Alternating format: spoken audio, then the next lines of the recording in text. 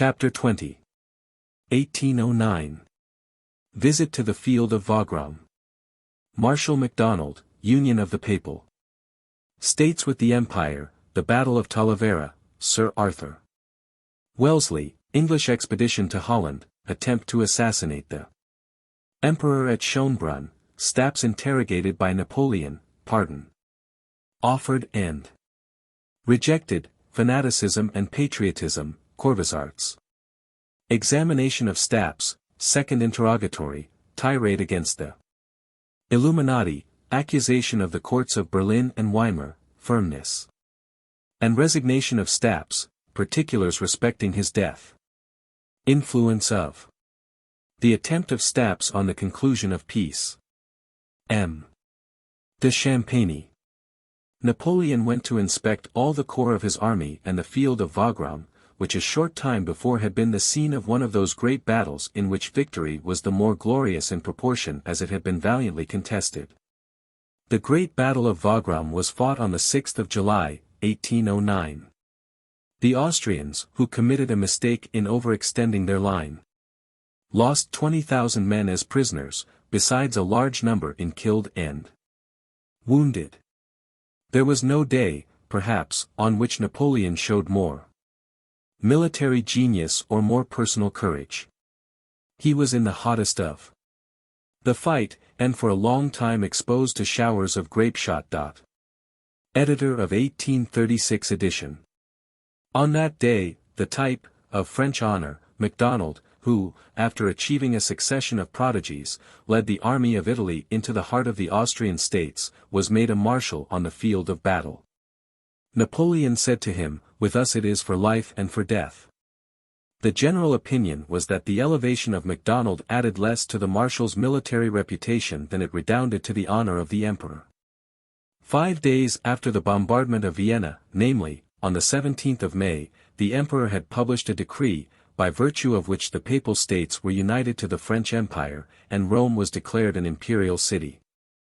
I will not stop to inquire whether this was good or bad in point of policy, but it was a mean usurpation on the part of Napoleon, for the time was past when a Julius II laid down the keys of St. Peter and took up the sword of St. Paul. It was, besides, an injustice, and, considering the Pope's condescension to Napoleon, an act of ingratitude. The decree of union did not deprive the Pope of his residence, but he was only the first bishop of Christendom, with a revenue of 2 million. Napoleon while at Vienna heard of the affair of Talavera de la Reina. I was informed, by a letter from headquarters, that he was much affected at the news, and did not conceal his vexation. I verily believe that he was bent on the conquest of Spain, precisely on account of the difficulties he had to surmount. At Talavera commenced the celebrity of a man who, perhaps, would not have been without some glory even if pains had not been taken to build him up a great reputation. That battle commenced the career of Sir Arthur Wellesley, whose after success, however, has been attended by such important consequences. The Battle of Talavera took place on the 28th of July, 22 days after the fatal defeat of the Austrians at Wagram. Whilst we experienced this check in Spain, the English were attempting an expedition to Holland, where they had already made themselves masters of Walcheren. It is true they were obliged to evacuate it shortly after. But as at that time the French and Austrian armies were in a state of inaction, in consequence of the armistice concluded at Znaim, in Moravia, the news unfavourable to Napoleon had the effect of raising the hopes of the Austrian negotiators, who paused in the expectation that fresh defeats would afford them better chances. It was during these negotiations, the termination of which seemed every day to be farther distant, that Napoleon was exposed to a more real danger than the wound he had received at Ratisbon. Germany was suffering under a degree of distress difficult to be described.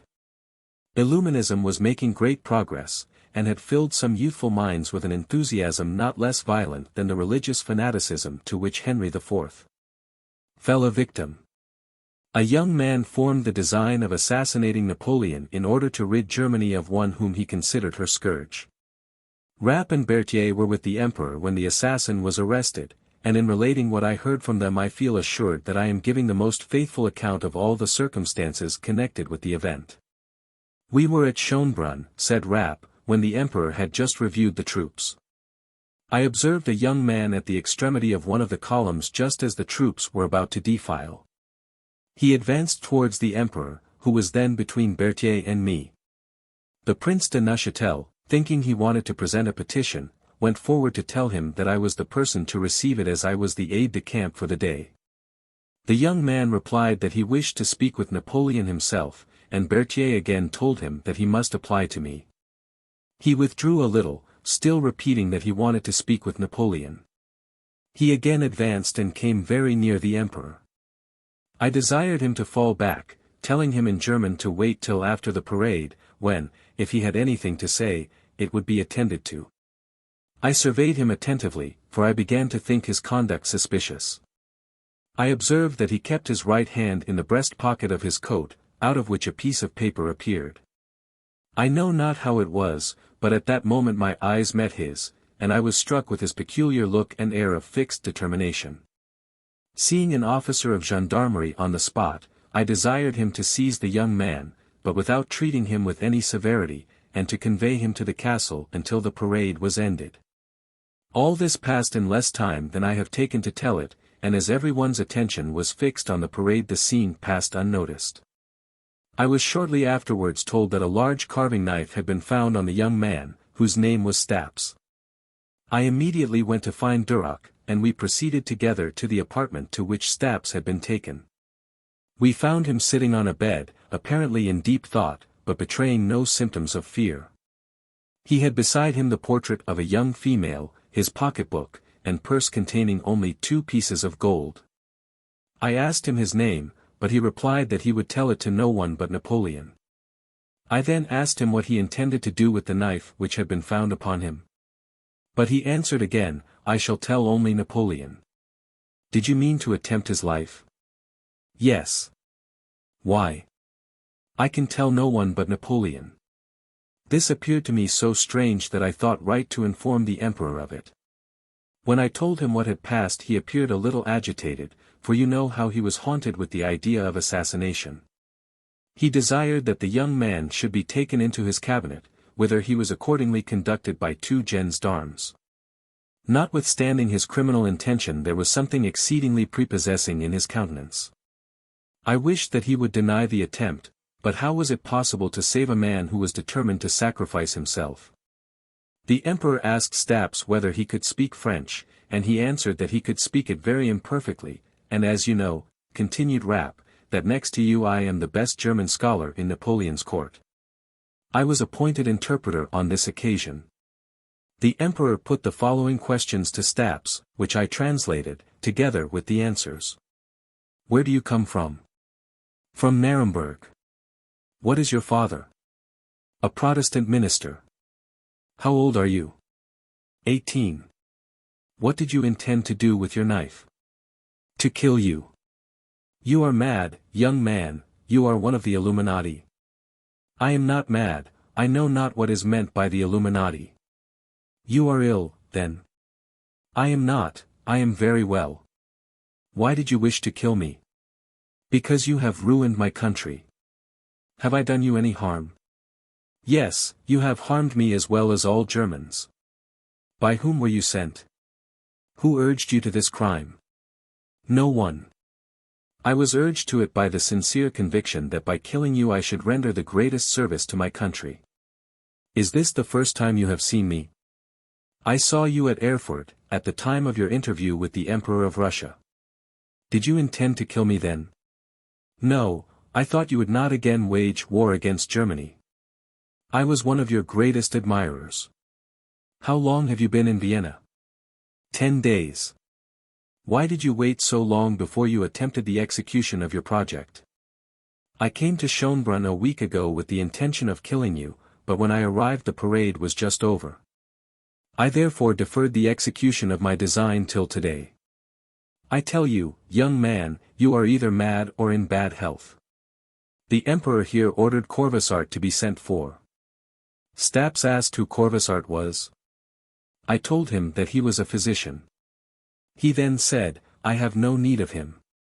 Nothing further was said until the arrival of the doctor, and during this interval Steps evinced the utmost indifference.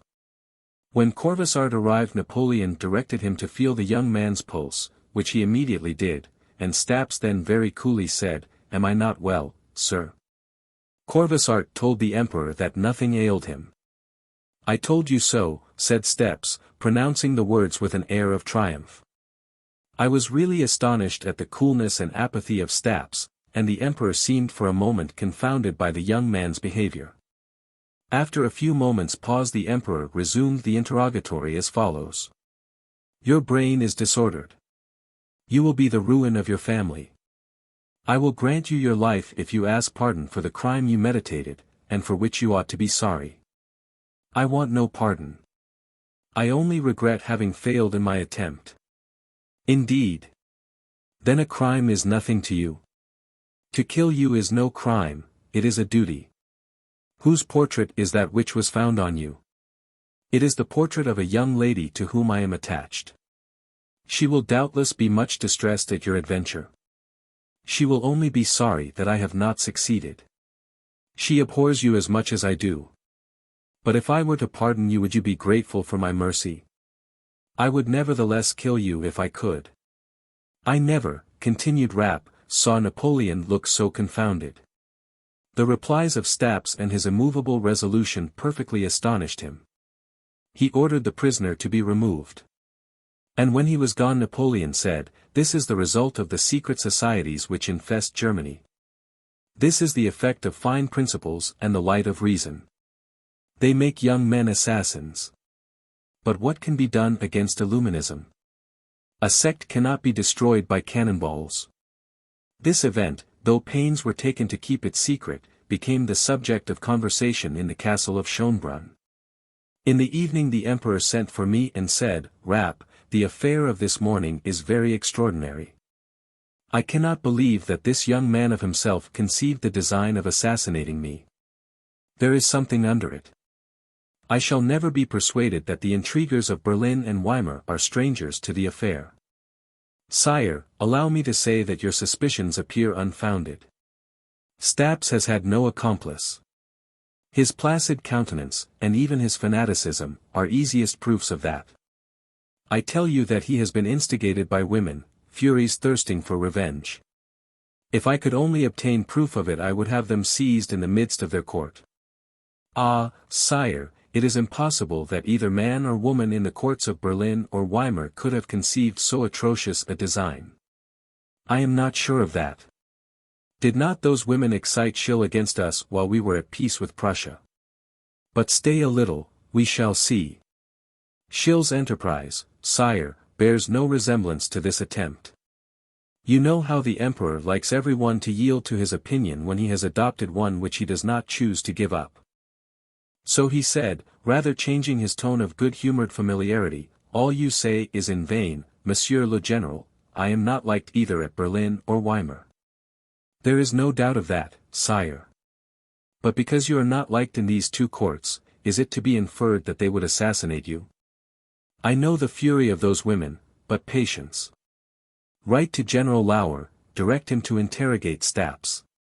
Tell him to bring him to a confession." I wrote conformably with the emperor's orders, but no confession was obtained from Steps. In his examination by General Lauer he repeated nearly what he had said in the presence of Napoleon.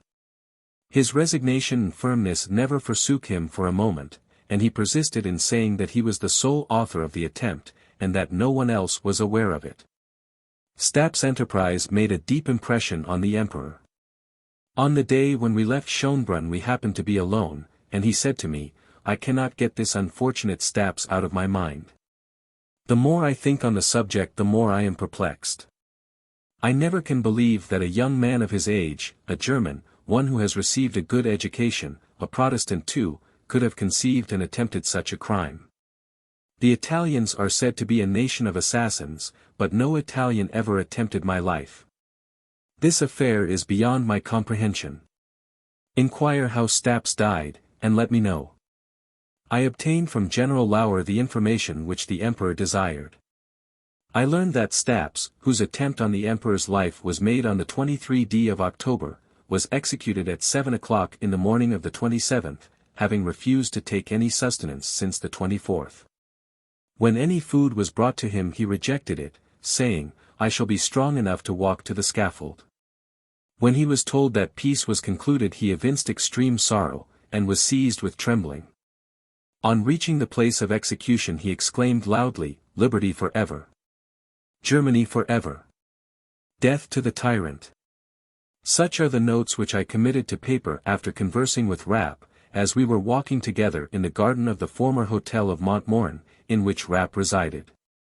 I recollect his showing me the knife taken from Staps, which the Emperor had given him. It was merely a common carving knife, such as is used in kitchens. To these details may be added a very remarkable circumstance, which I received from another but not less authentic source. I have been assured that the attempt of the German Mutius Scaevola had a marked influence on the concessions which the Emperor made, because he feared that Staps, like him who attempted the life of Porsenna, might have imitators among the Illuminati of Germany. It is well known that after the Battle of Wagram conferences were open at Raab. Although peace was almost absolutely necessary for both powers, and the two emperors appeared to desire it equally, it was not, however, concluded. It is worthy of remark that the delay was occasioned by Bonaparte. Negotiations were therefore suspended, and M. de Champagny had ceased for several days to see the Prince of Liechtenstein when the affair of Staps took place.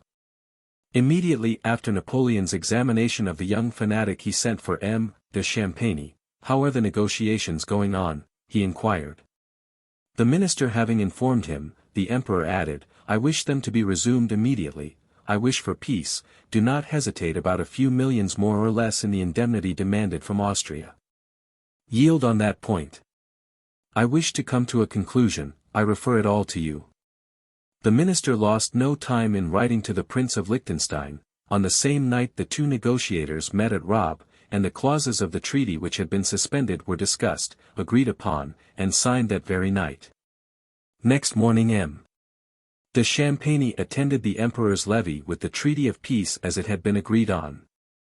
Napoleon, after hastily examining it, expressed his approbation of every particular, and highly complimented his minister on the speed with which the treaty had been brought to a conclusion.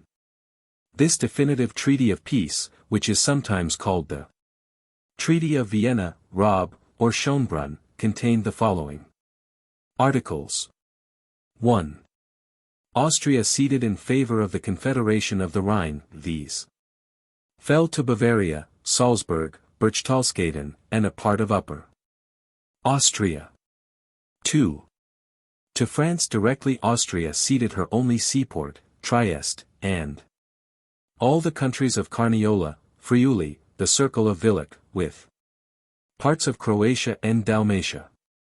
By these cessions Austria was excluded from the Adriatic Sea, and cut off from all communication with the navy of Great Britain.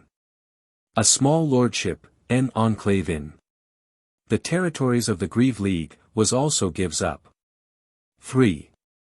To the constant ally of Napoleon, to the King of Saxony, in that character Austria ceded some Bohemian enclaves in Saxony and, in his capacity of Grand Duke of Warsaw, she added to his Polish dominions the ancient city of Krakow and all western Galicia.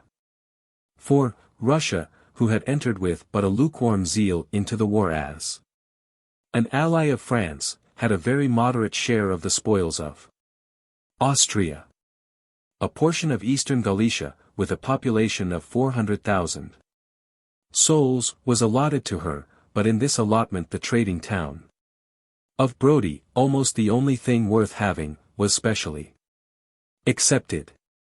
This last circumstance gave no small degree of disgust to the Emperor Alexander, whose admiration of Napoleon was not destined to have a long duration. That editor of 1836 edition.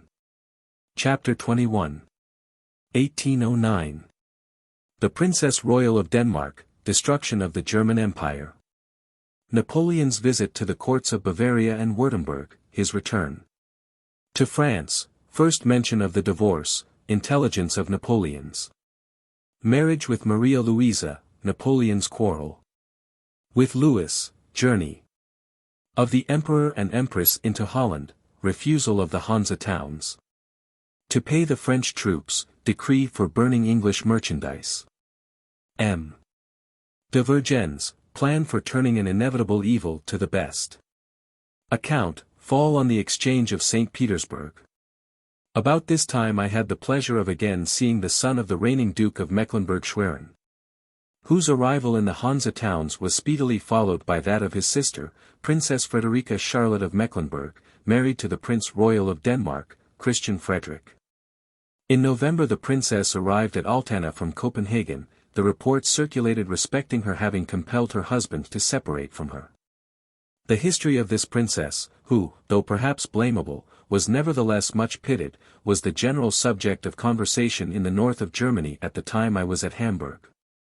The King of Denmark, grieved at the publicity of the separation, wrote a letter on the subject to the Duke of Mecklenburg.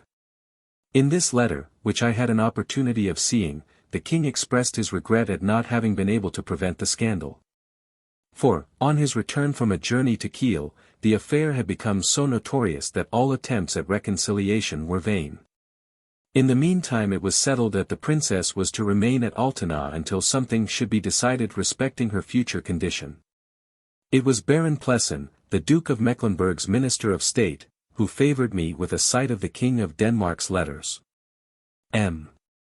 Plessen told me, likewise, at the time that the Duke had formed the irrevocable determination of not receiving his daughter. A few days after her arrival the princess visited Madame de Bourrienne. She invited us to her parties, which were very brilliant, and several times did us the honor of being present at ours. But, unfortunately, the extravagance of her conduct, which was very unsuitable to her situation, soon became the subject of general animadversion. I mentioned at the close of the last chapter how the promptitude of M. de Champagny brought about the conclusion of the treaty known by the name of the Treaty of Schönbrunn. Under this the ancient edifice of the German Empire was overthrown, and Francis II. of Germany became Francis I, Emperor of Austria. He, however, could not say, like his namesake of France, tout est perdu furs l'honneur, for honor was somewhat committed, even had nothing else been lost. But the sacrifices Austria was compelled to make were great. The territories ceded to France were immediately united into a new general government, under the collective denomination of the Illyrian provinces. Napoleon thus became master of both sides of the Adriatic, by virtue of his twofold title of Emperor of France and King of Italy. Austria, whose external commerce thus received a check, had no longer any direct communication with the sea. The loss of Fiume, Trieste, and the sea-coast appeared so vast a sacrifice that it was impossible to look forward to the duration of a peace so dearly purchased. The affair of Staps, perhaps, made Napoleon anxious to hurry away from Schönbrunn, for he set off before he had ratified the preliminaries of the peace, announcing that he would ratify them at Munich. He proceeded in great haste to Nymphenburg, where he was expected on a visit to the court of Bavaria. He next visited the King of Württemberg, whom he pronounced to be the cleverest sovereign in Europe, and at the end of October he arrived at Fontainebleau. From thence he proceeded on horseback to Paris, and he rode so rapidly that only a single chasseur of his escort could keep up with him, and, attended by this one guard, he entered the court of the Tuileries. While Napoleon was at Fontainebleau, before his return to Paris, Josephine for the first time heard the divorce mentioned. The idea had occurred to the emperor's mind while he was at Schönbrunn. It was also while at Fontainebleau that Napoleon appointed M. de Montalivet to be Minister of the Interior.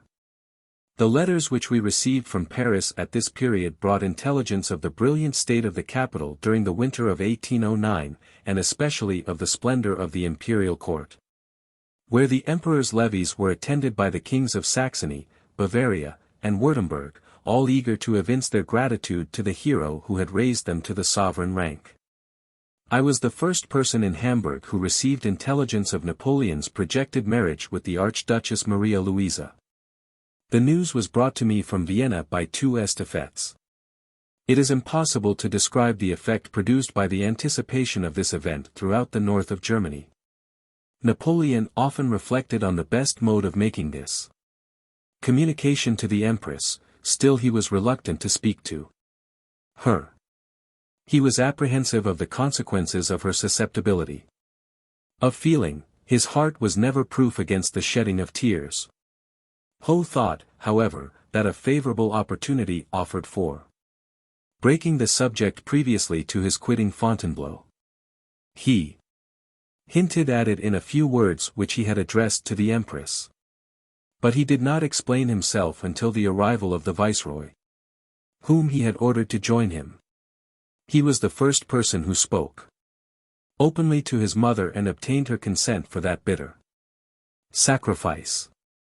He acted on the occasion like a kind son and a man grateful to his benefactor and devoted to his service, by sparing him the necessity of unpleasant explanations towards a partner whose removal was a sacrifice as painful to him as it was affecting the Emperor, having arranged whatever related to the future condition of the Empress, upon whom he made a liberal settlement, urged the moment of the dissolution of the marriage, no doubt because he felt grieved at the condition of the Empress herself, who dined every day and passed her evenings in the presence of persons who were witnessing her descent from the throne. There existed between him and the Empress Josephine no other bond than a civil act, according to the custom which prevailed at the time of this marriage. Now the law had foreseen the dissolution of such marriage contracts. A particular day having therefore been fixed upon, the Emperor brought together into his apartments those persons whose ministry was required in this case, amongst others, the Arch-Chancellor, and M. Regnault de Saint-Jean d'Angely. The Emperor then declared in a loud voice his intention of annulling the marriage he had contracted with Josephine, who was present. The Empress also made the same declaration, which was interrupted by her repeated sobs. The Prince Arch-Chancellor having caused the article of the law to be read, he applied it to the cam before him, and declared the marriage to be dissolved. Memoirs of Ad Duc de Rovigo. From all parts the merchants received orders to buy Austrian stock, in which an extraordinary rise immediately took place. Napoleon's marriage with Maria Louisa was hailed with enthusiastic and general joy. The event was regarded as the guarantee of a long peace, and it was hoped there would be a lasting cessation of the disasters created by the rivalry of France and Austria.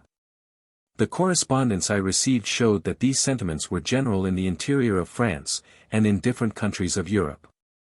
And, in spite of the presentiments I had always had of the return of the Bourbons to France, I now began to think that event problematic, or at least very remote. About the beginning of the year 1810 commenced the differences between Napoleon and his brother Louis, which, as I have already stated, ended in a complete rupture. Napoleon's object was to make himself master of the navigation of the Scheldt, which Louis wished should remain free, and hence ensued the union of Holland with the French Empire. Holland was the first province of the Grand Empire which Napoleon took the new Empress to visit. This visit took place almost immediately after the marriage. Napoleon first proceeded to Compiègne, where he remained a week. He next set out for St. Quentin, and inspected the canal. The Empress Maria Louisa then joined him, and they both proceeded to Belgium. At Antwerp the Emperor inspected all the works which he had ordered, and to the execution of which he attached great importance. He returned by way of Ostend, Lille, and Normandy to St. Cloud, where he arrived on the 1st of June, 1810. He there learned from my correspondence that the Hansa towns refused to advance money for the pay of the French troops. The men were absolutely destitute. I declared that it was urgent to put an end to this state of things. The Hansa towns had been reduced from opulence to misery by taxation and exactions, and were no longer able to provide the funds. During this year Napoleon, in a fit of madness, issued a decree which I cannot characterize by any other epithet than infernal. I allude to the decree for burning all the English merchandise in France, Holland, the Grand Duchy of Berg, the Hansa towns, in short, in all places subject to the disastrous dominion of Napoleon. In the interior of France no idea could possibly be formed of the desolation caused by this measure in countries which existed by commerce. And what a spectacle was it to the destitute inhabitants of those countries to witness the destruction of property which, had it been distributed, would have assuaged their misery. Among the emigrants whom I was ordered to watch was M. de Vergennes, who had always remained at or near Hamburg since April 1808. I informed the minister that M. de Vergennes had presented himself to me at this time. I even remember that M. de Vergennes gave me a letter from M. de Remusat, the first chamberlain of the emperor. M. de Remusat strongly recommended to me his connection, who was called by matters of importance to Hamburg. Residence in this town was, however, too expensive, and he decided to live at Nummel, a little village on the Elbe, rather to the west of Altenau. There he lived quietly in retirement with an opera dancer named Mademoiselle Ledoux, with whom he had become acquainted in Paris, and whom he had brought with him. He seemed much taken with her. His manner of living did not denote large means. One duty with which I was entrusted, and to which great importance was attached, was the application and execution of the disastrous continental system in the north. In my correspondence I did not conceal the dissatisfaction which this ruinous measure excited, and the emperor's eyes were at length opened on the subject by the following circumstance. In spite of the sincerity with which the Danish government professed to enforce the continental system, Holstein contained a great quantity of colonial produce. And, notwithstanding the measures of severity, it was necessary that that merchandise should find a market somewhere. The smugglers often succeeded in introducing it into Germany, and the whole would probably soon have passed the custom-house limits. All things considered, I thought it advisable to make the best of an evil that could not be avoided. I therefore proposed that the colonial produce then in Holstein, and which had been imported before the date of the king's edict for its prohibition, should be allowed to enter Hamburg on the payment of 30, and on some articles 40%. This duty was to be collected at the custom house, and was to be confined entirely to articles consumed in Germany. The colonial produce in Altena, Glangstadt, Husum, and other towns of Holstein, lead been estimated, at about 30 million francs, and the duty would amount to 10 million or 12 million. The adoption of the plan I proposed would naturally put a stop to smuggling, for it could not be doubted that the merchants would give 30 or 33% for the right of carrying on a lawful trade rather than give 40% to the smugglers, with the chance of seizure. The emperor immediately adopted my idea, for I transmitted my suggestions to the Minister for Foreign Affairs on the 18th of September, and on the 4th of October a decree was issued conformable to the plan I proposed.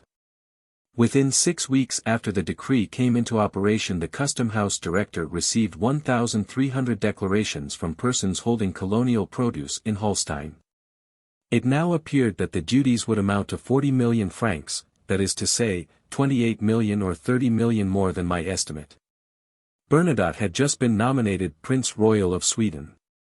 This nomination, with all the circumstances connected with it, as well as Bernadotte's residence in Hamburg, before he proceeded to Stockholm, will be particularly noticed in the next chapter.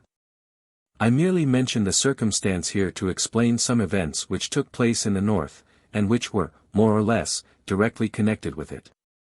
For example, in the month of September the course of exchange on St. Petersburg suddenly fell. All the letters which arrived in Hamburg from the capital of Russia and from Riga, attributed the fall to the election of the Prince of Pontecorvo as Prince Royal of Sweden. Of 30 letters which I received there was not one but described the consternation which the event had created in St. Petersburg. This consternation, however, might have been excited less by the choice of Sweden than by the fear that that choice was influenced by the French government. Chap 22. 1809 to 1810. Bernadotte elected Prince Royal of Sweden, Count reads overtures. To Bernadotte, Bernadotte's 3 days visit to Hamburg. Particulars respecting the Battle of Wagram, secret order of the day, last intercourse of the Prince Royal of Sweden with Napoleon. My advice to Bernadotte respecting the continental system. I now come to one of the periods of my life to which I look back with most satisfaction, the time when Bernadotte was with me in Hamburg. I will briefly relate the series of events which led the opposer of the 18th Brumaire to the throne of Sweden. On the 13th of March, 1809 Gustavus Adolphus was arrested, and his uncle, the Duke of Sudermania, provisionally took the reins of government. A few days afterwards Gustavus published his act of abdication, which in the state of Sweden it was impossible for him to refuse. In May following, the Swedish Diet having been convoked at Stockholm, the Duke of Sudermania was elected king. Christian Augustus, the only son of that monarch, of course became Prince Royal on the accession of his father to the throne. He, however, died suddenly at the end of May 1810, and Count Fersen, the same who at the court of Marie Antoinette was distinguished by the appellation of Le Beau Fersen, was massacred by the populace, who suspected, perhaps unjustly, that he had been accessory to the prince's death.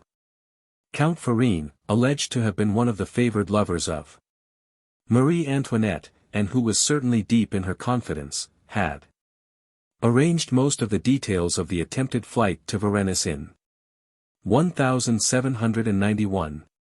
And he himself drove the royal family their first stage to the gates of Paris. On the 21st of August following Bernadotte was elected Prince Royal of Sweden. After the death of the Prince Royal the Duke of Sudermania's son, Count Reed, a Swede, made the first overtures to Bernadotte, and announced to him the intention entertained at Stockholm of offering him the throne of Sweden. Bernadotte was at that time in Paris, and immediately after his first interview with Count Reed he waited on the Emperor at St. Cloud. Napoleon coolly replied that he could be of no service to him, that events must take their course. That he might accept or refuse the offer as he chose, that he, Bonaparte, would place no obstacles in his way, but that he could give him no advice. It was very evident that the choice of Sweden was not very agreeable to Bonaparte, and though he afterwards disavowed any opposition to it, he made overtures to Stockholm, proposing that the crown of Sweden should be added to that of Denmark. Bernadotte then went to the waters of Plombières, and on his return to Paris he sent me a letter announcing his elevation to the rank of Prince Royal of Sweden. On the 11th of October he arrived in Hamburg, where he stayed only 3 days. He passed nearly the whole of that time with me, and he communicated to me many curious facts connected with the secret history of the times, and among other things some particulars respecting the Battle of Wagram. I was the first to mention to the new Prince Royal of Sweden the reports of the doubtful manner in which the troops under his command behaved. I reminded him of Bonaparte's dissatisfaction at these troops. For there was no doubt of the Emperor being the author of the complaints contained in the bulletins, especially as he had withdrawn the troops from Bernadotte's command. Bernadotte assured me that Napoleon's censure was unjust. During the battle he had complained of the little spirit manifested by the soldiers.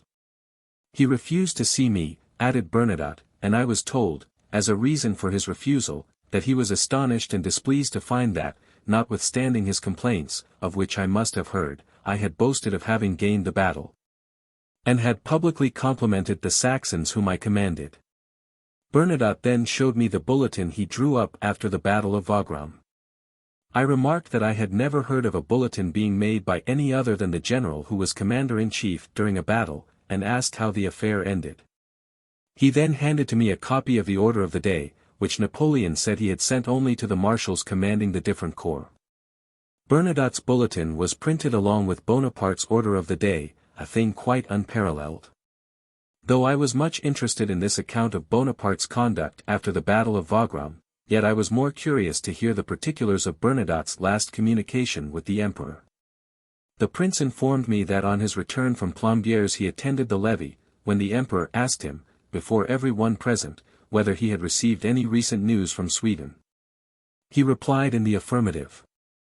"What is it?" inquired Napoleon. "Sire, I am informed that your Majesty's charge d'affaires at Stockholm opposes my election. It is also reported to those who choose to believe it that your Majesty gives the preference to the King of Denmark." At these words, continued Bernadotte, the Emperor affected surprise, which you know he can do very artfully. He assured me it was impossible, and then turned the conversation to another subject. I know not what to think of his conduct in this affair. I am aware he does not like me, but the interests of his policy may render him favorable to Sweden. Considering the present greatness and power of France, I conceived it to be my duty to make every personal sacrifice. But I swear to heaven that I will never commit the honor of Sweden. He, however, expressed himself in the best possible terms in speaking of Charles XIII. And me. He at first started no obstacle to my acceptance of the succession to the throne of Sweden, and he ordered the official announcement of my election to be immediately inserted in the Moniteur. 10 days elapsed without the Emperor saying a word to me about my departure. As I was anxious to be off, and all my preparations were made, I determined to go and ask him for the letters patent to relieve me from my oath of fidelity, which I had certainly kept faithfully in spite of all his ill treatment of me.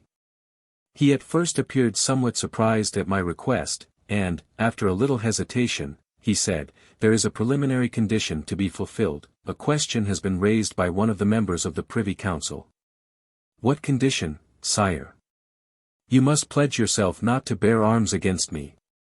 "Does your Majesty suppose that I can bind myself by such an engagement?" "My election by the Diet of Sweden, which has met with your Majesty's assent, has made me a Swedish subject, and that character is incompatible with the pledge proposed by a member of the Council. I am sure it could never have emanated from your Majesty, and must proceed from the Arch-Chancellor or the Grand Judge, who certainly could not have been aware of the height to which the proposition would raise me." "What do you mean?" "If, sire, you prevent me accepting a crown unless I pledge myself not to bear arms against you, do you not really place me on a level with you as a general?" When I declared positively that my election must make me consider myself a Swedish subject, he frowned, and seemed embarrassed. When I had done speaking he said, in a low and faltering voice, "Well, go. Our destinies will soon be accomplished." These words were uttered so indistinctly that I was obliged to beg pardon for not having heard what he said, and he repented, "Go. Our destinies will soon be accomplished." In the subsequent conversations which I had with the Emperor I tried all possible means to remove the unfavorable sentiments he cherished towards me. I revived my recollections of history. I spoke to him of the great men who had excited the admiration of the world, of the difficulties and obstacles which they had to surmount. And, above all, I dwelt upon that solid glory which is founded on the establishment and maintenance of public tranquility and happiness.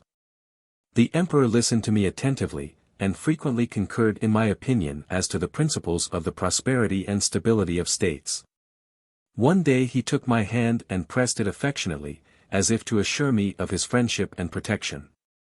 Though I knew him to be an adept in the art of dissimulation, yet his affected kindness appeared so natural that I thought all his unfavorable feeling towards me was at an end.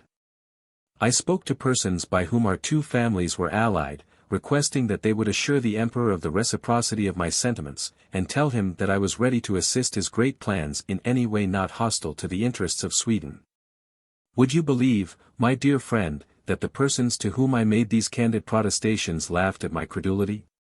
They told me that after the conversation in which the Emperor had so cordially pressed my hand, I had scarcely taken leave of him when he was heard to say that I had made a great display of my learning to him, and that he had humored me like a child. He wished to inspire me with full confidence so as to put me off my guard. And I know for a certainty that he had the design of arresting me. But, pursued Bernadotte, in spite of the feeling of animosity which I know the Emperor has cherished against me since the 18th Brumaire, I do not think, when once I shall be in Sweden, that he will wish to have any differences with the Swedish government. I must tell you, also he has given me 2,000,000 francs in exchange for my Principality of Pontecorvo. Half the sum has been already paid, which will be very useful to me in defraying the expenses of my journey and installation. When I was about to step into my carriage to set off, an individual, whom you must excuse me naming, came to bid me farewell, and related to me a little conversation which had just taken place at the Tuileries. Napoleon said to the individual in question, "Well, does not the prince regret leaving France?" "Certainly, sire. As to me, I should have been very glad if he had not accepted his election. But there is no help for it. He does not like me. Sire, I must take the liberty of saying that your Majesty labors under a mistake. I know the differences which have existed between you and General Bernadotte for the last 6 years.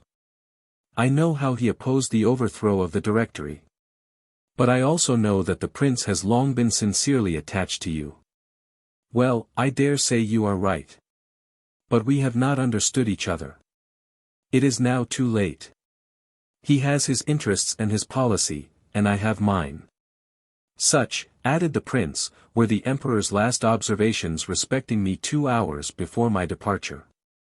The individual to whom I have just alluded, spoke truly, my dear Bourrienne. I am indeed sorry to leave France. And I never should have left it but for the injustice of Bonaparte. If ever I ascend the throne of Sweden I shall owe my crown to his ill treatment of me. For had he not persecuted me by his animosity my condition would have sufficed for a soldier of fortune, but we must follow our fate. During the 3 days the prince spent with me I had many other conversations with him. He wished me to give him my advice as to the course he should pursue with regard to the continental system. I advise you, said I, to reject the system without hesitation. It may be very fine in theory, but it is utterly impossible to carry it into practice, and it will, in the end, give the trade of the world to England. It excites the dissatisfaction of our allies, who, in spite of themselves, will again become our enemies. But no other country, except Russia, is in the situation of Sweden. You want a number of objects of the first necessity, which nature has withheld from you. You can only obtain them by perfect freedom of navigation, and you can only pay for them with those peculiar productions in which Sweden abounds. It would be out of all reason to close your ports against a nation who rules the seas.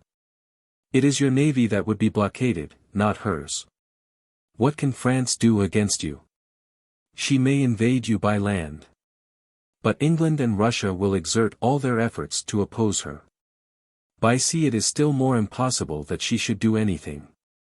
Then you have nothing to fear but Russia and England, and it will be easy for you to keep up friendly relations with these two powers. Take my advice, sell your iron, timber, leather, and pitch. Take in return salt, wines, brandy, and colonial produce. This is the way to make yourself popular in Sweden.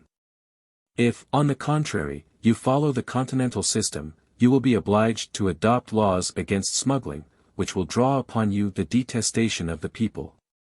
Such was the advice which I gave to Bernadotte when he was about to commence his new and brilliant career. In spite of my situation as a French minister I could not have reconciled it to my conscience to give him any other counsel, for if diplomacy has duties so also has friendship. Bernadotte adopted my advice, and the King of Sweden had no reason to regret having done so. Chapter 23. Bernadotte's departure from Hamburg, the Duke of Holstein. Augustenburg, arrival of the Crown Prince in Sweden. Misunderstandings between him and Napoleon, letter from Bernadotte. To the Emperor, plot for kidnapping the Prince Royal of Sweden. Invasion of Swedish Pomerania, forced alliance of Sweden with England and Russia, Napoleon's overtures to Sweden, Bernadotte's. Letters of explanation to the Emperor, the Princess Royal of Sweden. My recall to Paris, union of the Hansa towns with France. Dissatisfaction of Russia, extraordinary demand made upon me by Bonaparte, fidelity of my old friends, Duroc and Rapp, visit to Malmaison. And conversation with Josephine. While Bernadotte was preparing to fill the high station to which he had been called by the wishes of the people of Sweden, Napoleon was involved in his misunderstanding with the Pope. It was about this time that, irritated at what he called the captive Pope's unreasonable obstinacy, Bonaparte conceived, and somewhat openly expressed, his notion of making France a Protestant country, and changing the religion of 30 million of people by an imperial decree. One or two of the good sayings of the witty, accomplished, and chivalrous Count Louis de Narbonne have already been given in the course of these volumes. The following is another of them. I tell you what I will do, Narbonne, I tell you how I will vent my spite on this old fool of a Pope, and the dotards who may succeed him, said Napoleon one day at the Tuileries. I will make a schism as great as that of Luther, I will make France a Protestant country. "Oh sire," replied the count, "I see difficulties in the way of this project. In the south, in Nevada, in nearly all the west, the French are bigoted Catholics and even what little religion remains among us in our cities and great towns is of the Roman Church. Never mind, Narbonne, never mind. I shall at least carry a large portion of the French people with me, I will make a division." "Sire," replied Narbonne, "I am afraid that there is not enough religion in all France to stand division." Editor of 1836 edition. And in the affairs of Portugal, which were far from proceeding according to his wishes. Bernadotte had scarcely quitted Hamburg for Sweden when the Duke of Holstein-Augustenburg arrived. The Duke was the brother of the last Prince Royal of Sweden, whom Bernadotte was called to succeed, and he came to escort his sister from Altena to Denmark. His journey had been retarded for some days on account of the presence of the Prince of Pontegorvo in Hamburg. The preference granted to Bernadotte had mortified his ambition, and he was unwilling to come in contact with his fortunate rival. The Duke was favored by the Emperor of Russia. As soon as he arrived in Sweden, Bernadotte directed his aide-de-camp, General Lentil de Saint-Alphonse, to inform me of his safe passage. Shortly after I received a letter from Bernadotte himself, recommending one of his aides-de-camp, M. Villatte, who was the bearer of it. This letter contained the same sentiments of friendship as those I used to receive from General Bernadotte, and formed a contrast with the correspondence of King Jerome, who when he wrote to me assumed the regal character, and prayed that God would have me in his holy keeping. However, the following is the Prince Royal's letter. "My dear Brienne, I have directed M. Villatte to see you on his way through Hamburg, and to bear my friendly remembrances to you. Lentil has addressed his letter to you, which I suppose you have already received. Adieu, care for me always, and believe in the inalterable attachment of yours. Signed, Charles John. P.S.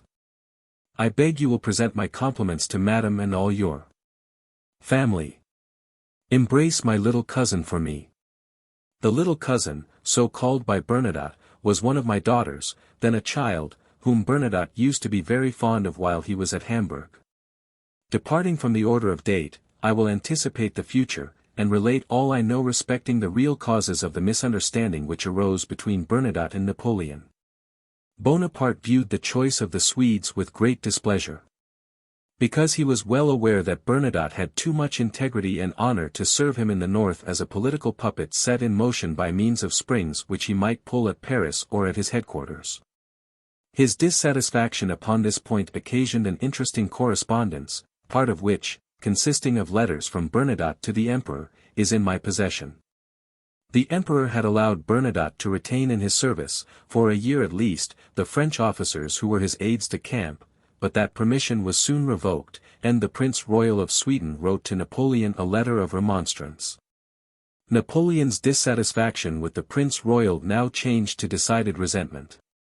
He repented having acceded to his departure from France, and he made no secret of his sentiments, for he said before his courtiers, that he would like to send Bernadotte to Vincennes to finish his study of the Swedish language. Bernadotte was informed of this, but he could not believe that the Emperor had ever entertained such a design. However, a conspiracy was formed in Sweden against Bernadotte, whom a party of foreign brigands were hired to kidnap in the neighborhood of Raga, but the plot was discovered, and the conspirators were compelled to embark without their prey. The Emperor having at the same time seized upon Swedish Pomerania, the Prince Royal wrote him a second letter in these terms. From the papers which have just arrived I learn that a division of the army, under the command of the Prince of Ekmol, invaded Swedish Pomerania on the night of the 26th of January. That the division continued to advance, entered the capital of the duchy, and took possession of the island of Rügen. The king expects that your Majesty will explain the reasons which have induced you to act in a manner so contrary to the faith of existing treaties. My old connection with your Majesty warrants me in requesting you to declare your motives without delay, in order that I may give my Advice to the king as to the conduct which Sweden ought hereafter to adopt. This gratuitous outrage against Sweden is felt deeply by the nation, and still more, sire, by me, to whom is entrusted the honor of defending it. Though I have contributed to the triumphs of France, though I have always desired to see her respected and happy, yet I can never think of sacrificing the interests, honor, and independence of the country which has adopted me. Your Majesty, who has so ready a perception of what is just, must admit the propriety of my resolution. Though I am not jealous of the glory and power which surrounds you, I cannot submit to the dishonor of being regarded as a vassal. Your Majesty governs the greatest part of Europe, but your dominion does not extend to the nation which I have been called to govern. My ambition is limited to the defense of Sweden. The effect produced upon the people by the invasion of which I complain may lead to consequences which it is impossible to foresee. And although I am not a Coriolanus, and do not command the Volsci, I have a sufficiently good opinion of the Swedes to assure you that they dare undertake anything to avenge insults which they have not provoked, and to preserve rights to which they are as much attached as to their lives. I was in Paris when the Emperor received Bernadotte's letter on the occupation of Swedish Pomerania. When Bonaparte read it, I was informed that he flew into a violent rage, and even exclaimed, "You shall submit to your degradation, or die sword in hand." But his rage was impotent. The unexpected occupation of Swedish Pomerania obliged the King of Sweden to come to a decided rupture with France, and to seek other allies. For Sweden was not strong enough in herself to maintain neutrality in the midst of the general conflagration of Europe after the disastrous campaign of Moscow. The Prince Royal, therefore, declared to Russia and England that in consequence of the unjust invasion of Pomerania Sweden was at war with France, and he dispatched Count de Lowenhelm, the king's aide-de-camp, with a letter explanatory of his views. Napoleon sent many notes to Stockholm, where M. Alquier, his ambassador, according to his instructions, had maintained a haughty and even insulting tone toward Sweden. Napoleon's overtures, after the manifestations of his anger, and after the attempt to carry off the Prince Royal, which could be attributed only to him, were considered by the Prince Royal merely as a snare. But in the hope of reconciling the duties he owed to both his old and his new country, he addressed to the Emperor a moderate letter. This letter throws great light on the conduct of the Emperor with respect to Bernadotte. For Napoleon was not the man whom anyone whatever would have ventured to remind of facts, the accuracy of which was in the least degree questionable. Such then were the relations between Napoleon and the Prince Royal of Sweden. When I shall bring to light some curious secrets, which have hitherto been veiled beneath the mysteries of the Restoration, it will be seen by what means Napoleon, before his fall, again sought to wreak his vengeance upon Bernadotte.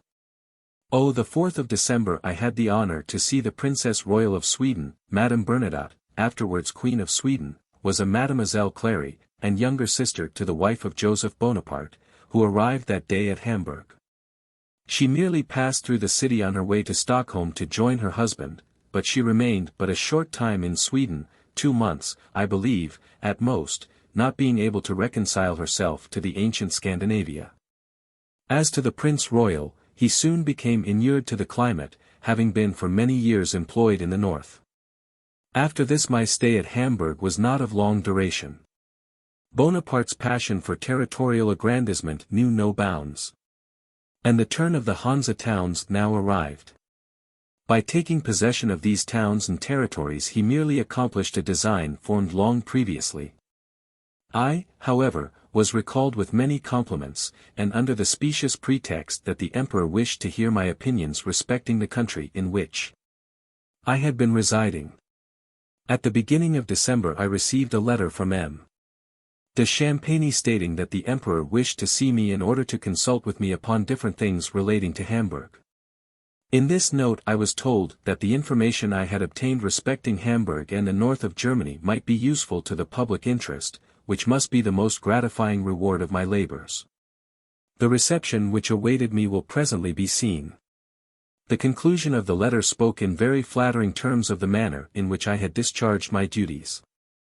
I received it on the 8th of December, and next day I set out for Paris. When I arrived at Mayence I was enabled to form a correct idea of the fine compliments which had been paid me, and of the Emperor's anxiety to have my opinion respecting the Hanse towns. In Mayence I met the courier who was proceeding to announce the union of the Hanse towns with the French Empire.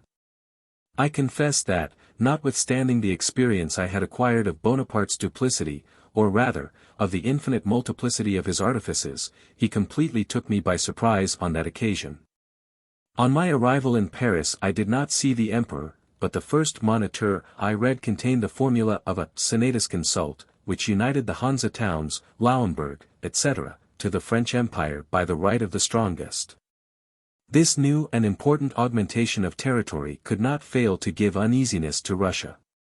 Alexander manifested his dissatisfaction by prohibiting the importation of our agricultural produce and manufactures into Russia.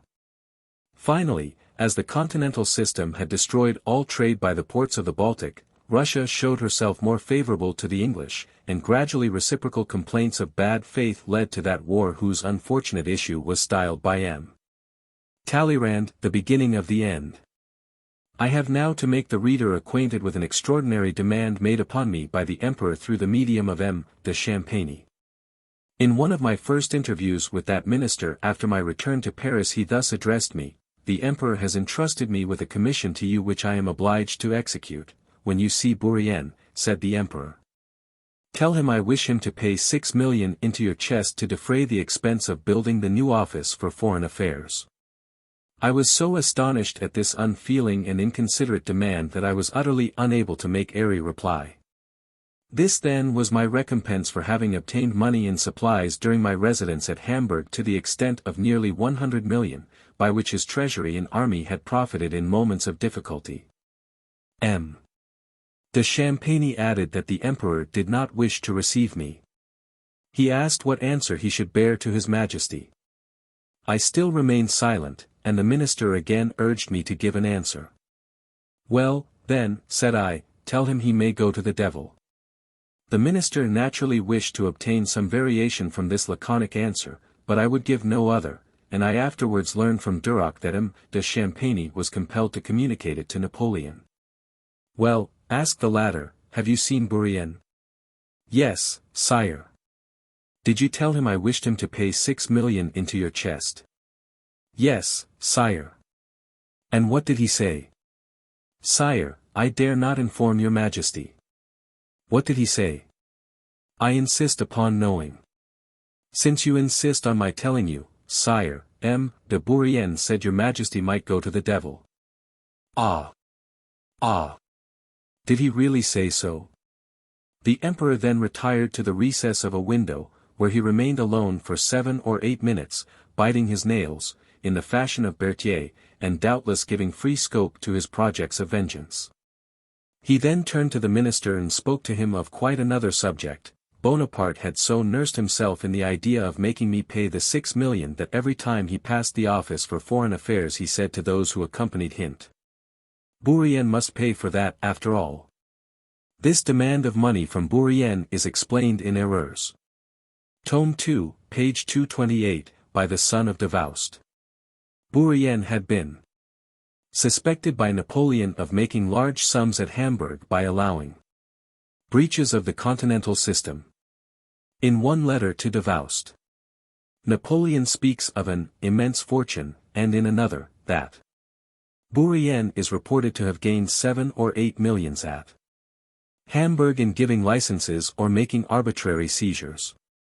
Though I was not admitted to the honor of sharing the splendor of the imperial court, yet I had the satisfaction of finding that, in spite of my disgrace, those of my old friends who were worth anything evinced the same regard for me as heretofore.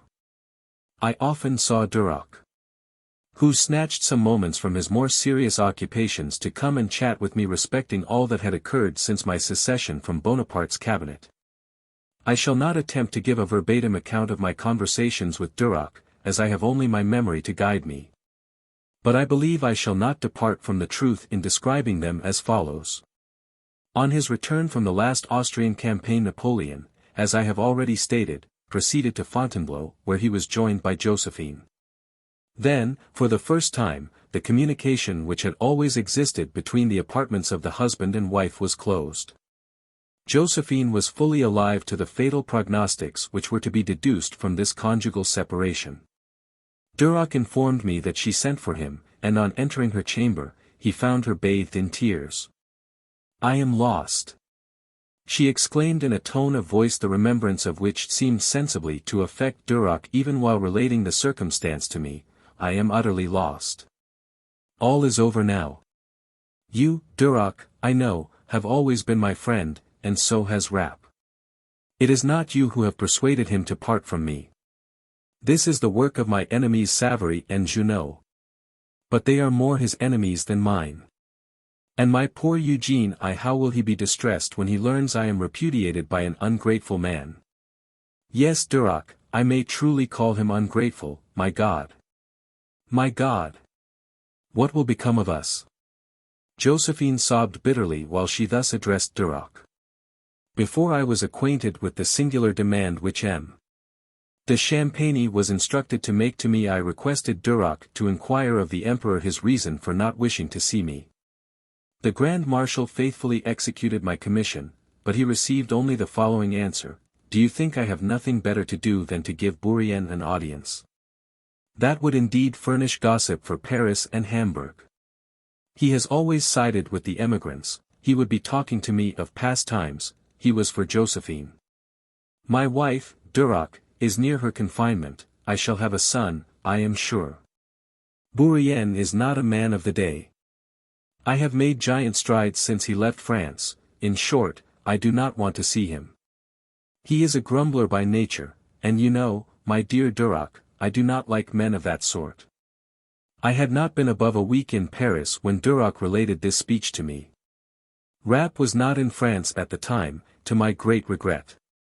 Much against his inclination he had been appointed to some duties connected with the imperial marriage ceremonies, but shortly after, having given offence to Napoleon by some observation relating to the Faubourg Germain, he had received orders to repair to Danzig, of which place he had already been governor.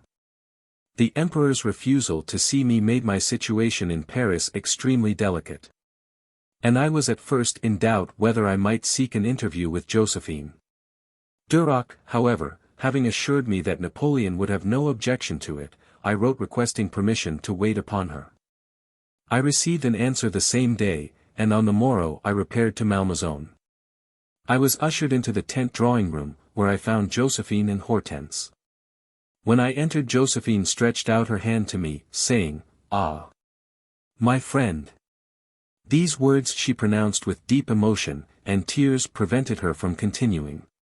She threw herself on the ottoman on the left of the fireplace, and beckoned me to sit down beside her. Hortense stood by the fireplace, endeavoring to conceal her tears.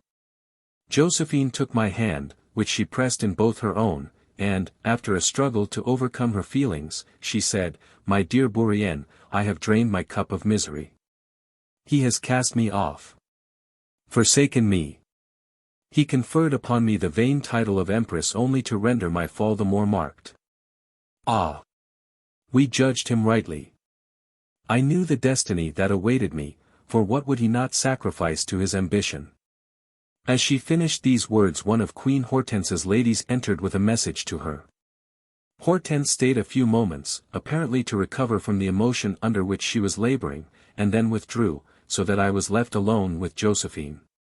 She seemed to wish for the relief of disclosing her sorrows, which I was curious to hear from her own lips. Women have such a striking way of telling their distresses. Josephine confirmed what Duroc had told me respecting the 2 apartments at Fontainebleau.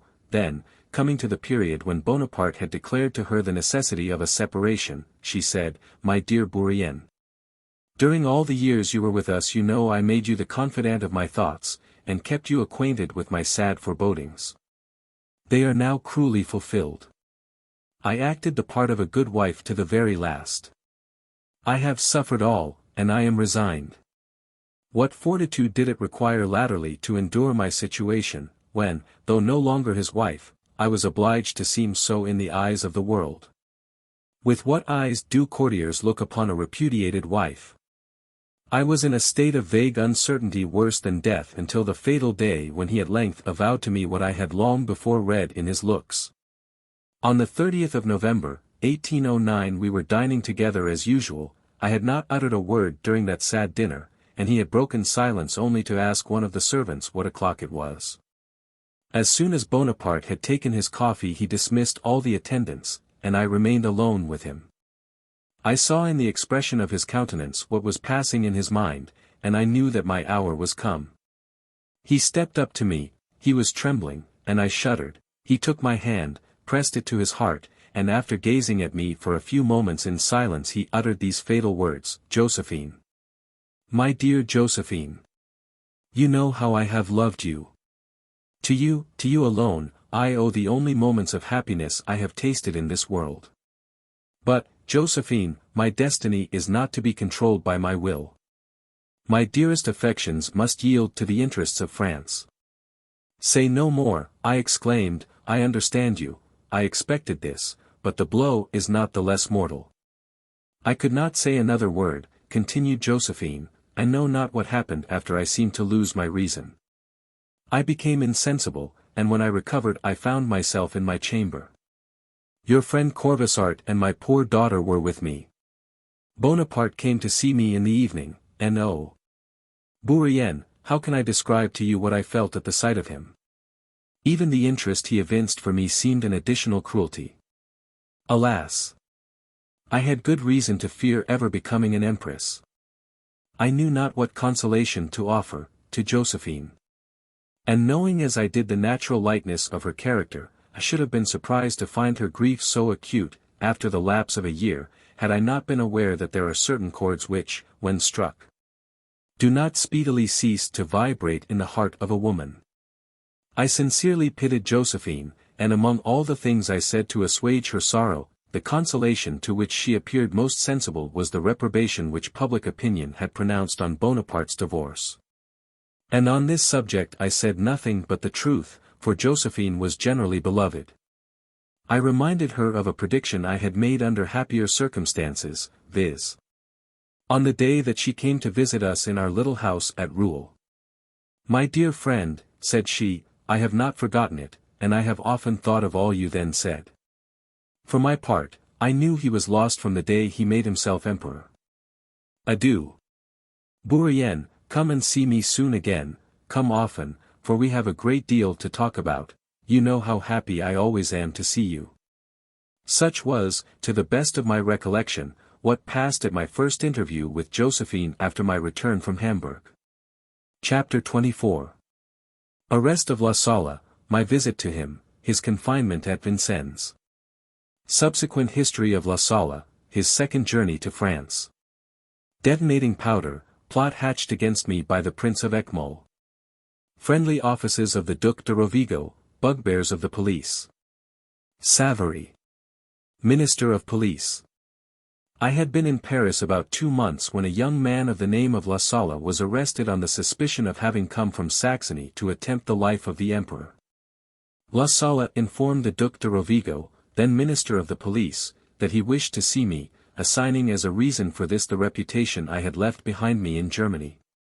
The emperor, I presume, had no objection to the interview, for I received an invitation to visit the prisoner. I accordingly repaired to the branch office of the Minister of the Police, in the Rue d'Esti. Perez, where I was introduced to a young man between 17 and 18 years of age. My conversation with the young man, whose uncle was, I believe, minister to the King of Saxony, interested me greatly in his behalf. I determined, if possible, to save La Salle, and I succeeded. I proceeded immediately to the Duc de Rovigo, and I convinced him that under the circumstances of the case it was important to make it be believed that the young man was insane. I observed that if he were brought before a court he would repeat all that he had stated to me, and probably enter into disclosures which might instigate fresh attempts at assassination. Perhaps an avenger of La Salle might rise up amongst the students of Leipzig, at which university he had spent his youth. These reasons, together with others, had the success I hoped for. The emperor afterwards acknowledged the prudent course which had been adopted respecting La Salle. When speaking at St. Helena of the conspiracies against his life he said, "I carefully concealed all that I could."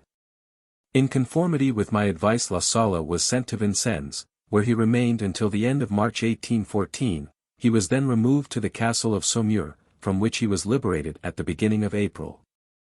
I had heard nothing of him for 3 years, when one day, shortly after the Restoration, whilst sitting at breakfast with my family at my house in the Rue Hauteville, I heard an extraordinary noise in the antechamber.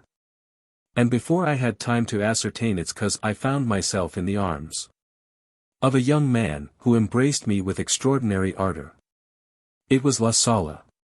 He was in a transport of gratitude and joy at his liberation, and at the accomplishment of the events which he had wished to accelerate by assassination. La Salle returned to Saxony and I saw no more of him, but while I was in Hamburg in 1815, whither I was sent by Louis XVIII. I learned that on the 5th of June a violent explosion was heard in the Chamber of Representatives at Paris, which was at first supposed to be a clap of thunder, but was soon ascertained to have been occasioned by a young Samson having fallen with a packet of detonating powder in his pocket. On receiving this intelligence I imagined, I know not why, that this young Saxon was La Salle, and that he had probably intended to blow up Napoleon and even the legislative body. But I have since ascertained that I was under a mistake as to his intentions. My knowledge of La Salle's candor induces me to believe the truth of his declarations to the police. And if there be any inaccuracies in the report of these declarations I do not hesitate to attribute them to the police itself, of which Fouché was the head at the period in question. It is the latter part of the report which induced me to observe above, that if there were any inaccuracies in the statement they were more likely to proceed from Fouché's police than the false representations of young La Salle. It is difficult to give credit without proof to such accusations. However, I decide nothing. But I consider it my duty to express doubts of the truth of these charges brought against the 2 Prussian ministers, of whom the Prince of Wittgenstein, a man of undoubted honor, has always spoken to me in the best of terms. There is nothing to prove that La Salle returned to France the second time with the same intentions as before. This project, however, is a mystery to me, and his detonating powder gives rise to many conjectures. I had scarcely left Hamburg when the Prince of Eckmühl, Marshal de Vaust, was appointed Governor-General of that place on the union of the Hanse towns with the Empire. From that period I was constantly occupied in contending against the persecutions and denunciations which he racked his imagination to invent. I cannot help attributing to those persecutions the Emperor's coolness towards me on my arrival in Paris. But as de Vaust's calumnies were devoid of proof, he resorted to a scheme by which a certain appearance of probability might supply the place of truth. When I arrived in Paris, at the commencement of 1811, I was informed by an excellent friend I had left at Hamburg, M. Bouvier, an emigrant, and one of the hostages of Louis XVI. That in a few days I would receive a letter which would commit me, and likewise M. de Talleyrand and General Rapp. I had never had any connection on matters of business, with either of these individuals, for whom I entertained the most sincere attachment. They, like myself, were not in the good graces of Marshal de Vaust, who could not pardon the one for his incontestable superiority of talent, and the other for his blunt honesty. On the receipt of M. Bouvier's letter I carried it to the Duc de Rovigo, whose situation made him perfectly aware of the intrigues which had been carried on against me since I had left Hamburg by one whose ambition aspired to the viceroyalty of Poland. On that, as on many other similar occasions, the Duc de Rovigo advocated my cause with Napoleon. We agreed that it would be best to await the arrival of the letter which M. Bouvier had announced. 3 weeks elapsed, and the letter did not appear. The Duc de Rovigo, therefore, told me that I must have been misinformed. However, I was certain that M. Bouvier would not have sent me the information on slight grounds, and I therefore supposed that the project had only been delayed. I was not wrong in my conjecture, for at length the letter arrived. To what a depth of infamy men can descend! The letter was from a man whom I had known at Hamburg, whom I had obliged, whom I had employed as a spy. His epistle was a miracle of impudence. After relating some extraordinary transactions which he said had taken place between us, and which all bore the stamp of falsehood, he requested me to send him by return of post the sum of 60,000 francs on account of what I had promised him for some business he executed in England by the direction of M. de Talleyrand, General Rapp, and myself. Such miserable wretches are often caught in the snares they spread for others. This was the case in the present instance, for the fellow had committed the blunder of fixing upon the year 1802 as the period of this pretended business in England, that is to say, 2 years before my appointment as Minister Plenipotentiary to the Hanse towns. This anachronism was not the only one I discovered in the letter. I took a copy of the letter, and immediately carried the original to the Duc de Rovigo, as had been agreed between us. When I waited on the minister he was just preparing to go to the emperor. He took with him the letter which I brought, and also the letter which announced its arrival. As the Duc de Rovigo entered the audience chamber Napoleon advanced to meet him, and apostrophized him thus, "Well, I have learned fine things of your Bourrienne, whom you are always defending." The fact was, the emperor had already received a copy of the letter, which had been opened at the Hamburg post office. The Duc de Rovigo told the emperor that he had long known what his majesty had communicated to him. He then entered into a full explanation of the intrigue, of which it was wished to render me the victim, and proved to him the more easily the falsehood of my accusers by reminding him that in 1802 I was not in Hamburg, but was still in his service at home. It may be supposed that I was too much interested in knowing what had passed at the Tuileries not to return to the Duc de Rovigo the same day. I learned from him the particulars which I have already related. He added that he had observed to the emperor that there was no connection between Rapp and M. Talleyrand which could warrant the suspicion of their being concerned in the affair in question. When Napoleon saw the matter in its true light, said Savary, when I proved to him the palpable existence of the odious machination, he could not find terms to express his indignation. "What baseness, what horrible villainy," he exclaimed, and gave me orders to arrest and bring to Paris the infamous writer of the letter, and you may rely upon it his orders shall be promptly obeyed. Savary, as he had said, instantly dispatched orders for the arrest of the writer, whom he directed to be sent to France. On his arrival he was interrogated respecting the letter. He declared that he had written it at the instigation and under the dictation of Marshal Davoust, for doing which he received a small sum of money as a reward. He also confessed that when the letter was put into the post the Prince of Eckmühl ordered the director of the post to open it, take a copy, then seal it again, and send it to its address, that is to say, to me, and the copy to the emperor. The writer of the letter was banished to Marseilles, or to the island of Hyères, but the individual who dictated it continued a marshal, a prince, and a governor-general, and still looked forward to the viceroyalty of Poland. Such was the discriminating justice of the empire, and Davoust continued his endeavors to revenge himself by other calumnies for my not having considered him a man of talent. I must do the Duc de Rovigo the justice to say that, though his fidelity to Napoleon was as it always had been, boundless, yet whilst he executed the emperor's orders he endeavored to make him acquainted with the truth. As was proved by his conduct in the case I have just mentioned. He was much distressed by the sort of terror which his appointment had excited in the public, and he acknowledged to me that he intended to restore confidence by a more mild system than that of his predecessor. I had observed formerly that Savary did not coincide in the opinion I had always entertained of Fouché, but when once the Duc de Rovigo endeavored to penetrate the labyrinth of police, counter-police, inspections and hierarchies of espionage, he found they were all bugbears which Fouché had created to alarm the emperor, as gardeners put up scarecrows among the fruit trees to frighten away the sparrows. Thus, thanks to the artifices of Fouché, the eagle was frightened as easily as the sparrows, until the period when the emperor, convinced that Fouché was maintaining a correspondence with England through the agency of Ouvrard, dismissed him. I saw with pleasure that Savary, the Minister of Police, wished to simplify the working of his administration, and to gradually diminish whatever was annoying in it, but, whatever might be his intentions, he was not always free to act.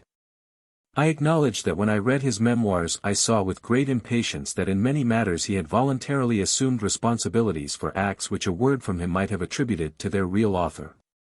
However this may be, what much pleased me in Savary was the wish he showed to learn the real truth in order to tell it to Napoleon. He received from the emperor more than one severe rebuff.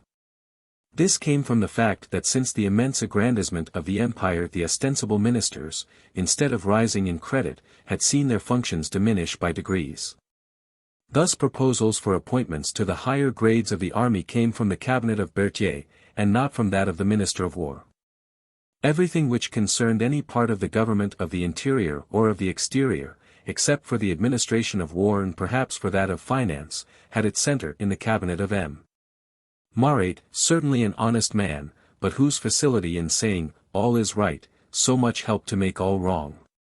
The home trade, manufactures, and particularly several of the Parisian firms were in a state of distress the more hurtful as it contrasted so singularly with the splendor of the imperial court since the marriage of Napoleon with Maria Louisa. In this state of affairs a chorus of complaints reached the ears of the Duc de Rovigo every day. I must say that Savary was never kinder to me than since my disgrace. He nourished my hope of getting Napoleon to overcome the prejudices against me with which the spirit of vengeance had inspired him, and I know for certain that Savary returned to the charge more than once to manage this. The emperor listened without anger, did not blame him for the closeness of our intimacy, and even said to him some obliging but insignificant words about me. This gave time for new machinations against me, and to fill him with fresh doubts when he had almost overcome his former ideas. Chapter 25. M. Chernyshchev, Dissimulation of Napoleon, Napoleon and Alexander.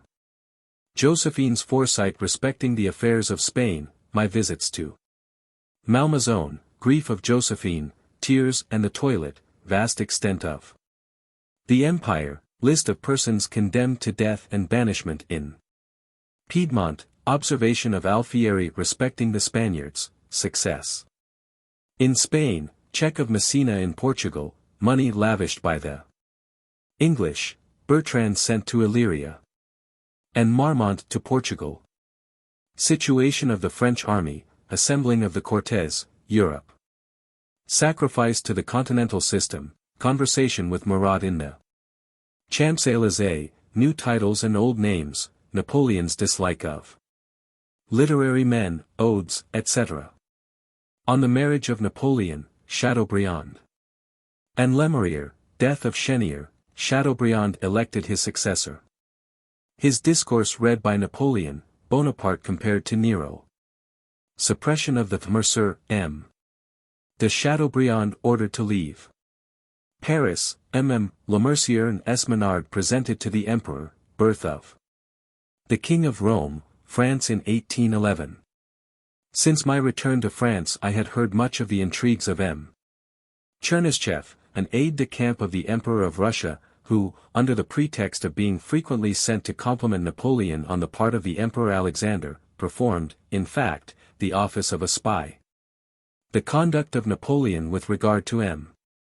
Chernyshchev at that period struck me as singular, especially after the intelligence which before my departure from Hamburg I had transmitted to him respecting the dissatisfaction of Russia and her hostile inclinations. It is therefore clear to me that Bonaparte was well aware of the real object of M. Chernyshchev's mission, and that if he appeared to give credit to the increasing professions of his friendship it was only because he still wished, as he formerly did, that Russia might so far commit herself as to afford him a fair pretext for the commencement of hostilities in the north. M. Chernyshchev first arrived in Paris shortly after the interview at Erfurt, and after that period was almost constantly on the road between Paris and St. Petersburg. It has been computed that in the space of less than 4 years he travelled more than 10,000 leagues. For a long time his frequent journeyings excited no surmises, but while I was in Paris Savary began to entertain suspicions, the correctness of which it was not difficult to ascertain, so formidable was still the system of espionage. Notwithstanding the precaution taken by Fouché to conceal from his successor the names of his most efficient spies, it was known that M. Chernyshchev was looking out for a professor of mathematics, doubtless to disguise the real motives for his stay in Paris by veiling them under the desire of studying the sciences. The confidant of Alexander had applied to a professor connected with a public office, and from that time all the steps of M. Chernyshев were known to the police. It was discovered that he was less anxious to question his instructor respecting the equations of a degree, or the value of unknown quantities, than to gain all the information he could about the different branches of the administration, and particularly the Department of War. It happened that the professor knew some individuals employed in the public offices, who furnished him with intelligence, which he in turn communicated to M. Chernyshев, but not without making a report of it to the police. According to custom, instead of putting an end to this intrigue at once, it was suffered fully to develop itself. Napoleon was informed of what was going on, and in this instance gave a new proof of his being an adept in the art of dissimulation, for, instead of testifying any displeasure against M. Chernyshев, he continued to receive him with the same marks of favor which he had shown to him during his former missions to Paris. Being, nevertheless, desirous to get rid of him, without evincing a suspicion that his clandestine proceedings had been discovered, he entrusted him with a friendly letter to his brother of Russia. But Alexander was in such haste to reply to the flattering missive of his brother of France that M. Chernyshев was hurried back to Paris, having scarcely been suffered to enter the gates of St. Petersburg. I believe I am correct in the idea that Napoleon was not really displeased at the intrigues of M. Chernyshев, from the supposition that they afforded an indication of the hostile intentions of Russia towards France. For, whatever he might say on this subject to his confidants, what reliance can we place on the man who formed the camp of Boulogne without the most distant intention of attempting a descent upon England? And who had deceived the whole world respecting that important affair without taking any one into his own confidence? During the period of my stay in Paris, the war with Spain and Portugal occupied much of the public attention, and it proved in the end an enterprise upon which the intuition of Josephine had not deceived her. In general, she intermeddled little with political affairs, in the first place, because her doing so would have given offense to Napoleon, and next, because her natural frivolity led her to give a preference to lighter pursuits. But I may safely affirm that she was endowed with an instinct so perfect as seldom to be deceived respecting the good or evil tendency of any measure which Napoleon engaged in. And I remember she told me that when informed of the intention of the emperor to bestow the throne of Spain on Joseph, she was seized with a feeling of indescribable alarm. It would be difficult to define that instinctive feeling which leads us to foresee the future. But it is a fact that Josephine was endowed with this faculty in a more perfect degree than any other person I have ever known, and to her it was a fatal gift, for she suffered at the same time under the weight of present and of future misfortunes. I often visited her at Malmaison, as Duroc assured me that the emperor had no objection to my doing so. Yet he must have been fully aware that when Josephine and I were in confidential conversation he would not always be mentioned in terms of unqualified eulogy. And in truth, his first friend and his first wife might well be excused for sometimes commingling their complaints. Though more than a 12-month had elapsed since the divorce, grief still preyed on the heart of Josephine. "You cannot conceive, my friend," she often said to me, "all the torments that I have suffered since that fatal day. I cannot imagine how I survived it. You cannot figure to yourself the pain I endure on seeing descriptions of his fates everywhere. And the first time he came to visit me after his marriage, what a meeting was that! How many tears I shed! The days on which he comes are to me days of misery, for he spares me not. How cruel to speak of his expected heir! Bourrienne, you cannot conceive how heartrending all this is to me. Better, far better to be exiled 1,000 leagues from hence. However," added Josephine, "a few friends still remain faithful in my changed fortune, and that is now the only thing which affords me even temporary consolation." The truth is that she was extremely unhappy, and the most acceptable consolation her friends could offer her was to weep with her. Yet such was still Josephine's passion for dress, that after having wept for a quarter of an hour she would dry her tears to give audience to milliners and jewelers. The sight of a new hat would call forth all Josephine's feminine love of finery. One day I remember that, taking advantage of the momentary serenity occasioned by an ample display of sparkling gewgaws, I congratulated her upon the happy influence they exercised over her spirits, when she said, "My dear friend, I ought, indeed, to be indifferent to all this. But it is a habit. Josephine might have added that it was also an occupation, for it would be no exaggeration to say that if the time she wasted in tears and at her toilet had been subtracted from her life, its duration would have been considerably shortened. The vast extent of the French Empire now presented a spectacle which resembled rather the dominion of the Romans and the conquests of Charlemagne than the usual form and political changes of modern Europe. In fact, for nearly 2 centuries, until the period of the Revolution, and particularly until the elevation of Napoleon, no remarkable changes had taken place in the boundaries of European states, if we except the partition of Poland. When 2 of the co-partitioners committed the error of turning the tide of Russia towards the west. Under Napoleon everything was overturned with astonishing rapidity, customs, manners, laws, were superseded. The so-called French armies of the time, drawn from all parts of the empire and from the dependent states, represented the extraordinary fusion attempted by Napoleon. Thus, at the Battle of Ocana there were at least troops of the following states, viz. Warsaw, Holland, Baden, Nassau, Hesse-Darmstadt, Frankfurt, besides the Spaniards in Joseph's service. A Spanish division went to Denmark, the regiment from Isenburg was sent to Naples, while the Neapolitans crossed to Spain. Even the little valley had to furnish a battalion. Blacks from San Domingo served in Naples, while 16 nations, like so many chained dogs, advanced into Russia. Such troops could not have the spirit of a homogeneous army. Already, in 1808, Metternich had written from Paris to his court. It is no longer the nation that fights, the present war, Spain, is Napoleon's war, it is not even that of his army. But Napoleon himself was aware of the danger of the empire from its own extent. In the silence of his cabinet his secretary Meneval sometimes heard him murmur, "L'arc est trop long temps tendu." By new customs, new manners, and new laws, imposed by force, and forming a heterogeneous whole, which could not fail to dissolve, as soon as the influence of the power which had created it should cease to operate. Such was the state of Italy that I have been informed by an individual worthy of credit that if the army of Prince Eugene, instead of being victorious, had been beaten on the Piave, a deeply organized revolution would have broken out in Piedmont. And even in the Kingdom of Italy, where, nevertheless, the majority of the people fully appreciated the excellent qualities of Eugene.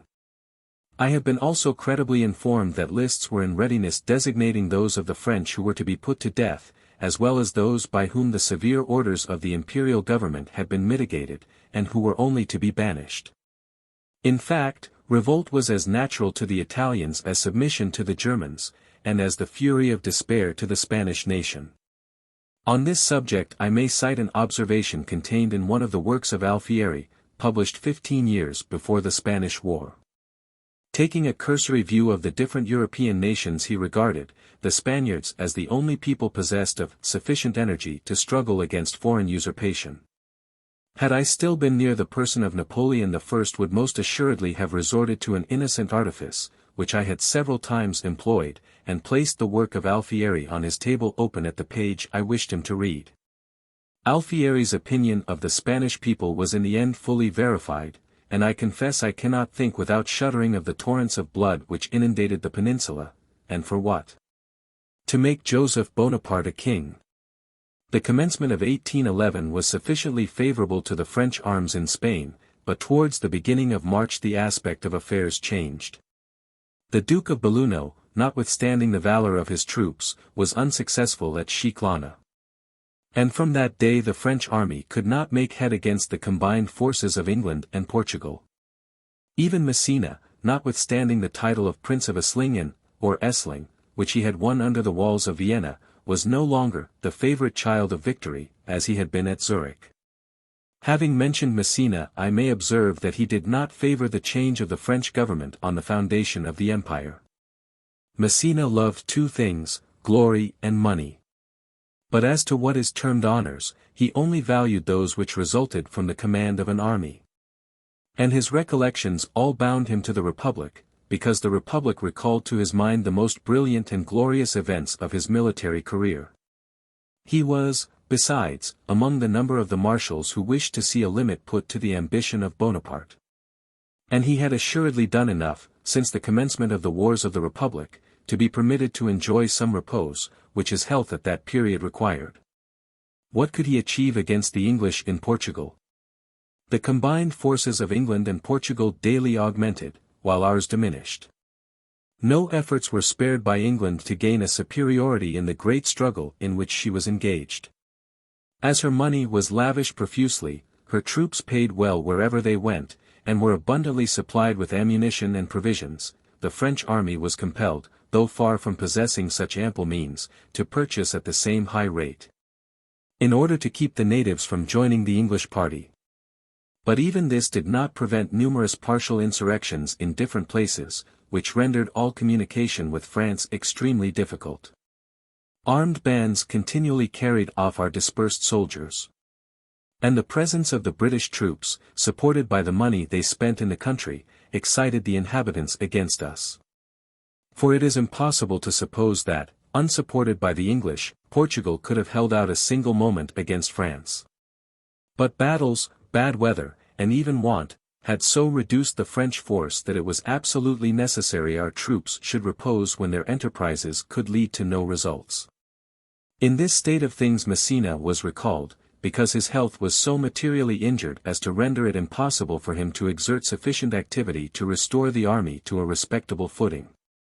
Under these circumstances Bonaparte sent Bertrand into Illyria to take the place of Marmont, who was ordered in his turn to relieve Messina and take command of the French army in Portugal. Marmont, on assuming the command, found the troops in a deplorable state. The difficulty of procuring provisions was extreme, and the means he was compelled to employ for that purpose greatly heightened the evil. At the same time insubordination and want of discipline prevailed to such an alarming degree that it would be as difficult as painful to depict the situation of our army at this period. Marmont, by his steady conduct, fortunately succeeded in correcting the disorders which prevailed, and very soon found himself at the head of a well-organized army, amounting to 30,000 infantry, with 40 pieces of artillery, but he had only a very small body of cavalry, and those ill-mounted. Affairs in Spain at the commencement of 1811 exhibited an aspect not very different from those of Portugal. At first we were uniformly successful, but our advantages were so dearly purchased that the ultimate issue of this struggle might easily have been foreseen. Because when a people fight for their homes and their liberties, the invading army must gradually diminish, while at the same time the armed population, emboldened by success, increases in a still more marked progression. Insurrection was now regarded by the Spaniards as a holy and sacred duty, to which the recent meetings of the Cortes in the Isle of Leon had given, as it were, a legitimate character, since Spain found again, in the remembrance of her ancient privileges, at least the shadow of a government, a centre around which the defenders of the soil of the peninsula could rally. Lord Wellington gave Messina a beating at Fuentes d'Honor on the 5th of May, 1811. It was soon after this battle that Napoleon sent Marmont to succeed Messina. Advancing on the southern frontier of Portugal, the skilful Soult contrived to take Badajoz from a wavering Spanish garrison. About this time, however, General Graham, with his British corps, sallied out of Cadiz, and beat the French on the heights of Barrosa, which lie in front of Cadiz, which city the French were then besieging. Encouraged by the successes of our regular armies, the Spanish guerrillas became more and more numerous and daring. By the end of 1811 Joseph Bonaparte found so many thorns in his usurped crown that he implored his brother to put it on some other head. Napoleon would not then listen to his prayer. In the course of 1811 a plan was laid for liberating Ferdinand from his prison in France and placing him at the head of affairs in Spain, but was detected by the emissaries of Bonaparte's police. Ferdinand's sister, the ex-queen of Etruria, had also planned an escape to England. Her agents were betrayed, tried by a military commission, and shot. The princess herself was condemned to close confinement in a Roman convent. Editor of 1836 edition. The continental system was the cause, if not of the eventual fall, at least of the rapid fall of Napoleon. This cannot be doubted if we consider for a moment the brilliant situation of the empire in 1811, and the effect simultaneously produced throughout Europe by that system, which undermined the most powerful throne which ever existed. It was the continental system that Napoleon upheld in Spain, for he had persuaded himself that this system, rigorously enforced, would strike a death blow to the commerce of England. And Duroc besides informed me of a circumstance which is of great weight in this question. Napoleon one day said to him, "I am no longer anxious that Joseph should be king of Spain, and he himself is indifferent about it. I would give the crown to the first comer who would shut his ports against the English." Murat had come to Paris on the occasion of the Empress' accouchement, and I saw him several times during his stay, for we had always been on the best terms. And I must do him the justice to say that he never assumed the king but to his courtiers, and those who had known him only as a monarch. 8 or 10 days after the birth of the King of Rome, as I was one morning walking in the Champs-Élysées, I met Murat. He was alone, and dressed in a long blue overcoat. We were exactly opposite the gardens of his sister-in-law, the Princess Borghese. "Well, Bourrienne," said Murat, after we had exchanged the usual courtesies, "well, what are you about now?" I informed him how I had been treated by Napoleon, who, that I might not be in Hamburg when the decree of union arrived there, had recalled me to Paris under a show of confidence. I think I still see the handsome and expressive countenance of Joachim when, having addressed him by the titles of Sire and Your Majesty, he said to me, "Shaw. Bourrienne, are we not old comrades?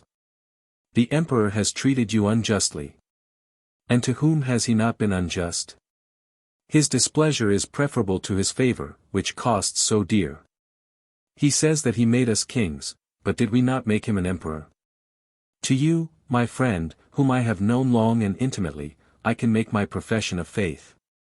My sword, my blood, my life belong to the emperor. When he calls me to the field to combat his enemies and the enemies of France, I am no longer a king, I resume the rank of a marshal of the empire, but let him require no more. At Naples I will be king of Naples, and I will not sacrifice to his false calculations the life, the well-being, and the interests of my subjects. Let him not imagine that he can treat me as he has treated Louis. For I am ready to defend, even against him, if it must be so, the rights of the people over whom he has appointed me to rule. Am I then an advance-guard king?" These last words appeared to me peculiarly appropriate in the mouth of Murat, who had always served in the advance-guard of our armies, and I thought expressed in a very happy manner the similarity of his situation as a king and a soldier. I walked with Murat about half an hour. In the course of our conversation he informed me that his greatest cause of complaint against the emperor was his having first put him forward and then abandoned him. "Before I arrived in Naples," continued he, "it was intimated to me that there was a design of assassinating me. What did I do? I entered that city alone, in full daylight, in an open carriage, for I would rather have been assassinated at once than have lived in the constant fear of being so. I afterwards made a descent on the Isle of Capri, which succeeded. I attempted one against Sicily, and am certain it would have also been successful had the Emperor fulfilled his promise of sending the Toulon fleet to second my operations. But he issued contrary orders, he enacted Mazarin, and unshed me to play the part of the adventurous Duke of Guise. But I see through his designs. Now that he has a son, on whom he has bestowed the title of King of Rome, he merely wishes the crown of Naples to be considered as a deposit in my hands. He regards Naples as a future annexation to the Kingdom of Rome, to which I foresee it is his design to unite the whole of Italy. But let him not urge me too far, for I will oppose him, and conquer, or perish in the attempt, sword in hand." I had the discretion not to inform Murat how correctly he had divined the plans of the emperor and his projects as to Italy, but in regard to the continental system, which, perhaps, the reader will be inclined to call my great stalking horse. I spoke of it as I had done to the Prince of Sweden, and I perceived that he was fully disposed to follow my advice, as experience has sufficiently proved. It was in fact the continental system which separated the interests of Murat from those of the emperor, and which compelled the new king of Naples to form alliances amongst the princes at war with France. Different opinions have been entertained on this subject. Mine is, that the marshal of the empire was wrong, but the king of Naples right. The princes and dukes of the empire must pardon me for so often designating them by their republican names. The marshals set less value on their titles of nobility than the dukes and counts selected from among the civilians. Of all the sons of the Republic Regnault d'Este, Jean d'Angely was the most gratified at being a count, whilst, among the fathers of the Revolution no one could regard with greater disdain than Fouché his title of Duke of Otranto. He congratulated himself upon its possession only once, and that was after the fall of the empire. I have expressed my dislike of Fouché. And the reason of that feeling was, that I could not endure his system of making the police a government within a government. He had left Paris before my return thither, but I had frequent occasion to speak of that famous personage to Savary, whom, for the reason above assigned, I do not always term Duc de Rovigo. Savary knew better than any one the fallacious measures of Fouché's administration, since he was his successor. Fouché, under pretence of encouraging men of letters, though well aware that the emperor was hostile to them, intended only to bring them into contempt by making them write verses at command. It was easily seen that Napoleon nourished a profound dislike of literary men, though we must not conclude that he wished the public to be aware of that dislike. Those, besides, who devoted their pens to blazon his glory and his power were sure to be received by him with distinction. On the other hand, as Charlemagne and Louis XIV owed a portion of the splendor of their reigns to the luster reflected on them by literature, he wished to appear to patronize authors, provided that they never discussed questions relating to philosophy, the independence of mankind, and civil and political rights. With regard to men of science it was wholly different, those he held in real estimation, but men of letters, properly so called, were considered by him merely as a sprig in his imperial crown. The marriage of the emperor with an archduchess of Austria had set all the court poets to work, and in this contest of praise and flattery it must be confessed that the false gods were vanquished by the true God. For, in spite of their fulsome verses, not one of the disciples of Apollo could exceed the extravagance of the bishops in their pastoral letters. At a time when so many were striving to force themselves into notice there still existed a feeling of esteem in the public mind for men of superior talent who remained independent amidst the general corruption. Such was M. Lemercier, such was M. de Chateaubriand. I was in Paris in the spring of 1811, at the period of Chénier's death, when the numerous friends whom Chateaubriand possessed in the second class of the Institute looked to him as the successor of Chénier. This was more than a mere literary question, not only on account of the high literary reputation M. de Chateaubriand already possessed, but of the recollection of his noble conduct at the period of Duc d'Enghien's death, which was yet fresh in the memory of every one. And, besides, no person could be ignorant of the immeasurable difference of opinion between Chénier and M. de Chateaubriand. M. de Chateaubriand obtained a great majority of votes, and was elected a member of the Institute. This opened a wide field for conjecture in Paris. Every one was anxious to see how the author of the Génie du Christianisme, the faithful defender of the Bourbons, would bend his eloquence to pronounce the eulogium of a regicide. The time for the admission of the new member of the Institute arrived, but in his discourse, copies of which were circulated in Paris, he had ventured to allude to the death of Louis XVI, and to raise his voice against the regicides. This did not displease Napoleon, but M. de Chateaubriand also made a profession of faith in favor of liberty, which, he said, found refuge amongst men of letters when banished from the politic body. This was great boldness for the time. For though Bonaparte was secretly gratified at seeing the judges of Louis XVI scourged by an heroic pen, yet those men held the highest situations under the government. Cambacérès filled the second place in the empire, although at a great distance from the first. Merlin de Douai was also in power, and it is known how much liberty was stifled and hidden beneath the dazzling illusion of what is termed glory. A commission was named to examine the discourse of Chateaubriand. M. Seward, de Segur, de Fontaines, and 2 or 3 other members of the same class of the Institute whose names I cannot recollect, were of opinion that the discourse should be read. But it was opposed by the majority. When Napoleon was informed of what had passed, he demanded a sight of the address, which was presented to him by M. Darou.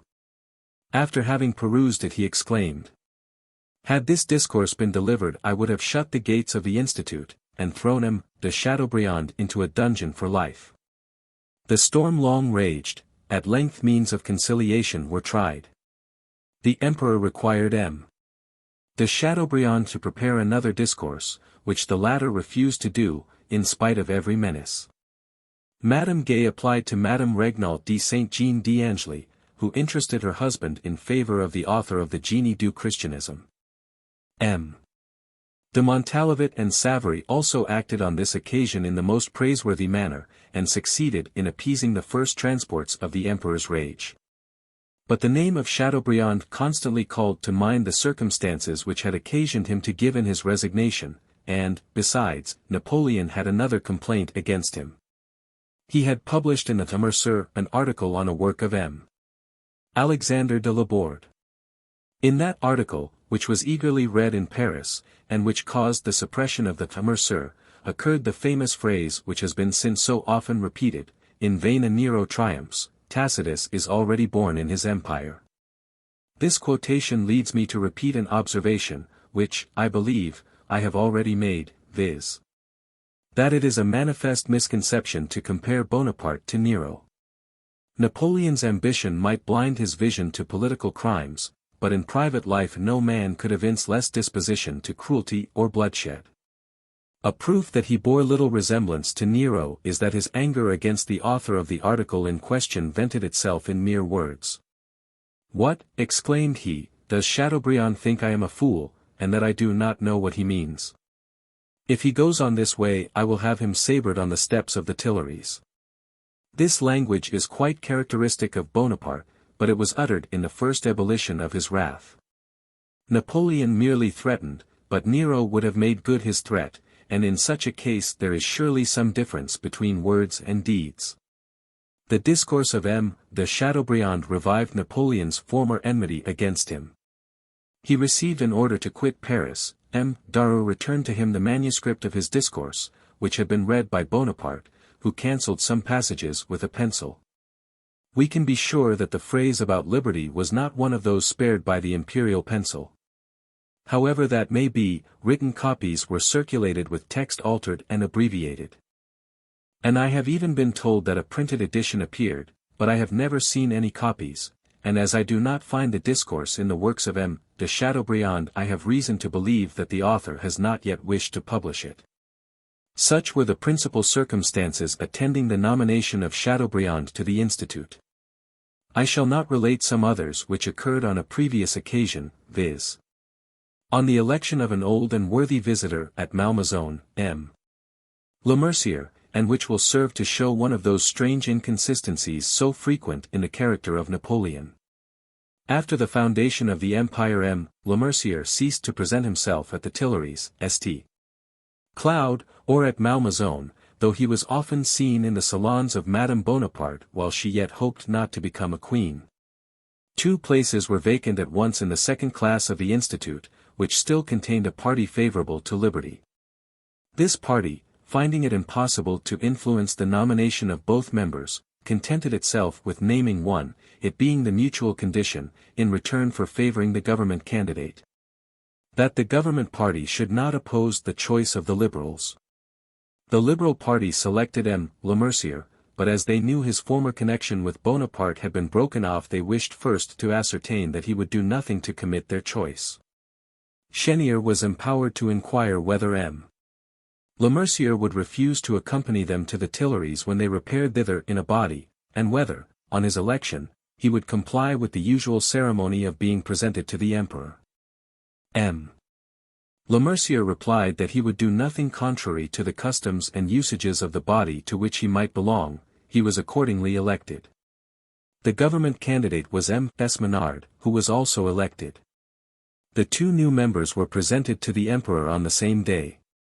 On this occasion upwards of 400 persons were present in the salon, from one of whom I received these details. When the emperor saw M.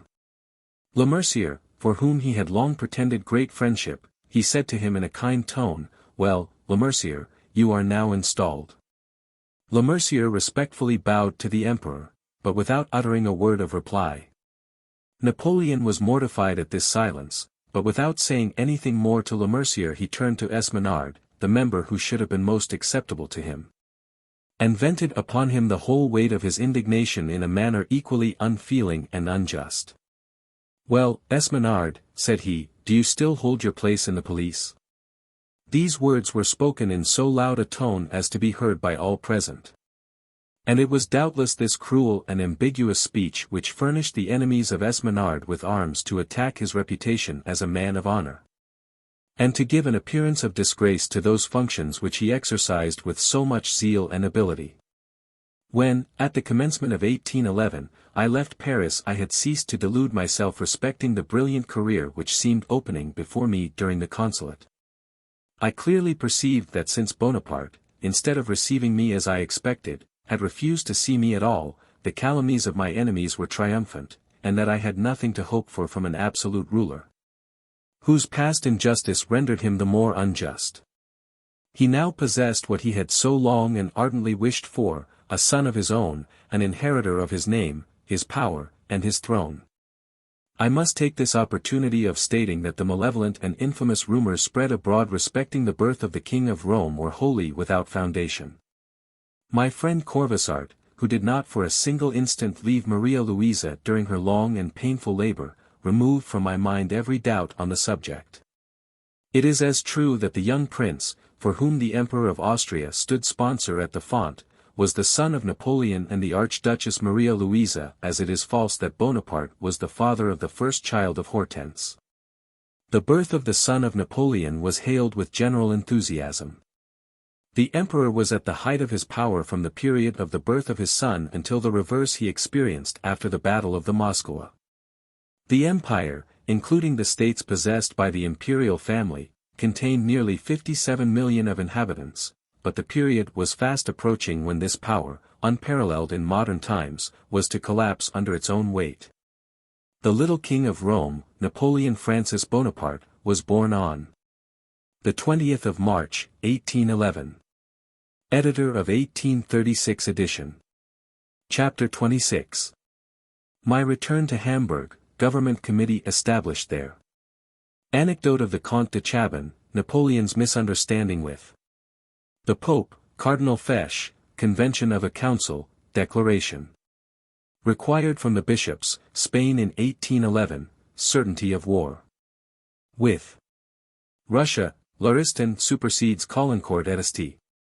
Petersburg, the war in Spain neglected, troops of all nations at the disposal of Bonaparte, levy of the National Guard, treaties with Prussia and Austria, capitulation renewed with Switzerland, intrigues with Chernyshchev, attacks of my enemies, memorial to the Emperor, Auguste de la Sauce and the mysterious box, removal of the Pope to Fontainebleau, anecdote of His Holiness N.M.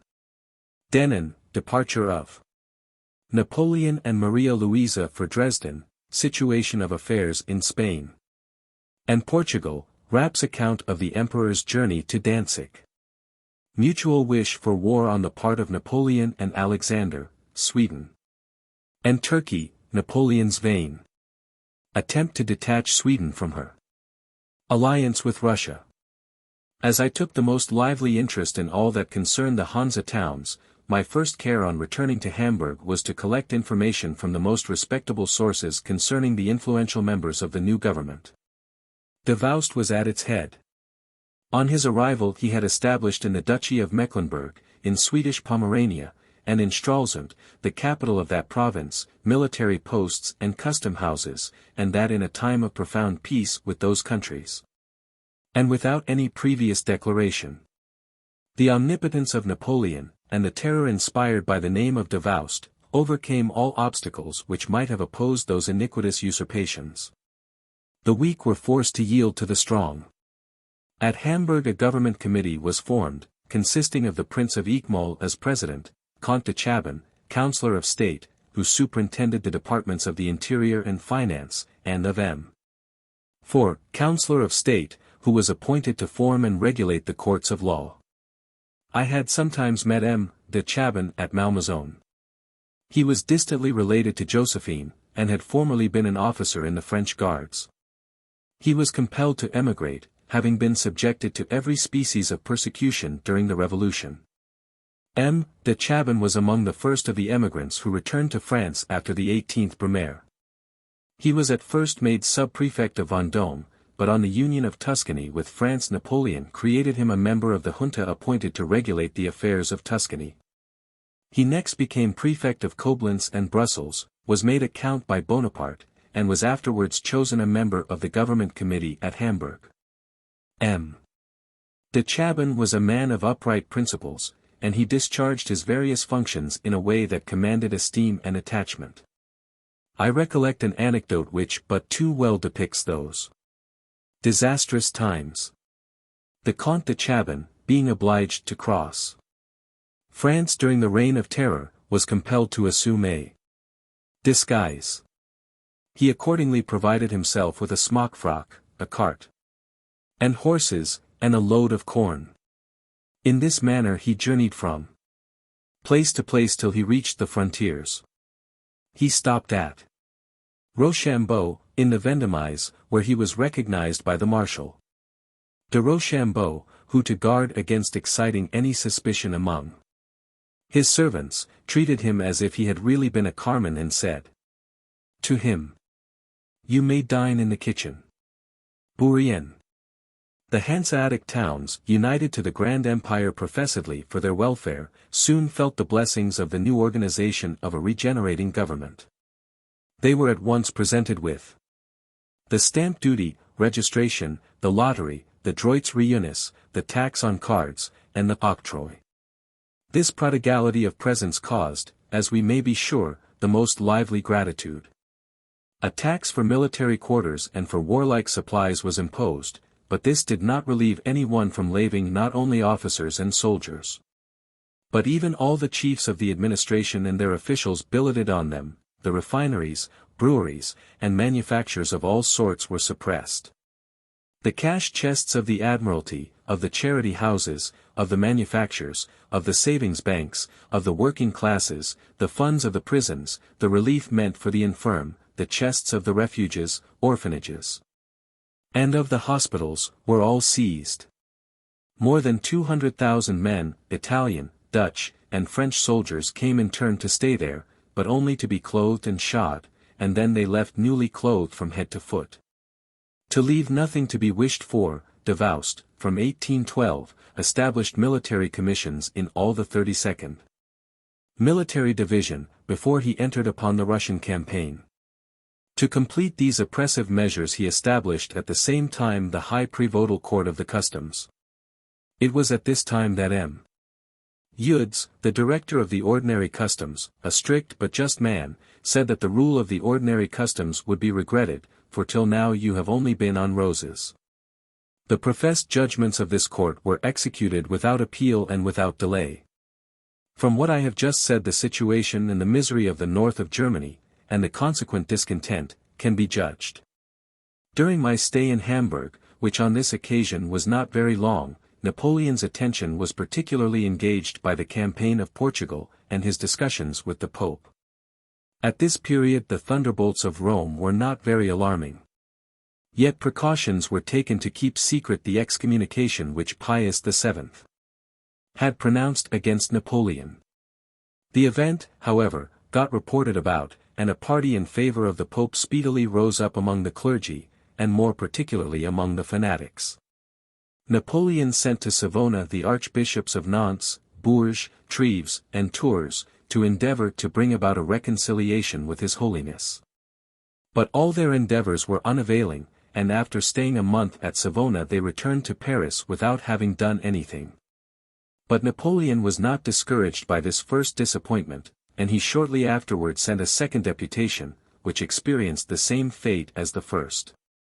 Cardinal Fesch, Napoleon's uncle, took part with the Pope.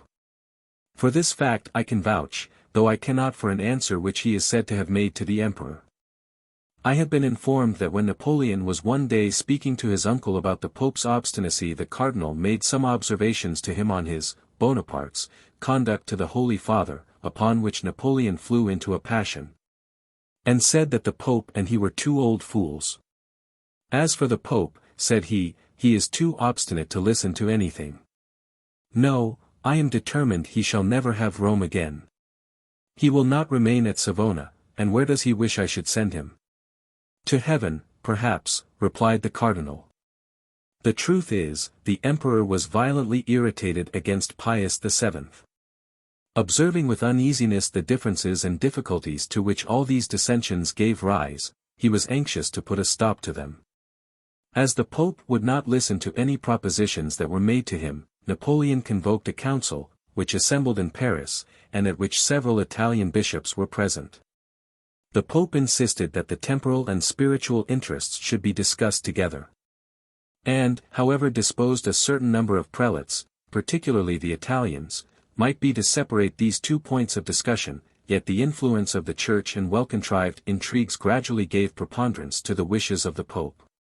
The Emperor, having discovered that a secret correspondence was carried on by several of the bishops and archbishops who had seats in the council, determined to get rid of some of them, and the bishops of Ghent, Troyes, Tournai, and Toulouse were arrested and sent to Vincennes. They were superseded by others. He wished to dissolve the council, which he saw was making no advance towards the object he had in view, and, fearing that it might adopt some act at variance with his supreme wish. Every member of the council was individually required to make a declaration that the proposed changes were conformable to the laws of the Church. It was said at the time that they were unanimous in this individual declaration, though it is certain that in the sittings of the council opinions were divided. I know not what His Holiness thought of these written opinions compared with the verbal opinions that had been delivered, but certain it is though still a captive at Savona, he refused to adhere to the concessions granted in the secret declarations. The conflicts which took place in Spain during the year 1811 were unattended by any decisive results. Some brilliant events, indeed, attested the courage of our troops and the skill of our generals. Such were the Battle of Albufera and the taking of Tarragona, while Wellington was obliged to raise the siege of Badajoz. These advantages, which were attended only by glory, encouraged Napoleon in the hope of triumphing in the peninsula, and enabled him to enjoy the brilliant fetes which took place at Paris in celebration of the birth of the King of Rome. On his return from a tour in Holland at the end of October, Napoleon clearly saw that a rupture with Russia was inevitable. In vain he sent Lauriston as ambassador to St. Petersburg to supersede Caulaincourt, who would no longer remain there. All the diplomatic skill in the world could effect nothing with a powerful government which had already formed its determination. All the cabinets in Europe were now unanimous in wishing for the overthrow of Napoleon's power, and the people no less, ardently wished for an order of things less fatal to their trade and industry. In the state to which Europe was reduced, no one could counteract the wish of Russia and her allies to go to war with France, Lauriston no more than Caulaincourt. The war for which Napoleon was now obliged to prepare forced him to neglect Spain, and to leave his interests in that country in a state of real danger. Indeed, his occupation of Spain and his well-known wish to maintain himself there were additional motives for inducing the powers of Europe to enter upon a war which would necessarily divide Napoleon's forces. All at once the troops which were in Italy and the north of Germany moved towards the frontiers of the Russian Empire. From March 1811 the Emperor had all the military forces of Europe at his disposal. It was curious to see this union of nations, distinguished by difference of manners. It should be remarked that Napoleon was far from being anxious for the war with Russia. Metternich, writing on March 26, 1811, says, "Everything seems to indicate that the Emperor Napoleon is at present still far from desiring a war with Russia. But it is not less true that the Emperor Alexander has given himself over, nolens volens, to the war party, and that he will bring about war. Because the time is approaching when he will no longer be able to resist the Reaction of the party in the internal affairs of his empire, or the temper of his army. The contest between Count Romanzov and the party opposed to that minister seems on the point of precipitating a war between Russia and France. This, from Metternich, is strong evidence. Language, religion, and interests, all ready to fight for one man against a power who had done nothing to offend them. Prussia herself, though she could not pardon the injuries he had inflicted upon her, joined his alliance, but with the intention of breaking it on the first opportunity. When the war with Russia was first spoken of, Savary and I had frequent conversations on the subject. I communicated to him all the intelligence I received from abroad respecting that vast enterprise. The Duc de Rovigo shared all my forebodings. And if he and those who thought like him had been listened to, the war would probably have been avoided. Through him I learnt who were the individuals who urged the invasion. The eager ambition with which they looked forward to viceroyalties, duchies, and endowments blinded them to the possibility of seeing the Cossacks in Paris. The gigantic enterprise being determined on, vast preparations were made for carrying it into effect. Before his departure, Napoleon, who was to take with him all the disposable troops, caused a senatus consult to be issued for levying the National Guards, who were divided into 3 corps. He also arranged his diplomatic affairs by concluding, in February 1812, a treaty of alliance, offensive and defensive, with Prussia, by virtue of which the two contracting powers mutually guaranteed the integrity of their own possessions and the European possessions of the Ottoman Porte, because that power was then at war with Russia. A similar treaty was concluded about the beginning of March with Austria, and about the end of the same month Napoleon renewed the capitulation of France and Switzerland. At length, in the month of April, there came to light an evident proof of the success which had attended M. Chernyshev's intrigues in Paris. It was ascertained that a clerk in the War Office, named Michel, had communicated to him the situation of the French forces in Germany. Michel was condemned to death, for the time was gone by when Bonaparte, confident in his genius and good fortune, could communicate his plans to the spy of General Melas. In March 1812, when I saw that the approaching war would necessarily take Napoleon from France, weary of the persecutions and even threats by which I was every day assailed, I addressed to the Emperor a memorial explaining my conduct and showing the folly and wickedness of my accusers. Among them was a certain Auger de la Sauce, who had sent a report to the Emperor, in which the principal charge was, that I had carried off a box containing important papers belonging to the first consul. The accusation of Auger de la Sauce terminated thus: I add to my report the interrogatories of M. Westphalen, Aussy, Chapeau Rouge, Auxerre, Thierry, and Gumprich Moraes. The evidence of the latter bears principally on a certain mysterious box, a secret upon which it is impossible to throw any light, but the reality of which we are bound to believe. These are his words. The affair of the mysterious box has been already explained. I have already informed the reader that I put my papers into a box, which I buried lest it should be stolen from me. But for that precaution I should not have been able to lay before the reader the autographed documents in my possession, and which I imagine form the most essential part of these volumes. In my memorial to the Emperor I said, in allusion to the passage above quoted, this, sire, is the most atrocious part of Auger's report. Gumprecht being questioned on this point replies that the accuser has probably, as well as himself, seen the circumstance mentioned in an infamous pamphlet which appeared 7 or 8 years ago. It was, I think, entitled Le Secret du Cabinet de Tuileries, and was very likely at the time of its appearance denounced by the police. In that libel it is stated, among 1,000 other calumnies equally false and absurd, that when I left the first consul I carried away a box full of important papers, that I was in consequence sent to the Temple, where your brother Joseph came to me and offered me my liberation, and 1,000,000 of francs, if I would restore the papers, which I refused to do, etc. Auger, instead of looking for this libel in Hamburg, where I read it, has the impudence to give credit to the charge, the truth of which could have been ascertained immediately, and he adds, this secret we are bound to believe. Your Majesty knows whether I was ever in the Temple, and whether Joseph ever made such an offer to me. I entreated that the emperor would do me the favor to bring me to trial. For certainly I should have regarded that as a favor rather than to remain as I was, exposed to vague accusations, yet all my solicitations were in vain. My letter to the emperor remained unanswered.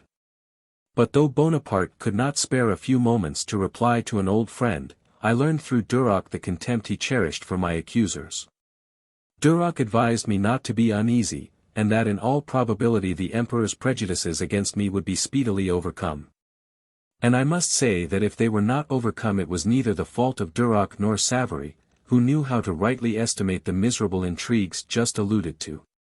Napoleon was at length determined to extend the limits of his empire, or rather to avenge the injuries which Russia had committed against his continental system.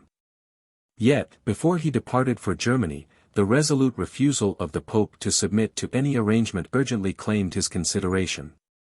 Savona did not appear to him a sufficiently secure residence for such a prisoner.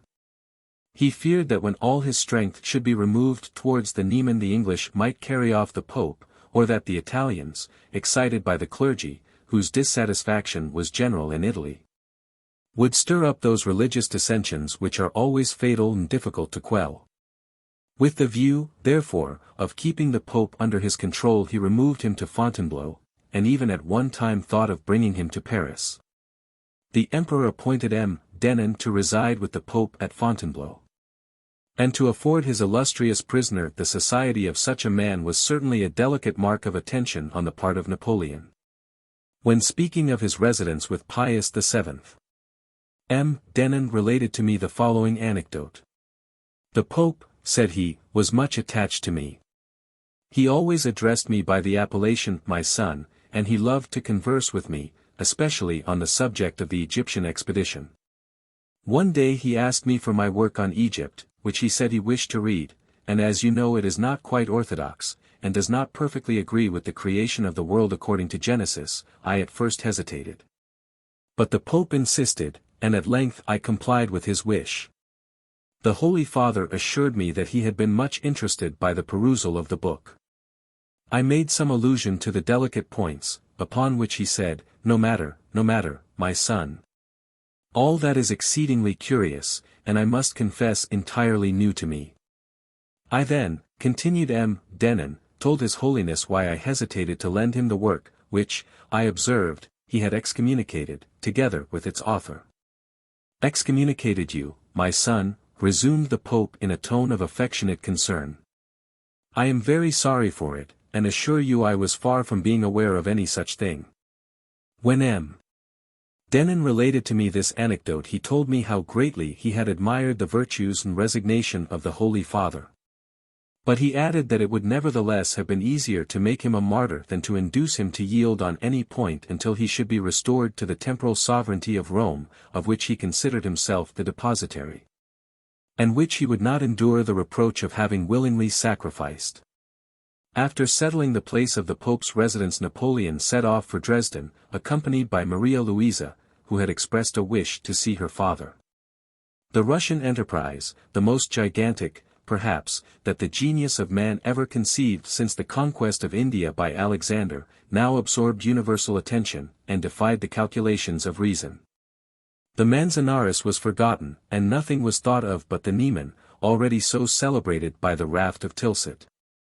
Thither, as towards a common centre, were moving men, horses, provisions, and baggage of every kind, from all parts of Europe. The hopes of our generals and the fears of all prudent men were directed to Russia. The war in Spain, which was becoming more and more unfortunate, excited but a feeble interest. And our most distinguished officers looked upon it as a disgrace to be sent to the peninsula. In short, it was easy to foresee that the period was not far distant when the French would be obliged to recross the Pyrenees. Though the truth was concealed from the emperor on many subjects, yet he was not deceived as to the situation of Spain in the spring of 1812. In February the Duke of Ragusa had frankly informed him that the armies of Spain and Portugal could not, without considerable reinforcements of men and money, hope for any important advantages since Ciudad Rodrigo and Badajoz had fallen into the hands of the English. Before he commenced his great operations on the Niemen and the Volga, Napoleon made a journey to Danzig, and Rapp, who was then governor of that city, informed me of some curious particulars connected with the imperial visit. The fact is, that if Rapp's advice had been listened to, and had been supported by men higher in rank than himself, Bonaparte would not have braved the chances of the Russian war until those chances turned against him. Speaking to me of the Russians, Rapp said, "They will soon be as wise as we are. Every time we go to war with them we teach them how to beat us." I was struck with the originality and truth of this observation, which at the time I heard it was new, though it has been often repeated since. On leaving Dresden, said Rapp to me, Napoleon came to Danzig. I expected a dressing. For, to tell you the truth, I had treated very cavalierly both his custom house and its officers, who were raising up as many enemies to France as there were inhabitants in my government. I had also warned him of all that has since happened in Russia, but I assure you I did not think myself quite so good a prophet. In the beginning of 1812 I thus wrote to him, "If your Majesty should experience reverses you may depend on it that both Russians and Germans will rise up in a mass to shake off the yoke. There will be a crusade, and all your allies will abandon you. Even the King of Bavaria, on whom you rely so confidently, will join the coalition. I except only the King of Saxony. He, perhaps, might remain faithful to you. But his subjects will force him to make common cause with your enemies. The King of Naples," continued Rapp, who had the command of the cavalry, had been to Danzig before the Emperor. He did not seem to take a more favorable view of the approaching campaign than I did. Murat was dissatisfied that the Emperor would not consent to his rejoining him in Dresden. And he said that he would rather be a captain of grenadiers than a king such as he was.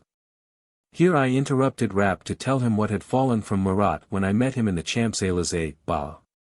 Resumed Rapp, Murat, brave as he was a craven in Napoleon's presence. On the Emperor's arrival in Danzig the first thing of which he spoke to me was the alliance he had just then concluded with Prussia and Austria. I could not refrain from telling him that we did a great deal of mischief as allies, a fact of which I was assured from the reports daily transmitted to me respecting the conduct of our troops. Bonaparte tossed his bead, as you know he was in the habit of doing when he was displeased. After a moment's silence, dropping the familiar thee and thou, he said, "Monsieur le General, this is a torrent which must be allowed to run itself out. It will not last long. I must first ascertain whether Alexander decidedly wishes for war." Then, suddenly changing the subject of conversation, he said, "Have you not lately observed something extraordinary in Murat? I think he is quite altered.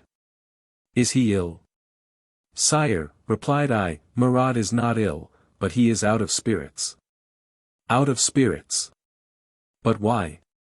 Is he not satisfied with being a king?" "Sire, Murat says he is no king. That is his own fault. Why does he make himself a Neapolitan? Why is he not a Frenchman? When he is in his kingdom he commits all sorts of follies. He favors the trade of England, that I will not suffer." When, continued Rapp, he spoke of the favor extended by Murat to the trade between Naples and England, I thought my turn would come next, but I was deceived. No more was said on the subject, and when I was about to take my leave the Emperor said to me, as when in his best of humors, "Rapp, you will sup with me this evening." I accordingly supped that evening with the Emperor, who had also invited the King of Naples and Berthier. Next day the Emperor visited the fortress, and afterwards returned to the government palace, where he received the civil and military authorities. He again invited Murat, Berthier, and me to supper. When we first sat down to table we were all very dull, for the Emperor was silent, and, as you well know, under such circumstances not even Murat himself dared to be the first to speak to him. At length Napoleon, addressing me, inquired how far it was from Cadiz to Danzig. "Too far, sire," replied I understand you, Monsieur le General, but in a few months the distance will be still greater." "So much the worse, sire." Here there was another pause. Neither Murat nor Berthier, on whom the Emperor fixed a scrutinizing glance, uttered a word, and Napoleon again broke silence, but without addressing any one of us in particular. "Gentlemen," said he in a solemn and rather low tone of voice. I see plainly that you are none of you inclined to fight again. The King of Naples does not wish to leave the fine climate of his dominions, Berthier wishes to enjoy the diversion of the chase at his estate of Grosbois, and Rapp is impatient to be back to his hotel in Paris. Would you believe it, pursued Rapp, that neither Marat nor Berthier said a word in reply? And the ball again came to me. I told him frankly that what he said was perfectly true, and the King of Naples and the Prince of Neuchâtel complimented me on my spirit, and observed that I was quite right in saying what I did. Well, said I, since it was so very right, why did you not follow my example, and why leave me to say all? You cannot conceive, added Rapp, how confounded they both were, and especially Marat, though he was very differently situated from Berthier. The negotiations which Bonaparte opened with Alexander, when he yet wished to seem averse to war, resembled those oratorical paraphrases which do not prevent us from coming to the conclusion we wish. The two emperors equally desired war. The one with the view of consolidating his power, and the other in the hope of freeing himself from a yoke which threatened to reduce him to a state of vassalage. For it was little short of this to require a power like Russia to close her ports against England for the mere purpose of favoring the interests of France. At that time only two European powers were not tied to Napoleon's fate, Sweden and Turkey. Napoleon was anxious to gain the alliance of these two powers. With respect to Sweden his efforts were vain. And though, in fact, Turkey was then at war with Russia, yet the Grand Seigneur was not now, as at the time of Sebastiani's embassy, subject to the influence of France. The peace, which was soon concluded at Bucharest, between Russia and Turkey increased Napoleon's embarrassment. The left of the Russian army, secured by the neutrality of Turkey, was reinforced by Bagration's corps from Moldavia. It subsequently occupied the right of the Beresina, and destroyed the last hope of saving the wreck of the French army. It is difficult to conceive how Turkey could have allowed the consideration of injuries she had received from France to induce her to terminate the war with Russia when France was attacking that power with immense forces. The Turks never had a fairer opportunity for taking revenge on Russia, and, unfortunately for Napoleon, they suffered it to escape. Napoleon was not more successful when he sought the alliance of a prince whose fortune he had made, and who was allied to his family, but with whom he had never been on terms of good understanding. The Emperor Alexander had a considerable corps of troops in Finland destined to protect that country against the Sweden, Napoleon having consented to that occupation in order to gain the provisional consent of Alexander to the invasion of Spain. What was the course pursued by Napoleon when, being at war with Russia, he wished to detach Sweden from her alliance with Alexander? He intimated to Bernadotte that he had a sure opportunity of retaking Finland, a conquest which would gratify his subjects and win their attachment to him. By this alliance Napoleon wished to force Alexander not to withdraw the troops who were in the north of his empire, but rather to augment their numbers in order to cover Finland and St. Petersburg. It was thus that Napoleon endeavored to draw the Prince Royal into his coalition. It was of little consequence to Napoleon whether Bernadotte succeeded or not. The Emperor Alexander would nevertheless have been obliged to increase his force in Finland. That was all that Napoleon wished. In the gigantic struggle upon which France and Russia were about to enter the most trivial alliance was not to be neglected. In January 1812 Davoust invaded Swedish Pomerania without any declaration of war, and without any apparent motive. Was this inconceivable violation of territory likely to dispose the Prince Royal of Sweden to the proposed alliance, even had that alliance not been adverse to the interests of his country? That was impossible. And Bernadotte took the part which was expected of him. He rejected the offers of Napoleon, and prepared for coming events. The Emperor Alexander wished to withdraw his force from Finland for the purpose of more effectively opposing the immense army which threatened his states.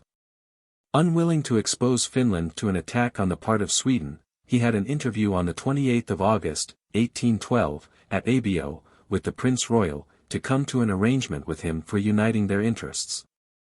I know that the Emperor of Russia pledged himself, whatever might happen, to protect Bernadotte against the fate of the new dynasties, to guarantee the possession of his throne, and promised that he should have Norway as a compensation for Finland. He even went so far as to hint that Bernadotte might supersede Napoleon. Bernadotte adopted all the propositions of Alexander, and from that moment Sweden made common cause against Napoleon. The Prince Royal's conduct has been much blamed, but the question resolved itself into one of mere political interest. Could Bernadotte, a Swede by adoption, prefer the alliance of an ambitious sovereign whose vengeance he had to fear, and who had sanctioned the seizure of Finland to that of a powerful monarch, his formidable neighbor, his protector in Sweden? And where hostility might effectually support the hereditary claims of young Gustavus? Sweden, in joining France, would thereby have declared herself the enemy of England. Where, then, would have been her navy, her trade and even her existence? Chapter 27. 1812. Changeableness of Bonaparte's plans and opinions, articles for the Moniteur, dictated by the First Consul, the Protocol of the Congress of Châtillon, Conversations with Davoust at Hamburg.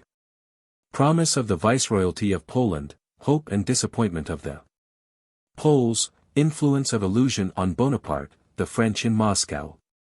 Disasters of the Retreat, Mallet's Conspiracy, Intelligence of the Affair communicated to Napoleon at Smolensko, Circumstances detailed. By Rapp, Real Motives of Napoleon's Return to Paris, Marat. Ney.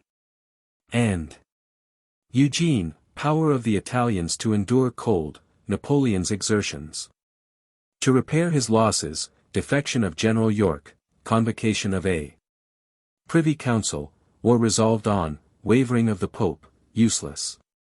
Negotiations with Vienna, Maria Louisa appointed regent. It may now be asked whether Bonaparte, previous to entering upon the last campaign, had resolved on restoring Poland to independence. The fact is that Bonaparte, as emperor, never entertained any positive wish to re-establish the old kingdom of Poland, though at a previous period he was strongly inclined to that re-establishment, of which he felt the necessity. He may have said that he would re-establish the kingdom of Poland, but I beg leave to say that that is no reason for believing that he entertained any such design. He had said, and even sworn, that he would never aggrandize the territory of the empire. The changeableness of Bonaparte's ideas, plans, and projects renders it difficult to master them. But they may be best understood when it is considered that all Napoleon's plans and conceptions varied with his fortunes. Thus, it is not unlikely that he might at one time have considered the re-establishment of Poland as essential to European policy, and afterwards have regarded it as adverse to the development of his ambition. Who can venture to guess what passed in his mind when dazzled by his glory at Dresden, and whether in one of his dreams he might not have regarded the empire of the Jagellons as another gem in the imperial diadem? The truth is that Bonaparte, when general-in-chief of the army of Egypt and first consul, had deeply at heart the avenging the dismemberment of Poland, and I have often conversed with him on this most interesting subject, upon which we entirely concurred in opinion. But times and circumstances were changed since we walked together on the terrace of Cairo and mutually deplored the death of young Sulkowski. Had Sulkowski lived, Napoleon's favorable intentions with respect to Poland might perhaps have been confirmed. A fact which explains to me the coolness, I may almost say the indifference, of Bonaparte to the resurrection of Poland is that the commencement of the consulate was the period at which that measure particularly occupied his attention. How often did he converse on the subject with me and other persons who may yet recollect his sentiments?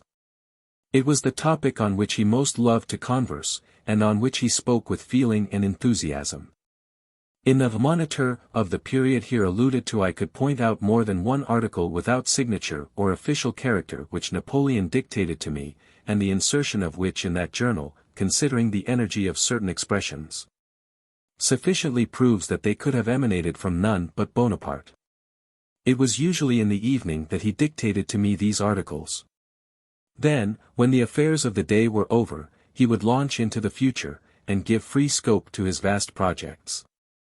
Some of these articles were characterized by so little moderation that the first consul would very often destroy them in the morning, smiling at the violent ebullitions of the preceding night.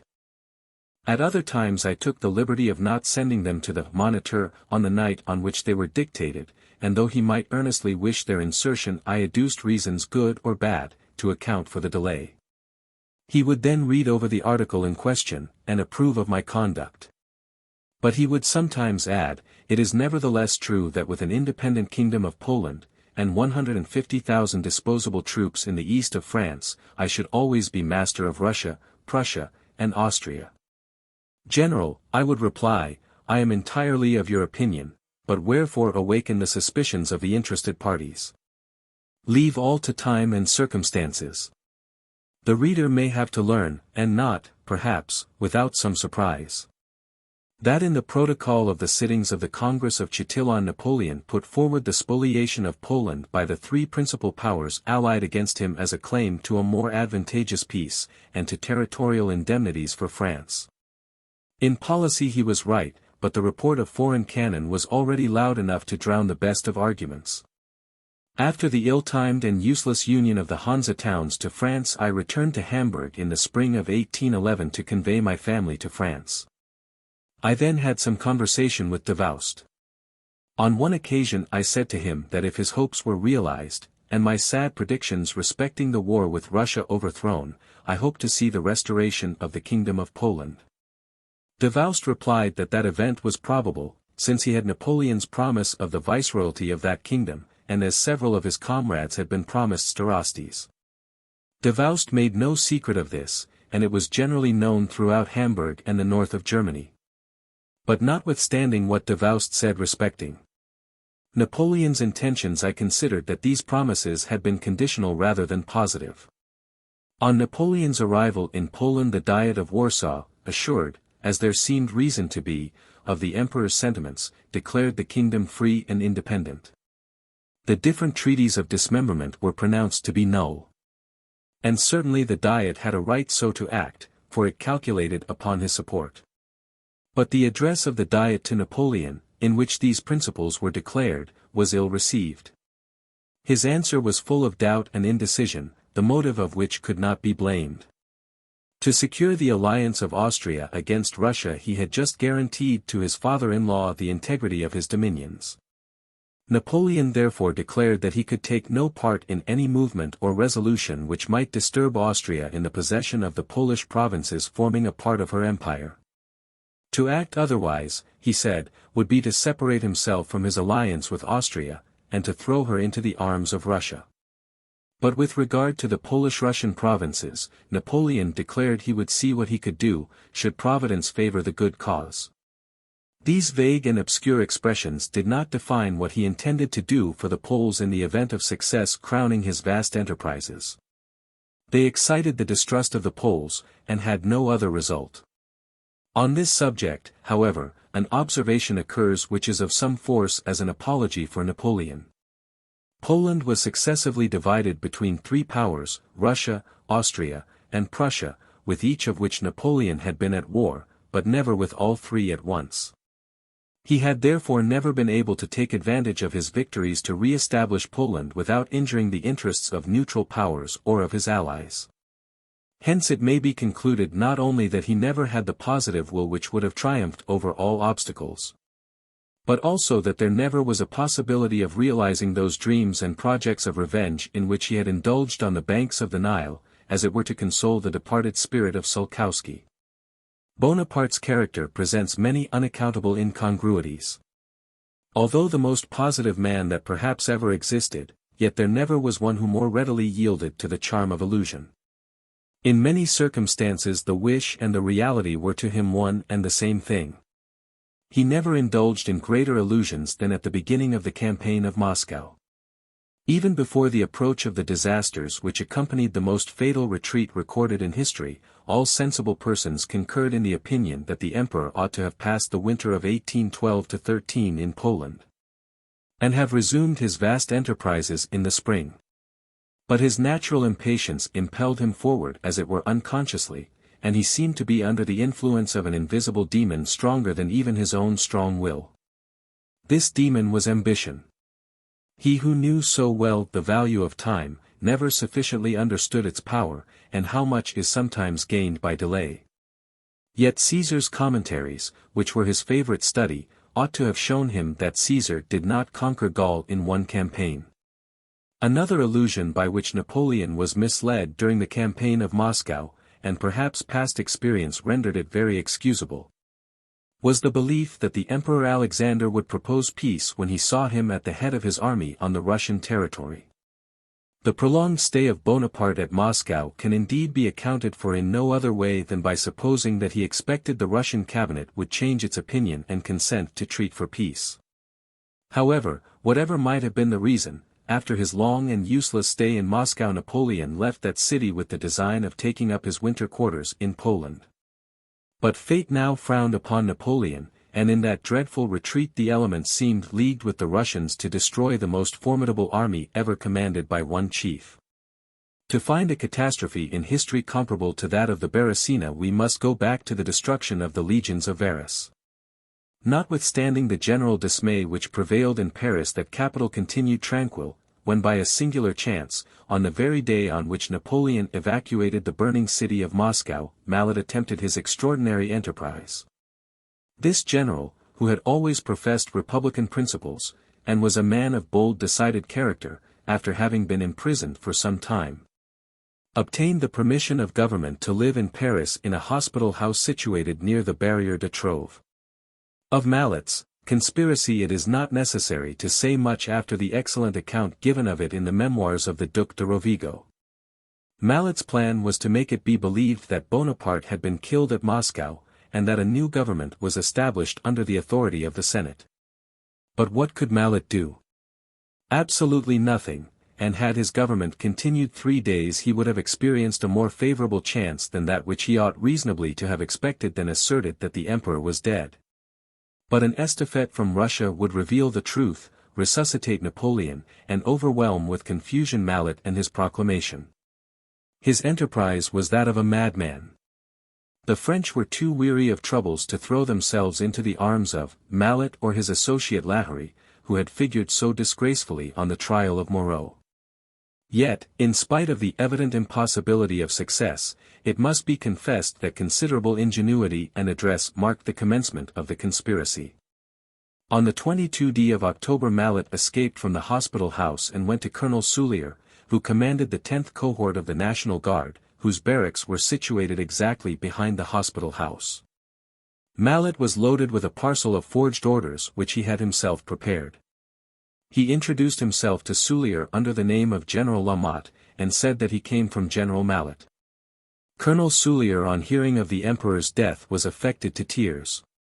He immediately ordered the adjutant to assemble the cohort and obey the orders of General Lamotte, to whom he expressed his regret for being himself too ill to leave his bed. It was then 2 o'clock in the morning, and the forged documents respecting the emperor's death slid the new form of government were read to the troops by lamplight. Malet then hastily set off with 1,200 men to La Force, and liberated the Sieurs Goodel and Laholles, who were confined there. Malet informed them of the emperor's death and of the change of government. Gave them some orders, in obedience to which the minister and prefect of police were arrested in their hotel. I was then at Courbevoie, and I went to Paris on that very morning to breakfast, as I frequently did, with the minister of police. My surprise may be imagined when General Malet gave out that the emperor was killed under the walls of Moscow on the 8th of October. He could not take any other day without incurring the risk of being contradicted by the arrival of the regular courier.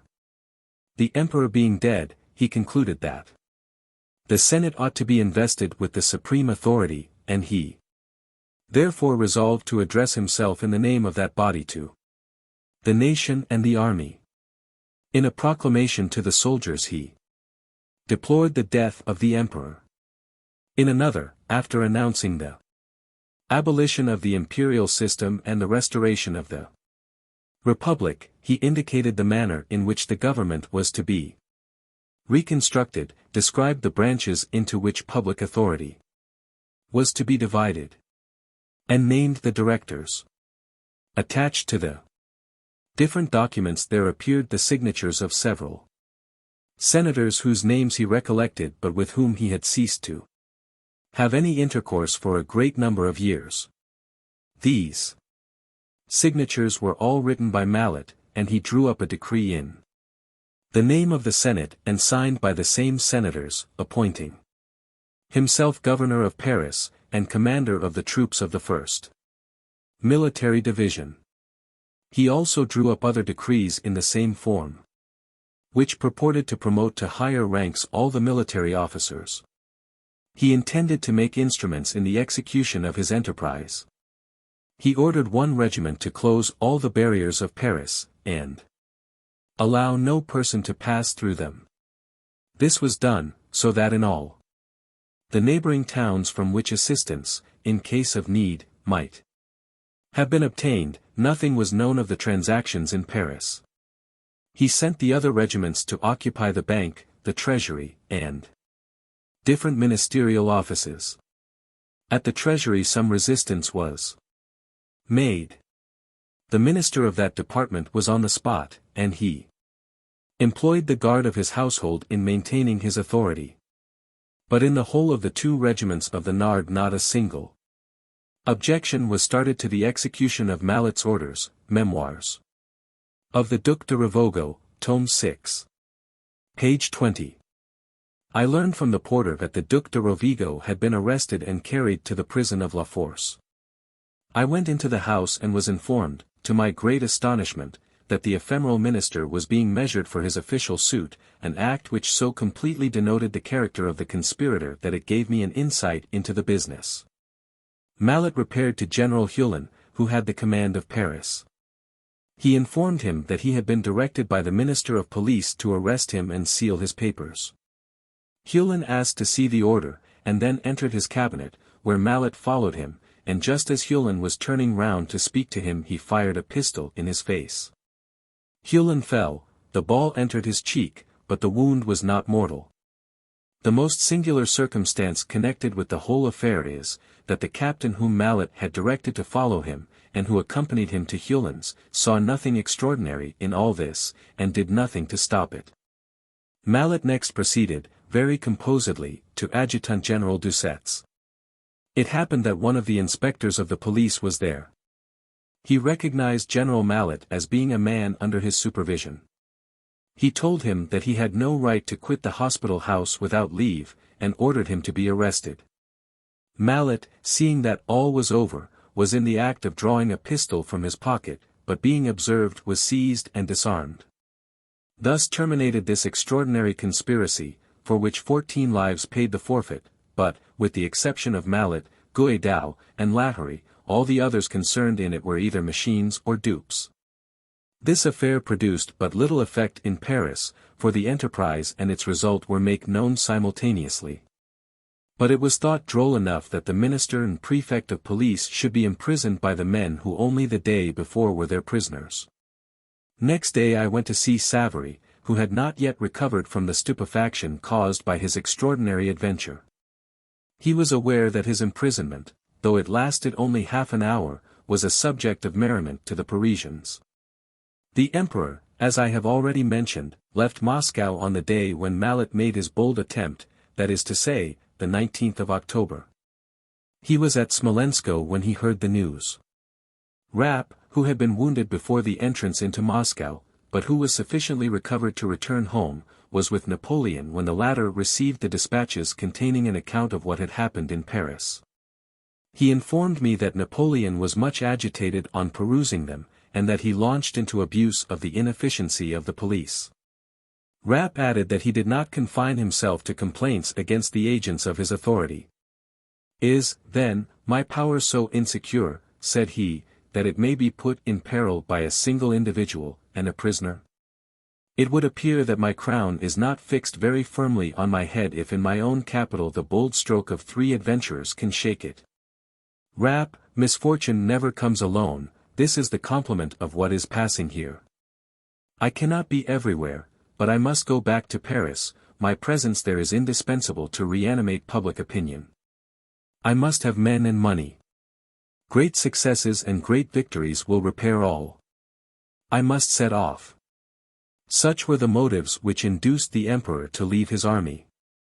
It is not without indignation that I have heard his precipitate departure attributed to personal cowardice.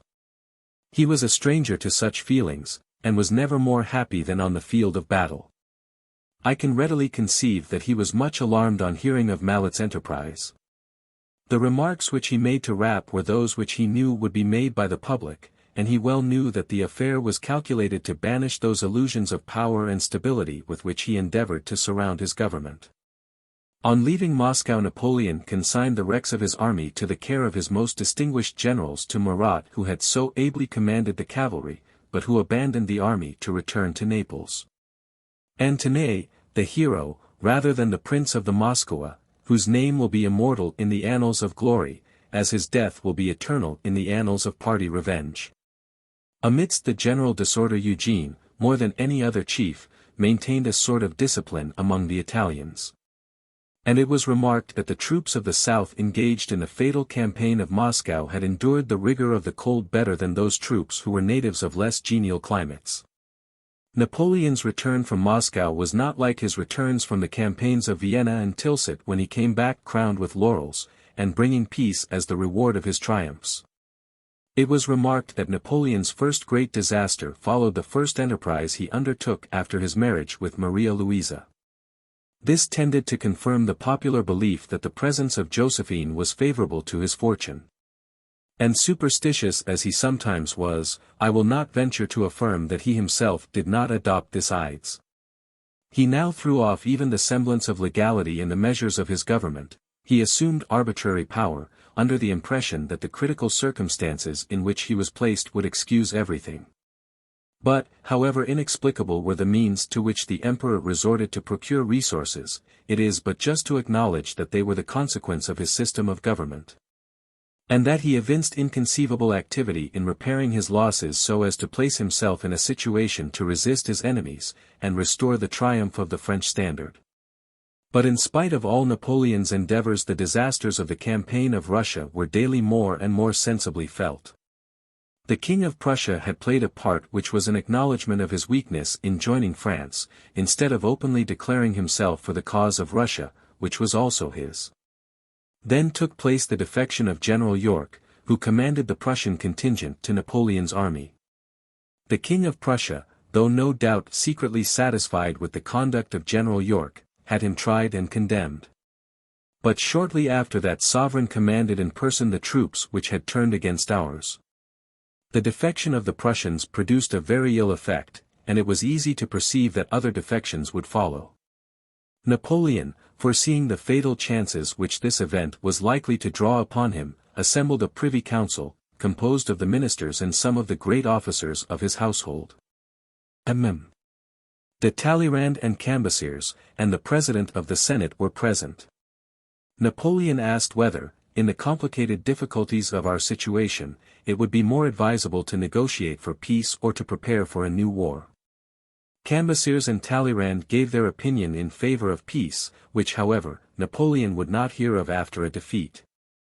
But the Duc de Feltri, Clark, knowing how to touch the susceptible chord in the mind of Bonaparte, said that he would consider the emperor dishonored if he consented to the abandonment of the smallest village which had been united to the empire by a senatus consult. This opinion was adopted, and the war continued. On Napoleon's return to Paris, the Pope, who was still at Fontainebleau, determined to accede to an arrangement, and to sign an act which the emperor conceived would terminate the differences between them. But being influenced by some of the cardinals who had previously incurred the emperor's displeasure, Pius VII disavowed the new concordat which he had been weak enough to grant, and the emperor, who then had more important affairs on his hands, dismissed the Holy Father, and published the act to which he had assented.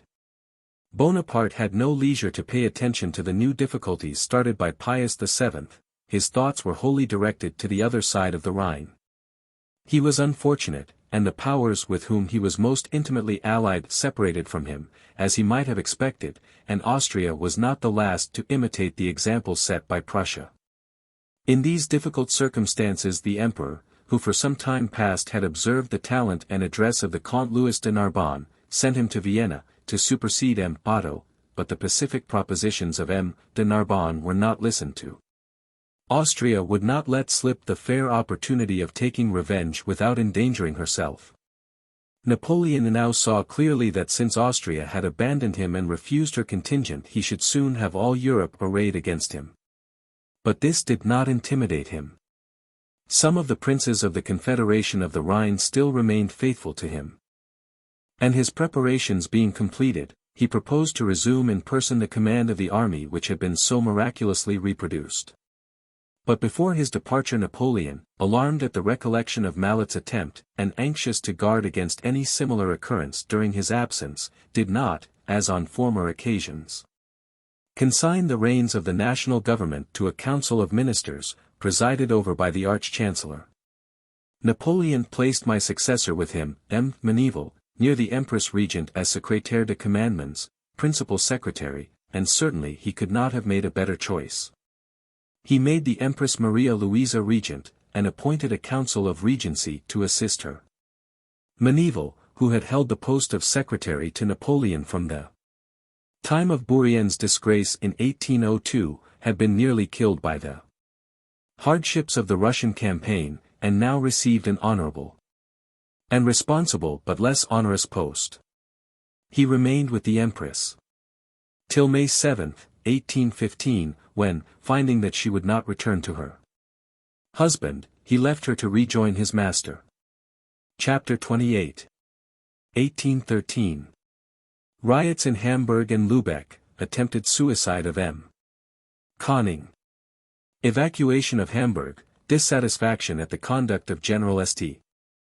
Cyr, the cabinets of Vienna and the Tuileries, first appearance of the Cossacks, Colonel Tettenborn invited to occupy Hamburg, cordial reception of the Russians, depredations, levies of troops. Testimonials of gratitude to Tettenborn, Napoleon's new army, death of General Morand, remarks of Napoleon on Vandamme, Bonaparte and Gustavus Adolphus, junction of the corps of Davoust and Vandamme. Reoccupation of Hamburg by the French, General Hogendorf appointed governor of Hamburg, exactions and vexatious contributions levied upon Hamburg and Lübeck, hostages.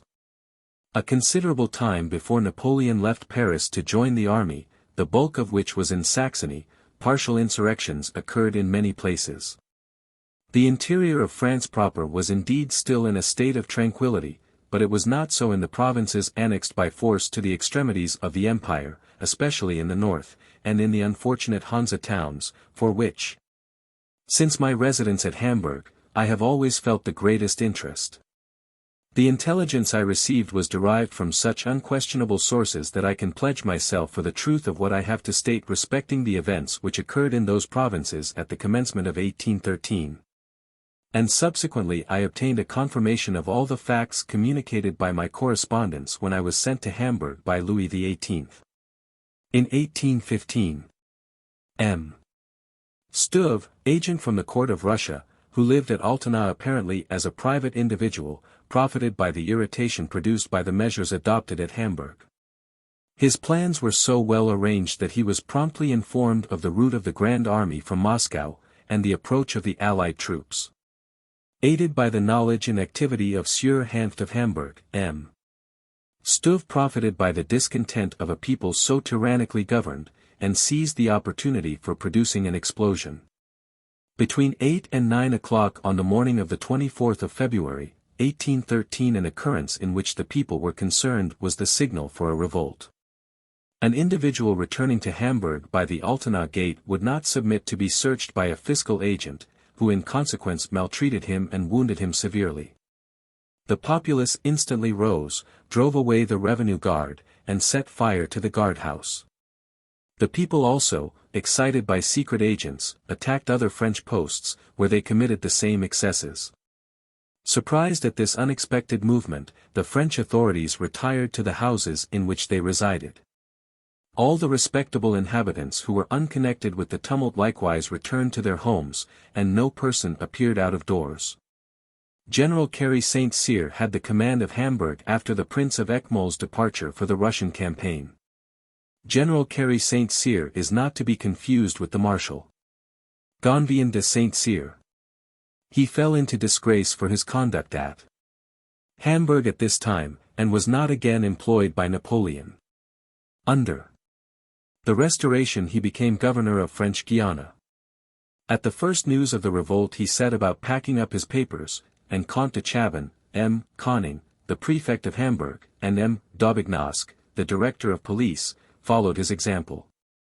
It was not till about 4 o'clock in the afternoon that a detachment of Danish hussars arrived at Hamburg, and the populace was then speedily dispersed. All the respectable citizens and men of property assembled the next morning and adopted means for securing internal tranquility, so that the Danish troops were enabled to return to Altona. Search was then made for the ringleaders of the disturbance. Many persons were arrested, and a military commission, ad hoc, was appointed to try them. The commission, however, condemned only one individual, who, being convicted of being one of the most active voters, was sentenced to be shot, and the sentence was carried into execution. On the February 26 a similar commotion took place at Lübeck. Attempts were made to attack the French authorities. The respectable citizens instantly assembled, protected them against outrage, and escorted them in safety to Hamburg, where they arrived on the 27th. The precipitate flight of these persons from Lübeck spread some alarm in Hamburg. The danger was supposed to be greater than it was because the fugitives were accompanied by a formidable body of troops. But these were not the only attempts to throw off the yoke of French domination, which had become insupportable. All the left bank of the Elbe was immediately in a state of insurrection, and all the official persons took refuge in Hamburg. During these partial insurrections everything was neglected. Indecision, weakness, and cupidity were manifested everywhere. Instead of endeavors to suit the minds of the people, which had been long exasperated by intolerable tyranny, recourse was had to rigorous measures. The prisons were crowded with a host of persons declared to be suspected upon the mere representations of the agents of the police. On the 3d of March a special military commission condemned 6 householders of Hamburg and its neighborhood to be shot on the glacis for no other offense than having been led, either by chance or curiosity, to a part of the town which was the scene of one of the riots. These executions excited equal horror and indignation, and General Cara St. Cyr was obliged to issue a proclamation for the dissolution of the military commission by whom the men had been sentenced. The intelligence of the march of the Russian and Prussian troops, who were descending the Elbe, increased the prevailing agitation in Westphalia, Hanover, Mecklenburg, and Pomerania, and all the French troops cantoned between Berlin and Hamburg, including those who occupied the coast of the Baltic, fell back upon Hamburg. General Cara St. Cyr and Baron Koning, the prefect of Hamburg, used to go every evening to Altona. The latter, worn out by anxiety in his unsettled state of life, lost his reason. And on his way to Hamburg, on the 5th of May, he attempted to cut his throat with a razor. His valet de chambre saved his life by rushing upon him before he had time to execute his design. It was given out that he had broken a blood vessel, and he was conveyed to Altona, where his wound was cured, and he subsequently recovered from his derangement. M. Koning, who was a native of Holland, was a worthy man, but possessed no decision of character, and but little ability. At this juncture exaggerated reports were circulated respecting the approach of a Russian corps. A retreat was immediately ordered, and it was executed on the 12th of March. General Cara St. Cyr, having no money for the troops, helped himself to 100,000 francs out of the municipal treasury. He left Hamburg at the head of the troops and the enrolled men of the custom house service. He was escorted by the burgher guard, which protected him from the insults of the populace. And the good people of Hamburg never had any visitors of whom they were more happy to be rid. This sudden retreat excited Napoleon's indignation. He accused General St. Cyr of pusillanimity, in an article inserted in the Moniteur, and afterwards copied by his order into all the journals. In fact, had General St.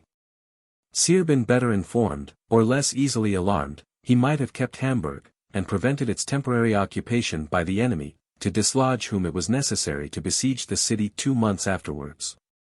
St. Cyr had 3,000 regular troops, and a considerable body of men in the custom house service. General Morand could have furnished him with 5,000 men from Mecklenburg. He might, therefore, not only have kept possession of Hamburg 2 months longer, but even to the end of the war, as General Lex Neroy's retained possession of Magdeburg. Had not General St. Cyr so hastily evacuated the Elbe, he would have been promptly aided by the corps which General Vandamme soon brought from the Vesle, and afterwards by the very corps with which Marshal Davoust recaptured Hamburg. The events just described occurred before Napoleon quitted Paris. In the month of August all negotiation was broken off with Austria, though that power, still adhering to her time-serving policy, continued to protest fidelity to the cause of the Emperor Napoleon until the moment when her preparations were completed and her resolution formed. But if there was duplicity at Vienna, was there not folly, nay, blindness, in the cabinet of the Tuileries? Could we reasonably rely upon Austria? She had seen the Russian army pass the Vistula and advance as far as the Sala without offering any remonstrance. At that moment a single movement of her troops, a word of declaration, would have prevented everything. As, therefore, she would not avert the evil when she might have done so with certainty and safety, there must have been singular folly and blindness in the cabinet who saw this conduct and did not understand it. I now proceed to mention the further misfortunes which occurred in the north of Germany, and particularly at Hamburg. At 15 leagues east of Hamburg, but within its territory, is a village named Burgdorf. It was in that village that the Cossacks were first seen. 12 or 1500 of them arrived there under the command of Colonel Tettenborn. But for the retreat of the French troops, amounting to 3,000, exclusive of men in the custom-house service, no attempt would have been made upon Hamburg. But the very name of the Cossacks inspired a degree of terror which must be fresh in the recollection of every one. Alarm spread in Hamburg, which, being destitute of troops and artillery, and surrounded with dilapidated fortifications, could offer no defense. The Senator Barch and Dr. No took upon themselves to proceed to Burgdorf to solicit Colonel Tettenborn to take possession of Hamburg, observing that they felt sure of his sentiments of moderation, and that they trusted they would grant protection to a city which had immense commercial relations with Russia. Tettenborn did not place reliance on these propositions because he could not suppose that there had been such a precipitate evacuation. He thought they were merely a snare to entrap him, and refused to accede to them. But a Dr. von Hesse, a Swede, settled in Hamburg some years, and known to Tettenborn as a decided partisan of England and Russia, persuaded the Russian commander to comply with the wishes of the citizens of Hamburg. However, Tettenborn consented only on the following conditions: that the old government should be instantly re-established, that a deputation of senators in their old costume should invite him to take possession of Hamburg, which he would enter only as a free and imperial Hansa town, that if those conditions were not complied with he would regard Hamburg as a French town, and consequently hostile. Notwithstanding the real satisfaction with which the senators of Hamburg received those propositions, they were restrained by the fear of a reverse of fortune. They, however, determined to accept them, thinking that whatever might happen they could screen themselves by alleging that necessity had driven them to the step they took. They therefore declared their compliance with the conditions, and that night and the following day were occupied in assembling the Senate, which had been so long dissolved, and in making the preparations which Tettenborn required. At 4 o'clock in the afternoon of the 17th of March a picket of Cossacks, consisting of only 40 men, took possession of a town recently flourishing, and containing a population of 124,000, but ruined and reduced to 80,000 inhabitants by the blessing of being united to the French Empire. On the following day, the 18th, Colonel Tettenborn entered Hamburg at the head of 1,000 regular and 200 irregular Cossacks. I have described the military situation of Hamburg when it was evacuated on the 12th of March, and Napoleon's displeasure may be easily conceived. Tettenborn was received with all the honors usually bestowed upon a conqueror. Enthusiasm was almost universal. For several nights the people devoted themselves to rejoicing. The Cossacks were gorged with provisions and drink, and were not a little astonished at the handsome reception they experienced. It was not until the expiration of 3 or 4 days that the people began to perceive the small number of the Allied troops. Their amount gradually diminished. On the day after the arrival of the Cossacks a detachment was sent to Lübeck, where they were received with the same honors as at Hamburg. Other detachments were sent upon different places, and after 4 days' occupation there remained in Hamburg only 70 out of the 1,200 Cossacks who had entered on the March 18. The first thing their commander did was to take possession of the post office and the treasuries of the different public offices. All the movable effects of the French government and its agents were seized and sold. The officers evinced a true Cossack disregard of the rights of private property. Counts Hune, Boesenitz, and Venechtern, who had joined Tettenborn's staff, rendered themselves conspicuous by plundering the property of M. Pioneer, the director of the customs, and M. Gani, the postmaster, and not a bottle of wine was left in their cellars.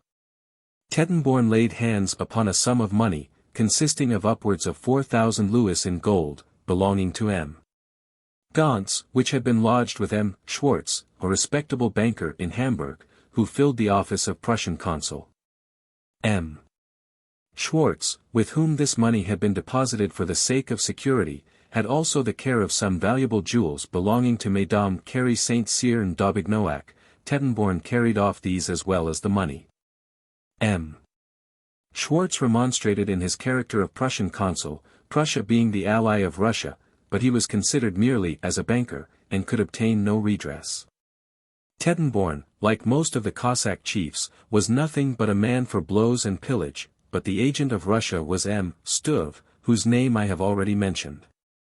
Orders were speedily given for a levy of troops, both in infantry and cavalry, to be called Hanseatic volunteers. A man named Hanft, who had formerly been a butcher, raised at his own expense a company of foot and one of lancers, of which he took the command. This undertaking, which cost him 130,000 francs, may afford some idea of the attachment of the people of Hamburg to the French government. But money, as well as men, was wanting, and a heavy contribution was imposed to defray the expense of enrolling a number of workmen out of employment in idlers, of various kinds. Voluntary donations were solicited, and enthusiasm was so general that even servant maids gave their rings. The sums thus collected were paid into the chest of Tettenborn's staff, and became a prey to dishonest appropriation. With respect to this money Sieur Oswald was accused of not having acted with the scrupulous delicacy which Madame de Staël attributes to his namesake in her romance of Corinne. Between 800 and 10,000 men were levied in the Hanse towns and their environs, the population of which had been so greatly reduced within 2 years.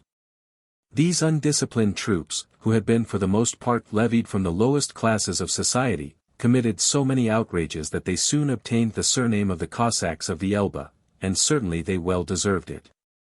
Such was the hatred which the French government had inspired in Hamburg that the occupation of Tettenborn was looked upon as a deliverance. On the colonel's departure the Senate, anxious to give high a testimonial of gratitude, presented him with the freedom of the city, accompanied by 50 gold Frederics, 105,000 francs. With which he was doubtless much more gratified than with the honor of the citizenship. The restored Senate of Hamburg did not long survive. The people of the Hanse towns learned, with no small alarm, that the emperor was making immense preparations to fall upon Germany, where his lieutenants could not fail to take cruel revenge on those who had disavowed his authority. Before he quitted Paris on the 15th of April Napoleon had recalled under the banners of the army 180,000 men, exclusive of the guards of honor, and it was evident that with such a force he might venture on a great game, and probably win it. Yet the month of April passed away without the occurrence of any event important to the Hanse towns, the inhabitants of which vacillated between hope and fear. Attacks daily took place between parties of Russian and French troops on the territory between Lüneburg and Bremen. In one of these encounters General Morand was mortally wounded, and was conveyed to Lüneburg. His brother having been taken prisoner in the same engagement, Tettenborn, into whose hands he had fallen, gave him leave on parole to visit the general, but he arrived in Lüneburg only in time to see him die.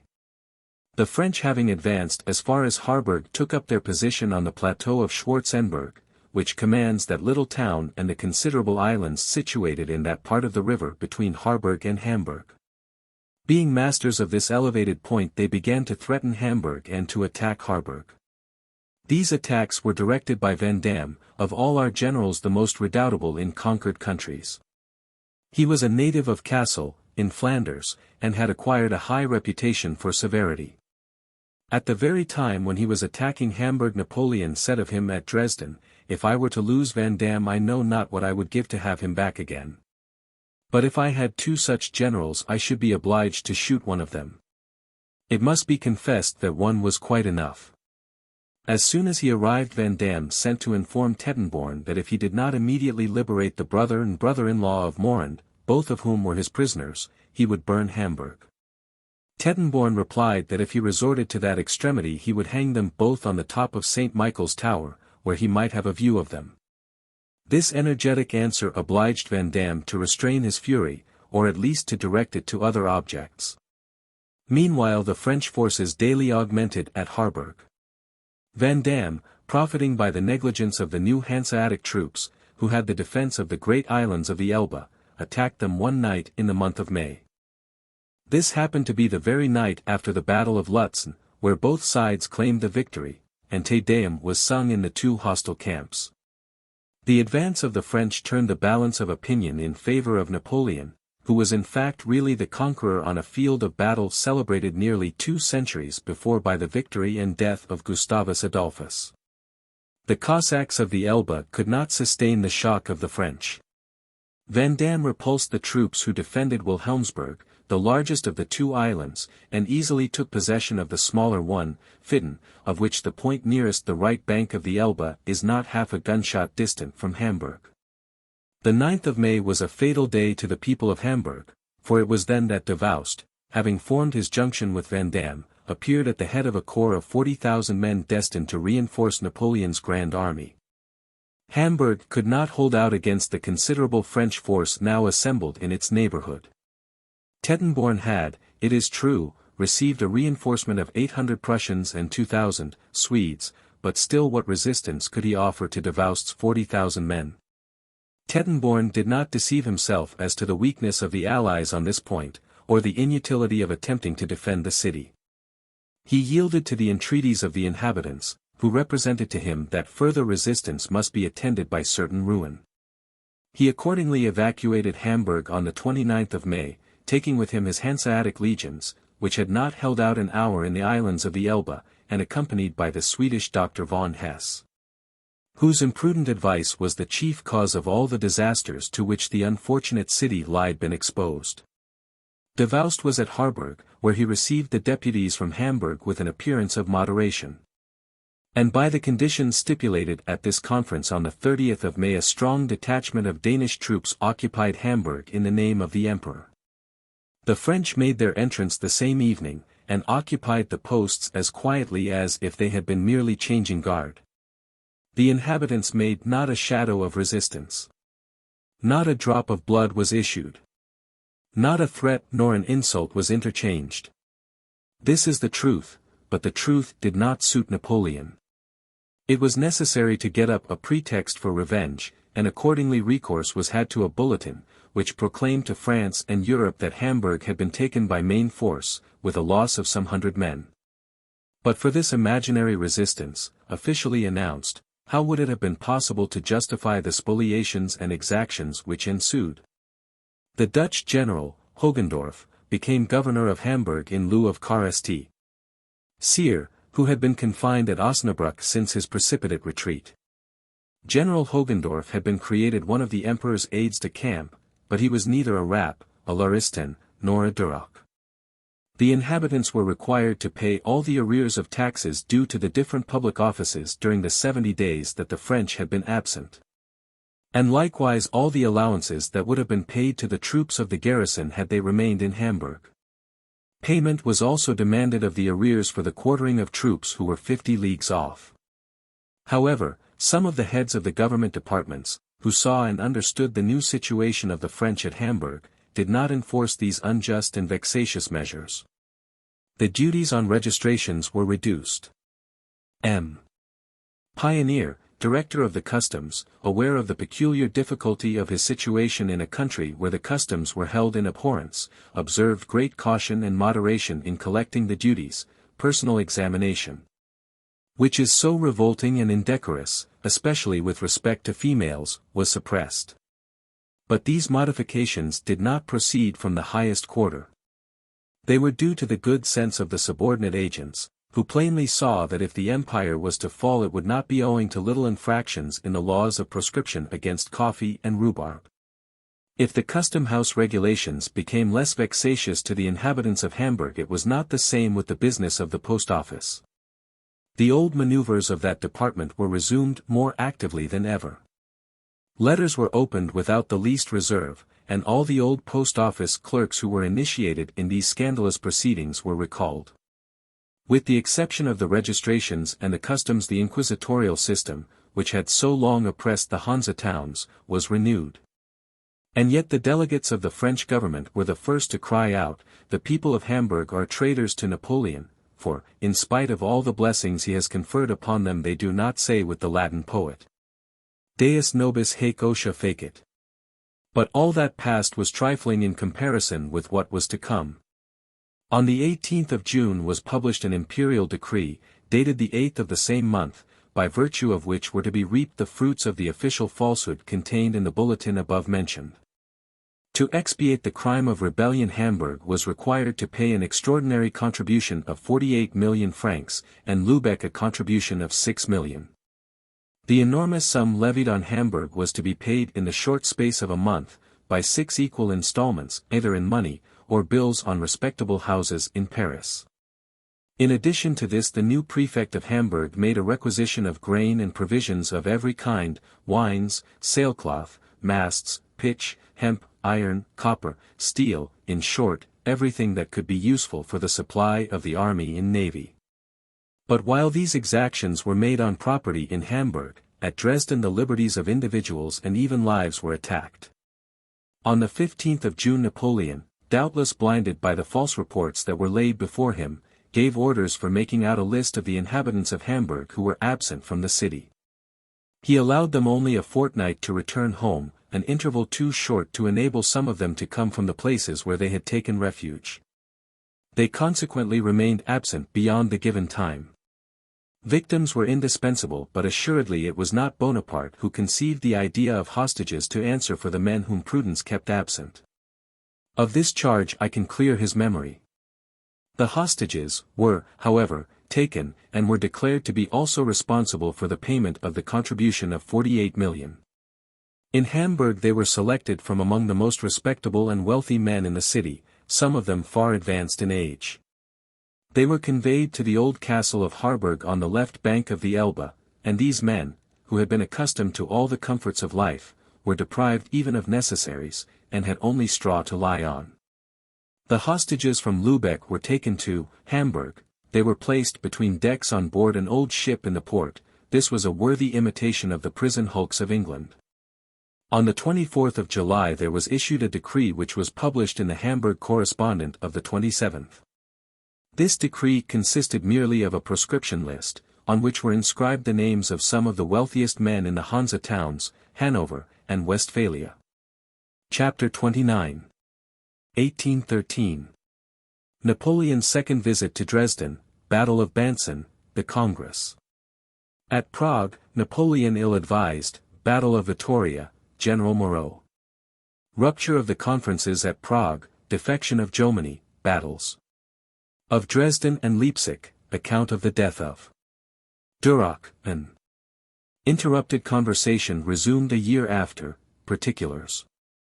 Respecting Poniatowski, his extraordinary courage and death. His monument at Leipzig and tomb in the Cathedral of Warsaw. On the 2d of May Napoleon won the Battle of Lutzen. A week after he was at Dresden, not as on his departure for the Russian campaign. Like the sovereign of the West surrounded by his mighty vassals, he was now in the capital of the only one of the monarchs of his creation who remained faithful to the French cause, and whose good faith eventually cost him half his dominions. The emperor stayed only 10 days in Dresden, and then went in pursuit of the Russian army, which he came up with on the 19th, at Bautzen. This battle, which was followed on the 2 succeeding days by the battles of Wirchen and Oklakirchen, may be said to have lasted 3 days, a sufficient proof that it was obstinately disputed. It ended in favor of Napoleon, but he and France paid dearly for it, while General Kirchner and Duroc were talking together. The former was killed by a cannonball, which mortally wounded the latter in the abdomen.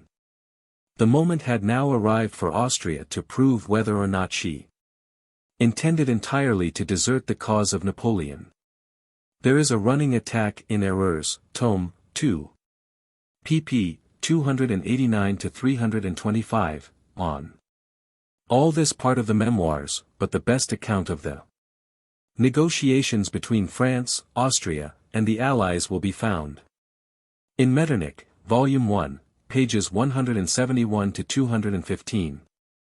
Metternich, with good reason, prides himself on the skill with which he gained from Napoleon the exact time, 20 days, necessary for the concentration of the Austrian armies. Whether the negotiations were consistent with good faith on the part of Austria is another matter. But, one thing seems clear, the Austrian marriage ruined Napoleon. He found it impossible to believe that the monarch who had given him his daughter would strike the decisive blow against him. Without this belief there can be no doubt that he would have attacked Austria before she could have collected her forces, and Metternich seems to have dreaded the result. It was necessary, therefore, to prevent Napoleon from carrying out his usual system of leaving an army of observation before the Allied armies, and himself turning to Bohemia to deal a great blow at us. The effect of which it would be impossible to foresee in the present depressed state of the great majority of our men. Metternich, Volume I, page 177. With our knowledge of how Napoleon held his own against the three armies at Dresden, we may safely assume that he would have crushed Austria if she had not joined him or disarmed. The conduct of Austria was natural and politic, but it was only successful because Napoleon believed in the good faith of the Emperor Francis, his father-in-law. It is to be noted that Austria only succeeded in getting Alexander to negotiate on the implied condition that the negotiations were not to end in a peace with France. See Metternich, Volume 1, p. 181, where, in answer to the Tsar's question as to what would become of their cause if Napoleon accepted the Austrian mediation, he says that if Napoleon declines, Austria will join the Allies. If Napoleon accepts, the negotiations will most certainly show Napoleon to be neither wise nor just, and then the result will be the same. In any case we shall have gained the necessary time to bring our armies into such positions that we need not again fear a separate attack on any one of them, and from which we may ourselves take the offensive. All her amicable demonstrations were limited to an offer of her intervention in opening negotiations with Russia. Accordingly, on the 4th of June, an armistice was concluded at Pleiswitz, which was to last till the 8th of July, and was finally prolonged to the 10th of August. The first overtures after the conclusion of the armistice of Pleiswitz determined the assembling of a congress at Prague. It was reported at the time that the Allies demanded the restoration of all they had lost since 1805. That is to say, since the campaign of Ulm. In this demand Holland and the Hansa towns, which had become French provinces, were comprehended. But we should still have retained the Rhine, Belgium, Piedmont, Nice, and Savoy. The Battle of Vittoria. The news of this decisive battle increased the difficulty of the French plenipotentiaries at Prague, and raised the demands of the Allies. It also shook the confidence of those who remained faithful to us. Bourrienne, which placed the whole of Spain at the disposal of the English, the retreat of Suchet upon the Ebro, the fear of seeing the army of Spin annihilated, were enough to alter the opinions of those councillors who still recommended war. Notwithstanding Napoleon's opposition and his innate disposition to acquire glory by his victories, probably he would not have been inaccessible to the reiterated representations of sensible men who loved their country. France, therefore, has to reproach his advisers. At this juncture General Moreau arrived. It has been said that he came at the solicitation of Bernadotte. This is neither true nor probable. In the first place, there never was any intimacy between Bernadotte and Moreau. And, in the next, how can it be imagined that Bernadotte wished to see Moreau emperor? But this question is at once put at rest by the fact, that in the interview at Abo the Emperor of Russia hinted to Bernadotte the possibility of his succeeding Napoleon. It was generally reported at the time, and I have since learnt that it was true, that the French princes of the House of Bourbon had made overtures to Moreau through the medium of General Willot, who had been proscribed on the 18th Fructidor. And I have since learned from an authentic source that General Moreau, who was then at Baltimore, refused to support the Bourbon cause. Moreau yielded only to his desire of being revenged on Napoleon. And he found death where he could not find glory. At the end of July the proceedings of the Congress at Prague were no further advanced than at the time of its assembling.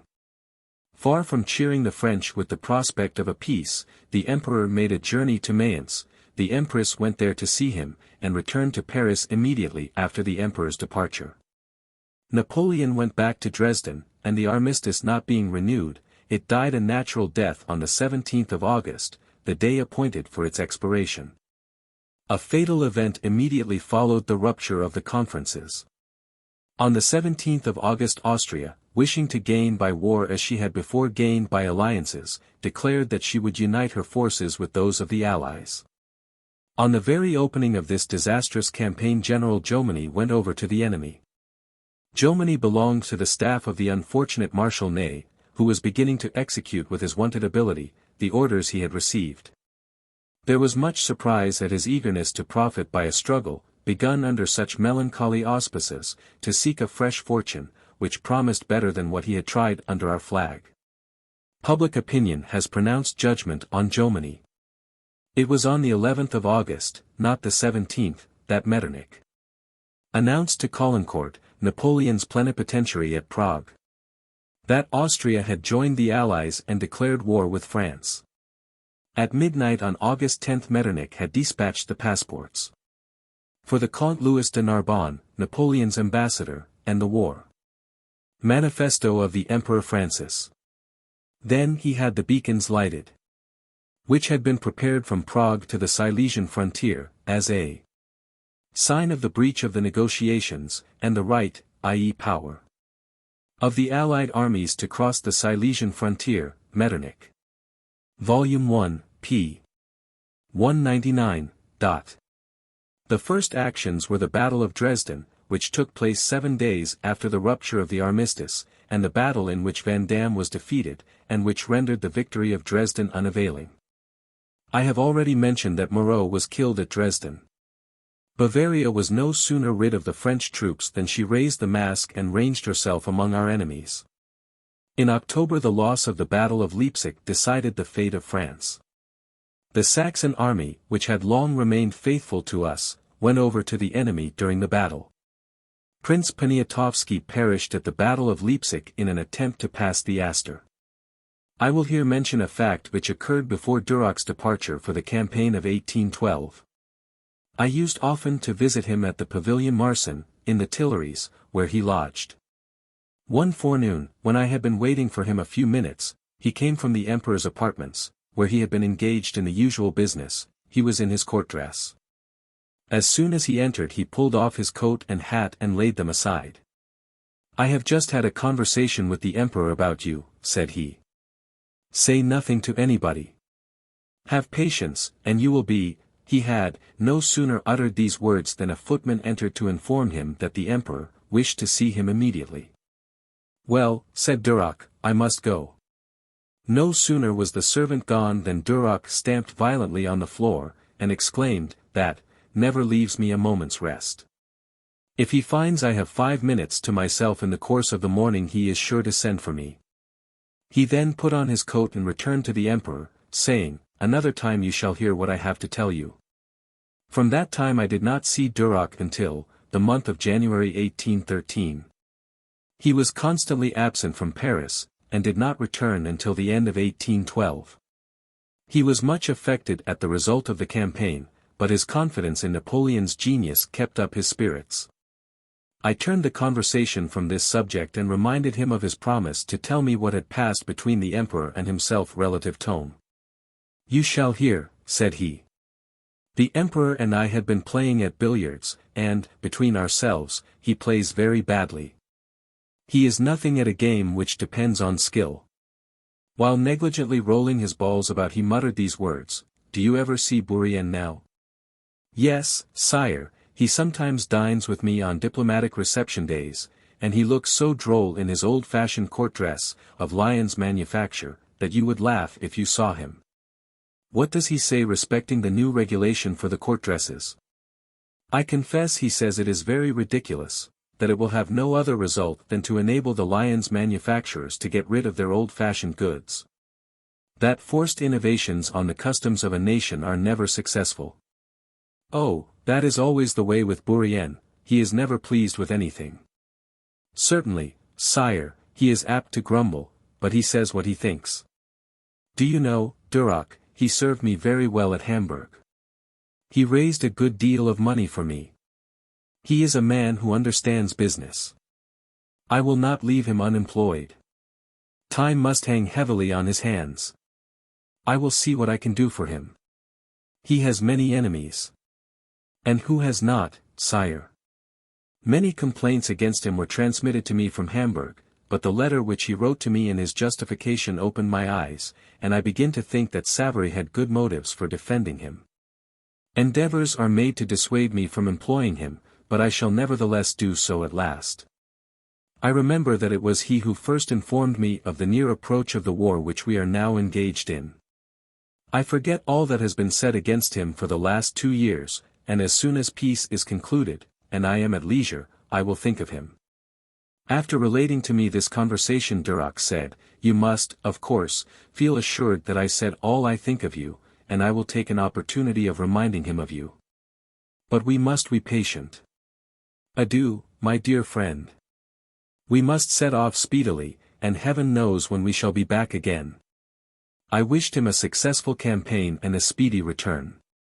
Alas! I was doomed to see my excellent friend only once again. Next to the death of Duroc, the loss most sincerely regretted during the campaign of 1813 was that of Prince Poniatowski. Joseph Poniatowski, a nephew of Stanislaus Augustus, King of Poland, was born at Warsaw on the 7th of May, 1763. At an early age he was remarkable for his patriotic spirit. But his uncle's influence gave him an apparent irresolution, which rendered him suspected by some of the parties in Poland. After his uncle had acceded to the Confederation of Targowitz, Poniatowski left the service accompanied by most of his principal officers. But when, in 1794, the Poles endeavored to repulse the Russians, he again repaired to the Polish camp and entered the army as a volunteer. His noble conduct obtained for him the esteem of his countrymen. Kosciuszko gave him the command of a division, with which he rendered useful services during the 2 sieges of Warsaw. Immediately after the surrender of that capital Poniatowski went to Vienna. He refused the offers of Catherine and Paul to bear arms in the service of Russia. Poniatowski retired to his estate near Warsaw, where he lived like a private gentleman until the creation of the Grand Duchy of Warsaw revived the hopes of the Polish patriots. He then became war minister. The Archduke Ferdinand having come, in 1809, with Austrian troops to take possession of the Duchy of Warsaw, Poniatowski, who commanded the Polish troops, which were very inferior in numbers to the Austrian force, obliged the latter, rather by dint of skillful maneuvering than by fighting, to evacuate the Grand Duchy. He pursued them into Galicia as far as Krakow. After this honorable campaign he continued to exercise his functions as minister until 1812. The war against Russia again summoned him to the head of the Polish army. After taking part in all the events of that war, which was attended by such various chances, Poniatowski was present at the Battle of Leipzig. That battle, which commenced on the 14th of October, the anniversary of the famous battles of Ulm and of Jena, lasted 4 days, and decided the fate of Europe. 500,000 men fought on a surface of 3 square leagues.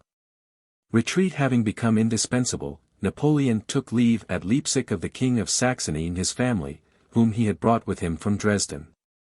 The emperor then exclaimed in a loud voice, "Adieu, Saxons," to the people who filled the marketplace, where the king of Saxony resided.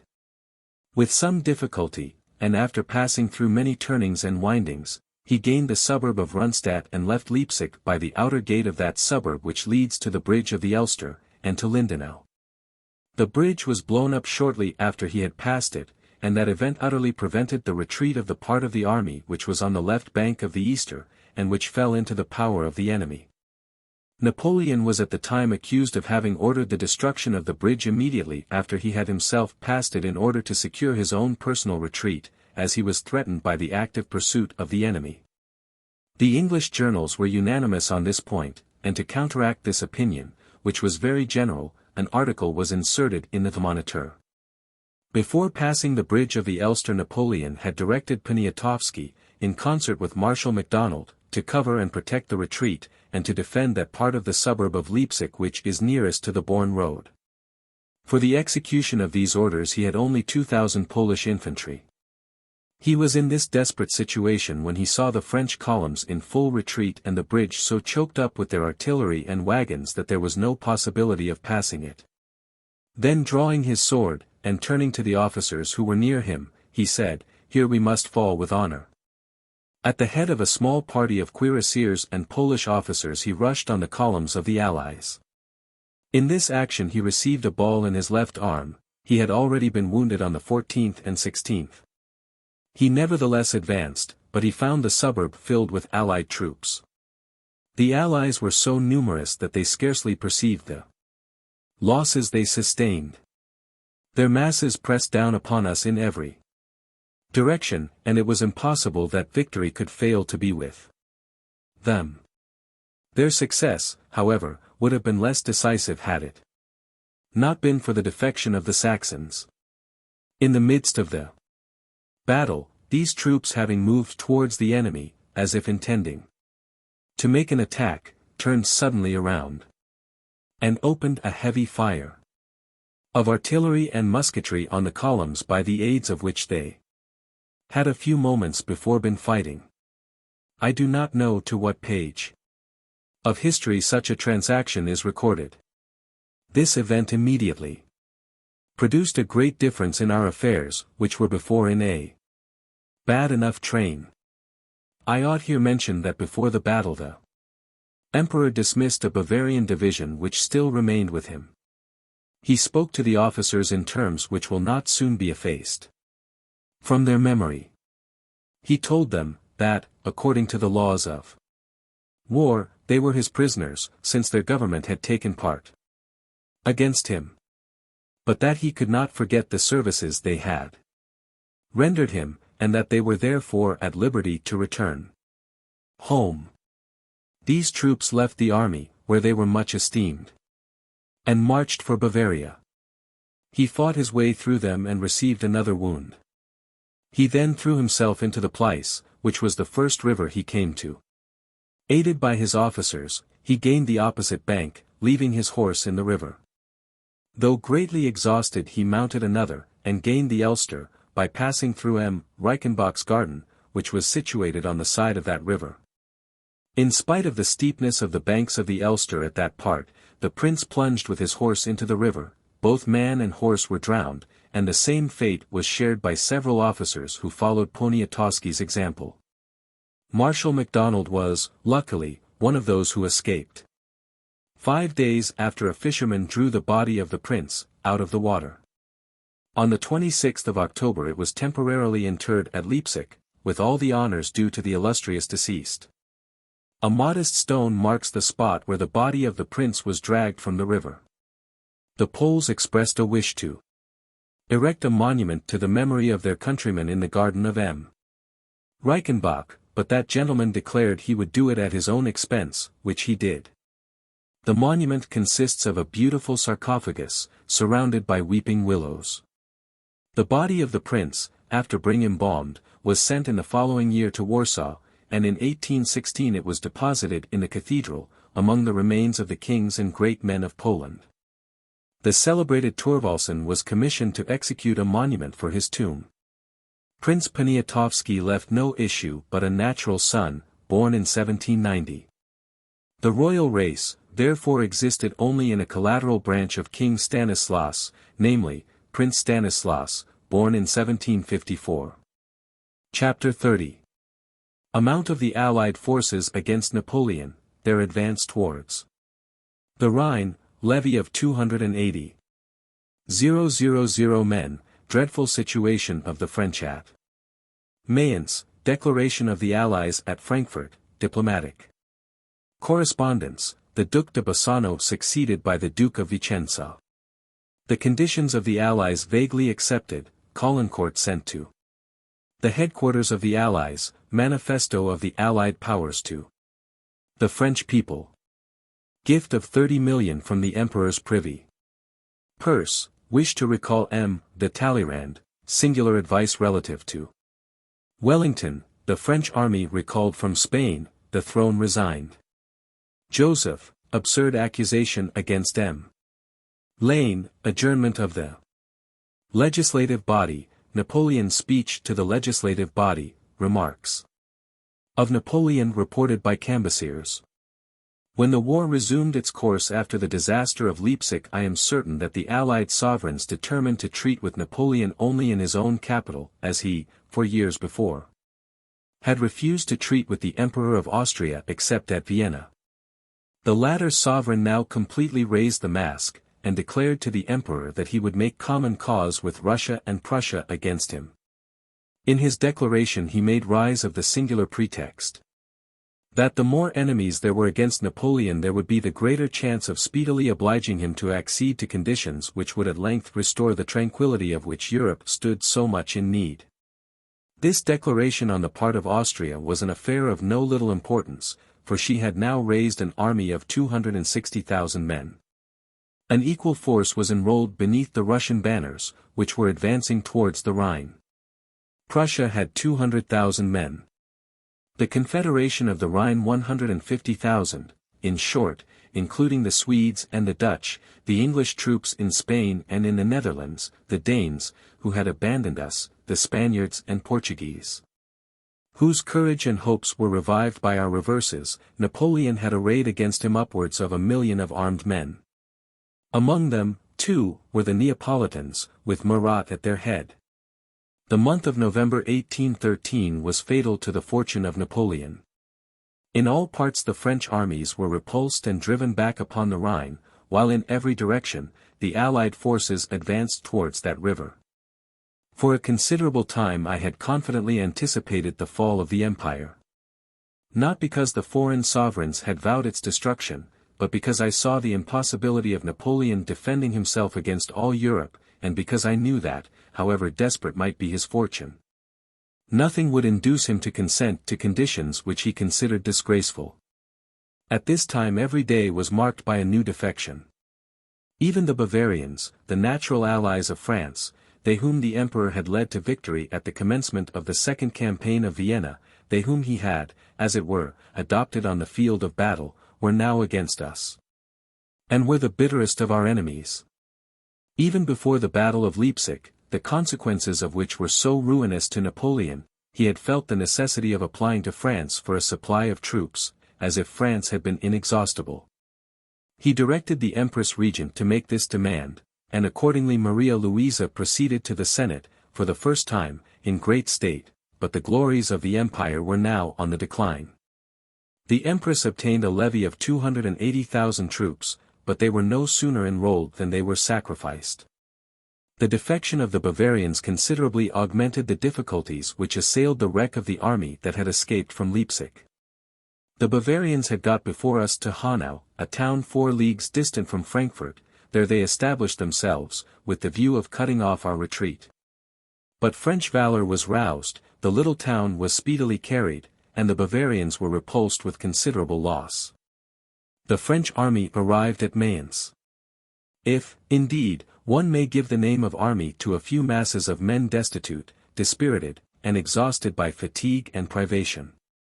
On the arrival of the troops at Mayence no preparation had been made for receiving them, there were no provisions, or supplies of any kind, and, as the climax of misfortune, infectious epidemics broke out amongst the men. All the accounts I received concurred in assuring me that their situation was dreadful. However, without counting the wreck which escaped from the disasters of Leipzig, and the ravages of disease. Without including the 280,000 men which had been raised by a senatus consult, on the application of Maria Louisa, the emperor still possessed 120,000 good troops. But they were in the rear, scattered along the Elbe, shut up in fortresses such as Danzig, Hamburg, Torgau, and Spandau. Such was the horror of our situation that if, on the one hand, we could not resolve to abandon them, it was at the same time impossible to aid them. In France a universal cry was raised for peace, at whatever price it could be purchased. In this state of things it may be said that the year 1813 was more fatal to Napoleon than the year 1812. The disasters of Moscow were repaired by his activity and the sacrifices of France, but the disasters of Leipzig were irreparable. I shall shortly speak of some negotiations in which, if I had chosen, I might have taken a part. After the Battle of Leipzig, in which France lost, for the second time, a formidable army, all the powers allied against Napoleon declared at Frankfurt, on the 9th of November, that they would never break the bonds which united them. That henceforth it was not merely a continental peace, but a general peace, that would be demanded, and that any negotiation not having a general peace for its object would be rejected. The Allied powers declared that France was to be confined within her natural limits, the Rhine, the Alps, and the Pyrenees. This was all that was to remain of the vast empire founded by Napoleon. But still it must be allowed it was a great deal, after the many disasters France had experienced, and when she was menaced with invasion by numerous and victorious armies. But Napoleon could not accede to such proposals, for he was always ready to yield to illusion when the truth was not satisfactory to him. According to the proposals of the Allies at Frankfurt, Germany, Italy, and Spain were to be entirely withdrawn from the dominion of France. England recognized the freedom of trade and navigation, and there appeared no reason to doubt the sincerity of her professed willingness to make great sacrifices to promote the object proposed by the Allies. But to these offers a fatal condition was added, namely, that the Congress should meet in a town, to be declared neutral, on the right bank of the Rhine, where the plenipotentiaries of all the belligerent powers were to assemble. But the course of the war was not to be impeded by these negotiations. This system of negotiating and advancing was a realization of Metternich's idea, copying Napoleon's own former procedure. Let us hold always the sword in one head, and the olive branch in the other, always ready to negotiate, but only negotiating whilst advancing. Here is Napoleon's system, may he find enemies who will carry on war as he would carry it on himself. Metternich. Volume 2. Page 346. The Duc de Bassano, Marat, who was still Minister for Foreign Affairs, replied, by order of Napoleon, to the overtures made by the Allies for a General Congress, and stated that the Emperor acceded to them, and wished Mannheim to be chosen as the neutral town. Metternich replied in a note, dated Frankfurt, the 25th of November, stating that the Allies felt no difficulty in acceding to Napoleon's choice of Mannheim for the meeting of the Congress, but as M. de Bassano's letter contained no mention of the general and summary bases I have just mentioned, and which had been communicated to M. de Saint-Aignan at Frankfurt, Metternich stated that the Allies wished the Emperor Napoleon to declare his determination respecting those bases, in order that insurmountable difficulties might not arrest the negotiations at their very outset. The Duke of Vicenza, Caulaincourt, who had just succeeded the Duc de Bassano, received this letter.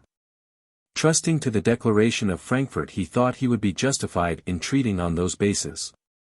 He confidently relied on the consent of Napoleon. But the Allies had now determined not to grant the limits accorded by that declaration. Caulaincourt was therefore obliged to apply for fresh powers, which being granted, he replied, on the 2d of December, that Napoleon accepted the fundamental and summary bases which had been communicated by M. de Saint-Aignan. To this letter M. Metternich answered that the emperors of Russia and Austria were gratified to find that the Emperor of France recognized the bases judged necessary by the Allies. That the two sovereigns would communicate without delay the official document to their allies, and that they were convinced that immediately on receiving their reply the negotiations might be opened without any interruption of the war. We shall now see the reason why these first negotiations came to no result. In the month of October the Allies overthrew the colossal edifice denominated the French Empire. When led by victory to the banks of the Rhine they declared their wish to abstain from conquest, explained their intentions, and manifested an unalterable resolution to abide by them.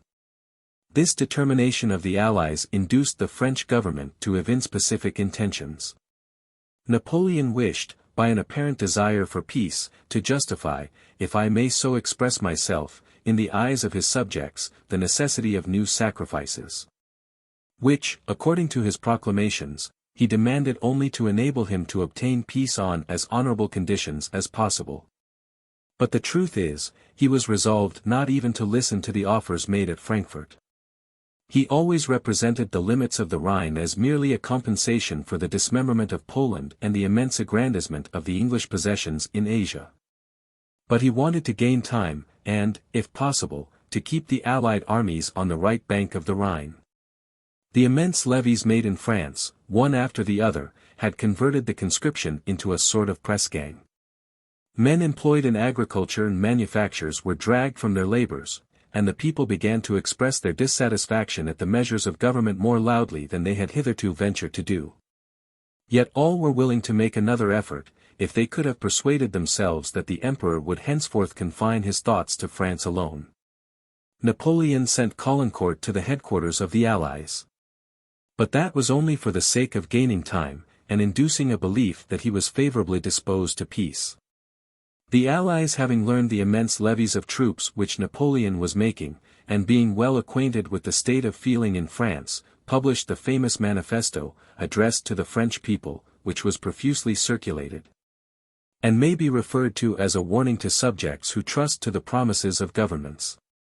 The good faith with which the promises in the manifesto were kept may be judged of from the Treaty of Paris.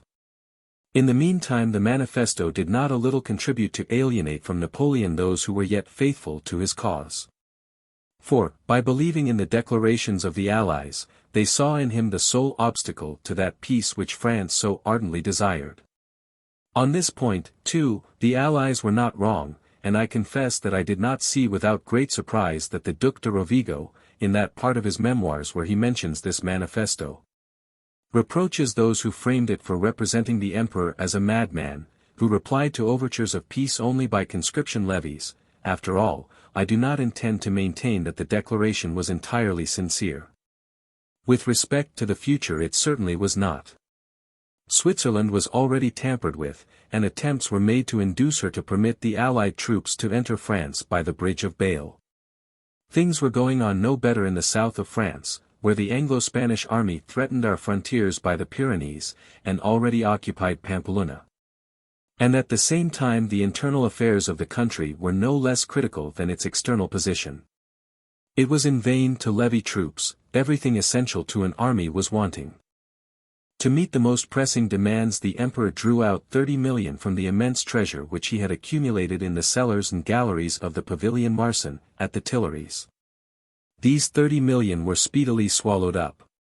Nevertheless it was an act of generosity on the part of Napoleon, and I never could understand on what ground the legislative body complained of the outlay, because, as the funds did not proceed from the budget, there needed no financial law to authorize their application. Besides, why did these rigid legislators, who, while fortune smiled on Bonaparte, dared not utter a word on the subject, demand, previously to the gratuitous gift just mentioned, that the 350,000 in the emperor's privy purée should be transferred to the imperial treasury and carried to the public accounts? Why did they wink at the accumulation in the Tuileries of the contributions and exactions levied in conquered countries? The answer is plain, because there would have been danger in opposing it. Amidst the difficulties which assailed the emperor he cast his eyes on M. de Talleyrand. But it being required, as a condition of his receiving the portfolio of foreign affairs, that he should resign his office of Vice Grand Elector. M. de Talleyrand preferred a permanent post to a portfolio, which the caprice of a moment might withdraw. I have been informed that, in a conversation with the Emperor, M.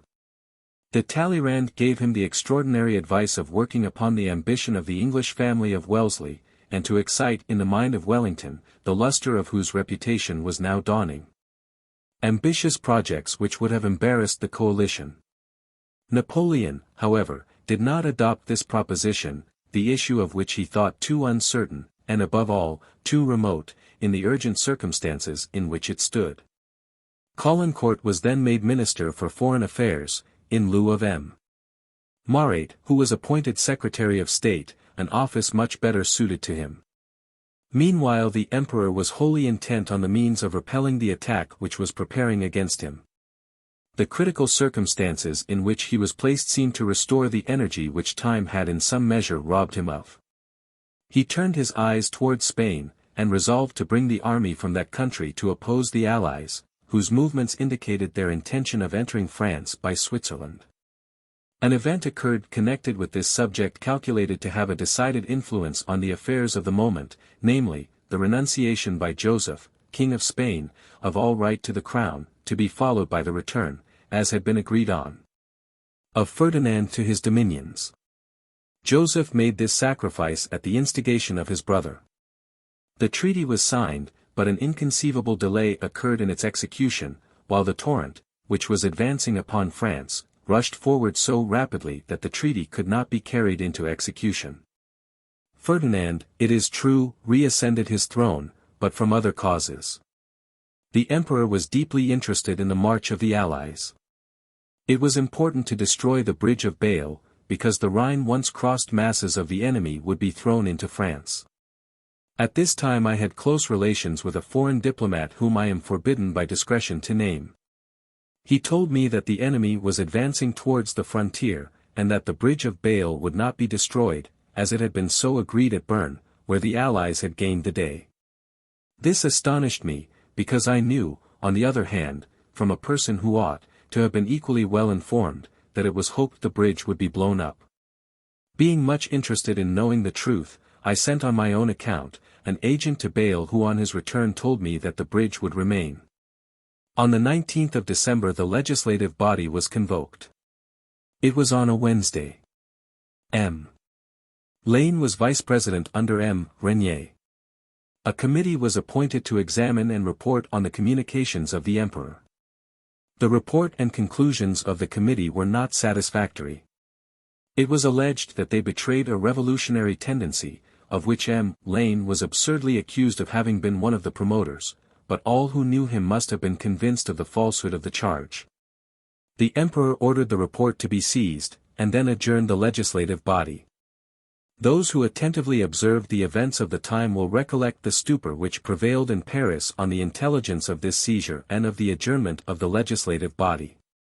1,000 conjectures were started as to what new occurrences had taken place abroad, but nothing satisfactory was learned.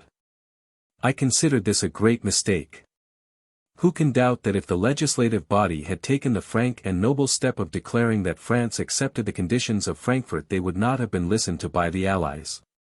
But the words, "You are dishonored if you cede a single village acquired by a senatus consult," always resounded in Napoleon's ears. They flattered his secret thoughts, and every pacific proposal was rejected. The members of the adjourned legislative body went as usual to take leave of the Emperor, who received them on a Sunday, and after delivering to them the speech, which is very well known, dismissed the rebels with great ill humor, refusing to hear any explanation. "I have suppressed your address," he began abruptly, "it was incendiary. I called you round me to do good, you have done ill. 11/12 of you are well-intentioned, the others, and above all M. Lane, are factious intriguers, devoted to England, to all my enemies, and corresponding through the channel of the advocate Decies with the Bourbons. Return to your departments, and feel that my eye will follow you. You have endeavored to humble me, you may kill me, but you shall not dishonor me. You make remonstrances. Is this a time, when the stranger invades our provinces, and 200,000 Cossacks are ready to overflow our country? There may have been petty abuses, I never connived at them. You, M. Renouard, you said that Prince Massena robbed a man at Marseilles of his house. You lie. The general took possession of a vacant house, and my minister shall indemnify the proprietor. Is it thus that you dare affront a marshal of France who has bled for his country, and grown grey in victory? Why did you not make your complaints in private to me? I would have done you justice. We should wash our dirty linen at home, and not drag it out before the world. You, call yourselves representatives of the nation. It is not true. You are only deputies of the departments, a small portion of the state, inferior to the Senate, inferior even to the Council of State. The representatives of the people. I am alone the representative of the people. Twice have 24 million of French called me to the throne, which of you durst undertake such a burden? It had already overwhelmed, écrasé, your assemblies, and your conventions, your Vergniods and your Guadettes, your Jacobins and your Girondins. They are all dead. What, who are you? Nothing, all authority is in the throne, and what is the throne? This wooden frame covered with velvet? No, I am the throne. You have added wrong to reproaches. You have talked of concessions, concessions that even my enemies dared not ask. I suppose if they asked champagne you would have had me give them La Brie besides, but in 4 months I will conquer peace, or I shall be dead. You advise. How dare you debate of such high matters, des graves interests? You have put me in the front of the battle as the cause of war, it is infamous, say un atrocite. In all your committees you have excluded the friends of government, extraordinary commission, committee of finance, committee of the address, all my enemies. M. Lane, I repeat it, is a traitor, he is a wicked man, the others are mere intriguers. I do justice to the 11/12ths, but the factions I know, and will pursue. Is it, I ask again, is it while the enemy is in France that you should have done this? But nature has gifted me with a determined courage, nothing can overcome me. It cost my pride much too, I made that sacrifice, but I am above your miserable declamations, I was in need of consolation, and you would mortify me, but, no, my victories shall crush your clamors. In 3 months we shall have peace, and you shall repent your folly. I am one of those who triumph or die. Go back to your departments. If any one of you dare to print your address I shall publish it in the Moniteur with notes of my own. Go. France stands in more need of me than I do of France. I bear the 11/12ths of you in my heart, I shall nominate the deputies to the 2 series which are vacant, and I shall reduce the legislative body to the discharge of its proper duties. The inhabitants of Alsace and Franche-Comté have more spirit than you, they ask me for arms, I send them, and one of my aides de camp will lead them against the enemy. In after conversations he said of the legislative body that, its members never came to Paris but to obtain some favors. They importuned the ministers from morning till night, and complained if they were not immediately satisfied. When invited to dinner they burn with envy at the splendor they see before them. I heard this from Cambyses, who was present when the emperor made these remarks. Chapter 31. 1813.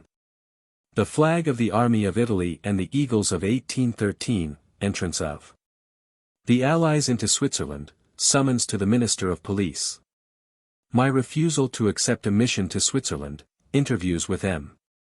de Talleyrand and the Duc de Pisans, offer of a dukedom and the Grand Cordon of the Legion of Honor, definitive refusal, the Duc de Vicens message to me in 1815, commencement of the siege of Hamburg, a bridge 2 leagues long, executions at Lübeck, scarcity of provisions in Hamburg, banishment of the inhabitants, men bastinadoed and women whipped, hospitality of the inhabitants of Altena.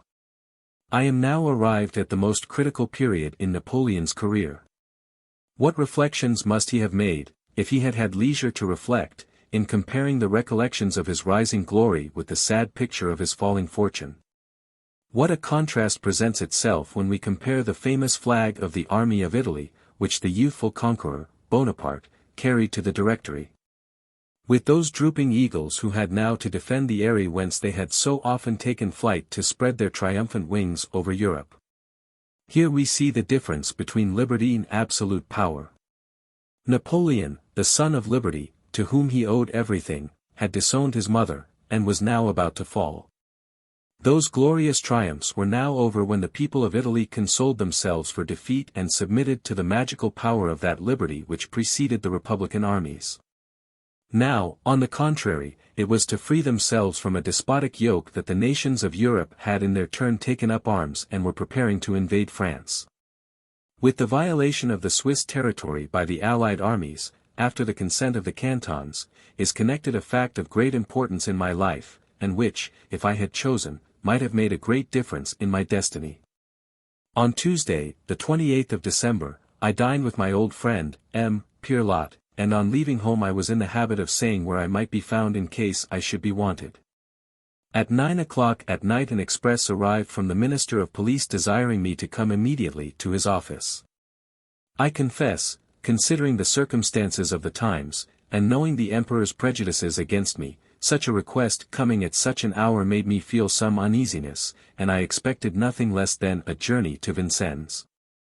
The Duc de Rovigo, by becoming responsible for me, had as yet warded off the blow, and the supervision to which the Emperor had subjected me, thanks to the good offices of Davoust, consisted in going 3 times a week to show myself to Savory. I accordingly, having first borrowed a nightcap, repaired to the hotel of the Minister of Police. I was ushered into a well-lighted room, and when I entered I found Savory waiting for me. He was in full costume, from which I concluded he had just come from the Emperor. Advancing towards me with an air which showed he had no bad news to communicate, he thus addressed me. "Bourrienne, I have just come from the Emperor, who asked me where you were. I told him you were in Paris, and that I saw you often." "Well," continued the Emperor, "bid him come to me, I want to employ him. It is 3 years since he has had anything to do. I wish to send him as minister to Switzerland, but he must set off directly. He must go to the Allies. He understands German well." The King of Prussia expressed by letter satisfaction at his conduct towards the Prussians whom the war forced to retire to Hamburg. He knows Prince Wittgenstein, who is the friend of the King of Prussia, and probably is at Laurac. He will see all the Germans who are there. I confidently rely on him, and believe his journey will have a good result. Caulaincourt will give him his instructions. Notwithstanding my extreme surprise at this communication I replied without hesitation that I could not accept the mission, that it was offered too late. "It perhaps is hoped," said I, "that the bridge of Bale will be destroyed, and that Switzerland will preserve her neutrality. But I do not believe any such thing, nay, more, I know positively to the contrary. I can only repeat the offer comes much too late." "I am very sorry for this resolution," observed Savory, "but Caulaincourt will perhaps persuade you. The Emperor wishes you to go to the Duc de Vicence tomorrow at 1 o'clock. He will acquaint you with all the particulars, and give you your instructions. He may acquaint me with whatever he chooses, but I will not go to Laurac. You know the Emperor better than I do, he wishes you to go, and he will not pardon your refusal. He may do as he pleases, but no consideration shall induce me to go to Switzerland. You are wrong, but you will reflect on the matter between this and tomorrow morning. Night will bring good counsel, at any rate, do not fail to go tomorrow at 1 o'clock to Caulaincourt, he expects you, and directions will be given to admit you immediately." Next morning the first thing I did was to call on M. de Talleyrand. I told him what had taken place, and as he was intimately acquainted with Caulaincourt, I begged him to speak to that minister in favor of my resolution. M. de Talleyrand approved of my determination not to go to Switzerland, and at 1 o'clock precisely I proceeded to M. de Caulaincourt's. He told me all he had been instructed to say. From the manner in which he made the communication I concluded that he himself considered the proposed mission a disagreeable one, and unlikely to be attended by any useful result. I observed that he must have heard from Savory that I had already expressed my determination to decline the mission which the Emperor had been pleased to offer me. The Duc de Vicence then, in a very friendly way, detailed the reasons which ought to induce me to accept the offer. And did not disguise from me that by persisting in my determination I ran the risk of raising Napoleon's doubts as to my opinions and future intentions.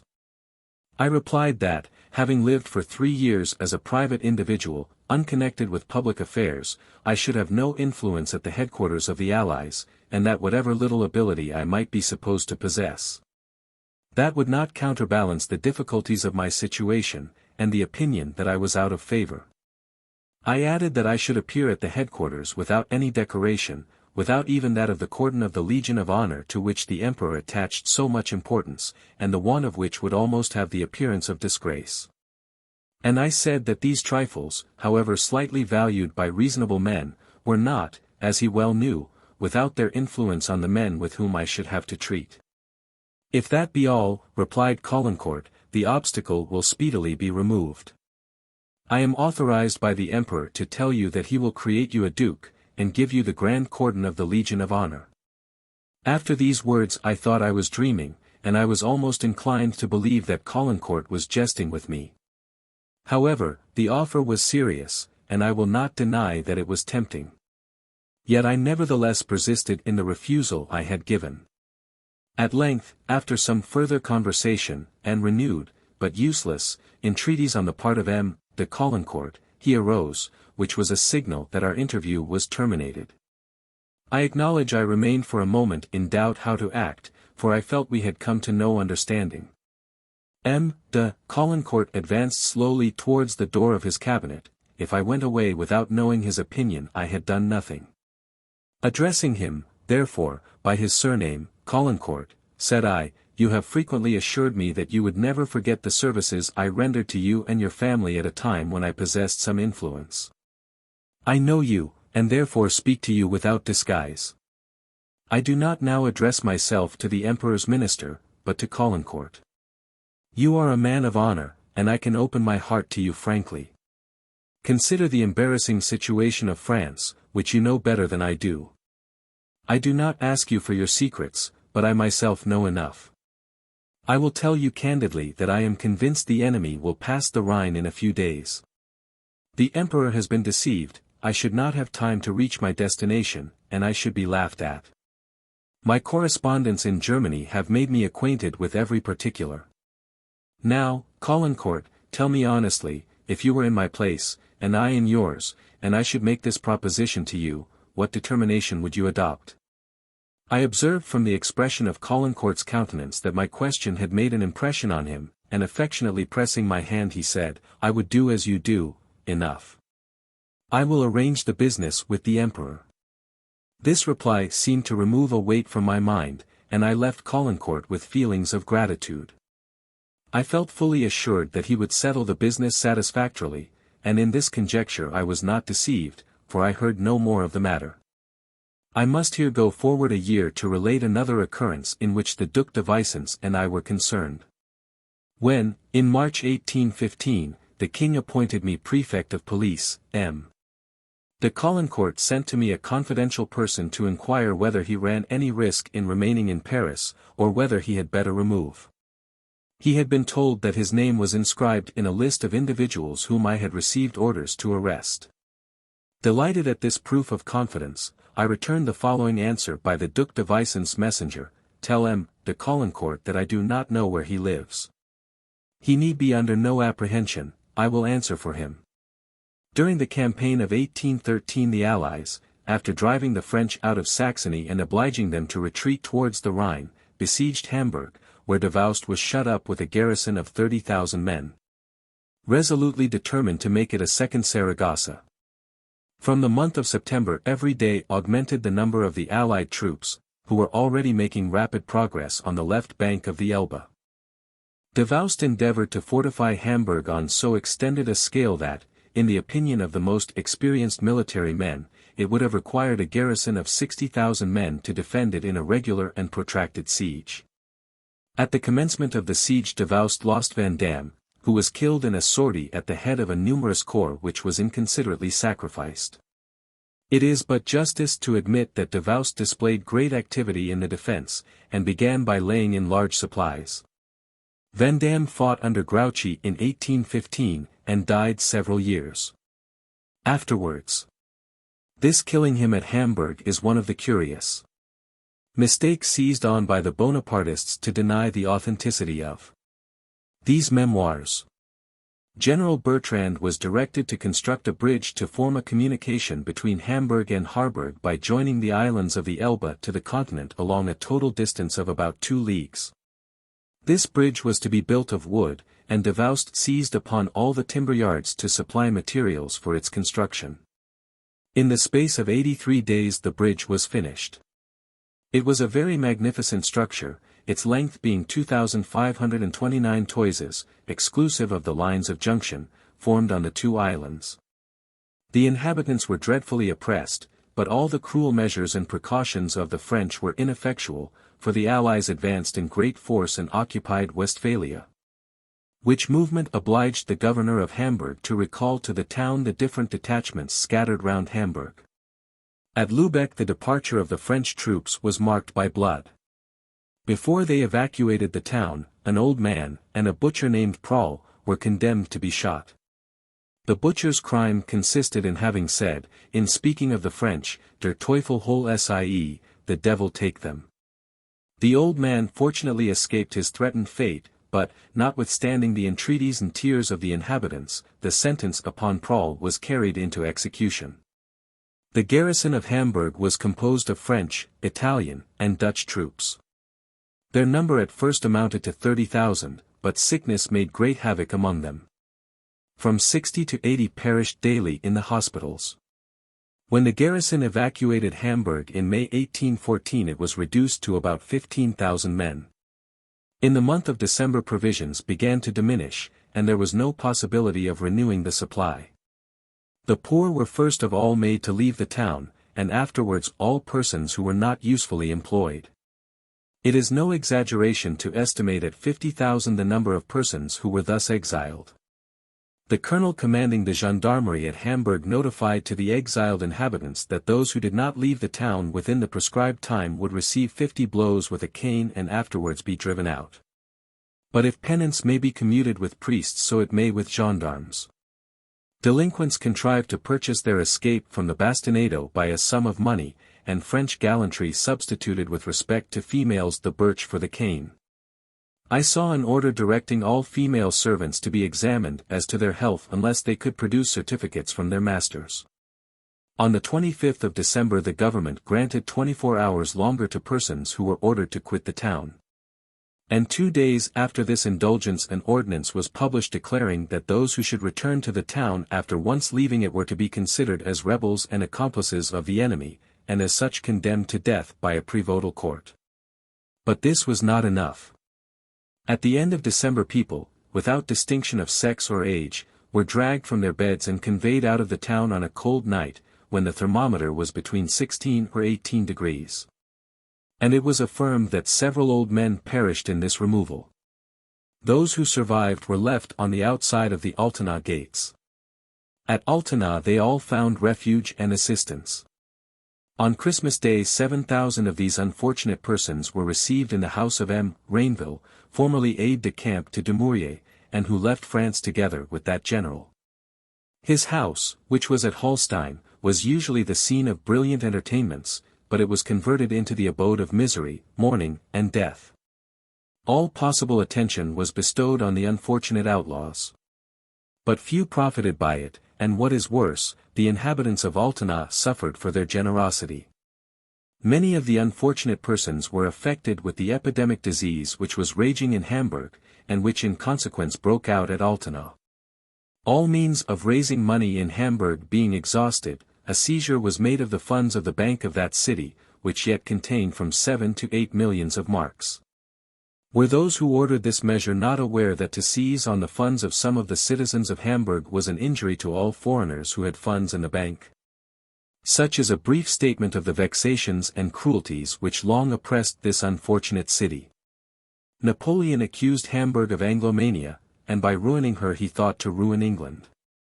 Hamburg, feeble and bereft of her sources, could only complain, like Jerusalem when besieged by Titus, plorans, ploravit in Nacht. Chapter 32. 1813 to 1814.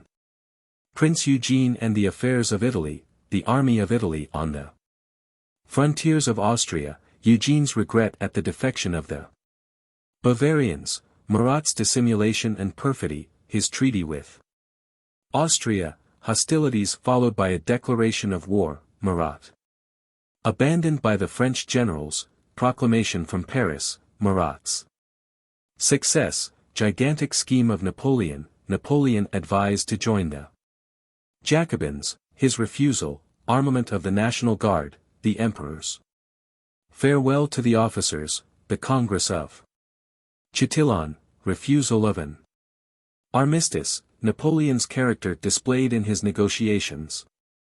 Opening of the Congress, discussions, rupture of the conferences. I want now to proceed to notice the affairs of Italy and the principal events of the Viceroyalty of Eugene. In order to throw together all that I have to say about the Viceroy I must anticipate the order of time. After the campaign of 1812, when Eugene revisited Italy, he was promptly informed of the more than doubtful dispositions of Austria towards France. He then made preparations for raising an army capable of defending the country which the Emperor had committed to his safeguard. Napoleon was fully aware how much advantage he would derive from the presence on the northern frontiers of Italy of an army sufficiently strong to harass Austria, in case she should draw aside the transparent veil which still covered her policy. Eugene did all that depended on him to meet the Emperor's wishes, but in spite of his efforts the army of Italy was, after all, only an imaginary army to those who could compare the number of men actually enrolled with the numbers stated in the lists. When, in July 1813, the Viceroy was informed of the turn taken by the negotiations at the shadow of a Congress assembled at Prague, he had no longer any doubt of the renewal of hostilities. And foreseeing an attack on Italy he resolved as speedily as possible to approach the frontiers of Austria. He had succeeded in assembling an army composed of French and Italians, and amounting to 45,000 infantry and 5,000 cavalry. On the renewal of hostilities the Viceroy's headquarters were at Udine. Down to the month of April 1814 he succeeded in maintaining a formidable attitude, and in defending the entrance of his kingdom by dint of that military talent which was to be expected in a man bred in the great school of Napoleon, and whom the army looked up to as one of its most skillful generals. During the great and unfortunate events of 1813 all eyes had been fixed on Germany and the Rhine, but the defection of Murat for a time diverted attention to Italy. That event did not so very much surprise me, for I had not forgotten my conversation with the King of Naples in the Champs-Élysées, with which I have made the reader acquainted. At first Murat's defection was thought incredible by every one, and it highly excited Bonaparte's indignation. Another defection which occurred about the same period deeply distressed Eugene, for although raised to the rank of a prince, and almost a sovereign, he was still a man, and an excellent man. He was united to the Princess Amelia of Bavaria, who was as amiable and as much beloved as he, and he had the deep mortification to count the subjects of his father-in-law among the enemies whom he would probably have to combat. Fearing lest he should be harassed by the Bavarians on the side of the Tyrol, Eugene commenced his retrograde movement in the autumn of 1813. He at first fell back on the Tagliamento, and successively on the Adige. On reaching that river the army of Italy was considerably diminished, in spite of all Eugene's care of his troops. About the end of November Eugene learned that a Neapolitan corps was advancing upon Upper Italy, part taking the direction of Rome, and part that of Ancona. The object of the King of Naples was to take advantage of the situation of Europe, and he was duped by the promises held out to him as the reward of his treason. Murat seemed to have adopted the artful policy of Austria. For not only had he determined to join the coalition, but he was even maintaining communications with England and Austria, while at the same time he was making protestations of fidelity to his engagements with Napoleon. When first informed of Murat's treason by the Viceroy the Emperor refused to believe it. "No," he exclaimed to those about him, "it cannot be. Murat, to whom I have given my sister. Murat, to whom I have given a throne. Eugene must be misinformed. It is impossible that Murat has declared himself against me. It was, however, not only possible but true. Gradually throwing aside the dissimulation beneath which he had concealed his designs, Murat seemed inclined to renew the policy of Italy during the 15th and 16th centuries. When the art of deceiving was deemed by the Italian governments the most sublime effort of genius. Without any declaration of war, Murat ordered the Neapolitan general who occupied Rome to assume the supreme command in the Roman states, and to take possession of the country. General Mialis, who commanded the French troops in Rome, could only throw himself, with his handful of men, into the castle of St. Angelo, the famous mole of Adrian, in which was long preserved the treasury of Sixtus V. The French general soon found himself blockaded by the Neapolitan troops, who also blockaded Civita Vecchia and Ancona. The treaty concluded between Murat and Austria was definitively signed on the 11th of January, 1814. As soon as he was informed of it, the viceroy, certain that he should soon have to engage with the Neapolitans, was obliged to renounce the preservation of the line of the Adige, the Neapolitan army being in the rear of his right wing. He accordingly ordered a retrograde movement to the other side of the Mincio, where his army was cantoned. In this position Prince Eugene, on the 8th of February, had to engage with the Austrians, who had come up with him, and the victory of the Mincio arrested, for some time, the invasion of the Austrian army and its junction with the Neapolitan troops. It was not until 8 days after that Murat officially declared war against the emperor. And immediately several general and superior officers, and many French troops, who were in his service, abandoned him, and repaired to the headquarters of the viceroy. Murat made endeavors to detain them. They replied, that as he had declared war against France, no Frenchman who loved his country could remain in his service. Do you think, returned he, that my heart is less French than yours? On the contrary, I am much to be pitied. I hear of nothing but the disasters of the Grand Army. I have been obliged to enter into a treaty with the Austrians, and an arrangement with the English, commanded by Lord Bentinck, in order to save my kingdom from a threatened landing of the English and the Sicilians, which would infallibly have excited an insurrection. There could not be a more ingenuous confession of the antipathy which Joachim knew the Neapolitans to entertain towards his person and government. His address to the French was ineffectual. It was easy to foresee what would ensue. The viceroy soon received an official communication from Napoleon's war minister, accompanied by an imperial decree, recalling all the French who were in the service of Joachim, and declaring that all who were taken with arms in their hands should be tried by a court-martial as traitors to their country. Murat commenced by gaining advantages which could not be disputed. His troops almost immediately took possession of Leghorn and the citadel of Ancona, and the French were obliged to evacuate Tuscany. The defection of Murat overthrew one of Bonaparte's gigantic conceptions. He had planned that Murat and Eugene with their combined forces should march on the rear of the Allies, while he, disputing the soil of France with the invaders, should multiply obstacles to their advance. The King of Naples and the Viceroy of Italy were to march upon Vienna and make Austria tremble in the heart of her capital before the timid million of her allies, who measured their steps as they approached Paris, should desecrate by their presence the capital of France.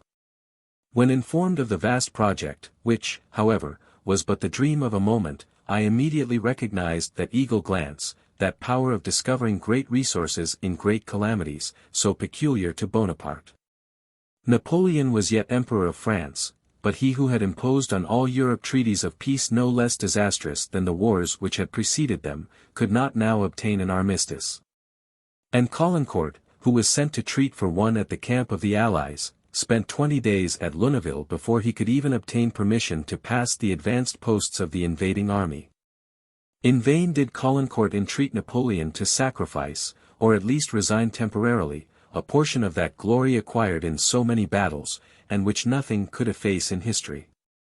Napoleon replied, "I will sign whatever you wish. To obtain peace I will exact no condition, but I will not dictate my own humiliation."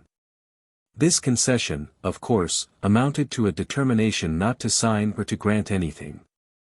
In the first fortnight of January 1814 one-third of France was invaded, and it was proposed to form a new Congress, to be held at Chatillon-sur-Seine.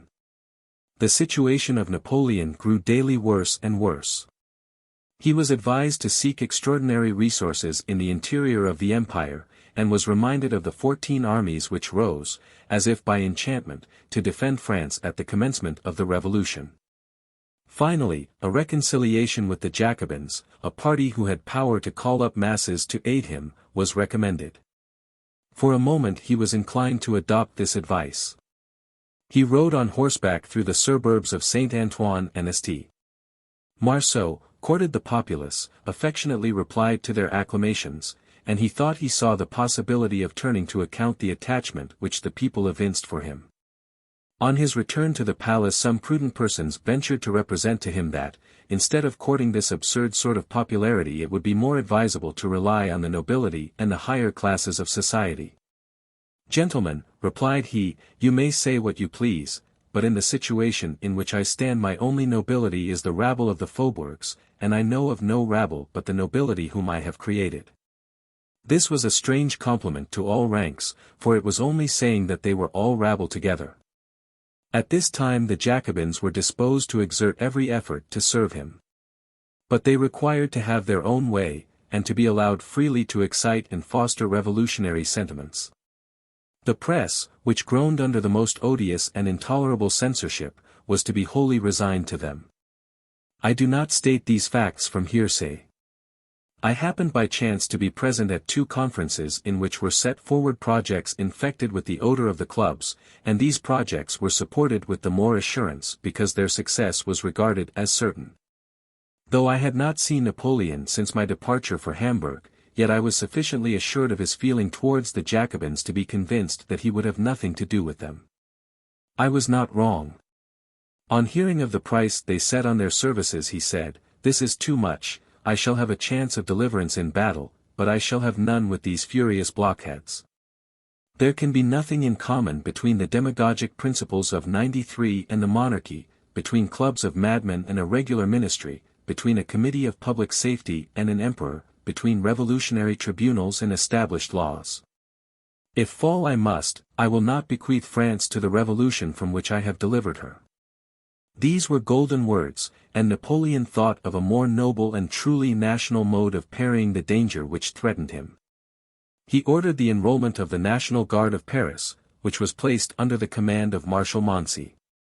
A better choice could not have been made, but the staff of the National Guard was a focus of hidden intrigues, in which the defense of Paris was less thought about than the means of taking advantage of Napoleon's overthrow. I was made a captain in this guard, and, like the rest of the officers, I was summoned to the Tuileries, on the 23rd of January, when the Emperor took leave of the National Guard previously to his departure from Paris to join the army. Napoleon entered with the Empress. He advanced with a dignified step, leading by the hand his son, who was not yet 3 years old. It was long since I had seen him. He had grown very corpulent, and I remarked on his pale countenance an expression of melancholy and irritability. The habitual movement of the muscles of his neck was more decided and more frequent than formerly. I shall not attempt to describe what were my feelings during this ceremony, when I again saw, after a long separation, the friend of my youth, who had become master of Europe, and was now on the point of sinking beneath the efforts of his enemies. There was something melancholy in this solemn and impressive ceremony. I have rarely witnessed such profound silence in so numerous an assembly. At length Napoleon, in a voice as firm and sonorous as when he used to harangue his troops in Italy or in Egypt, but without that air of confidence which then beamed on his countenance, delivered to the assembled officers an address which was published in all the journals of the time.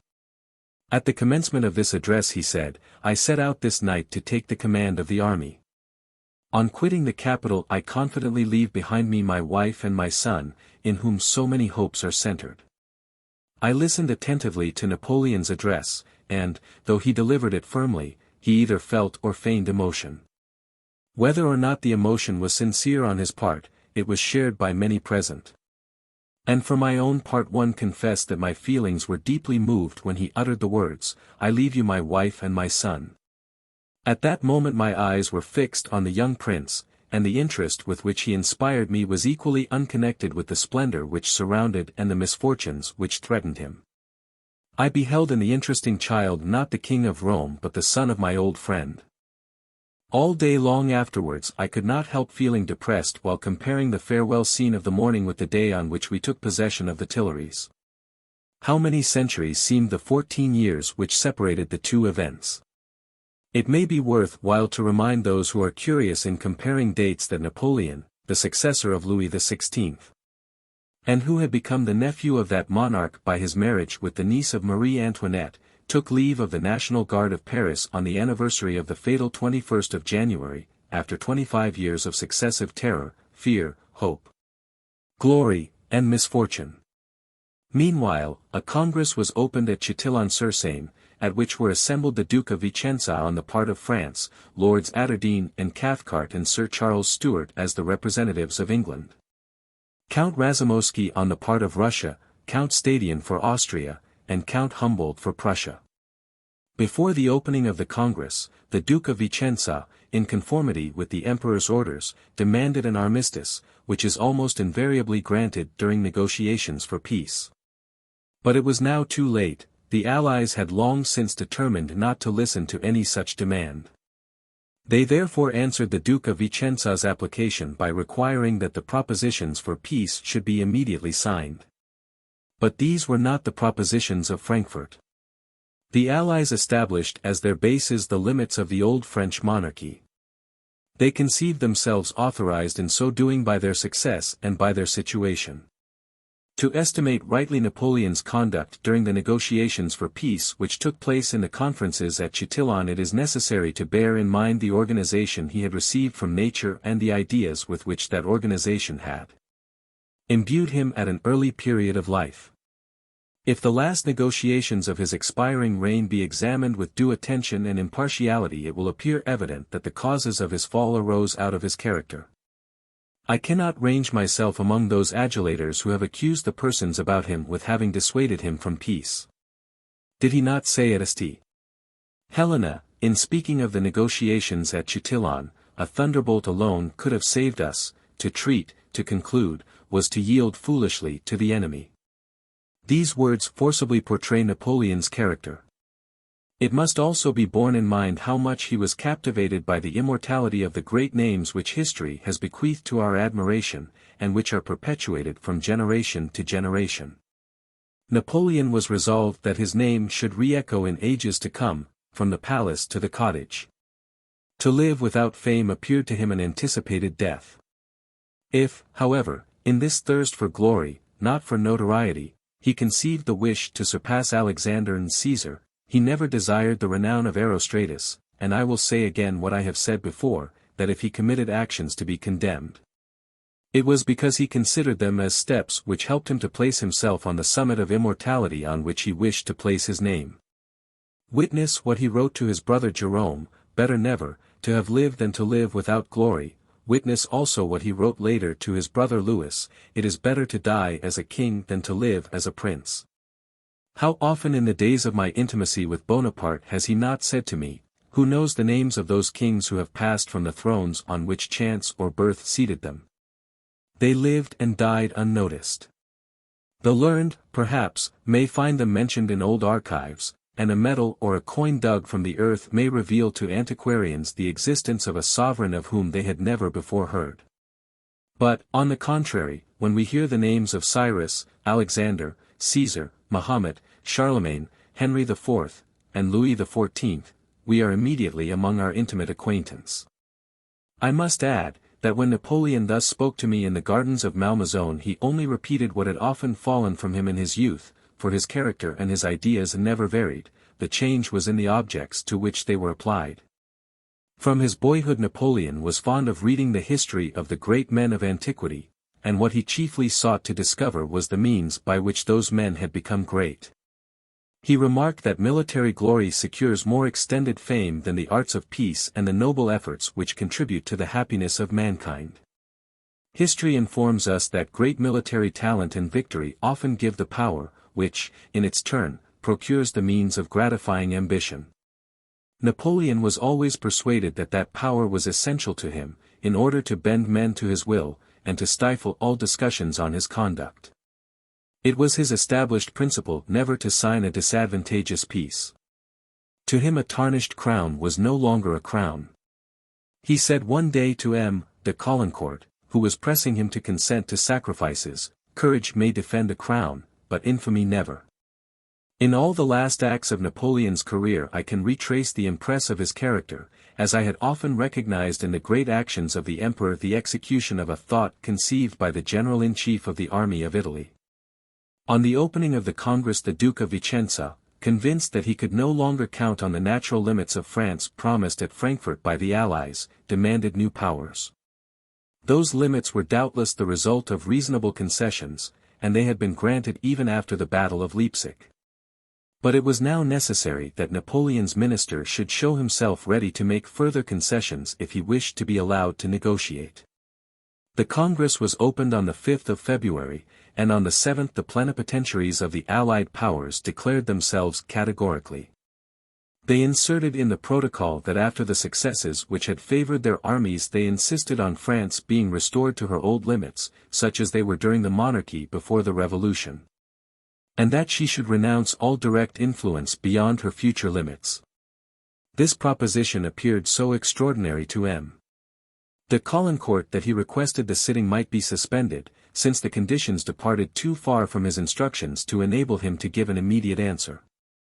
The plenipotentiaries of the Allied powers acceded to his request, and the continuation of the sitting was postponed till 8 in the evening. When it was resumed the Duke of Vicenza renewed his promise to make the greatest sacrifices for the attainment of peace. He added that the amount of the sacrifices necessarily depended on the amount of the compensations, and that he could not determine on any concession or compensation without being made acquainted with the whole. He wished to have a general plan of the views of the Allies, and he requested that their plenipotentiaries would explain themselves decidedly respecting the number and description of the sacrifices and compensations to be demanded. It must be acknowledged that the Duke of Vicenza perfectly fulfilled the views of the Emperor in thus protracting and gaining time by subtle subterfuges, for all that he suggested had already been done. On the day after this sitting some advantages gained by the Allies, who took Châtillon-sur-Marne and Troves, induced Napoleon to direct Caulaincourt to declare to the Congress that if an armistice were immediately agreed on he was ready to consent to France being restored to her old limits. By securing this armistice Napoleon hoped that happy chances might arise, and that intrigues might be set on foot, but the Allies would not listen to any such proposition.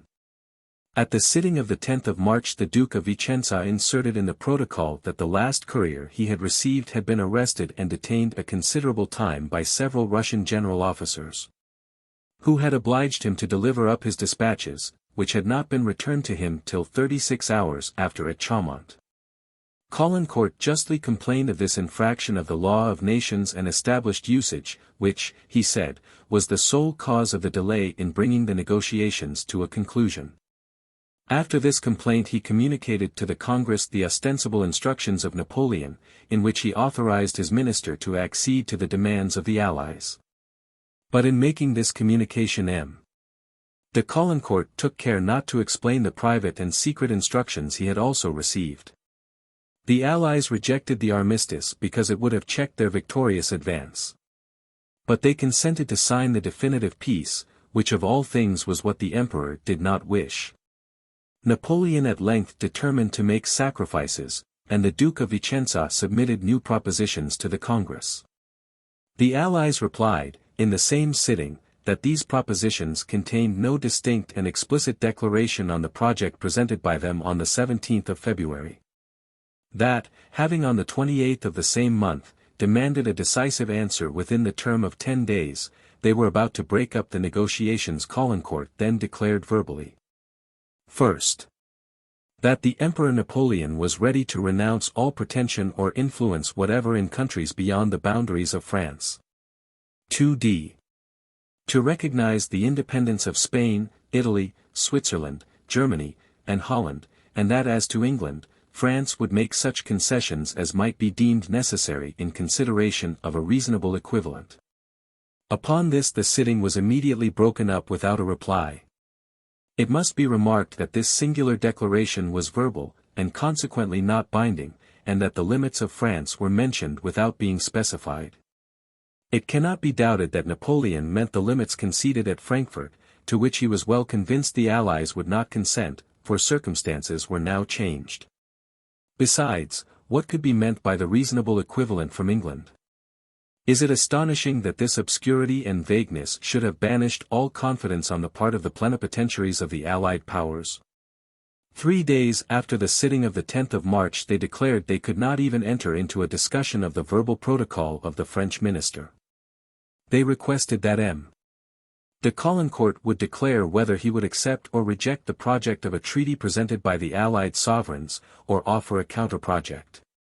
The Duke of Vicenza, who was still prohibited, by secret instructions from coming to any conclusion on the proposed basis, inserted in the protocol of the sitting of the 13th of March a very ambiguous note. The plenipotentiaries of the Allies, in their reply, insisted upon receiving another declaration from the French plenipotentiary, which should contain an acceptance or refusal of their project of a treaty presented in the conference of the 7th of February, or a counter-project. After much discussion Caulaincourt agreed to draw up a counter-project, which he presented on the 15th, under the following title, Project of a Definitive Treaty between France and the Allies. In this extraordinary project, presented after so much delay, M. de Caulaincourt, to the great astonishment of the Allies, departed in no respect from the declarations of the 10th of March. He replied again to the ultimatum of the Allies, or what he wished to regard as such, by defending a multitude of petty interests, which were of no importance in so great a contest. But in general the conditions seemed rather those of a conqueror dictating to his enemies than of a man overwhelmed by misfortune. As may readily be imagined, they were, for the most part, received with derision by the Allies. Everything tends to prove that the French plenipotentiary had received no positive instructions from the 5th of February, and that, after all the delay which Napoleon constantly created, Caulaincourt never had it in his power to answer categorically the propositions of the Allies. Napoleon never intended to make peace at Chatillon on the terms proposed. He always hoped that some fortunate event would enable him to obtain more favorable conditions. On the 18th of March, that is to say, 3 days after the presentation of this project of a treaty, the plenipotentiaries of the Allies recorded in the protocol their reasons for rejecting the extraordinary project of the French minister. For my part, I was convinced, for the reasons I have mentioned, that the Emperor would never agree to sign the conditions proposed in the ultimatum of the Allies, dated the 13th of March, and I remember having expressed that opinion to M. de Talleyrand. I saw him on the 14th, and found him engaged in perusing some intelligence he had just received from the Duke of Vicenza, announcing, as beyond all doubt, the early signature of peace. Caulaincourt had received orders to come to a conclusion. Napoleon, he said, had given him a carte blanche to save the capital, and avoid a battle, by which the last resources of the nation would be endangered. This seemed pretty positive, to be sure, but even this assurance did not, for a moment, alter my opinion. The better to convince me, M. de Talleyrand gave me Caulaincourt's letter to read. After reading it I confidently said, he will never sign the conditions. M. de Talleyrand could not help thinking me very obstinate in my opinion, for he judged of what the Emperor would do by his situation, while I judged by his character. I told M. de Talleyrand that Caulaincourt might have received written orders to sign, for the sake of showing them to the plenipotentiaries of the Allies, but that I had no doubt he had been instructed to postpone coming to a conclusion, and to wait for final orders.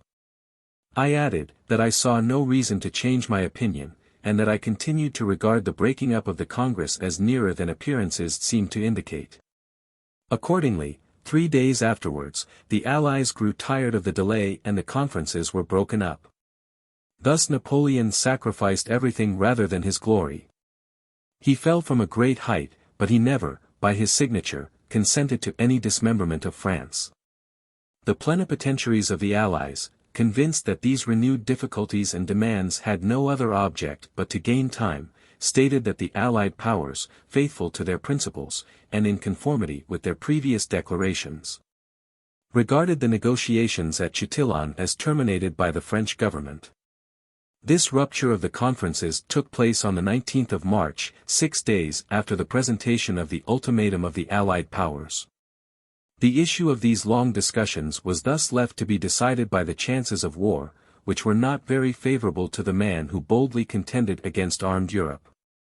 The successes of the Allies during the conferences at Châtillon had opened to their view the road to Paris, while Napoleon shrunk from the necessity of signing his own disgrace. In these circumstances was to be found the sole cause of his ruin, and he might have said, Tout est perdu, vers la gloire. His glory is immortal. The conviviality and harmony that reigned between the ministers made the society and intercourse at Châtillon most agreeable. The diplomatists dined alternately with each other, m. de Caulaincourt liberally passing for all the ministers, through the French advanced posts, convoys of all the good cheer in Epicurean wises, etc., that Paris could afford. Nor was female society wanting to complete the charm and banish ennui from the Châtillon Congress, which I am sure will be long recollected with sensations of pleasure by all the plenipotentiaries there engaged. Memoirs of Lord Burghurst. Chapter 33. Curious conversation between General Reynier and the Emperor.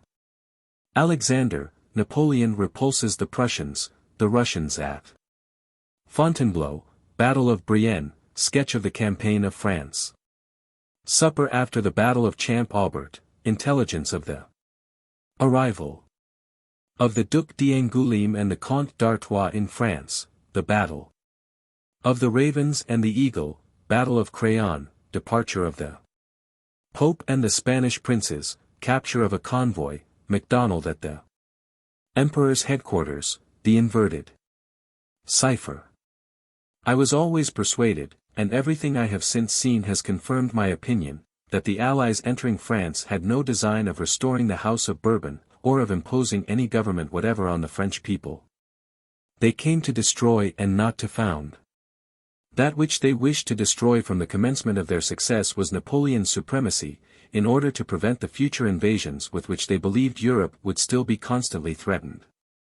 If, indeed, I had entertained any doubt on this subject, it would have been banished by the account I heard of General Reynier's conversation with the Emperor Alexander. That general, who was made prisoner at Leipzig, was exchanged, and returned to France. In the beginning of February 1814 he passed through Troves, where the Emperor Alexander then was. Reynier expressed a desire to be allowed to pay his respects to the Emperor, and to thank him for having restored him to liberty. He was received with that affability of manner which was sometimes affected by the Russian monarch. On his arrival at Paris, General Reynier called at the Duc de Rovigo's, where I had dined that day, and where he still was when I arrived. He related in my hearing the conversation to which I have alluded, and stated that it had all the appearance of sincerity on the Emperor's part. Having asked Alexander whether he had any instructions for Napoleon, as the latter, on learning that he had seen His Majesty, would not fail to ask him many questions, he replied that he had nothing particular to communicate to him. Alexander added that he was Napoleon's friend, but that he had, personally, much reason to complain of his conduct, that the Allies would have nothing more to do with him, that they had no intention of forcing any sovereign upon France, but that they would no longer acknowledge Napoleon as Emperor of the French. For my part, said Alexander, I can no longer place any confidence in him. He has deceived me too often. In reply to this, Reynier made some remarks dictated by his attachment and fidelity to Bonaparte. He observed that Napoleon was acknowledged as sovereign of France by every treaty. But, added Reynier, if you should persist in forcing him to resign the supreme power, whom will you put in his place? Did you not choose him, why then can you not choose someone else to govern you? I repeat that we do not intend to force any one upon you, but we will have no more to do with Napoleon. Several generals were then named. And after Reynier had explained the great difficulties which would oppose any such choice, Alexander interrupted him, saying, But, General, there is Bernadotte. Has he not been voluntarily chosen Prince Royal of Sweden? May he not also be raised to the same rank in France? He is your countryman, surely then you may choose him, since the Swedes took him, though a foreigner. General Rainier, who was a man of firm character, started some objections, which I thought at the time well founded. And Alexander put an end to the conversation by saying, rather in a tone of dissatisfaction, "Well, General, the fate of arms will decide." The campaign of France forced Napoleon to adopt a kind of operations quite new to him. He had been accustomed to attack. But he was now obliged to stand on his defense, so that, instead of having to execute a previously conceived plan, as when, in the cabinet of the Tuileries, he traced out to me the field of Marengo. He had now to determine his movements according to those of his numerous enemies. When the emperor arrived at Chalons-sur-Marne, the Prussian army was advancing by the road of Lorraine. He drove it back beyond Saint-Dizier. Meanwhile the Grand Austro-Russian army passed the Seine and the Yonne at Montereau, and even sent forward a corps which advanced as far as Fontainebleau.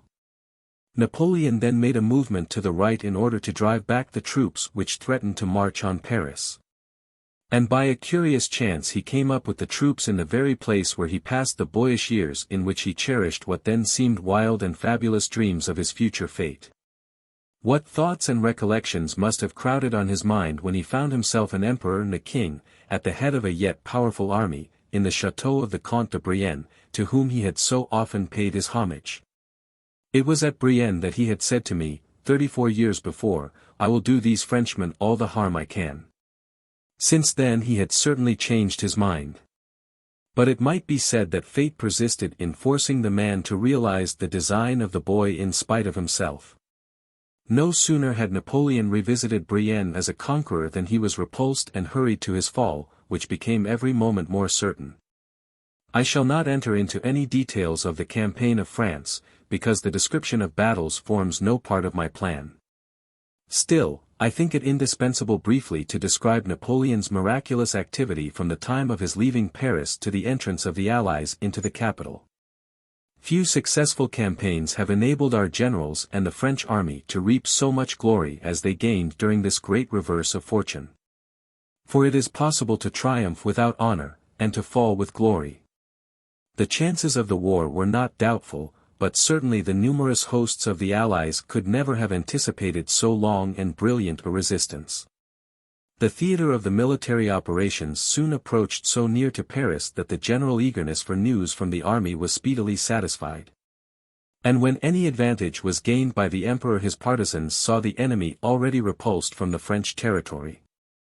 I was not for a moment deceived by these illusions, as I well knew the determination and the resources of the Allied sovereigns.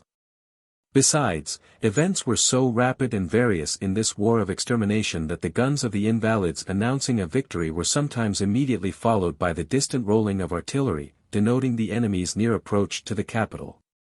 The emperor left Paris on the 25th of January, at which time the emperors of Russia and Austria and the king of Prussia were assembled at Langres. Napoleon rejoined his guard at Vitry-le-Français. On the second day after his departure he drove before him the Prussian army, which he had forced to evacuate Saint-Dizier. 2 days after this the Battle of Brienne was fought, and on the 1st of February between 70,000 and 80,000 French and Allied troops stood face to face. On this occasion the commanders on both sides were exposed to personal danger, for Napoleon had a horse killed under him, and a Cossack fell dead by the side of Marshal Blucher. A few days after this battle Napoleon entered Troves, where he stayed but a short time, and then advanced to Champaubert. At the latter place was fought the battle which hears its name. The Russians were defeated, General Alsafif was made prisoner, and 2,000 men and 30 guns fell into the hands of the French. After this battle the emperor was under such a delusion as to his situation that while supping with Berthier, Marmont, and his prisoner, General Alsafif, the emperor said, "Another such victory as this, gentlemen, and I shall be on the Vistula." Finding that no one replied, and reading in the countenances of his marshals that they did not share his hopes, "I see how it is," he added, "every one is growing tired of war, there is no more enthusiasm. The sacred fire is extinct." Then rising from the table, and stepping up to General Drouet, with the marked intention of paying him a compliment which should at the same time convey a censure on the marshals, "General," said he, patting him on the shoulder, We only want 100 men like you, and we should succeed. Drouet replied, with great presence of mind and modesty, rather say 100,000, sire. This anecdote was related to me by the two principal persons who were present on the occasion. Napoleon soon began to have other subjects of disquietude besides the fate of battles. He was aware that since the beginning of February the Duc d'Angoulême had arrived at St. Jean de Luz, whence he had addressed a proclamation to the French armies in the name of his uncle, Louis XVIII. And he speedily heard of the Comte d'Artois' arrival at Yessol, on the 21st of February, which place he did not leave until the 16th of March following. Meanwhile hostilities were maintained with increased vigor over a vast line of operations. How much useless glory did not our soldiers gain in these conflicts? In spite of prodigies of valor the enemy's masses advanced and gradually concentrated, so that this war might be compared to the battles of the ravens and the eagle in the Alps. The eagle slays hundreds of his assailants, every blow of his beak is the death of an enemy, but still the vultures return to the charge and press upon the eagle until they destroy him. As the month of February drew to its close the Allies were in retreat on several points, but their retreat was not a rout. After experiencing reverses they fell back without disorder, and retired behind the Aube, where they rallied and obtained numerous reinforcements, which daily arrived, and which soon enabled them to resume the offensive. Still Napoleon continued astonishing Europe, leagued as it was against him. At Craonne, on the 7th of March, he destroyed Blucher's corps in a severe action, but the victory was attended by great loss to the conqueror. Marshal Victor was seriously wounded, as well as Generals Grouchy and La Ferrière. While Napoleon was resisting the numerous enemies assembled to destroy him, it might be said that he was also his own enemy, either from false calculation or from negligence with respect to his illustrious prisoners, who, on his departure from Paris, had not yet been sent to their states. The Pope was then at Fontainebleau, and the princes of Spain at Valencia. The Pope, however, was the first to be allowed to depart. Surely Bonaparte could never have thought of the service which the Pope might have rendered him at Rome, into which Murat's troops would never have dared to march had His Holiness been present there. With regard to the Spanish princes, Napoleon must have been greatly blinded by confidence in his fortune to have so long believed it possible to retain in France those useless trophies of defeated pretensions. It was, besides, so easy to get rid of the exiles of Valencia by sending them back to the place from whence they had been brought. It was so natural to recall with all speed the troops from the south when our armies in Germany began to be repulsed on the Rhine and even driven into France. With the aid of these veteran troops Napoleon and his genius might have again turned the scale of fortune. But Napoleon reckoned on the nation, and he was wrong, for the nation was tired of him. His cause had ceased to be the cause of France. The latter days of March were filled up by a series of calamities to Napoleon. On the 23rd the rear guard of the French army suffered considerable loss. To hear of attacks on his rear guard must indeed have been mortifying to Napoleon, whose advanced guards had been so long accustomed to open the path of victory. Prince Schwarzenberg soon passed the Aube and marched upon Vitry and Chalons. Napoleon, counting on the possibility of defending Paris, threw himself, with the velocity of the eagle, on Schwarzenberg's rear by passing by Dolivet and Bar-sur-Aube. He pushed forward his advanced guards to Chaumont, and there saw the Austrian army make a movement which he took to be a retreat, but it was no such thing. The movement was directed on Paris, while Blucher, who had reoccupied Chalons-sur-Marne, marched to meet Prince Schwarzenberg, and Napoleon, thinking to cut off their retreat, was himself cut off from the possibility of returning to Paris. Everything then depended on the defense of Paris, or, to speak more correctly, it seemed possible, by sacrificing the capital, to prolong for a few days the existence of the phantom of the empire which was rapidly vanishing. On the 26th was fought the Battle of Fères-Champenoise, where, valor yielding to numbers, Marshals Marmont and Mortier were obliged to retire upon Cézanne after sustaining considerable loss. It was on the 26th of March, and I beg the reader to bear this date in mind, that Napoleon suffered a loss which, in the circumstances in which he stood, was irreparable. At the Battle of Fères-Champenoise the Allies captured a convoy consisting of nearly all the remaining ammunition and stores of the army, a vast quantity of arms, caissons, and equipage of all kinds. The whole became the prey of the Allies, who published a bulletin announcing this important capture. A copy of this order of the day fell into the hands of Marshal MacDonald, who thought that such news ought immediately to be communicated to the Emperor. He therefore repaired himself to the headquarters of Napoleon, who was then preparing to recover Vitry-le-Français, which was occupied by the Prussians.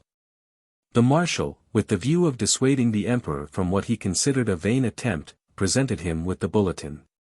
This was on the morning of the 27th, Napoleon would not believe the news.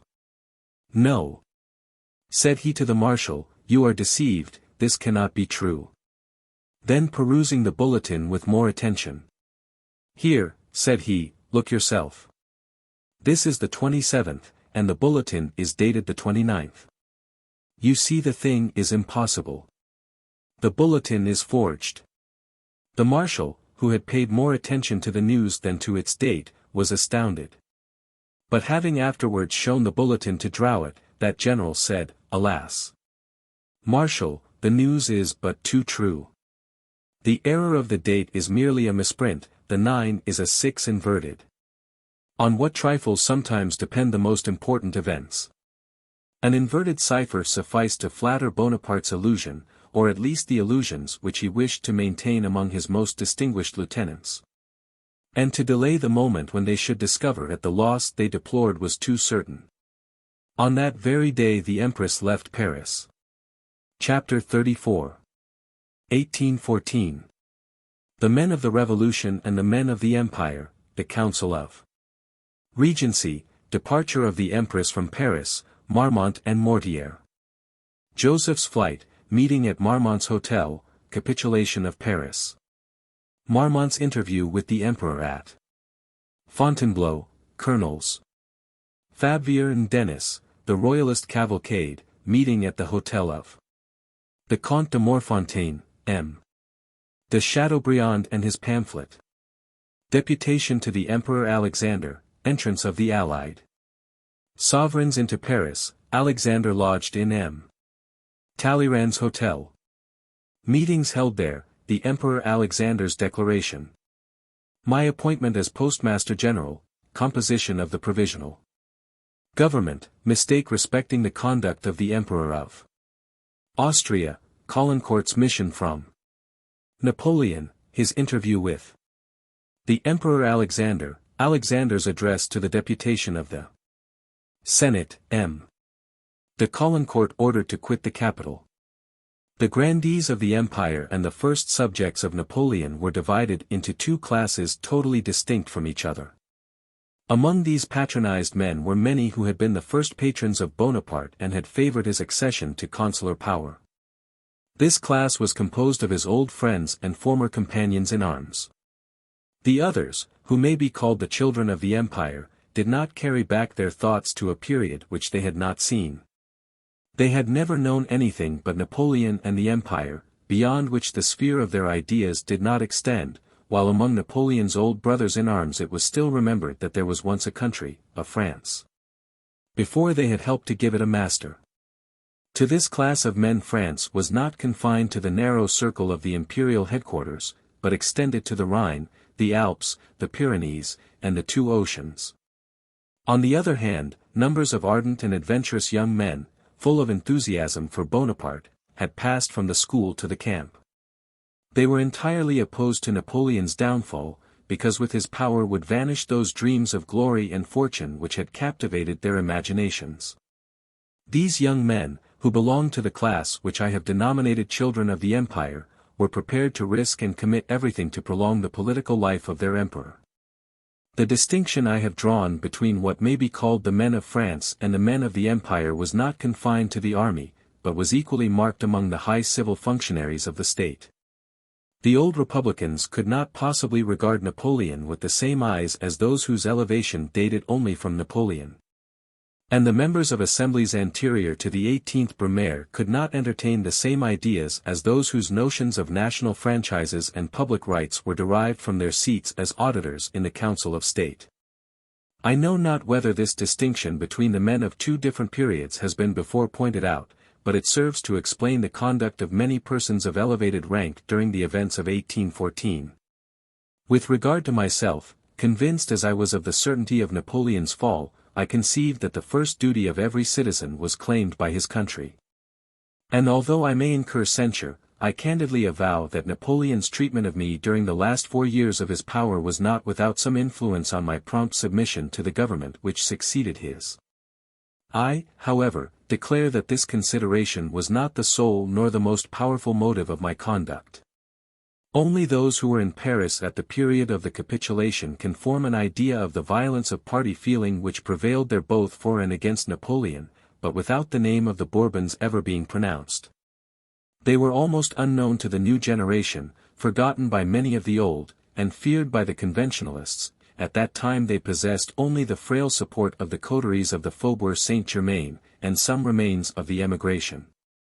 But as it is certain that the emigrants could offer only vain demonstrations and wishes in support of the old family of our kings, they did little to assist the restoration of the Bourbons. Another thing equally certain is, that they alone, by their follies and absurd pretensions, brought about the return of Bonaparte and the second exile of Louis XVIII. In the following year, on the 28th of March was convoked an extraordinary council of regency, at which Maria Louisa presided. The question discussed was, whether the Empress should remain in Paris or proceed to Blois. Joseph Bonaparte strongly urged her departure, because a letter from the Emperor had directed that in case of Paris being threatened the Empress Regent and all the Council of Regency should retire to Blois. The Arch-Chancellor and the majority of the Council were of the same opinion. But one of the most influential members of the Council observed to Joseph that the letter referred to had been written under circumstances very different from those then existing, and that it was important the Empress should remain in Paris, where she would, of course, obtain from the Emperor her father and the allied sovereigns, more advantageous conditions than if she were 50 leagues from Paris. The adoption of this opinion would only have retarded for a few days a change which had become inevitable, nevertheless it might have given rise to great difficulties. It must be admitted that for the interests of Napoleon it was the wisest counsel that could be suggested. However, it was overruled by Joseph's advice. M. de Talleyrand, as a member of the Council of Regency, also received the order to quit Paris on the 30th of March. At this period I was at his house every day. When I went to him that day I was told he had started. However, I went up, and remained some time in his hotel with several of his friends who had met there. We soon saw him return, and for my part one heard with satisfaction that they had not allowed him to pass the barriers. It was said then, and it has been repeated since, that M. de Talleyrand was not a stranger to the gentle violence used towards him. The same day of this visit to M. de Talleyrand I also went to see the Duc de Rovigo, Savory, with the friendly object of getting him to remain, and to profit by his position to prevent disturbances. He refused without hesitating, as he only thought of the Emperor. I found him by his fireside, where there was a large fire, in which he was burning all the papers which might have compromised everyone who had served his ministry, police. I congratulated him sincerely on this loyal occupation. Fire alone could purify the mass of filth and denunciations which encumbered the police archives. On the departure of the Empress many persons expected a popular movement in favor of a change of government, but the capital remained tranquil. Many of the inhabitants, indeed, thought of defense, not for the sake of preserving Napoleon's government, but merely from that ardor of feeling which belongs to our national character. Strong indignation was excited by the thought of seeing foreigners masters of Paris, a circumstance of which there had been no example since the reign of Charles VII. Meanwhile the critical moment approached. On the 29th of March Marshals Marmont and Mortier fell back to defend the approaches to Paris. During the night the barriers were consigned to the care of the National Guard, and not a foreigner, not even one of their agents, was allowed to enter the capital. At daybreak on the 30th of March the whole population of Paris was awakened by the report of cannon, and the plain of Saint-Denis was soon covered with Allied troops, who were debouching upon it from all points. The heroic valor of our troops was unavailing against such a numerical superiority. But the Allies paid dearly for their entrance into the French capital. The National Guard, under the command of Marshal Moncey, and the pupils of the Polytechnic School transformed into artillery men, behaved in a manner worthy of veteran troops. The conduct of Marmont on that day alone would suffice to immortalize him. The corps he commanded was reduced to between 700 and 800 infantry and 800 cavalry, with whom, for the space of 12 hours he maintained his ground against an army of 55,000 men, of whom it is said 14,000 were killed, wounded, and taken. Marshal Marmont put himself so forward in the heat of the battle that a dozen of men were killed by the bayonet at his side, and his hat was perforated by a ball. But what was to be done against overwhelming numbers? In this state of things the Duke of Ragusa made known his situation to Joseph Bonaparte, who authorized him to negotiate. Joseph's answer is so important in reference to the events which succeeded that I will transcribe it here. If the Dukes of Ragusa and Treviso can no longer hold out, they are authorized to negotiate with Prince Schwarzenberg and the Emperor of Russia, who are before them. They will fall back on the lawyer. Signed, Joseph. Montmartre, March 30, 1814, 12 o'clock. It was not until a considerable time after the receipt of this formal authority that Marmont and Mortier ceased to make a vigorous resistance against the Allied army. For the suspension of arms was not agreed upon until 4 in the afternoon. It was not waited for by Joseph. At 12:15, that is to say, immediately after he had addressed to Marmont the authority just alluded to, Joseph repaired to the Bois de Boulogne to regain the Versailles road, and from thence to proceed to Rambouillet. The precipitate flight of Joseph astonished only those who did not know him. I know for a fact that several officers attached to his staff were much dissatisfied at his alacrity on this occasion. In these circumstances what was to be done but to save Paris, which there was no possibility of defending 2 hours longer? Methinks I still see Marmont when, on the evening of the 30th of March, he returned from the field of battle to his hotel in the Rue de Paradis, where I was waiting for him, together with about 20 other persons, among whom were M.M. Parigout and Lafitte. When he entered he was scarcely recognizable, he had a beard of 8 days' growth, the greatcoat which covered his uniform was in tatters, and he was blackened with powder from head to foot. We considered what was best to be done, and all insisted on the necessity of signing a capitulation. The Marshal must recollect that the exclamation of every one about him was, "France must be saved." M.M. Parigout and Lafitte delivered their opinions in a very decided way, and it will readily be conceived how great was the influence of two men who were at the head of the financial world. They alleged that the general wish of the Parisians, which nobody had a better opportunity of knowing than themselves, was decidedly averse to a protracted conflict, and that France was tired of the yoke of Bonaparte. This last declaration gave a wider range to the business under consideration. The question was no longer confined to the capitulation of Paris, but a change in the government was thought of, and the name of the Bourbons was pronounced for the first time. I do not recollect which of us it was who, on hearing mention made of the possible recall of the old dynasty, remarked how difficult it would be to bring about a restoration without retrograding to the past. But I think I am perfectly correct in stating that M. Lafitte said, "Gentlemen, we shall have nothing to fear if we have a good constitution which will guarantee the rights of all." The majority of the meeting concurred in this wise opinion, which was not without its influence on Marshal Marmont. During this painful meeting an unexpected incident occurred. One of the Emperor's aides-de-camp arrived at Marmont's. Napoleon, being informed of the advance of the Allies on Paris, had marched with the utmost speed from the banks of the Marne on the road of Fontainebleau. In the evening he was in person at Freudmanteau, whence he dispatched his envoy to Marshal Marmont. From the language of the aide-de-camp it was easy to perceive that the state of opinion at the imperial headquarters was very different from that which prevailed among the population of Paris. The officer expressed indignation at the very idea of capitulating, and he announced with inconceivable confidence the approaching arrival of Napoleon in Paris, which he yet hoped to save from the occupation of the enemy. The officer informed us that Napoleon trusted to the people rising in spite of the capitulation, and that they would unpave the streets to stone the Allies on their entrance. I ventured to dissent from this absurd idea of defense, and I observed that it was madness to suppose that Paris could resist the numerous troops who were ready to enter on the following day. That the suspension of arms had been consented to by the Allies only to afford time for drawing up a more regular capitulation, and that the armistice could not be broken without trampling on all the laws of honor.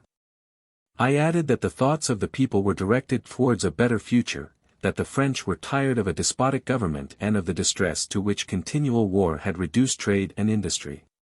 For, said I, when a nation is sunk to such a state of misery its hopes can only be directed towards the future, it is natural they should be so directed, even without reflection. Most of the individuals present concurred in my opinion, and the decision of the meeting was unanimous. Marshal Marmont has since said to me, I have been blamed, my dear Bourrienne, but you were with me on the 30th of March. You were a witness to the wishes expressed by a portion of the principal inhabitants of Paris. I acted as I was urged to do only because I considered the meeting to be composed of men entirely disinterested, and who had nothing to expect from the return of the Bourbons. Such is a correct statement of the facts which some persons have perverted with the view of enhancing Napoleon's glory. With respect to those versions which differ from mine I have only one comment to offer, which is, that I saw and heard what I describe. The day after the capitulation of Paris, Marmont went in the evening to see the Emperor at Fontainebleau. He supped with him. Napoleon praised his defense of Paris. After supper the Marshal rejoined his corps at Essonne, and 6 hours after the Emperor arrived there to visit the lines. On leaving Paris Marmont had left Colonels Fauvelet and Dents to direct the execution of the capitulation. These officers joined the Emperor and the Marshal as they were proceeding up the banks of the river at Essonne. They did not disguise the effect which the entrance of the Allies had produced in Paris.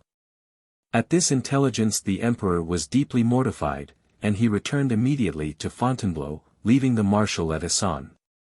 At daybreak on the 31st of March Paris presented a novel and curious spectacle. No sooner had the French troops evacuated the capital than the principal streets resounded with cries of "Down with Bonaparte." No conscription. No consolidated duties, droits réunis. With these cries were mingled that of "the Bourbons forever." But this latter cry was not repeated so frequently as the others. In general I remarked that the people gaped and listened with a sort of indifference. As I had taken a very active part in all that had happened during some preceding days I was particularly curious to study what might be called the physiognomy of Paris. This was the second opportunity which had offered itself for such a study, and I now saw the people applaud the fall of the man whom they had received with enthusiasm after the 18th Brumaire. The reason was, that liberty was then hoped for, as it was hoped for in 1814. I went out early in the morning to see the numerous groups of people who had assembled in the streets. I saw women tearing their handkerchiefs and distributing the fragments as the emblems of the revived lily. That same morning I met on the boulevards, and some hours afterwards on the place Louis XV.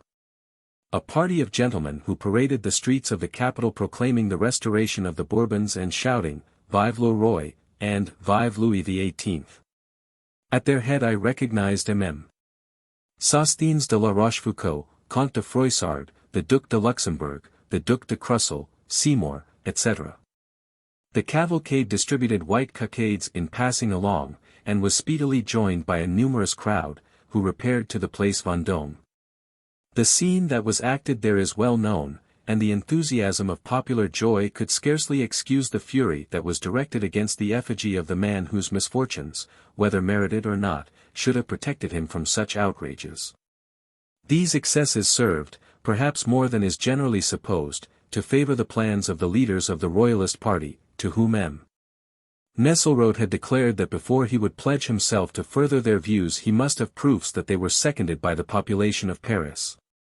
I was afterwards informed by an eyewitness of what took place on the evening of the 31st of March in one of the principal meetings of the Royalists, which was held in the hotel of the Comte de Morfontaine, who acted as president on the occasion.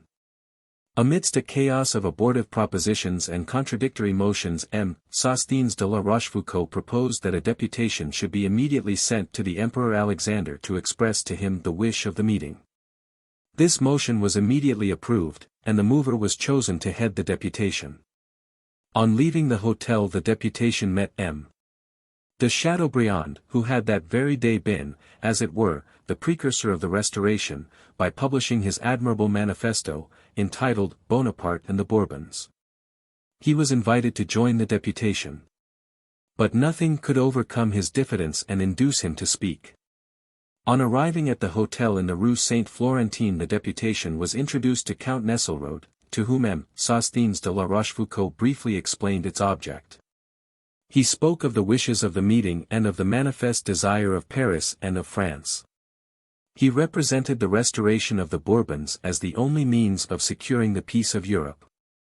And observed, in conclusion, that as the exertions of the day must have been very fatiguing to the Emperor, the deputation would not solicit the favor of being introduced to him, but would confidently rely on the good faith of His Imperial Majesty.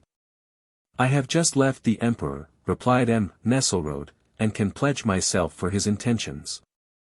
Return to the meeting and announce to the French people that in compliance with their wishes His Imperial Majesty will use all his influence to restore the crown to the legitimate monarch, His Majesty Louis XVIII. Shall reascend the throne of France." With this gratifying intelligence the deputation returned to the meeting in the Rue d'Anjou. There is no question that great enthusiasm was displayed on the entrance of the Allies into Paris. It may be praised or blamed, but the fact cannot be denied. I closely watched all that was passing, and I observed the expression of a sentiment which I had long anticipated when, after his alliance with the daughter of the Caesars, the ambition of Bonaparte increased in proportion as it was gratified. I clearly foresaw Napoleon's fall. Whoever watched the course of events during the last 4 years of the empire must have observed, as I did, that from the date of Napoleon's marriage with Maria Louisa the form of the French government became daily more and more tyrannical and oppressive.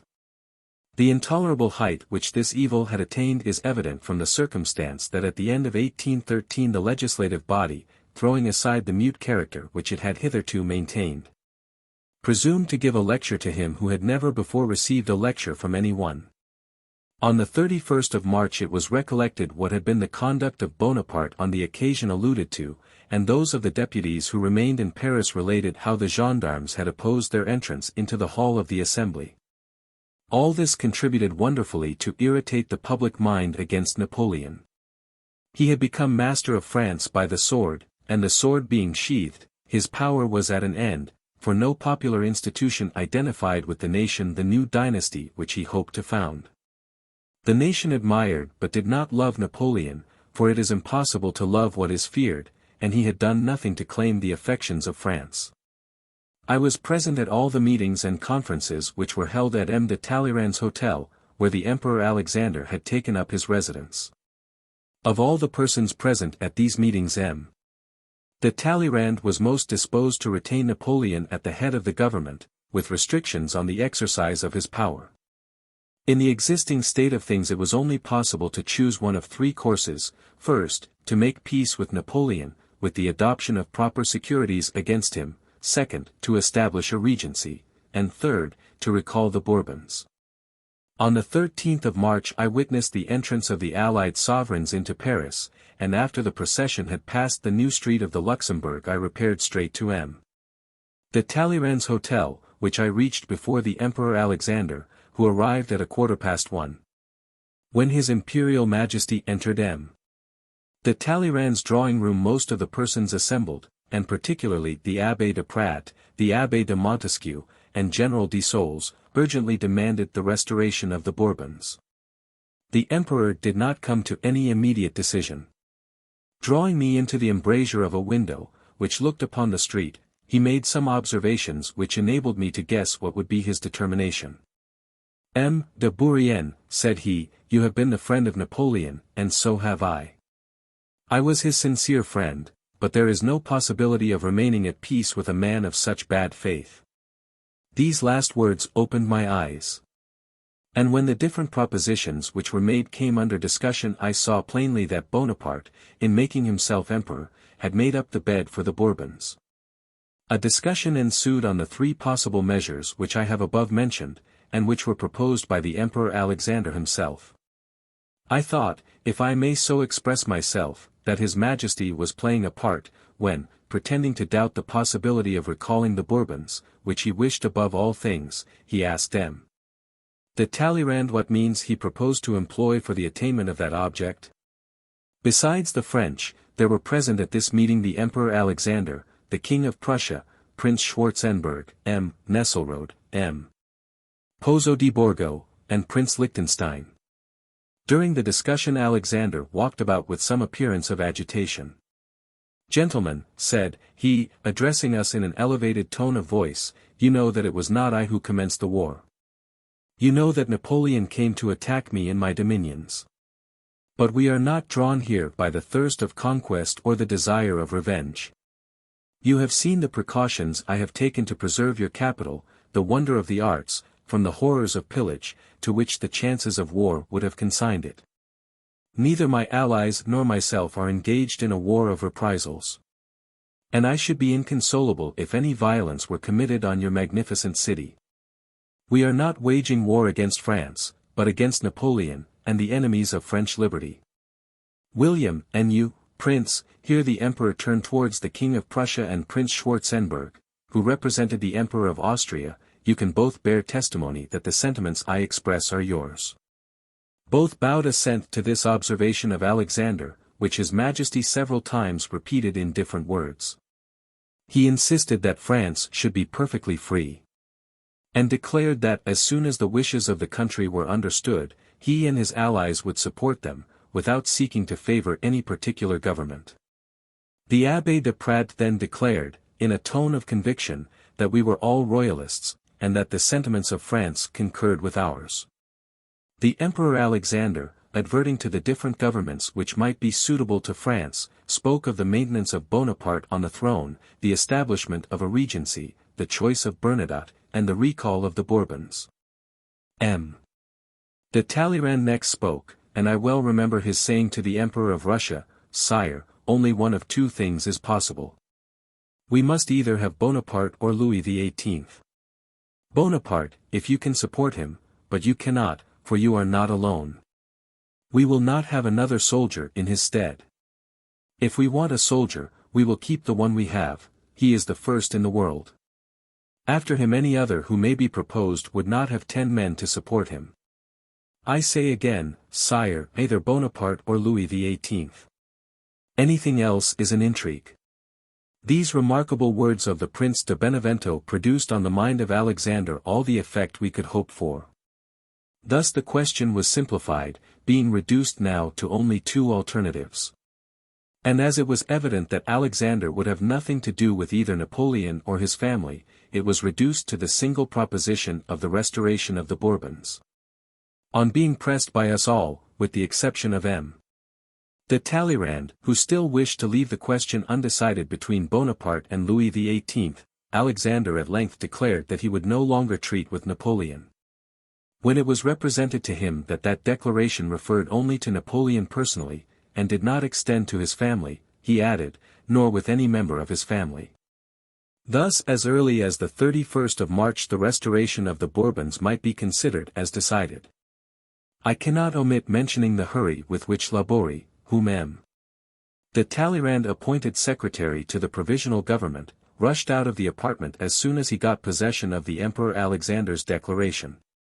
He got it printed with such expedition that in the space of an hour it was posted on all the walls in Paris, and it certainly produced an extraordinary effect.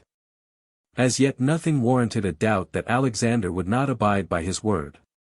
The Treaty of Paris could not be anticipated, and there was reason to believe that France, with a new government, would obtain more advantageous conditions than if the Allies had treated with Napoleon. But this illusion speedily vanished. On the evening of the 31st of March I returned to M. de Talleyrand's. I again saw the Emperor Alexander, who, stepping up to me, said, "M. de Bourrienne, you must take the superintendence of the post office department." I could not decline this precise invitation on the part of the Tsar, and besides, Fauvelet having departed on the preceding day, the business would have been for a time suspended. A circumstance which would have been extremely prejudicial to the restoration which we wished to favor. I went at once to the hotel in the Rue J. Rousseau, where, indeed, I found that not only was there no order to send out the post next day, but that it had been even countermanded. I went that night to the administrators, who yielded to my requests and, seconded by them, next morning I got all the clerks to be at their post. I reorganized the service, and the post went out on the 1st of April as usual. Such are my remembrances of the 31st of March. A provisional government was established, of which M. de Talleyrand was appointed president. The other members were General Bernonville, Comte François de Jaucourt, the Duc d'Alberg, who had married one of Maria Louisa's ladies of honor, and the Abbé de Montesquieu. The place of Chancellor of the Legion of Honor was given to the Abbé de Prat.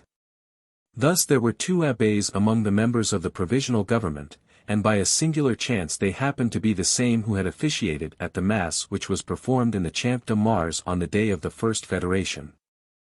Those who were dissatisfied with the events of the 31st of March now saw no hope but in the possibility that the Emperor of Austria would separate from his allies, or at least not make common cause with them in favor of the re-establishment of the Bourbons. But that monarch had been brought up in the old policy of his family, and was imbued with the traditional principles of his cabinet. I know for a fact that the sentiments and intentions of the Emperor of Austria perfectly coincided with those of his allies. Anxious to ascertain the truth on this subject, I ventured, when in conversation with the Emperor Alexander, to hint at the reports I had heard relative to the cause of the Emperor of Austria's absence. I do not recollect the precise words of His Majesty's answer, but it enabled me to infer with certainty that Francis II was in no way averse to the overthrow of his son-in-law, and that his absence from the scene of the discussions was only occasioned by a feeling of delicacy natural enough in his situation. Caulaincourt, who was sent by Napoleon to the headquarters of the Emperor Alexander, arrived there on the night of the 30th of March. He, however, did not obtain an interview with the Tsar until after His Majesty had received the Municipal Council of Paris, at the head of which was M. de Chabrol. At first Alexander appeared somewhat surprised to see the Municipal Council, which he did not receive exactly in the way that was expected. But this coldness was merely momentary, and he afterwards addressed the council in a very gracious way, though he dropped no hint of his ulterior intentions. Alexander, who entertained a personal regard for Caulaincourt, received him kindly in his own character, but not as the envoy of Napoleon. "You have come too late," said the Tsar. "It is all over. I can say nothing to you at present. Go to Paris, and I will see you there." These words perfectly enlightened Caulaincourt as to the result of his mission. His next interview with the Emperor Alexander at M. de Talleyrand's did not take place until after the declaration noticed in my last chapter. The conversation they had together remained a secret, for neither Alexander nor the Duke of Vicenza mentioned it. But there was reason to infer, from some words which fell from the Emperor Alexander, that he had received Caulaincourt rather as a private individual than as the ambassador of Napoleon, whose power, indeed, he could not recognize after his declaration. The provisional government was not entirely pleased with Caulaincourt's presence in Paris, and a representation was made to the Russian emperor on the subject. Alexander concurred in the opinion of the provisional government, which was expressed through the medium of the Abbé de Prat. M. de Caulaincourt, therefore, at the wish of the Tsar, returned to the Emperor, then at Fontainebleau. Chapter 35. 1814. Situation of Bonaparte during the events of the 30th and 31st of March, his arrival at Fontainebleau, plan of attacking Paris. Arrival of troops at Fontainebleau, the Emperor's address to the Guard, forfeiture pronounced by the Senate, letters to Marmont. Correspondence between Marmont and Schwarzenberg, MacDonald. Informed of the occupation of Paris, conversation between the Emperor and MacDonald at Fontainebleau, Bernonville's letter. Abdication on condition of a regency, Napoleon's wish to retract his act of abdication, MacDonald nay. And Caulaincourt sent to Paris. Marmont released from his promise by Prince Schwarzenberg. On the morning of the 30th of March, while the battle before the walls of Paris was at its height, Bonaparte was still at Troyes. He quitted that town at 10 o'clock, accompanied only by Bertrand, Caulaincourt, 2 aides-de-camp, and 2 orderly officers. He was not more than 2 hours in traveling the first 10 leagues, and he and his slender escort performed the journey without changing horses, and without even alighting. They arrived at Sens at 1 o'clock in the afternoon. Everything was in such confusion that it was impossible to prepare a suitable mode of conveyance for the emperor. He was therefore obliged to content himself with a wretched carriole, and in this equipage, about 4 in the morning, he reached Freudmanteau, about 4 leagues from Paris. It was there that the emperor received from General Belliard, who arrived at the head of a column of artillery, the first intelligence of the Battle of Paris. He heard the news with an air of composure, which was probably affected to avoid discouraging those about him. He walked for about a quarter of an hour on the high road, and it was after that promenade that he sent Caulaincourt to Paris. Napoleon afterwards went to the house of the postmaster, where he ordered his maps to be brought to him, and, according to custom, marked the different positions of the enemy's troops with pine, the heads of which were touched with wax of different colors. After this description of work, which Napoleon did every day, or sometimes several times a day, he repaired to Fontainebleau, where he arrived at 6 in the morning. He did not order the great apartments of the castle to be opened, but went up to his favorite little apartment, where he shut himself up, and remained alone during the whole of the 31st of March. In the evening the emperor sent for the Duke of Ragusa, who had just arrived at Essonne with his troops. The Duke reached Fontainebleau between 3 and 4 o'clock on the morning of the 1st of April. Napoleon then received a detailed account of the events of the 30th from Marmont, on whose gallant conduct before Paris he bestowed much praise.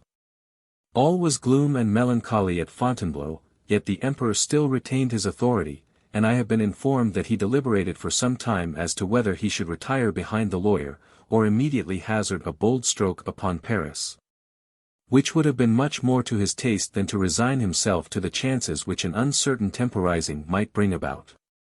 This latter thought pleased him, and he was seriously considering his plan of attack when the news of the 31st, and the unsuccessful issue of Caulaincourt's mission, gave him to understand that his situation was more desperate than he had hitherto imagined.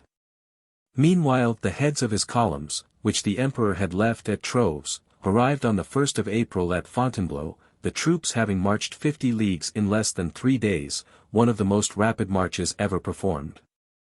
On the 2d of April Napoleon communicated the events of Paris to the generals who were about him, recommending them to conceal the news lest it should dispirit the troops, upon whom he yet relied. That day, during an inspection of the troops, which took place in the court of the palace, Bonaparte assembled the officers of his guard, and harangued them as follows. Soldiers!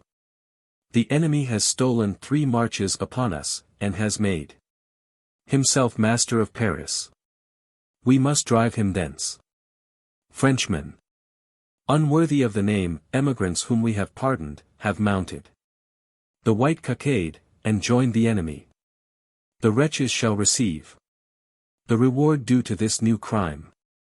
Let us swear to conquer or die, and to enforce respect to the tricolored cockade, which has for 20 years accompanied us on the path of glory and honor. He also endeavored to induce the generals to second his mad designs upon Paris, by making them believe that he had made sincere efforts to conclude peace. He assured them that he had expressed to the Emperor Alexander his willingness to purchase it by sacrifices, that he had consented to resign even the conquests made during the Revolution, and to confine himself within the old limits of France.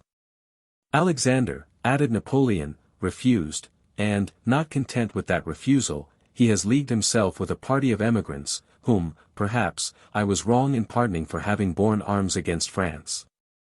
Through their perfidious insinuations Alexander has permitted the white cockade to be mounted on the capital. We will maintain ours, and in a few days we will march upon Paris. I rely on you.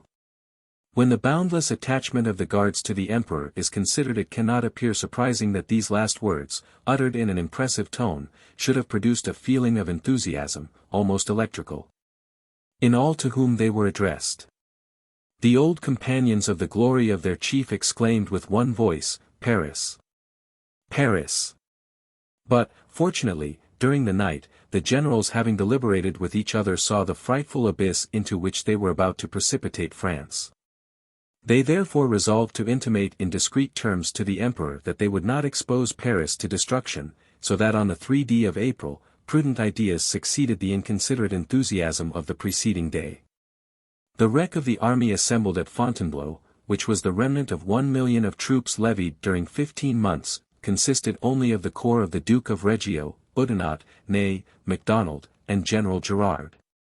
Which altogether did not amount to 25,000 men, and which, joined to the remaining 7,000 of the Guard, did not leave the Emperor a disposable force of more than 32,000 men. Nothing but madness or despair could have suggested the thought of subduing, with such scanty resources, the foreign masses which occupied and surrounded Paris.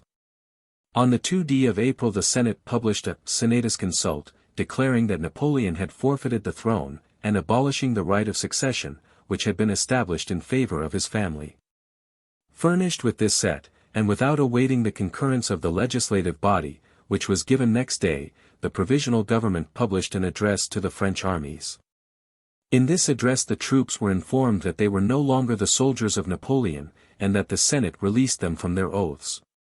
These documents were widely circulated at the time, and inserted in all the public journals.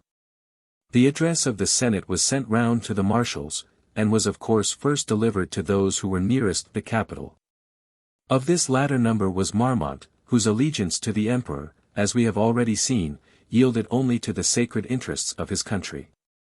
Montessuis was directed by the Provisional Government to convey the address to Marmont, and to use such arguments as were calculated to strengthen those sentiments which had triumphed over his dearest personal affections. I gave Montessuis a letter to Marmont, in which I said, "My dear friend, an old acquaintance of mine will convey to you the remembrances of our friendship. He will, I trust, influence your resolution. A single word will suffice to induce you to sacrifice all for the happiness of your country. To secure that object you, who are so good a Frenchman and so loyal a knight, will not fear either dangers or obstacles. Your friends expect you, long for you, and I trust will soon embrace you." Montessuis also took one from General Dessolles, whom the Provisional Government had appointed Governor of the National Guard in the room of Marshal Moncey, who had left Paris on the occupation of the Allies. General Dessolles and I did not communicate to each other our correspondence, but when I afterwards saw the letter of Dessolles I could not help remarking the coincidence of our appeal to Marmont's patriotism. Prince Schwarzenberg also wrote to Marmont to induce him to espouse a clause which had now become the cause of France. To the prince's letter Marmont replied, that he was disposed to concur in the union of the army and the people, which would avert all chance of civil war, and stop the effusion of French blood. And that he was ready with his troops to quit the army of the Emperor Napoleon on the condition that his troops might retire with the honors of war, and that the safety and liberty of the Emperor were guaranteed by the Allies. After Prince Schwarzenberg acceded to these conditions Marmont was placed in circumstances which obliged him to request that he might be released from his promise. I happened to learn the manner in which Marshal MacDonald was informed of the taking of Paris. He had been 2 days without any intelligence from the Emperor, when he received an order in the handwriting of Berthier, couched in the following terms: "The Emperor desires that you halt wherever you may receive this order." After Berthier's signature the following words were added as a postscript: "You, of course, know that the enemy is in possession of Paris." When the Emperor thus announced, with apparent negligence, an event which totally changed the face of affairs, I am convinced his object was to make the Marshal believe that he looked upon that event as less important than it really was. However, this object was not attained, for I recollect having heard MacDonald say that Berthier's singular postscript, and the tone of indifference in which it was expressed, filled him with mingled surprise and alarm. Marshal MacDonald then commanded the rear guard of the army which occupied the environs of Montereau. 6 hours after the receipt of the order here referred to MacDonald received a second order directing him to put his troops in motion, and he learned the Emperor's intention of marching on Paris with all his remaining force. On receiving the Emperor's second order MacDonald left his corps at Montereau and repaired in haste to Fontainebleau.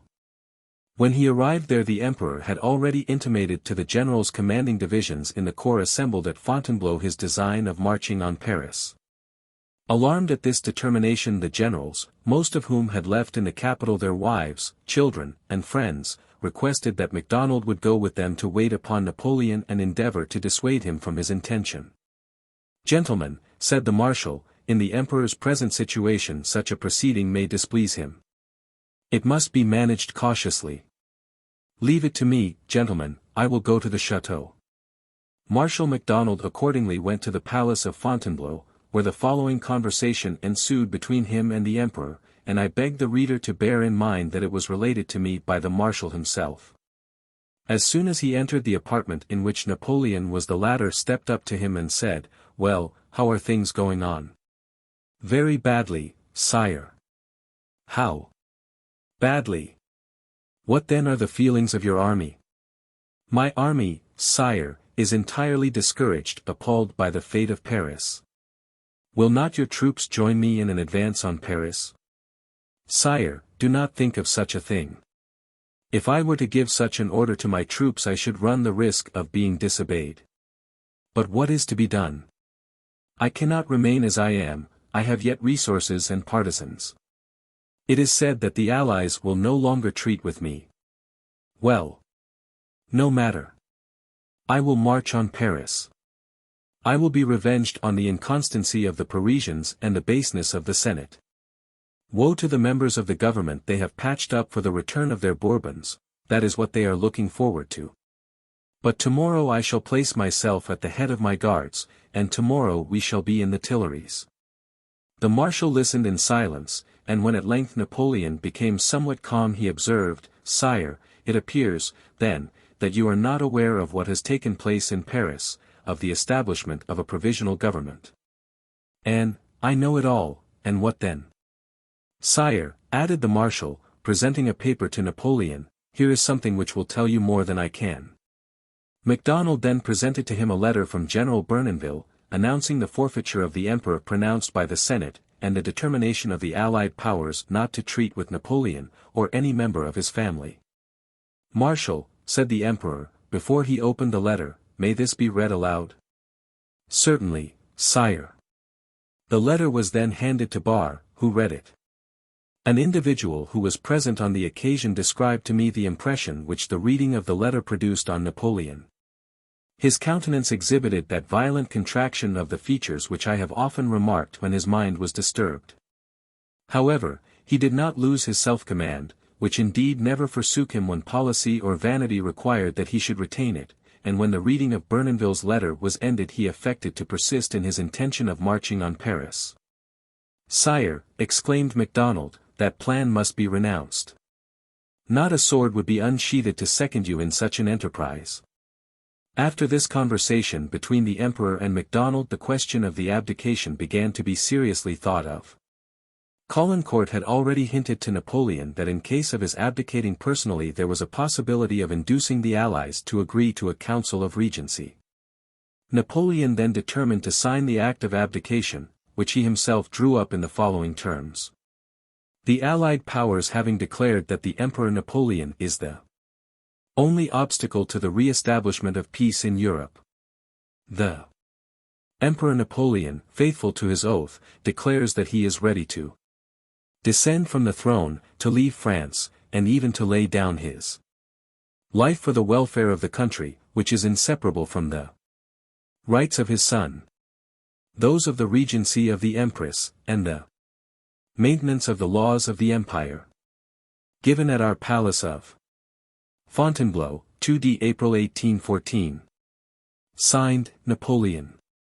After having written this act the Emperor presented it to the marshals, saying, "Here, gentlemen. Are you satisfied?" This abdication of Napoleon was certainly very useless, but in case of anything occurring to render it a matter of importance the act might have proved entirely illusory. Its meaning might appear unequivocal to the generality of people, but not to me, who was so well initiated in the cunning to which Napoleon could resort when it suited his purpose. It is necessary to observe that Napoleon does not say that he descends from the throne, but that he is ready to descend from the throne. This was a subterfuge, by the aid of which he intended to open new negotiations respecting the form and conditions of the regency of his son, in case of the allied sovereigns acceding to that proposition.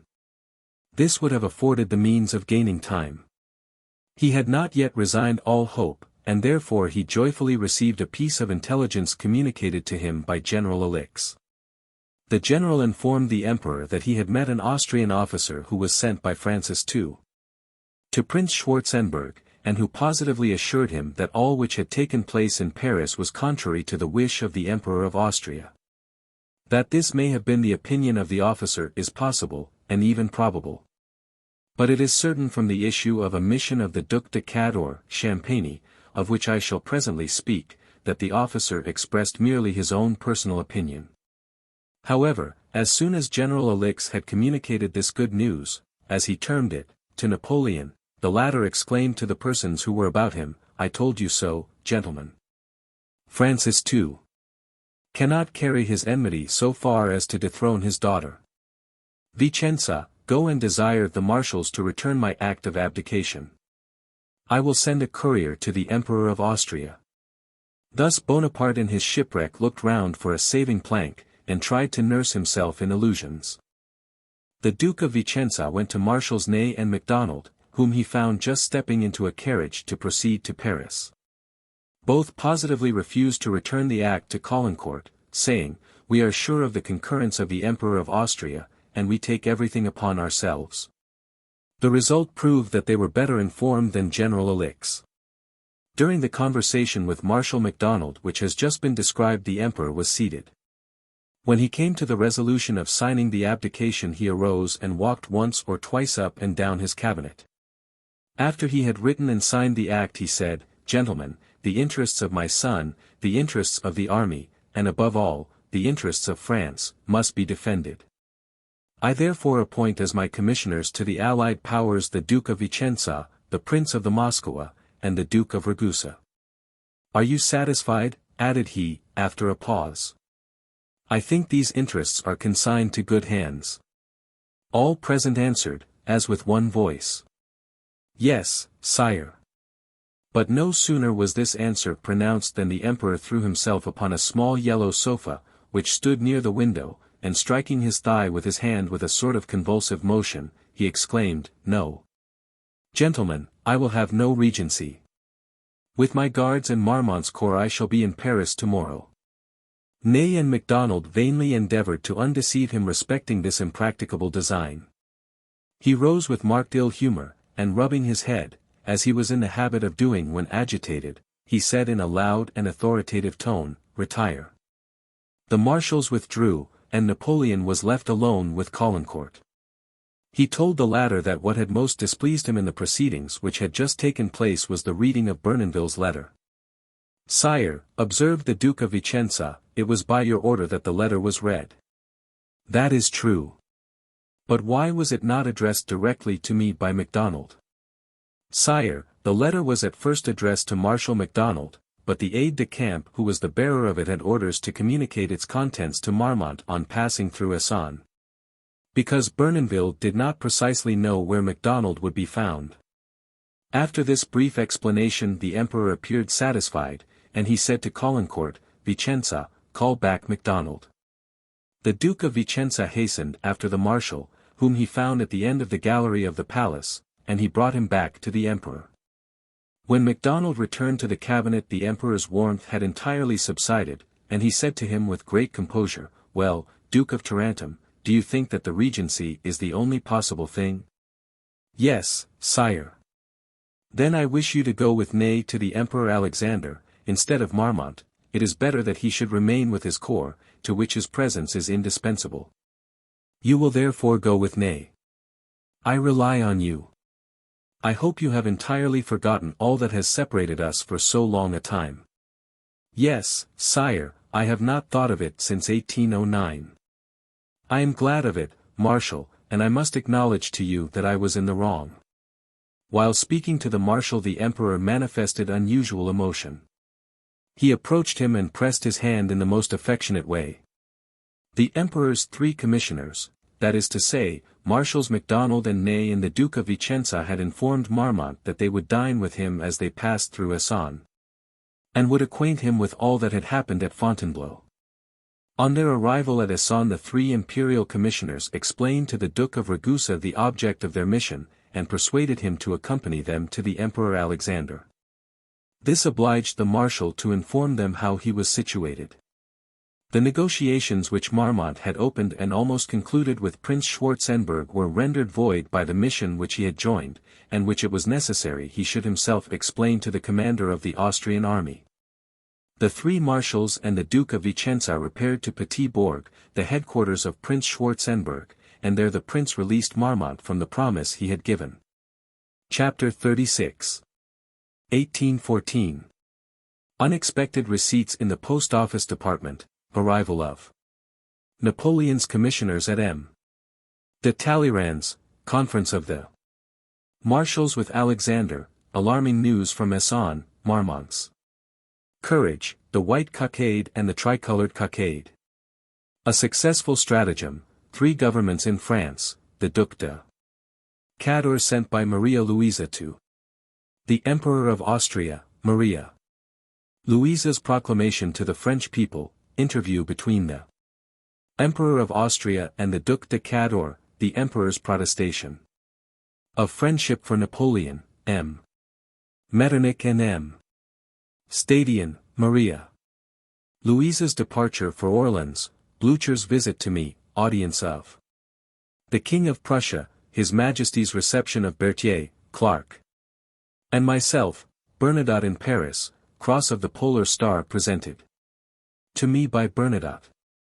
After my nomination as Director General of the Post Office, the business of that department proceeded as regularly as before. Having learned that a great many intercepted letters had been thrown aside, I sent, on the 4th of April, an advertisement to the Moniteur, stating that the letters to and from England or other foreign countries which had been lying at the post office for more than 3 years would be forwarded to their respective addresses. This produced to the post office a receipt of nearly 300,000 francs, a fact which may afford an idea of the enormous number of intercepted letters. On the night after the publication of the advertisement, I was awakened by an express from the Provisional Government, by which I was requested to proceed with all possible haste to M. de Talleyrand's hotel. I rose, and I set off immediately, and I got there some minutes before the arrival of the Emperor's commissioners. I went up to the salon on the first floor, which was one of the suite of apartments occupied by the Emperor Alexander. The marshals retired to confer with the monarch, and it would be difficult to describe the anxiety, or, I may rather say, consternation, which, during their absence, prevailed among some of the members of the Provisional Government and other persons assembled in the salon where I was. While the marshals were with Alexander, I learned that they had previously conversed with M. de Talleyrand, who observed to them, "If you succeed in your designs you will compromise all who have met in this hotel since the 1st of April, and the number is not small. For my part, take no account of me, I am willing to be compromised." I had passed the evening of this day with M. de Talleyrand, who then observed to the Emperor Alexander in my presence, "Will you support Bonaparte?" "No, you neither can nor will. I have already had the honor to tell your Majesty that we can have no choice but between Bonaparte and Louis XVIII, anything else would be an intrigue, and no intrigue can have power to support him who may be its object. Bernadotte, Eugene, the Regency, all those propositions result from intrigues. In present circumstances nothing but a new principle is sufficiently strong to establish the new order of things which must be adopted. Louis XVIII is a principle. None of the members of the Provisional Government were present at this conference, for no one was willing to appear to influence in any way the determination of the chief of the coalition upon the subject of this important mission. General Dessolles alone, in quality of commander of the National Guard of Paris, was requested to be present. At length the marshals entered the salon where we were, and their appearance created a sensation which it is impossible to describe. But the expression of dissatisfaction which we thought we remarked in their countenances restored the hopes of those who for some hours had been a prey to apprehensions. MacDonald, with his head elevated, and evidently under the influence of strong irritation, approached Bournonville, and thus addressed him, in answer to a question which the latter had put to him. "Speak not to me, sir, I have nothing to say to you. You have made me forget a friendship of 30 years. Then turning to Dupont, "As for you, sir," he continued in the same tone, "your conduct towards the emperor is not generous. I confess that he has treated you with severity, perhaps he may even have been unjust to you with respect to the affair of Balin, but how long has it been the practice to avenge a personal wrong at the expense of one's country?" These remarks were made with such warmth, and in so elevated a tone of voice, that Caulaincourt thought it necessary to interfere, and said, "Do not forget, gentlemen, that this is the residence of the Emperor of Russia."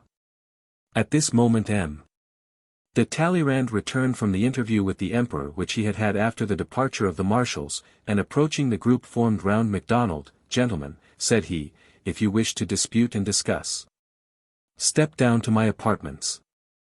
"That would be useless," replied MacDonald, "my comrades and I do not acknowledge the provisional government." The three marshals, Ney, MacDonald, and Marmont, then immediately retired with Caulaincourt, and went to Ney's hotel, there to await the answer which the Emperor Alexander had promised to give them after consulting the King of Prussia. Such was this night scene, which possessed more dramatic effect than many which are performed on the stage. In it all was real, on its denouement depended the political state of France, and the existence of all those who had already declared themselves in favor of the Bourbons. It is a remarkable fact, and one which affords a striking lesson to men who are tempted to sacrifice themselves for any political cause, that most of those who then demanded the restoration of the Bourbons at the peril of their lives have successively fallen into disgrace. When the marshals and Caulaincourt had retired we were all anxious to know what had passed between them and the Emperor of Russia. I learned from Desaulles, who, as I have stated, was present at the conference in his rank of Commander of the National Guard of Paris, that the marshals were unanimous in urging Alexander to accede to a regency. MacDonald especially supported that proposition with much warmth, and among the observations he made I recollect Desaulles mentioned the following: "I am not authorized to treat in any way for the fate reserved for the Emperor. We have full powers to treat for the regency, the army, and France, but the Emperor has positively forbidden us to specify anything personally regarding himself." Alexander merely replied, "That does not astonish me." The marshals then, resuming the conversation, dwelt much on the respect which was due to the military glory of France. They strongly manifested their disinclination to abandon the family of a man who had so often led them to victory. And lastly, they reminded the Emperor Alexander of his own declaration, in which he proclaimed, in his own name as well as on the part of his allies, that it was not their intention to impose on France any government whatever. Desaulles, who had all along declared himself in favor of the Bourbons, in his turn entered into the discussion with as much warmth as the partisans of the Regency. He represented to Alexander how many persons would be compromised for merely having acted or declared their opinions behind the shield of his promises. He repeated what Alexander had already been told, that the Regency would, in fact, be nothing but Bonaparte in disguise. However, Desaulles acknowledged that such was the effect of Marshal MacDonald's powerful and persuasive eloquence that Alexander seemed to waver. And, unwilling to give the marshals a positive refusal, he had recourse to a subterfuge, by which he would be enabled to execute the design he had irrevocably formed without seeming to take on himself alone the responsibility of a change of government. Desaulles accordingly informed us that Alexander at last gave the following answer to the marshals: "Gentlemen, I am not alone. In an affair of such importance I must consult the King of Prussia, for I have promised to do nothing without consulting him.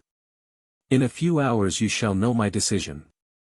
It was this decision which the marshals went to wait for at Ney's. Most of the members of the provisional government attributed the evasive reply of the Emperor Alexander to the influence of the speech of Desaulles. For my part, while I do justice to the manner in which he declared himself on this important occasion, I do not ascribe to his eloquence the power of fixing Alexander's resolution. For I well know by experience how easy it is to make princes appear to adopt the advice of any one when the counsel given is precisely that which they wish to follow. From the sentiments of Alexander at this time I had not the slightest doubt as to the course he would finally pursue, and I considered what he said about consulting the King of Prussia to be merely a polite excuse, by which he avoided the disagreeable task of giving the marshals a direct refusal. I therefore returned home quite satisfied as to the result of the Emperor Alexander's visit to the King of Prussia. I knew, from the persons about the Tsar, that he cherished a hatred, which was but too well justified, towards Bonaparte. Frederick William is of too firm a character to have yielded to any of the considerations which might on this subject have been pressed on him as they had been on the Emperor of Russia. But, besides that the King of Prussia had legitimate reasons for disliking Napoleon, policy would at that time have required that he should appear to be his enemy, for to do so was to render himself popular with his subjects. But the King of Prussia did not need to act under the dictates of policy. He followed his own opinion in rejecting the propositions of the marshals, which he did without hesitation, and with much energy. While the marshals had gone to Paris, Bonaparte was anxious to ascertain whether his commissioners had passed the advanced posts of the foreign armies, and in case of resistance he determined to march on Paris. For he could not believe that he had lost every chance.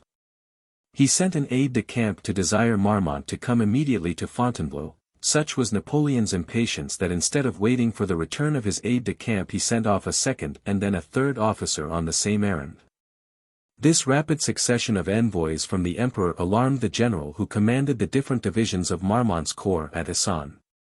They feared that the emperor was aware of the convention concluded that morning with Prince Schwarzenberg, and that he had sent for Marmont with the view of reprimanding him. The fact was, Napoleon knew nothing of the matter, for Marmont, on departing for Paris with MacDonald and Ney, had left orders that it should be said that he had gone to inspect his lines. So Lebrun de Essarts, and Bourdessoul, who had given their assent to the convention with Prince Schwarzenberg, deliberated in the absence of Marmont, and, perhaps being ignorant that he was released from his promise, and fearing the vengeance of Napoleon, they determined to march upon Versailles. On arriving there the troops not finding the marshal at their head thought themselves betrayed, and a spirit of insurrection broke out among them. One of Marmont's aides-de-camp, whom he had left at Isson, exerted every endeavor to prevent the departure of his general's corps, but, finding all his efforts unavailing, he hastened to Paris to inform the marshal of what had happened. When Marmont received this news he was breakfasting at Ney's with MacDonald and Caulaincourt. They were waiting for the answer which the Emperor Alexander had promised to send them. The march of his corps on Versailles threw Marmont into despair. He said to the marshals, "I must be off to join my corps and quell this mutiny," and without losing a moment he ordered his carriage and directed the coachman to drive with the utmost speed. He sent forward one of his aides-de-camp to inform the troops of his approach.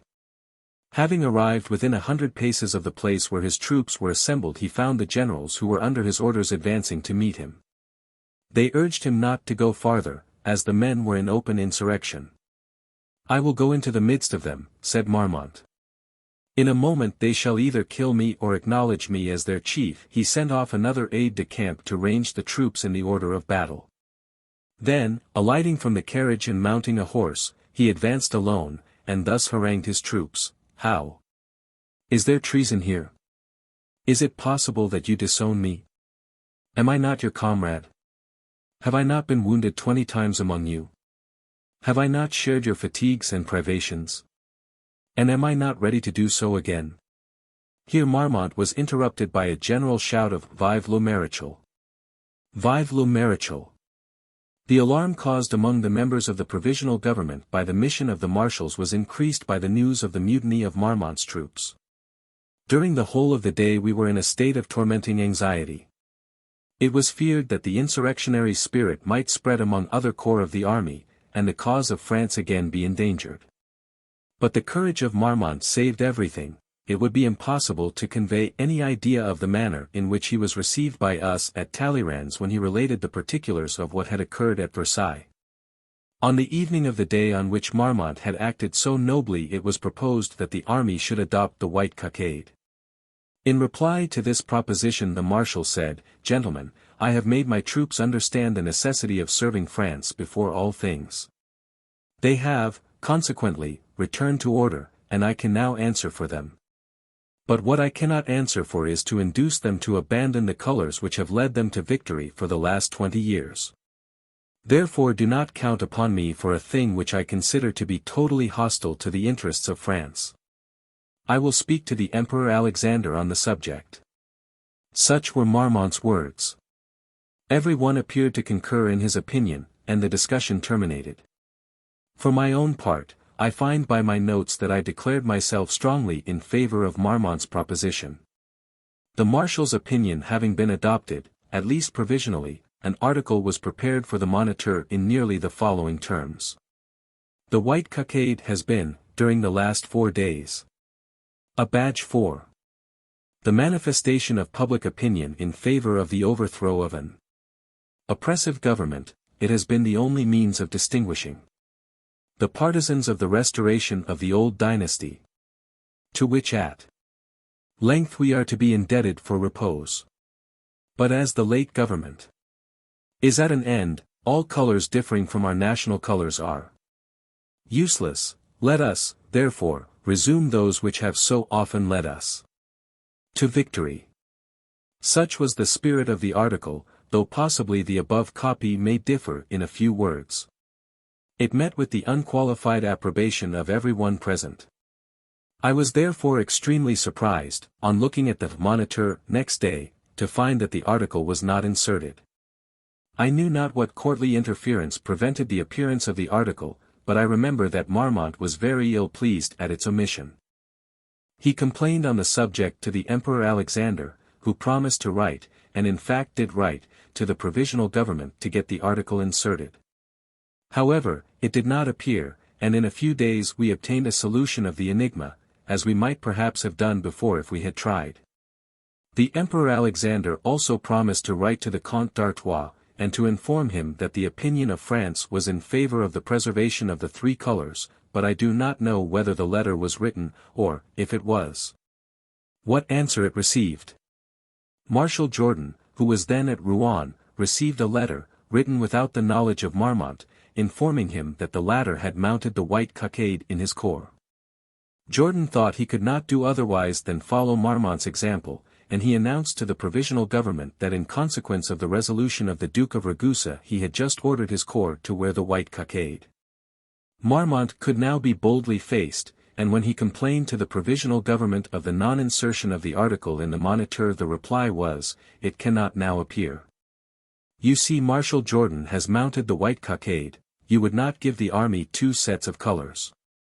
Marmont could make no answer to so positive a fact. It was not till some time after that I learned Jourdan had determined to unfurl the white flag only on the positive assurance that Marmont had already done so. Thus we lost the colors which had been worn by Louis XVI, which Louis XVIII, when a prince, had adopted, and in which the Comte d'Artois showed himself on his return to the Parisians, for he entered the capital in the uniform of the National Guard. The fraud played off by some members of the Provisional Government was attended by fatal consequences. Many evils might have been spared to France had Marmont's advice been adopted. At the period of the dissolution of the Empire there might be said to be 3 governments in France, viz. the Provisional Government in Paris, Napoleon's at Fontainebleau, and the doubtful and ambulatory regency of Maria Louisa. Doubtful and ambulatory the regency might well be called, for there was so little decision as to the course to be adopted by the Empress that it was at first proposed to conduct her to Orleans, then to Tours, and she went finally to Blois. The uncertainty which prevailed respecting the destiny of Maria Louisa is proved by a document which I have in my possession, and of which there cannot be many copies in existence. It is a circular addressed to the prefects by M. de Montalivet, the Minister of the Interior, who accompanied the Empress. In it a blank is left for the seat of the government, to which the prefects are desired to send their communications. In the copy I possess the blank is filled up with the word Blois in manuscript. As soon as Maria Louisa was made acquainted with the events that had taken place around Paris, she sent for the Duc de Cador, and gave him a letter addressed to the Emperor of Austria, saying, "Take this to my father, who must be at Dijon. I rely on you for defending the interests of France, those of the Emperor, and above all those of my son." Certainly Maria Louisa's confidence could not be better placed, and those great interests would have been defended by the Duc de Cador si defendi passant. After the departure of the Duc de Cador, Maria Louisa published the following proclamation, addressed to the French people. By the Empress Regent. A proclamation. The events of the war have placed the capital in the power of foreigners. The Emperor has marched to defend it at the head of his armies, so often victorious. They are face to face with the enemy. Before the walls of Paris. From the residence which I have chosen. And from the ministers of the Emperor, will emanate the only orders which you can acknowledge. Every town in the power of foreigners ceases to be free, and every order which may proceed from them is the language of the enemy, or that which it suits his hostile views to propagate. You will be faithful to your oaths. You will listen to the voice of a princess who was consigned to your good faith, and whose highest pride consists in being a Frenchwoman, and in being united to the destiny of the sovereign whom you have freely chosen. My son was less sure of your affections in the time of our prosperity. His rights and his person are under your safeguard. By order, Montalivet. Signed, Maria Louisa. BLOS, 3D April 1814. It is to be inferred that the Regency had within 3 days adopted the resolution of not quitting Blois, for the above document presents no blanks, nor words filled up in writing. The Empress' proclamation, though a powerful appeal to the feelings of the French people, produced no effect. Maria Louisa's proclamation was dated the 4th of April, on the evening of which day Napoleon signed the conditional abdication, with the fate of which the reader has already been made acquainted. M. de Montalivet transmitted the Empress' proclamation, accompanied by another circular, to the prefects, of whom very few received it. M. de Champagny, having left Blois with the letter he had received from the Empress, proceeded to the headquarters of the Emperor of Austria, carefully avoiding those roads which were occupied by Cossack troops. He arrived, not without considerable difficulty, at Chanceaux, where Francis II was expected. When the Emperor arrived, the Duc de Cador was announced, and immediately introduced to His Majesty. The Duke remained some hours with Francis II, without being able to obtain from him anything but fair protestations. The Emperor always took refuge behind the promise he had given to his allies to approve whatever measures they might adopt. The Duke was not to leave the Emperor's headquarters that evening, and, in the hope that His Majesty might yet reflect on the critical situation of his daughter, he asked permission to take leave next morning. He accordingly presented himself to the Emperor's levee, when he renewed his efforts in support of the claims of Maria Louisa. I have a great affection for my daughter, and also for my son-in-law, said the Emperor. I bear them both in my heart, and would shed my blood for them. Ah, sire, exclaimed M. de Champagny, such a sacrifice is not necessary. Yes, Duke, I say again, I would shed my blood, I would resign my life for them, but I have given my allies a promise not to treat without them, and to approve all that they may do. Besides, added the Emperor, my minister, M. de Metternich, has gone to their headquarters, and I will ratify whatever he may sign. When the Duc de Cador related to me the particulars of his mission, in which zeal could not work an impossibility, I remarked that he regarded as a circumstance fatal to Napoleon the absence of M. de Metternich and the presence of M. Stadion at the headquarters of the Emperor of Austria. Though in all probability nothing could have arrested the course of events, yet it is certain that the personal sentiments of the two Austrian ministers towards Napoleon were widely different. I am not going too far when I affirm that, policy apart, M. de Metternich was much attached to Napoleon. In support of this assertion I may quote a fact of which I can guarantee the authenticity. When M. de Metternich was complimented on the occasion of Maria Louisa's marriage, he replied, to have contributed to a measure which has received the approbation of 80 million men is indeed a just subject of congratulation. Such a remark openly made by the intelligent minister of the cabinet of Vienna was well calculated to gratify the ears of Napoleon, from whom, however, M. de Metternich in his personal relations did not conceal the truth. I recollect a reply which was made by M. de Metternich at Dresden after a little hesitation. As to you, said the Emperor, you will not go to war with me. It is impossible that you can declare yourself against me. That can never be. Sire, we are not now quite allies, and some time hence we may become enemies. This hint was the last which Napoleon received from Metternich, and Napoleon must have been blind indeed not to have profited by it. As to M. Stadion, he entertained a profound dislike of the Emperor. That minister knew and could not forget that his preceding exclusion from the cabinet of Vienna had been due to the all-powerful influence of Napoleon. Whether or not the absence of Metternich influenced the resolution of Francis II, it is certain that that monarch yielded nothing to the urgent solicitations of a minister who conscientiously fulfilled the delicate mission consigned to him. M. de Champagny rejoined the Empress at Orleans, whither she had repaired on leaving Blois. He found Maria Louisa almost deserted, all the grand dignitaries of the empire having successively returned to Paris after sending in their submissions to the provisional government.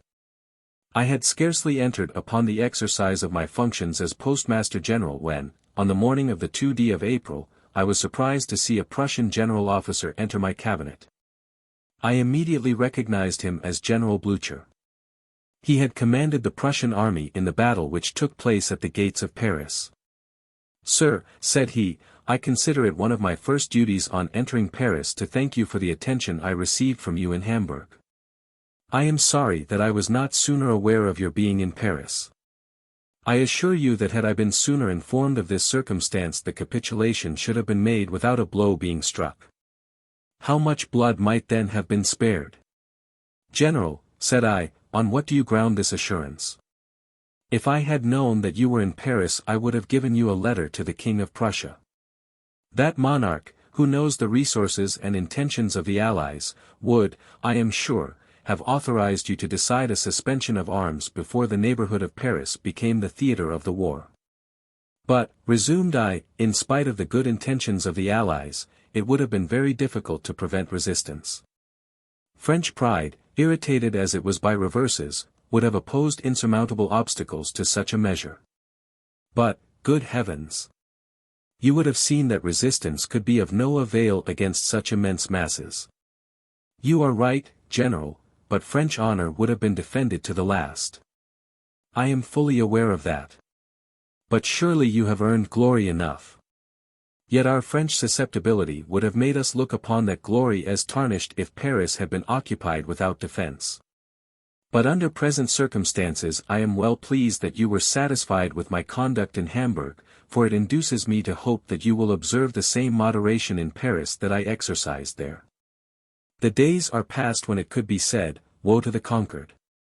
You are right, yet, added he, smiling, you know we are called the Northern Barbarians.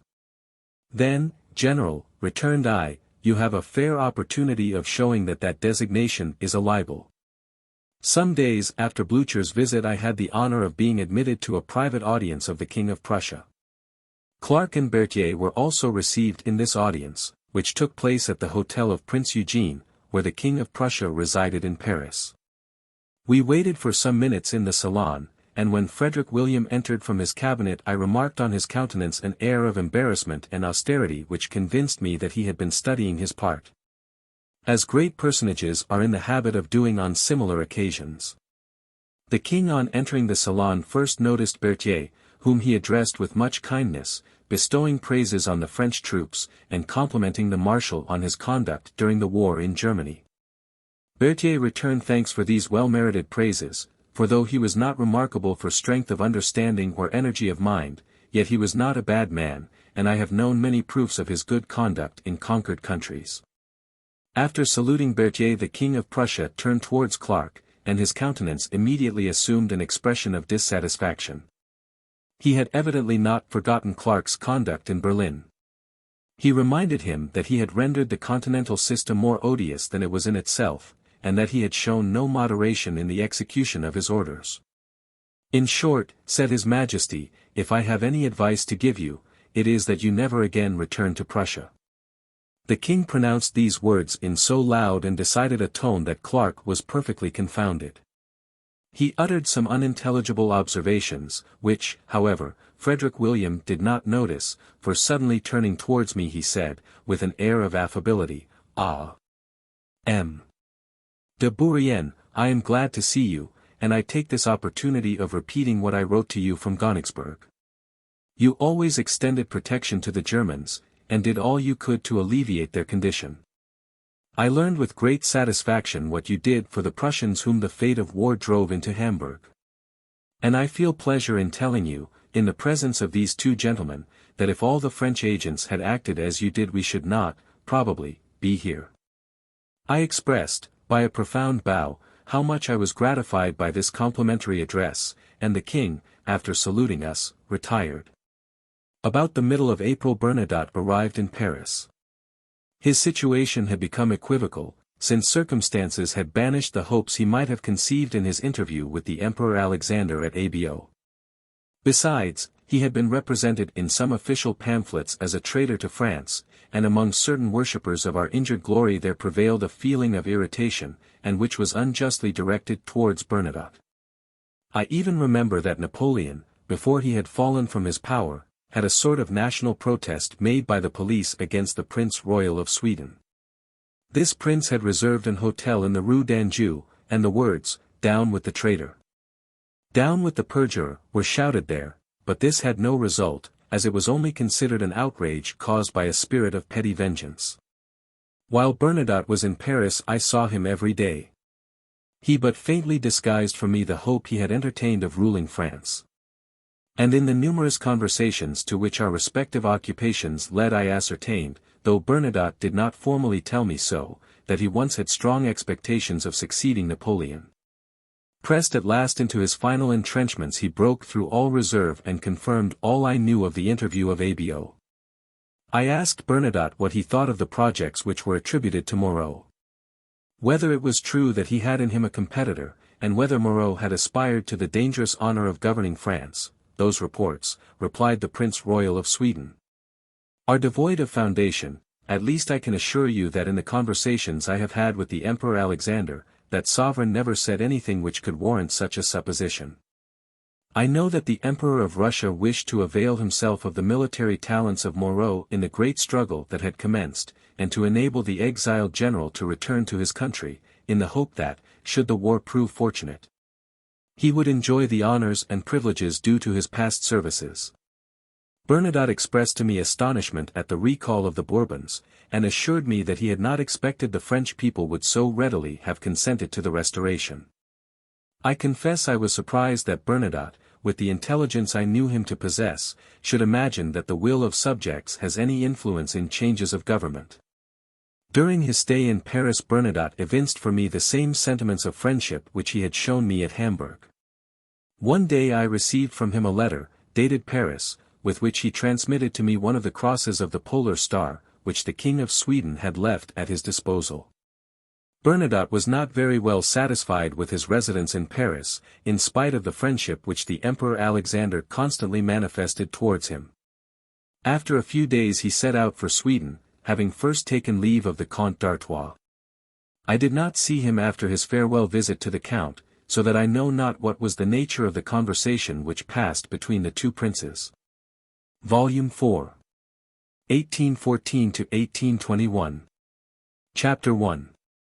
1814. Unalterable determination of the Allies with respect to Napoleon. Fontainebleau included in the limits to be occupied by the Allies. Alexander's departure from Paris, Napoleon informed of the necessity. Of his unconditional abdication, Macdonald and Ney again sent to Paris, alleged attempt of Napoleon to poison himself, farewell. Interview between Macdonald and Napoleon, the sabre of Murad Bey. Signature of the act of unconditional abdication, tranquility of Paris during the change of government, ukase of the Emperor of Russia relative to the post office, religious ceremony on the place. Louis XV. Arrival of the Comte d'Artois, his entrance into Paris. Arrival of the Emperor of Austria, singular assemblage of sovereigns. In France, visit of the Emperor of Austria to Maria Louisa, her interview with the Emperor Alexander, her departure for Vienna. When Marmont left Paris on the receipt of the intelligence from Esson, Marshals MacDonald and Ney and the Duke of Vicenza waited upon the Emperor Alexander to learn his resolution before he could have been informed of the movement of Marmont's troops. I myself went during the morning to the hotel of M. de Talleyrand, and it was there I learnt how what we had hoped for had become fact. The matter was completely decided. The Emperor Alexander had walked out at 6 in the morning to the residence of the King of Prussia in the Rue de Bourbon. The two sovereigns afterwards proceeded together to M. de Talleyrand's, where they were when Napoleon's commissioners arrived. The commissioners being introduced to the two sovereigns, the Emperor Alexander, in answer to their proposition, replied that the regency was impossible, as submissions to the provisional government were pouring in from all parts. And that if the army had formed contrary wishes those should have been sooner made known. Sire, observed MacDonald, that was impossible, as none of the marshals were in Paris, and besides, who could foresee the turn which affairs have taken? Could we imagine that an unfounded alarm would have removed from Esson the corps of the Duke of Ragusa, who has this moment left us to bring his troops back to order? These words produced no change in the determination of the sovereigns, who would hear of nothing but the unconditional abdication of Napoleon. Before the marshals took leave of the Emperor Alexander they solicited an armistice of 48 hours, which time they said was indispensable to negotiate the act of abdication with Napoleon. This request was granted without hesitation, and the Emperor Alexander, showing MacDonald a map of the environs of Paris, courteously presented him with a pencil, saying, "Here, Marshal, mark yourself the limits to be observed by the two armies." "No, sire," replied MacDonald, "we are the conquered party, and it is for you to mark the line of demarcation." Alexander determined that the right bank of the Seine should be occupied by the Allied troops, and the left bank by the French. But it was observed that this arrangement would be attended with inconvenience, as it would cut Paris in two, and it was agreed that the line should turn Paris. I have been informed that on a map sent to the Austrian staff to acquaint Prince Schwarzenberg with the limits definitively agreed on, Fontainebleau, the Emperor's headquarters, was by some artful means included within the line. The Austrians acted so implicitly on this direction that Marshal MacDonald was obliged to complain on the subject to Alexander, who removed all obstacles.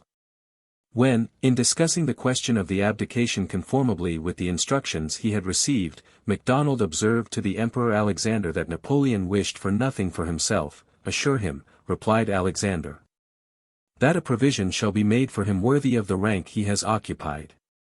Tell him that if he wishes to reside in my states he shall be well received, though he brought desolation there. I shall always remember the friendship which united us. He shall have the island of Elba, or something else." After taking leave of the Emperor Alexander, on the 5th of April, Napoleon's commissioners returned to Fontainebleau to render an account of their mission. I saw Alexander that same day, and it appeared to me that his mind was relieved of a great weight by the question of the regency being brought to an end. I was informed that he intended to quit Paris in a few days, and that he had given full powers to M. Pozzo di Borgo, whom he appointed his commissioner to the provisional government. On the same day, the 5th of April, Napoleon inspected his troops in the palace yard of Fontainebleau. He observed some coolness among his officers, and even among the private soldiers, who had evinced such enthusiasm when he inspected them on the 2d of April. He was so much affected by this change of conduct that he remained but a short time on the parade, and afterwards retired to his apartments. About 1 o'clock on the morning of the 6th of April Ney, MacDonald, and Caulaincourt arrived at Fontainebleau to acquaint the Emperor with the issue of their mission, and the sentiments expressed by Alexander when they took leave of him. Marshal Ney was the first to announce to Napoleon that the Allies required his complete and unconditional abdication, unaccompanied by any stipulation, except that of his personal safety, which should be guaranteed. Marshal MacDonald and the Duke of Vicenza then spoke to the same effect, but in more gentle terms than those employed by Ney, who was but little versed in the courtesies of speech. When Marshal MacDonald had finished speaking, Napoleon said with some emotion, "Marshal, I am sensible of all that you have done for me, and of the warmth with which you have pleaded the cause of my son. They wish for my complete and unconditional abdication. Very well. I again empower you to act on my behalf. You shall go and defend my interests and those of my family. Then, after a moment's pause, he added, still addressing MacDonald, Marshal, where shall I go? MacDonald then informed the emperor what Alexander had mentioned in the hypothesis of his wishing to reside in Russia. Sire, added he, the Emperor of Russia told me that he destined for you the island of Elba, or something else. Or something else, repeated Napoleon hastily, and what is that something else? Sire, I know not. Ah! It is doubtless the island of Corsica, and he refrained from mentioning it to avoid embarrassment. Marshal, I leave all to you. The marshals returned to Paris as soon as Napoleon furnished them with new powers. Caulaincourt remained at Fontainebleau. On arriving in Paris, Marshal Ney sent in his adhesion to the provisional government, so that when MacDonald returned to Fontainebleau to convey to Napoleon the definitive treaty of the Allies, Ney did not accompany him. And the emperor expressed surprise and dissatisfaction at his absence. Ney, as all his friends concur in admitting, expended his whole energy in battle, and often wanted resolution when out of the field. Consequently I was not surprised to find that he joined us before some other of his comrades. As to MacDonald, he was one of those generous spirits who may be most confidently relied on by those who have wronged them. Napoleon experienced the truth of this. MacDonald returned alone to Fontainebleau, and when he entered the emperor's chamber he found him seated in a small armchair before the fireplace. He was dressed in a morning gown of white dimity, and he wore his slippers without stockings. His elbows rested on his knees and his head was supported by his hands. He was motionless, and seemed absorbed in profound reflection. Only two persons were in the apartment, the Duke of Bassano, who was at a little distance from the emperor, and Caulaincourt, who was near the fireplace. So profound was Napoleon's reverie that he did not hear MacDonald enter, and the Duke of Vicenza was obliged to inform him of the marshal's presence. Sire, said Caulaincourt, the Duke of Tarentum has brought for your signature the treaty which is to be ratified tomorrow. The emperor then, as if roused from a lethargic slumber, turned to MacDonald, and merely said, Ah, Marshal. So you are here. Napoleon's countenance was so altered that the Marshal, struck with the change, said, as if it were involuntarily, Is your Majesty indisposed? Yes, answered Napoleon, I have passed a very bad night. The emperor continued seated for a moment, then rising, he took the treaty, read it without making any observation, signed it, and returned it to the marshal, saying, I am not now rich enough to reward these last services. Sire, interest never guided my conduct. I know that, and I now see how I have been deceived respecting you. I also see the designs of those who prejudiced me against you.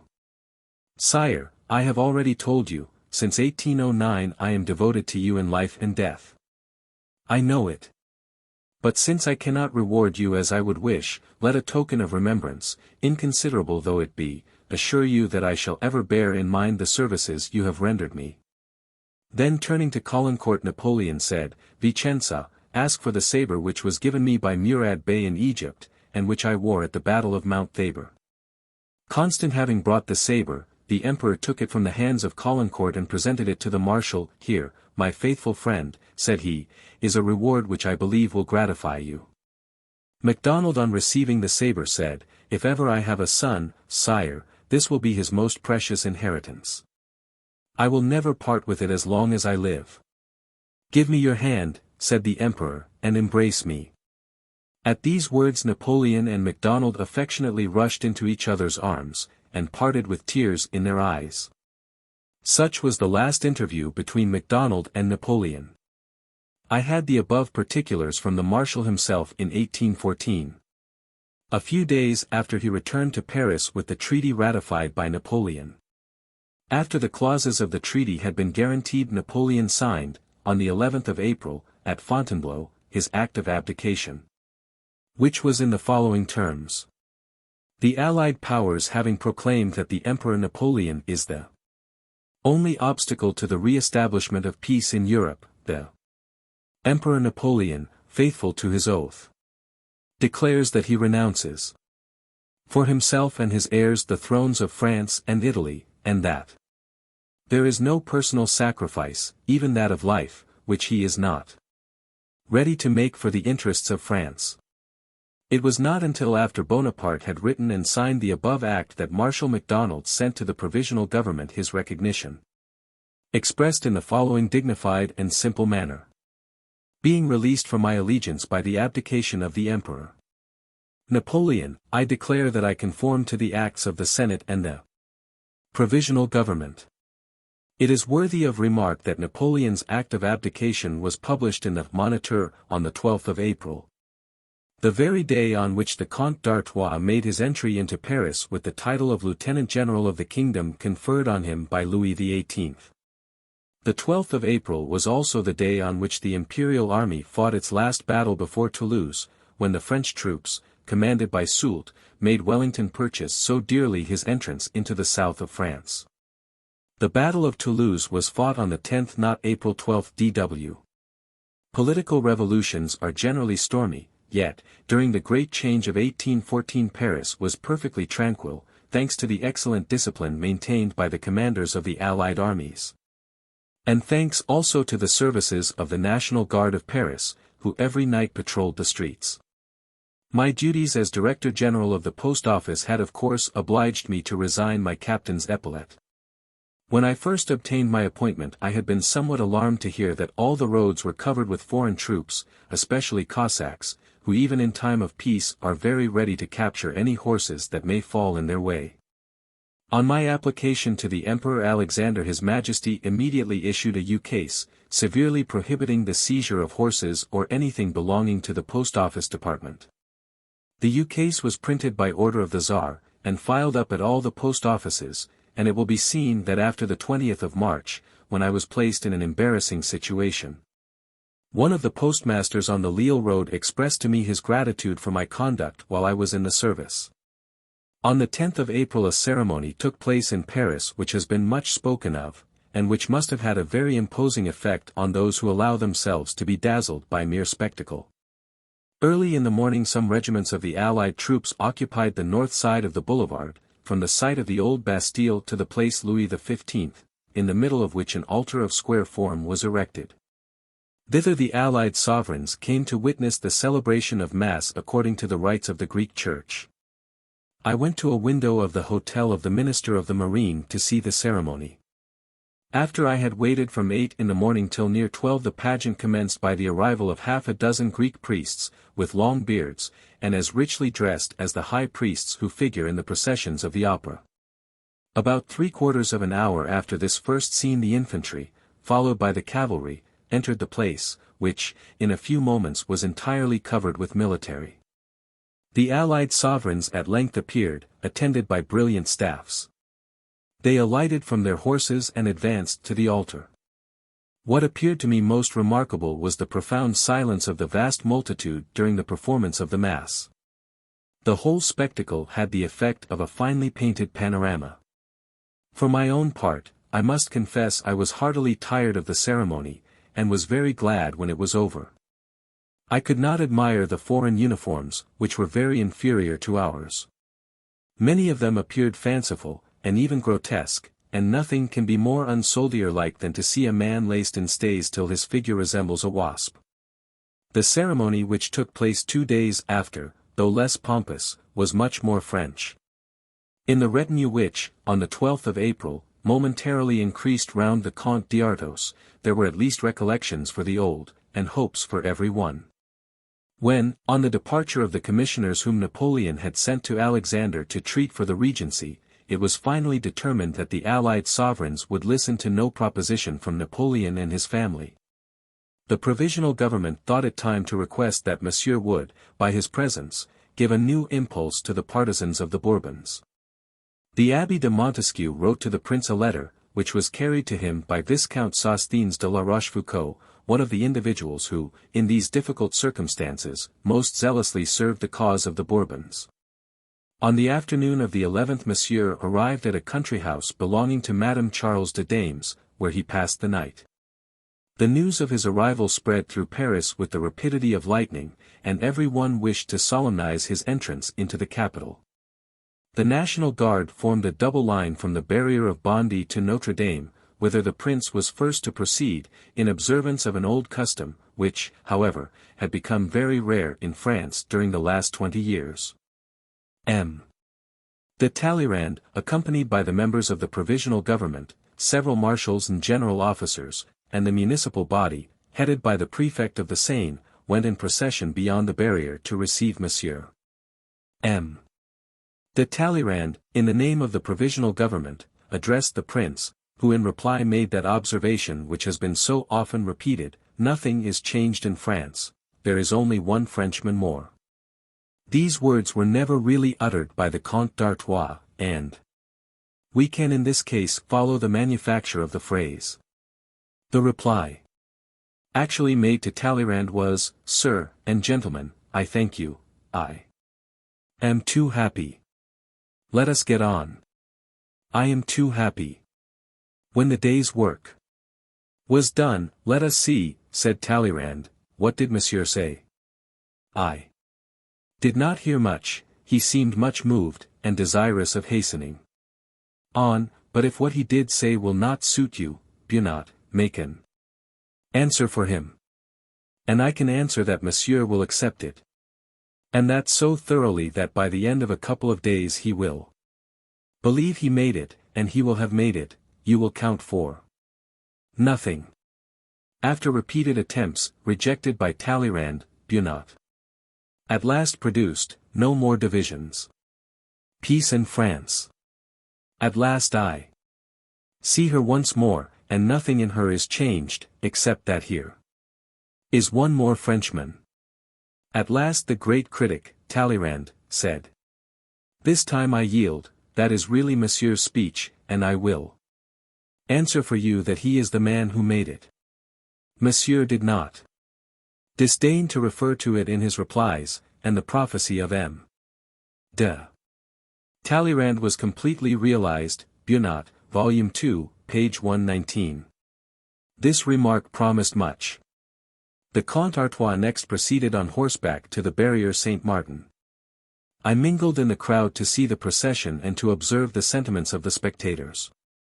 Near me stood an old knight of St. Louis, who had resumed the insignia of the order, and who wept for joy at again seeing one of the Bourbons.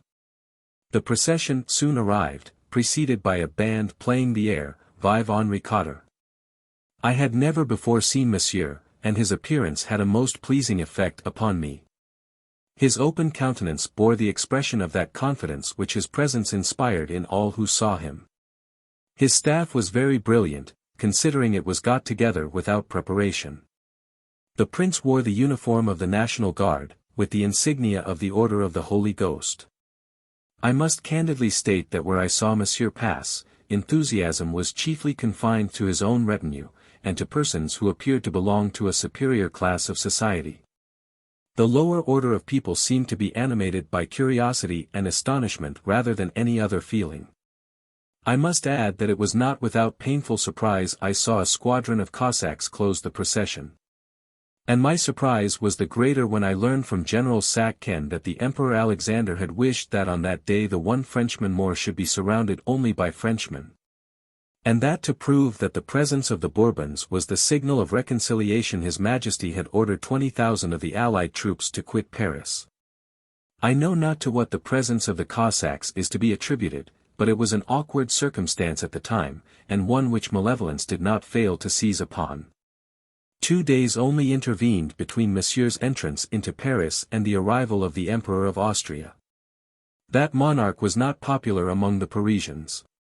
The line of conduct he had adopted was almost generally condemned, for, even among those who had most ardently wished for the dethronement of his daughter, through their aversion to the Bonaparte family, there were many who blamed the Emperor of Austria's behavior to Maria Louisa. They would have wished that, for the honor of Francis II, he had unsuccessfully opposed the downfall of the dynasty, whose alliance he considered as a safeguard in 1809.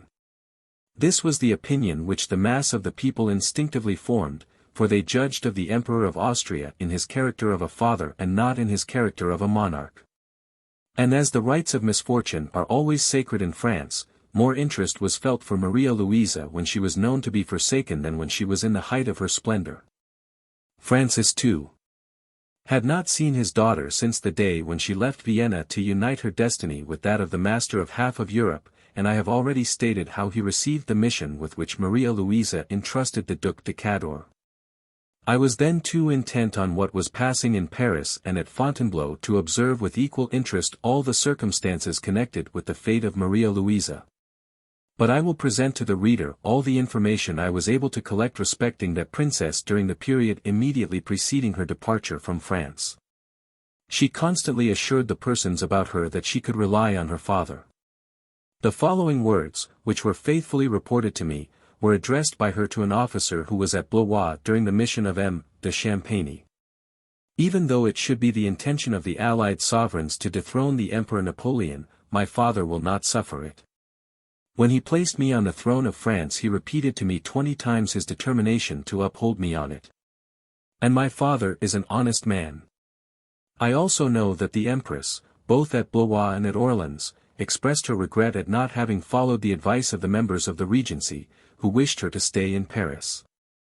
On leaving Orleans Maria Louisa proceeded to Rambouillet. And it was not one of the least extraordinary circumstances of that eventful period to see the sovereigns of Europe, the dethroned sovereigns of France, and those who had come to resume the scepter, all crowded together within a circle of 15 leagues round the capital. There was a Bourbon at the Tuileries, Bonaparte at Fontainebleau, his wife and son at Rambouillet, the repudiated empress at Malmaison 3 leagues distant, and the emperors of Russia and Austria and the king of Prussia in Paris. When all her hopes had vanished Maria Louisa left Rambouillet to return to Austria with her son. She did not obtain permission to see Napoleon before her departure, though she had frequently expressed a wish to that effect. Napoleon himself was aware of the embarrassment which might have attended such a farewell, or otherwise he would no doubt have made a parting interview with Maria Louisa one of the clauses of the Treaty of Paris and Fontainebleau, and of his definitive act of abdication. I was informed at the time that the reason which prevented Maria Louisa's wish from being acceded to was the fear that, by one of those sudden impulses common to women, she might have determined to unite herself to Napoleon's fallen fortune, and accompany him to Elba. And the Emperor of Austria wished to have his daughter back again. Things had arrived at this point, and there was no possibility of retracting from any of the decisions which had been formed when the Emperor of Austria went to see his daughter at Rambouillet. I recollect it was thought extraordinary at the time that the Emperor Alexander should accompany him on this visit. And, indeed, the sight of the sovereign, who was regarded as the head and arbiter of the coalition, could not be agreeable to the dethroned empress. Meneval, Tome 2. p. 112, then with Maria Louisa as secretary. Who gives some details of her interview with the Emperor Francis on the 16th of April, says nothing about the Tsar having been there, a fact he would have been sure to have remarked upon. It was only on the 19th of April that Alexander visited her, the King of Prussia, coming in his turn on the 22d. But Bourrienne is right in saying that Maria Louisa complained bitterly of having to receive Alexander, and considered that she was forced by her father to do so. The poor little King of Rome, then only 3 years old, had also to be seen by the monarchs.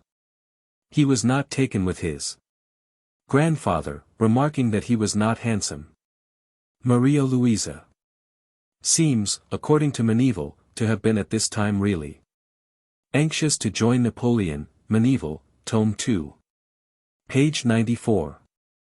She left Rambouillet on the 28th of April, stopped one day at Grosbois, receiving there her father and Berthier, and taking farewell of several persons who came from Paris for that purpose.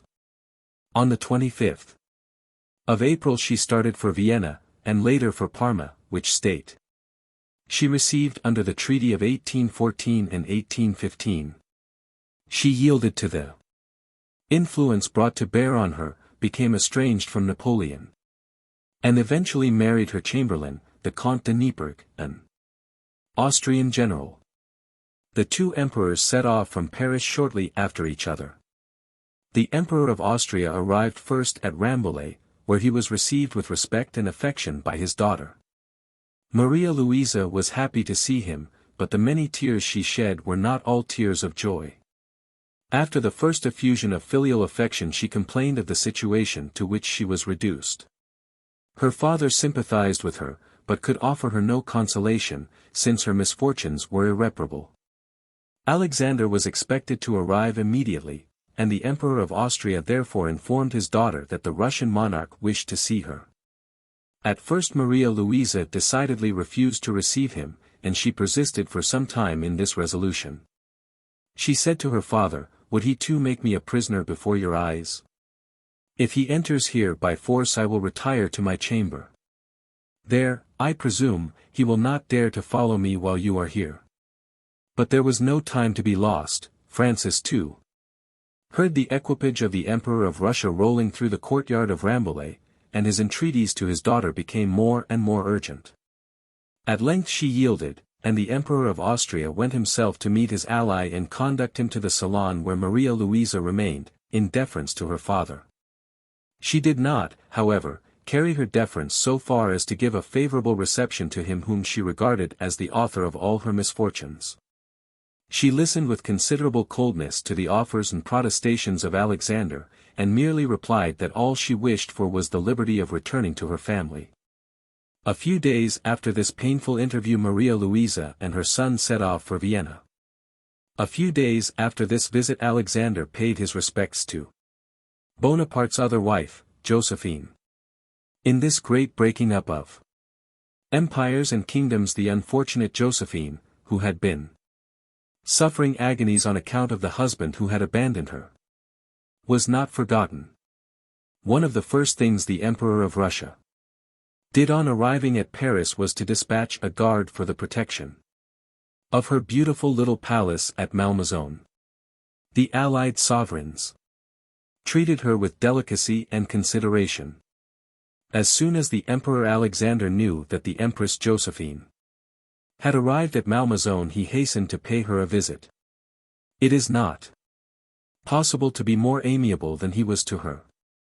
When in the course of conversation he spoke of the occupation of Paris by the Allies, and of the position of the Emperor Napoleon, it was always in perfectly measured language. He never forgot for a single instant that he was speaking before one who had been the wife of his vanquished enemy. On her side the ex-empress did not conceal the tender sentiments, the lively affection she still entertained for Napoleon. Alexander had certainly something elevated and magnanimous in his character, which would not permit him to say a single word capable of insulting misfortune. The empress had only one prayer to make to him, and that was for her children. This visit was soon followed by those of the other allied princes. The King of Prussia and the princes, his sons, came rather frequently to pay their court to Josephine. They even dined with her several times at Malmaison. But the Emperor Alexander came much more frequently. The Queen Hortense was always with her mother when she received the sovereigns, and assisted her in doing the honors of the house. The illustrious strangers exceedingly admired Malmaison, which seemed to them a charming residence. They were particularly struck with the fine gardens and conservatories. From this moment, however, Josephine's health rapidly declined, and she did not live to see Napoleon's return from Elba. She often said to her attendant, "I do not know what is the matter with me, but at times I have fits of melancholy enough to kill me." But on the very brink of the grave she retained all her amiability, all her love of dress, and the graces and resources of a drawing-room society. The immediate cause of her death was a bad cold she caught in taking a drive in the park of Malmaison on a damp cold day. She expired on the noon of Sunday, the 26th of May, in the 53rd year of her age. Her body was embalmed, and on the 6th day after her death. Deposited in a vault in the church of Rouen, close to Malmaison. The funeral ceremonies were magnificent, but a better tribute to the memory of Josephine was to be found in the tears with which her children, her servants, the neighboring poor, and all that knew her, followed her to the grave. In 1826 a beautiful monument was erected over her remains by Eugene Beauharnais and his sisters with this simple inscription: To Josephine. Eugene. Hortense. Chapter 2. 1814.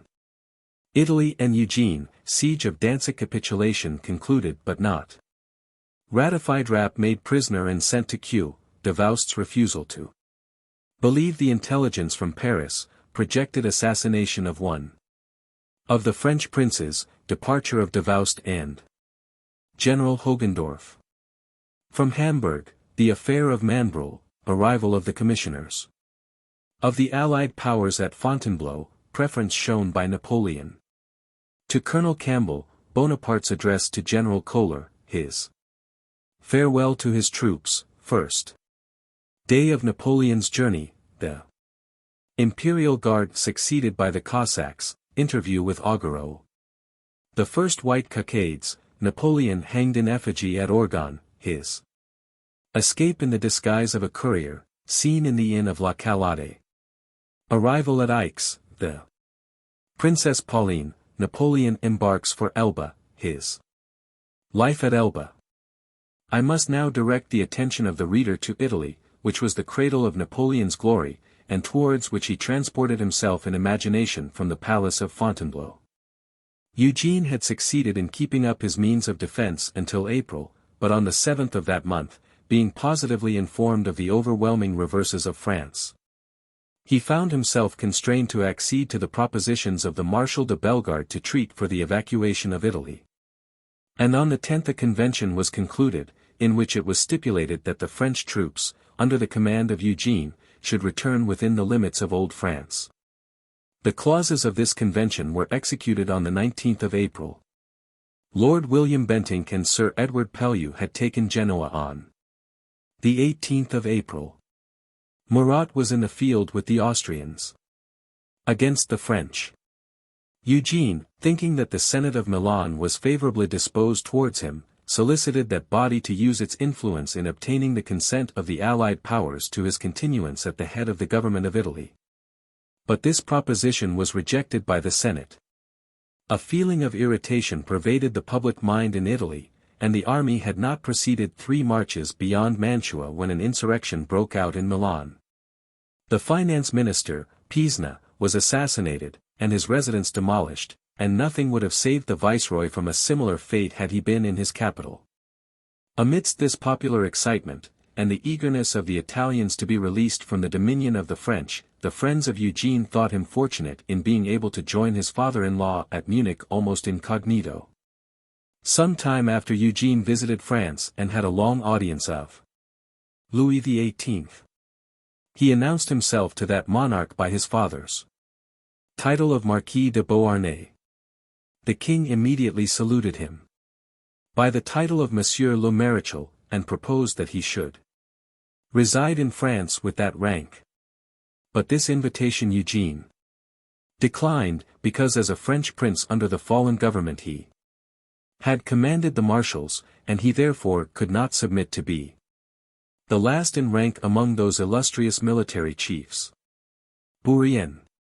Thus, at the expiration of 9 years, fell the iron crown which Napoleon had placed on his head, saying, "Jimmy la donne, guerre que la touche." I will now take a glance at the affairs of Germany. Rapp was not in France at the period of the fall of the empire. He had, with extraordinary courage and skill, defended himself against a year's siege at Danzig. At length, being reduced to the last extremity, and constrained to surrender, he opened the gates of the city, which presented nothing but heaps of ruins.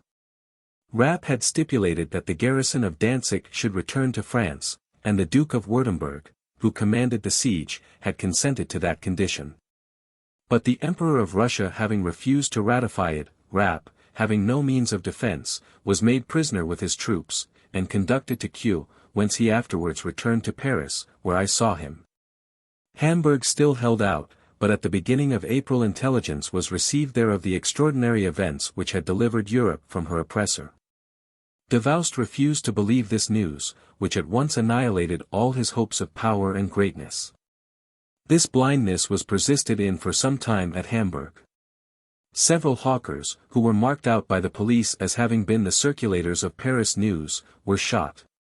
An agent of the government publicly announced his design of assassinating one of the French princes, in whose service he was said to have been as a page. He said he would go to His Royal Highness and solicit to be appointed one of his aides de camp, and that, if the application were refused, as it probably would be, the refusal would only confirm him in his purpose. At length, when the state of things was beyond the possibility of doubt, Davoust assembled the troops, acquainted them with the dethronement of the emperor, hoisted a flag of truce, and sent his adhesion to the provisional government.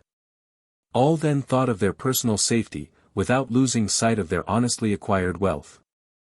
Diamonds and other objects of value and small bulk were hastily collected and packed up. The governor of Hamburg, Count Hogendorf, who, in spite of some signal instances of opposition, had too often cooperated in severe and vexatious measures, was the first to quit the city. He was, indeed, hurried off by Davoust. Because he had mounted the Orange cockade and wished to take his Dutch troops away with him.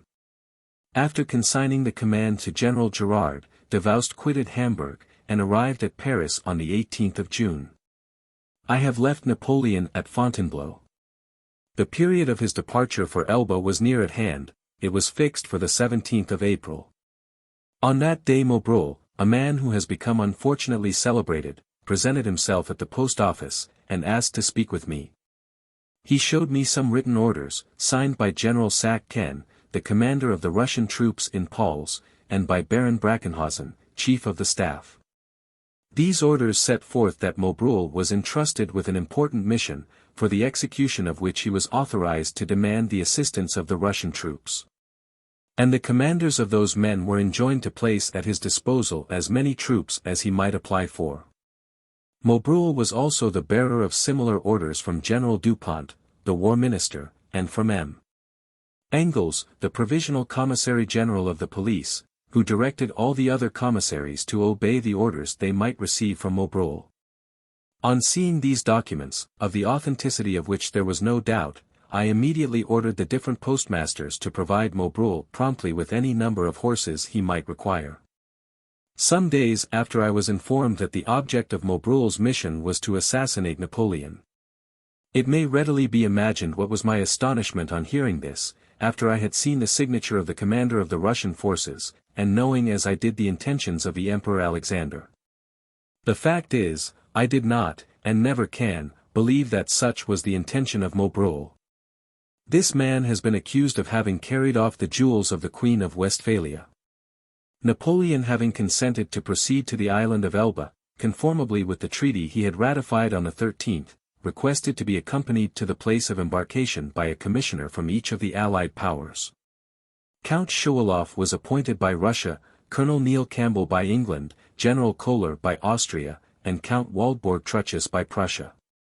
On the 16th the four commissioners came for the first time to Fontainebleau, where the Emperor, who was still attended by Generals Drouet and Bertrand, gave to each a private audience on the following day.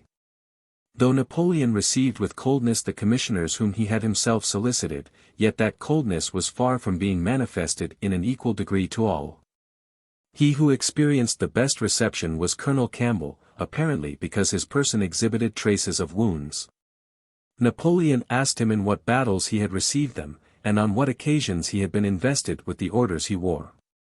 He next questioned him as to the place of his birth, and Colonel Campbell having answered that he was a Scotchman, Napoleon congratulated him on being the countryman of Ossian, his favorite author, with whose poetry, however, he was only acquainted through the medium of wretched translations.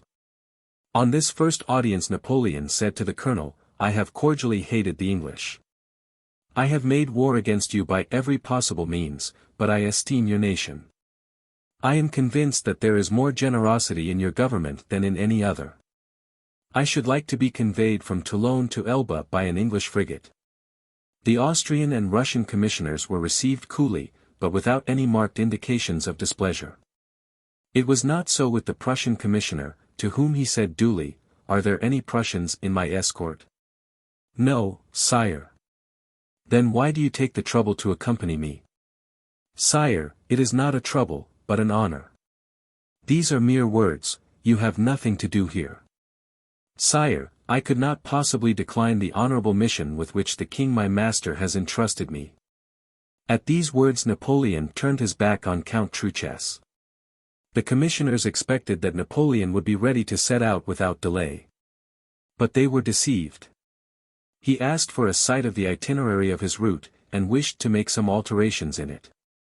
The commissioners were reluctant to oppose his wish, for they had been instructed to treat him with all the respect and etiquette due to a sovereign. They therefore suspended the departure, and, as they could not take upon themselves to acquiesce in the changes wished for by the emperor, they applied for fresh orders. On the night of the 18th of April they received these orders, authorizing them to travel by any road the emperor might prefer. The departure was then definitively fixed for the 20th. Accordingly, at 10 on the morning of the 20th, the carriages were in readiness, and the imperial guard was drawn up in the grand court of the palace of Fontainebleau, called the Cour du Cheval Blanc. All the population of the town and the neighboring villages thronged round the palace. Napoleon sent for General Kohler, the Austrian commissioner, and said to him, "I have reflected on what I ought to do, and I am determined not to depart. The Allies are not faithful to their engagements with me. I can, therefore, revoke my abdication, which was only conditional. More than 1,000 addresses were delivered to me last night. I am conjured to resume the reins of government. I renounce my rights to the crown only to avert the horrors of a civil war, having never had any other object in view than the glory and happiness of France. But, seeing as I now do, the dissatisfaction inspired by the measures of the new government, I can explain to my guard the reasons which induced me to revoke my abdication.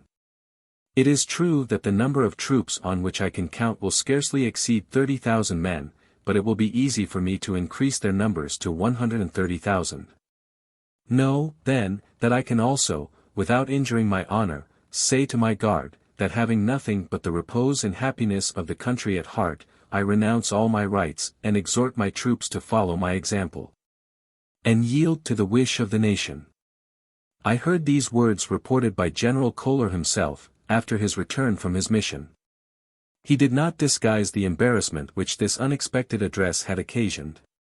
And I recollect having remarked at the time that had Bonaparte, at the commencement of the campaign of Paris, renounced his rights and returned to the rank of citizen, the immense masses of the Allies must have yielded to the efforts of France. General Kohler also stated that Napoleon complained of Maria Louisa not being allowed to accompany him, but at length, yielding to the reasons urged by those about him, he added, "Well, I prefer remaining faithful to my promise. But if I have any new ground of complaint, I will free myself from all my engagements." At 11 o'clock Comte de Bussy, one of the Emperor's aides-de-camp, was sent by the Grand Marshal, General Bertrand, to announce that all was ready for departure. "Am I," said Napoleon, "to regulate my actions by the Grand Marshal's watch? I will go when I please. Perhaps I may not go at all. Leave me." All the forms of courtly etiquette which Napoleon loved so much were observed. And when at length he was pleased to leave his cabinet to enter the salon, where the commissioners were waiting, the doors were thrown open as usual, and "the Emperor" was announced, but no sooner was the word uttered than he turned back again. However, he soon reappeared, rapidly crossed the gallery, and descended the staircase, and at 12 o'clock precisely he stood at the head of his guard. As if at a review in the court of the Tuileries in the brilliant days of the Consulate and the Empire. Then took place a really moving scene, Napoleon's farewell to his soldiers. Of this I may abstain from entering into any details, since they are known everywhere, and by everybody, but I may subjoin the Emperor's last address to his old companions in arms, because it belongs to history. This address was pronounced in a voice as firm and sonorous as that in which Bonaparte used to harangue his troops in the days of his triumphs. It was as follows. Soldiers of my old guard, I bid you farewell. For 20 years I have constantly accompanied you on the road to honor and glory. In these latter times, as in the days of our prosperity, you have invariably been models of courage and fidelity. With men such as you, our cause could not be lost, but the war would have been interminable. It would have been civil war, and that would have entailed deeper misfortunes on France. I have sacrificed all my interests to those of the country. I go, but you, my friends, will continue to serve France. Her happiness was my only thought. It will still be the object of my wishes. Do not regret my fate. If I have consented to survive, it is to serve your glory. I intend to write the history of the great achievements we have performed together. Adieu, my friends. Would I could press you all to my heart. During the first day cries of "Vive l'Empereur" resounded along the road, and Napoleon, resorting to his usual dissimulation, censured the disloyalty of the people to their legitimate sovereign, which he did with ill-disguised irony. The guard accompanied him as far as Briars. At that place Napoleon invited Colonel Campbell to breakfast with him. He conversed on the last war in Spain, and spoke in complimentary terms of the English nation and the military talents of Wellington. Yet by that time he must have heard of the Battle of Toulouse.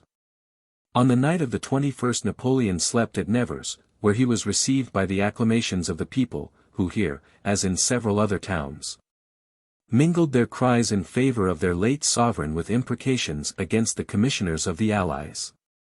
He left Nevers at 6 on the morning of the 22d.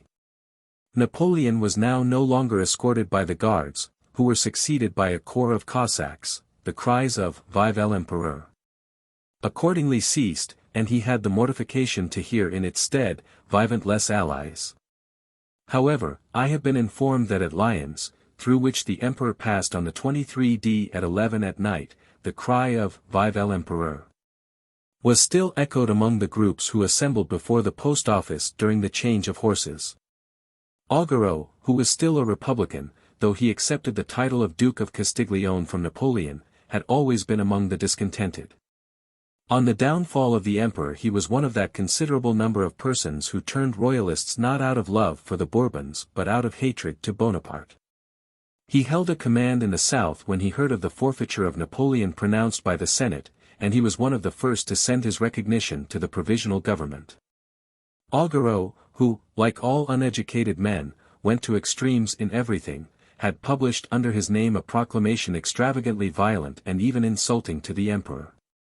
Whether Napoleon was aware of this proclamation I cannot pretend to say, but he affected ignorance of the matter if he was informed of it, for on the 24th, having met Augereau at a little distance from Valence, he stopped his carriage and immediately alighted. Augereau did the same, and they cordially embraced in the presence of the commissioners. It was remarked that in saluting Napoleon took off his hat and Augereau kept on his.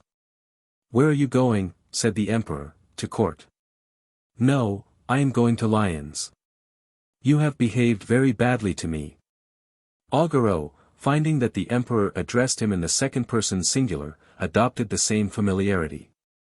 So they conversed as they were accustomed to do when they were both generals in Italy.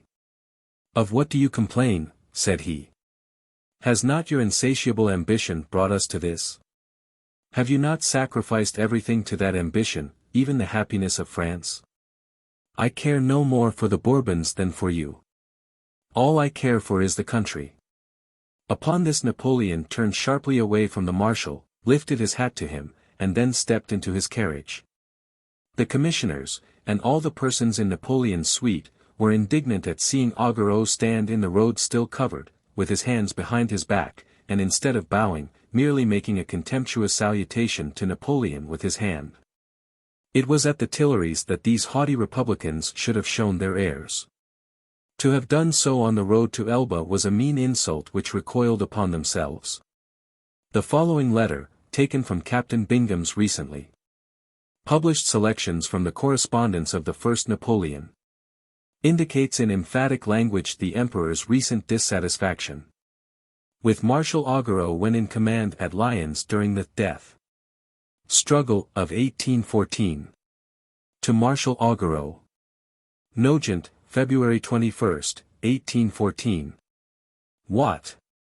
6 hours after having received the first troops coming from Spain you were not in the field. 6 hours repose was sufficient.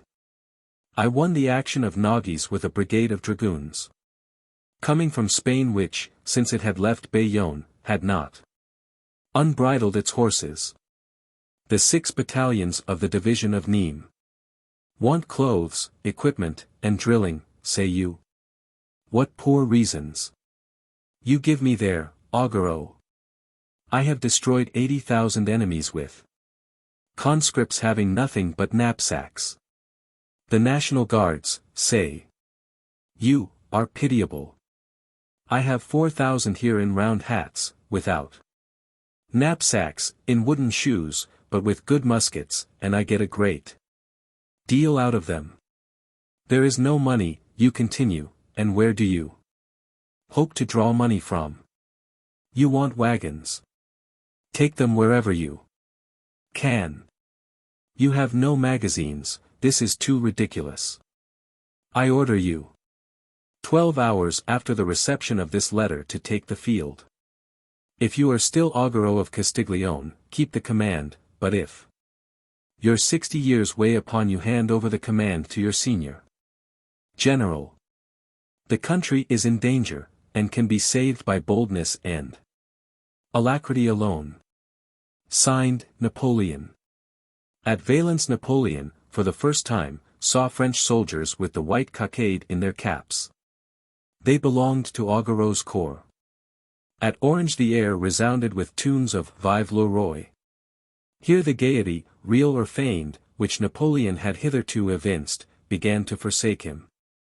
Had the emperor arrived at Avignon 3 hours later than he did there is no doubt that he would have been massacred. The royalist mob of Avignon massacred Marshal Brune in 1816. He did not change horses at Avignon, through which he passed at 5 in the morning, but at Saint-Andiol, where he arrived at 6. The emperor, who was fatigued with sitting in the carriage, alighted with Colonel Campbell and General Bertrand, and walked with them up the first hill. His valet de chambre, who was also walking a little distance in advance, met one of the mail couriers, who said to him, "Those are the emperor's carriages coming this way." "No, they are the equipages of the allies." "I say they are the emperor's carriages. I am an old soldier. I served in the campaign of Egypt, and I will save the life of my general. I tell you again they are not the emperor's carriages. Do not attempt to deceive me. I have just passed through Organ, where the emperor has been hanged in effigy. The wretches erected a scaffold and hanged a figure dressed in a French uniform covered with blood. Perhaps I may get myself into a scrape by this confidence, but no matter. Do you profit by it?" The courier then set off at full gallop. The valet de chambre took General Drouet apart, and told him what he had heard. Drouet communicated the circumstance to General Bertrand, who himself related it to the emperor in the presence of the commissioners. The latter, justly indignant, held a sort of council on the highway, and it was determined that the emperor should go forward without his retinue. The valet de chambre was asked whether he had any clothes in the carriage. He produced a long blue cloak and a round hat. It was proposed to put a white cockade in the hat, but to this Napoleon would not consent. He went forward in the style of a courier, with a Maudru, one of the 2 outriders who had escorted his carriage, and dashed through Orgon. When the Allied commissioners arrived there the assembled population were uttering exclamations of "Down with the Corsican! Down with the brigand!" The mayor of Orgon, the same man whom I had seen almost on his knees to General Bonaparte on his return from Egypt, addressed himself to Pellard, the emperor's valet de chambre, and said, "Do you follow that rascal?" "No," replied Pellard, "I am attached to the commissariats of the Allied powers." "Ah! That is well. I should like to hang the villain with my own hands." "Ah! If you knew, sir, how the scoundrel has deceived us." It was I who received him on his return from Egypt. We wished to take his horses out and draw his carriage. I should like to avenge myself now for the honors I rendered him at that time." The crowd augmented, and continued to vociferate with a degree of fury which may be imagined by those who have heard the inhabitants of the South manifest, by cries, their joy or their hatred. Some more violent than the rest wished to force Napoleon's coachman to cry, "Vive le roi!" He courageously refused, though threatened with a stroke of a sabre, when, fortunately, the carriage being ready to start, he whipped the horses and set off at full gallop. The commissioners would not breakfast at Orgon, they paid for what had been prepared, and took some refreshments away with them. The carriages did not overtake the emperor until they came to La Calade, where he had arrived a quarter of an hour before with Audiobook. They found him standing by the fire in the kitchen of the inn talking with the landlady. She had asked him whether the tyrant was soon to pass that way. "Ah! Sir," said she, "it is all nonsense to say we have got rid of him. I always have said, and always will say, that we shall never be sure of being done with him until he be laid at the bottom of a well, covered over with stones. I wish we had him safe in the well in our yard. You see, sir, the Directory sent him to Egypt to get rid of him, but he came back again. And he will come back again, you may be sure of that, sir. Unless," here the good woman, having finished skimming her pot, looked up and perceived that all the party were standing uncovered except the individual to whom she had been speaking. She was confounded, and the embarrassment she experienced at having spoken so ill of the emperor to the emperor himself banished all her anger, and she lavished every mark of attention and respect on Napoleon and his retinue. A messenger was immediately sent to Aix to purchase ribbons for making white cockades. All the carriages were brought into the courtyard of the inn, and the gate was closed. The landlady informed Napoleon that it would not be prudent for him to venture on passing through Aix, where a population of more than 20,000 were waiting to stone him. Meanwhile dinner was served, and Napoleon sat down to table. He admirably disguised the agitation which he could not fail to experience, and I have been assured, by some of the individuals who were present on that remarkable occasion, that he never made himself more agreeable. His conversation, which was enriched by the resources of his memory and his imagination, charmed every one, and he remarked, with an air of indifference which was perhaps affected, "I believe the new French government has a design on my life." The commissioners, informed of what was going on at Aix, proposed sending to the mayor an order for closing the gates and adopting measures for securing the public tranquility. About 50 individuals had assembled round the inn, and one among them offered to carry a letter to the mayor of Aix. The commissioners accepted his services, and in their letter informed the mayor that if the gates of the town were not closed within an hour they would advance with 2 regiments of Uhlans and 6 pieces of artillery, and would fire upon all who might oppose them. This threat had the desired effect, and the mayor returned for answer that the gates should be closed, and that he would take upon himself the responsibility of everything which might happen. The danger which threatened the emperor at Aix was thus averted, but there was another to be braved. During the 7 or 8 hours he passed at La Calade a considerable number of people had gathered round the inn, and manifested every disposition to proceed to some excess. Most of them had in their hands 5-franc pieces, in order to recognize the emperor by his likeness on the coin. Napoleon, who had passed 2 nights without sleep, was in a little room adjoining the kitchen, where he had fallen into a slumber, reclining in the shoulder of his valet de chambre. In a moment of dejection he had said, "I now renounce the political world forever. I shall henceforth feel no interest about anything that may happen. At Porto Ferrajo I may be happy, more happy than I have ever been. No. If the crown of Europe were now offered to me I would not accept it. I will devote myself to science. I was right never to esteem mankind. But France and the French people, what ingratitude! I am disgusted with ambition, and I wish to rule no longer." When the moment for departure arrived it was proposed that he should put on the greatcoat and fur cap of General Kohler, and that he should go into the carriage of the Austrian commissioner. The emperor, thus disguised, left the inn of La Calade, passing between 2 lines of spectators. On turning the walls of Aix, Napoleon had again the mortification to hear the cries of "Down with the tyrant! Down with Nicholas!" And these vociferations resounded at the distance of a quarter of a league from the town. Bonaparte, dispirited by these manifestations of hatred, said, in a tone of mingled grief and contempt, "These Provençals are the same furious brawlers that they used to be. They committed frightful massacres at the commencement of the Revolution. 18 years ago I came to this part of the country with some 1,000 men to deliver 2 royalists who were to be hanged. Their crime was having worn the white cockade. I saved them. But it was not without difficulty that I rescued them from the hands of their assailants, and now, you see, they resume the same excesses against those who refuse to wear the white cockade." At about a league from Aix the emperor and his retinue found horses and an escort of gendarmerie to conduct them to the chateau of Luc. The Princess Pauline was at the country residence of M. Charles, member of the legislative body, near the castle of Luc. On hearing of the misfortunes of her brother she determined to accompany him to the Isle of Elba, and she proceeded to Fréjus to embark with him. At Fréjus the emperor rejoined Colonel Campbell, who had quitted the convoy on the road, and had brought into the port the English frigate the Undaunted, which was appointed to convey the emperor to the place of his destination. In spite of the wish he had expressed to Colonel Campbell he manifested considerable reluctance to go on board. However, on the 28th of April he sailed for the island of Elba in the English frigate, in which it could not then be said that Caesar and his fortune were embarked. It was on the 3d of May 1814 that Bonaparte arrived within sight of Porto Ferrajo, the capital of his miniature empire, but he did not land till the next morning. At first he paid a short visit, incognito, being accompanied by a sergeant's party of marines from the Undaunted.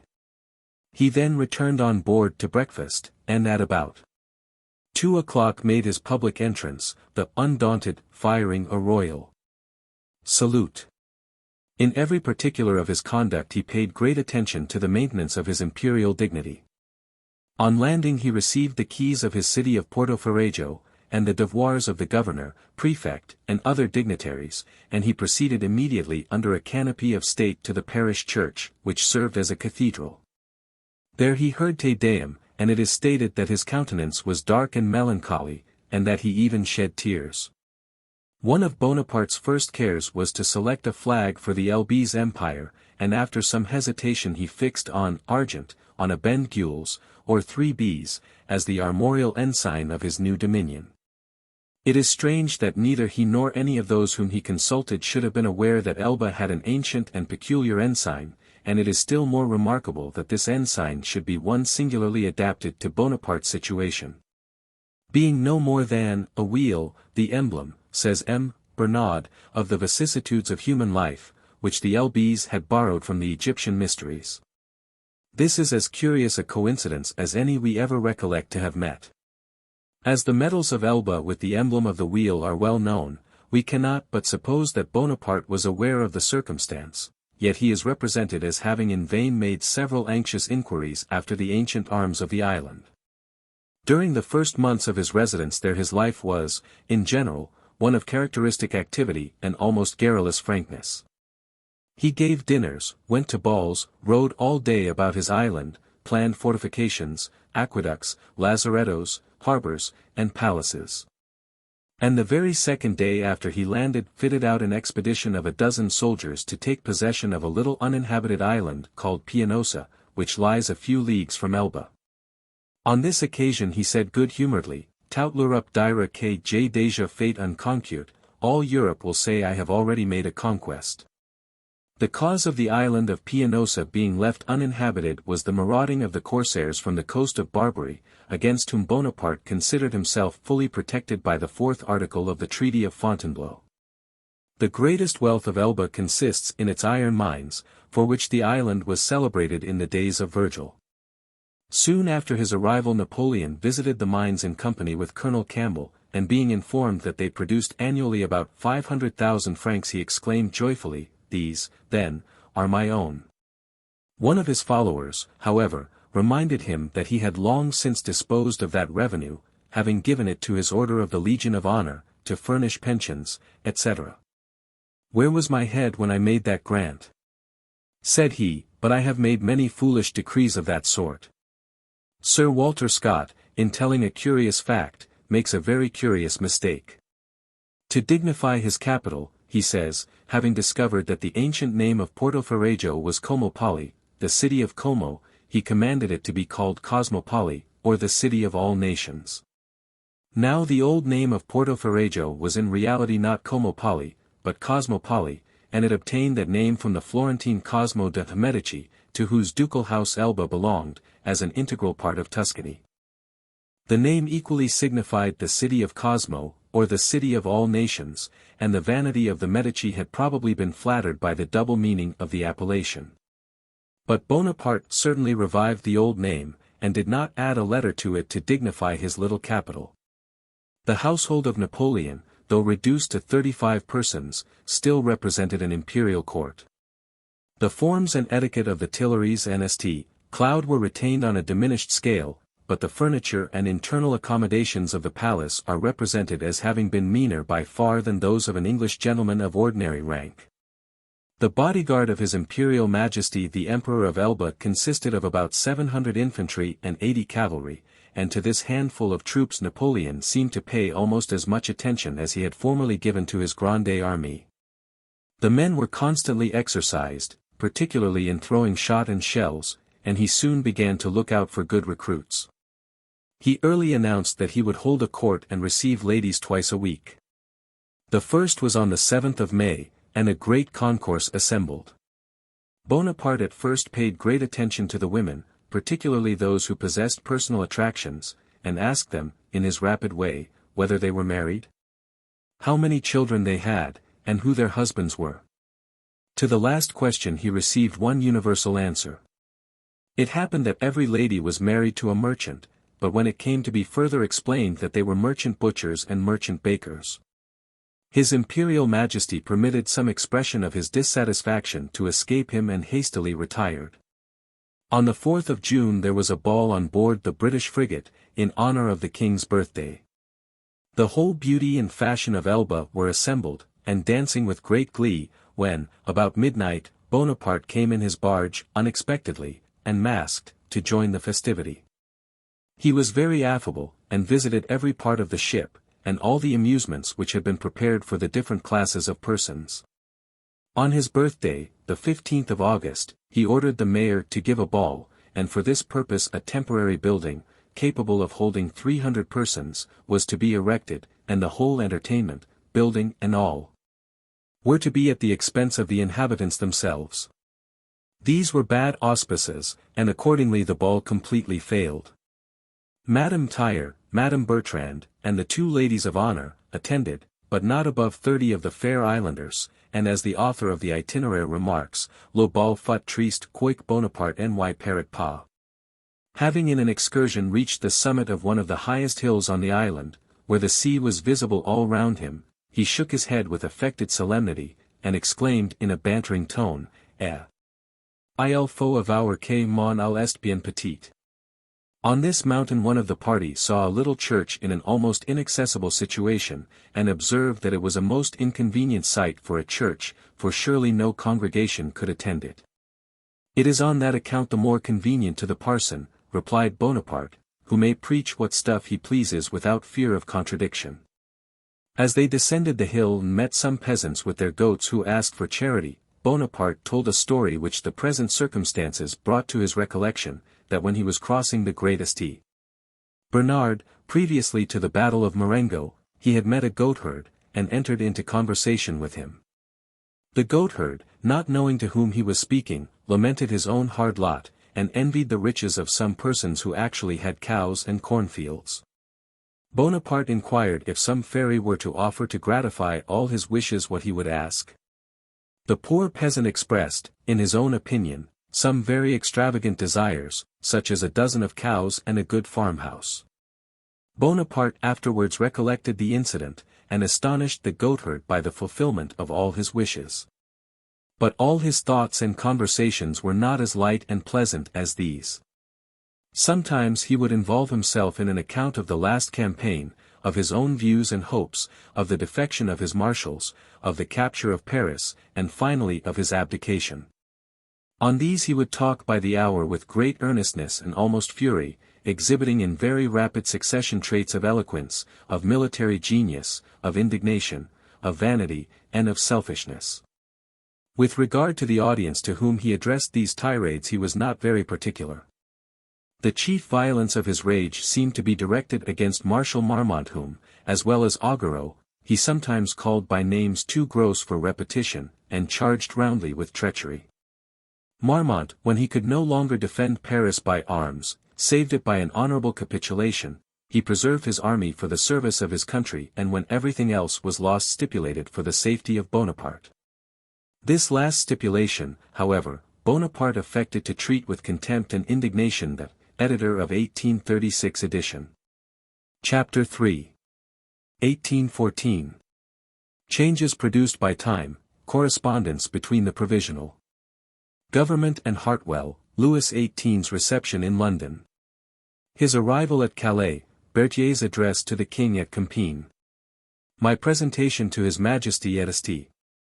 Boo and Louis XVIII's entry into Paris, unexpected dismissal from my post, de Talleyrand's departure for the Congress of Vienna, signs of a commotion.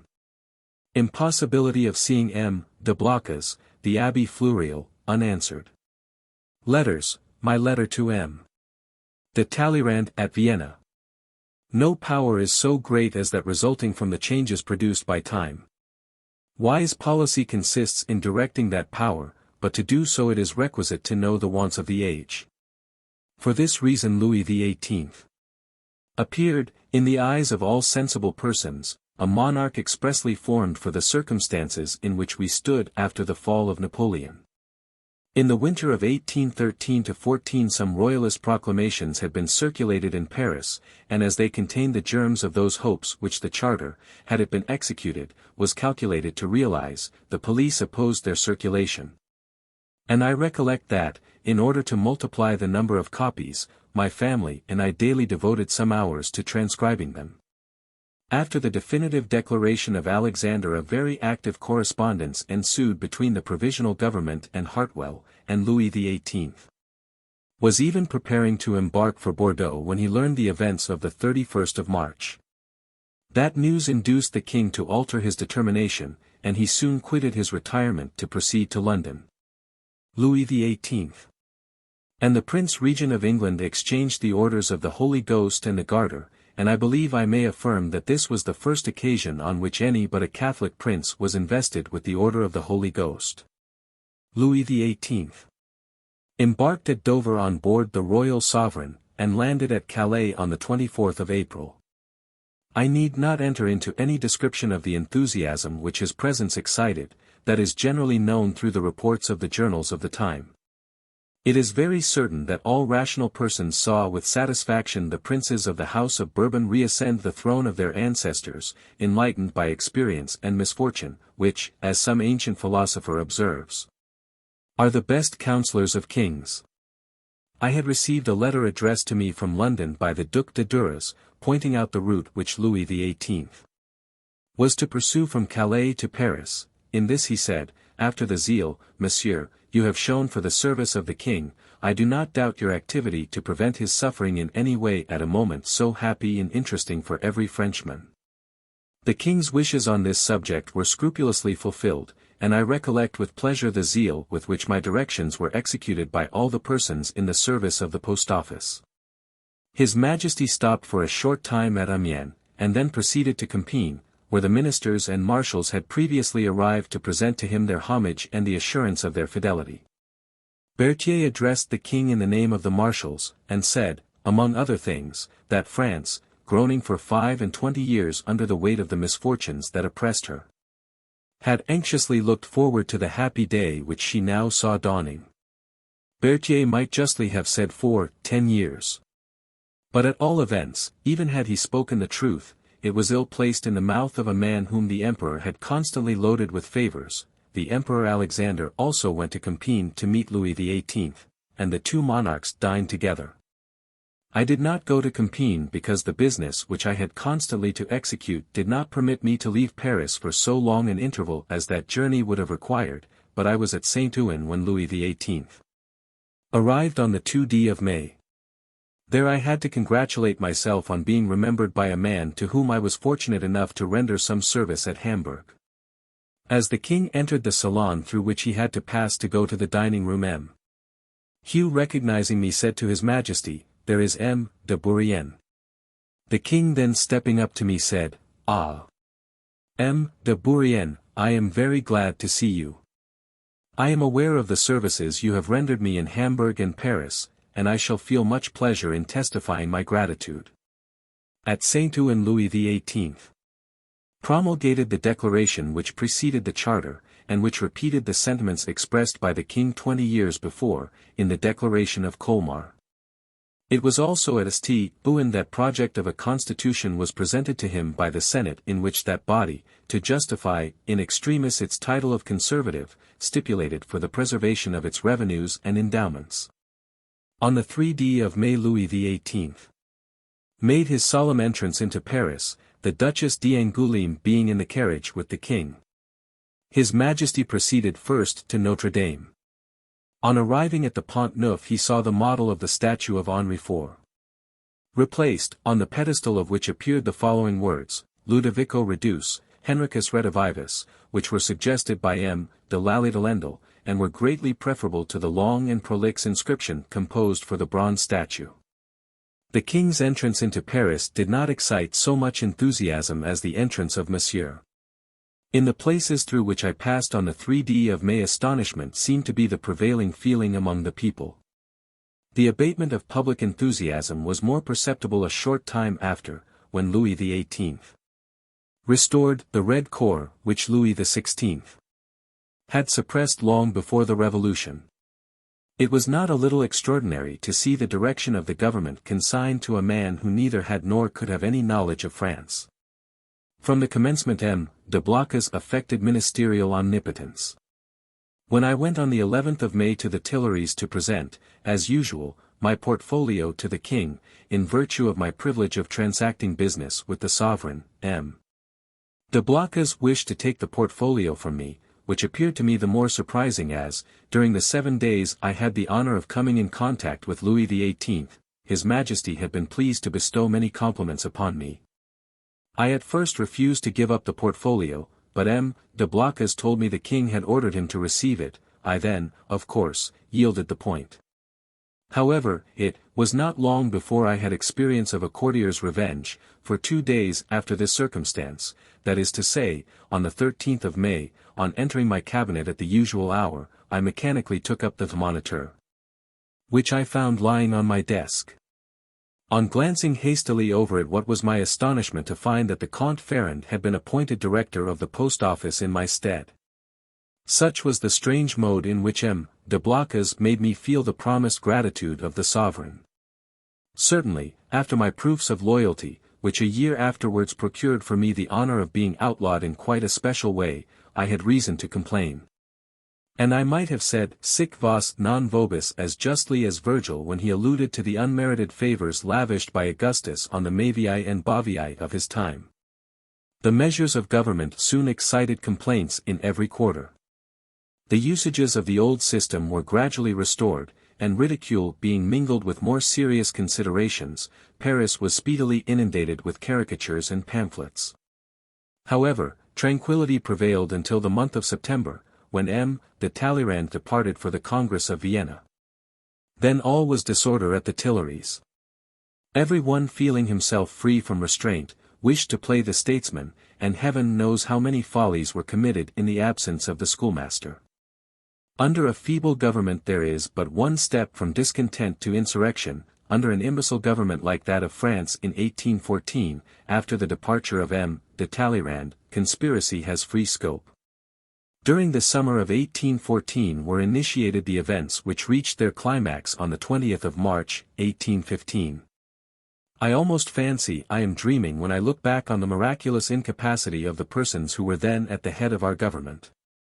The emigrants, who, as it has been truly said, had neither learned nor forgotten anything, came back with all the absurd pretensions of Coblentz. Their silly vanity reminded one of a character in one of Voltaire's novels who is continually saying, comme moi. These people were so engrossed with their pretended merit that they were blind to everything else. They not only disregarded the wishes and the wants of France, which in overthrowing the empire hoped to regain liberty, but they disregarded every warning they had received. I recollect one circumstance which was well calculated to excite suspicion. Prince Eugene proposed going to the waters of Plombières to join his sister Hortense.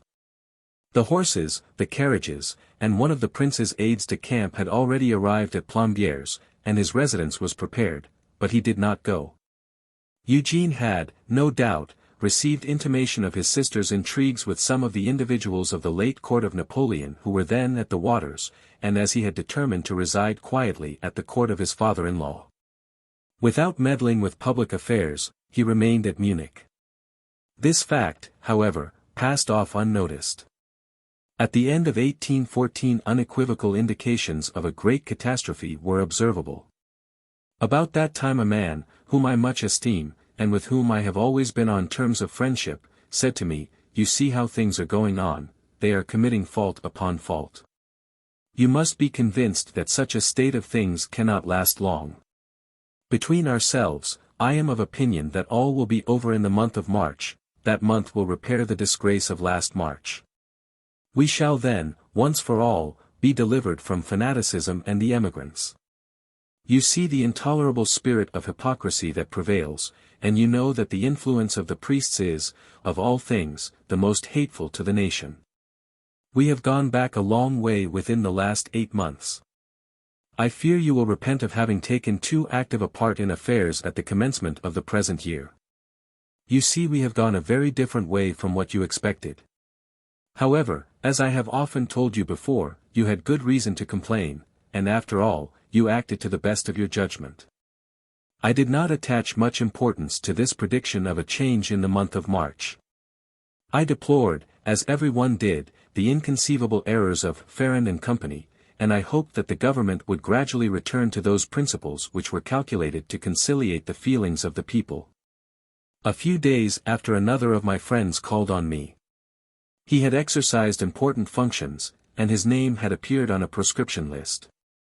He had claims upon the government, which was by no means favorably disposed towards him. I asked him how things were going on, and he replied, "Very well, no opposition is made to my demands. I have no reason to complain." This reminded me of the man in the Lettres Persanes, who admired the excellent order of the finances under Colbert because his pension was promptly paid. I congratulated my friend on the justice which the government rendered him, as well as on the justice which he rendered to the government. And I remarked that if the same course were adopted towards every one all parties would speedily be conciliated. "I do not think so," said my friend. "If the government persist in its present course it cannot possibly stand, and we shall have the emperor back again." "That," said I, "would be a very great misfortune. And even if such were the wish of France, it would be opposed by Europe. You who are so devotedly attached to France cannot be indifferent to the danger that would threaten her if the presence of Bonaparte should bring the foreigners back again. Can you endure to think of the dismemberment of our country? That they would never dare to attempt. But you and I can never agree on the question of the Emperor and your Bourbons. We take a totally different view of the matter. You had cause to complain of Bonaparte, but I had only reason to be satisfied with him. But tell me, what would you do if you were to return?" "Bonaparte return? Yes.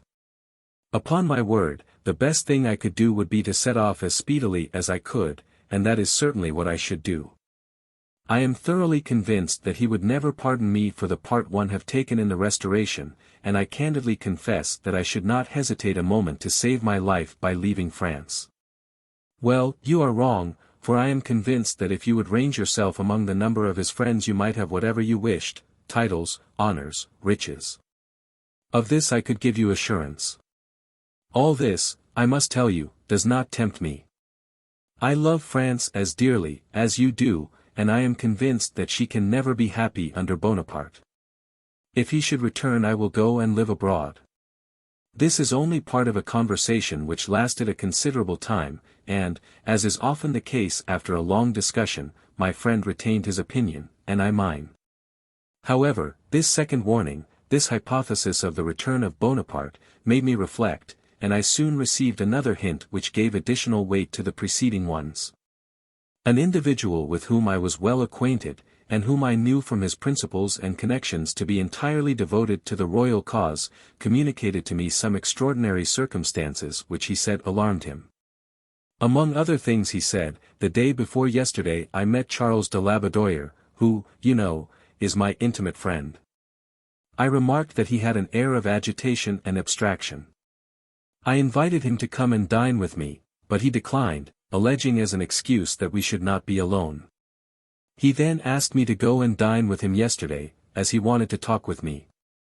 I accepted his invitation, and we conversed a long time on political affairs and the situation of France.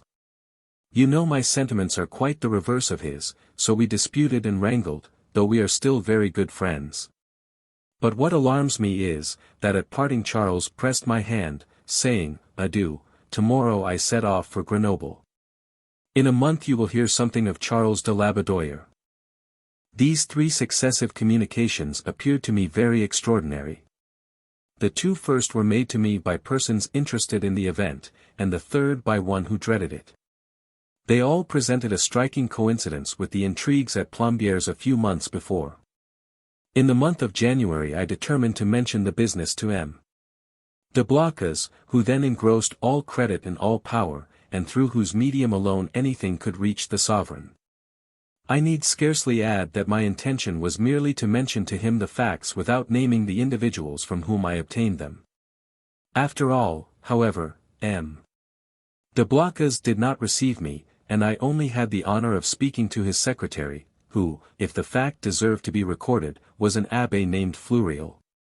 This personage, who was an extraordinary specimen of impertinence and self-conceit, would have been an admirable study for a comic poet. He had all the dignity belonging to the great secretary of a great minister, and, with an air of indifference, he told me that the Count was not there, but M. de Blocas was there, and I knew it. Devoted as I was to the cause of the Bourbons, I thought it my duty to write that very day to M. de Blocas to request an interview. I received no answer. 2 days after I wrote a second letter, in which I informed M.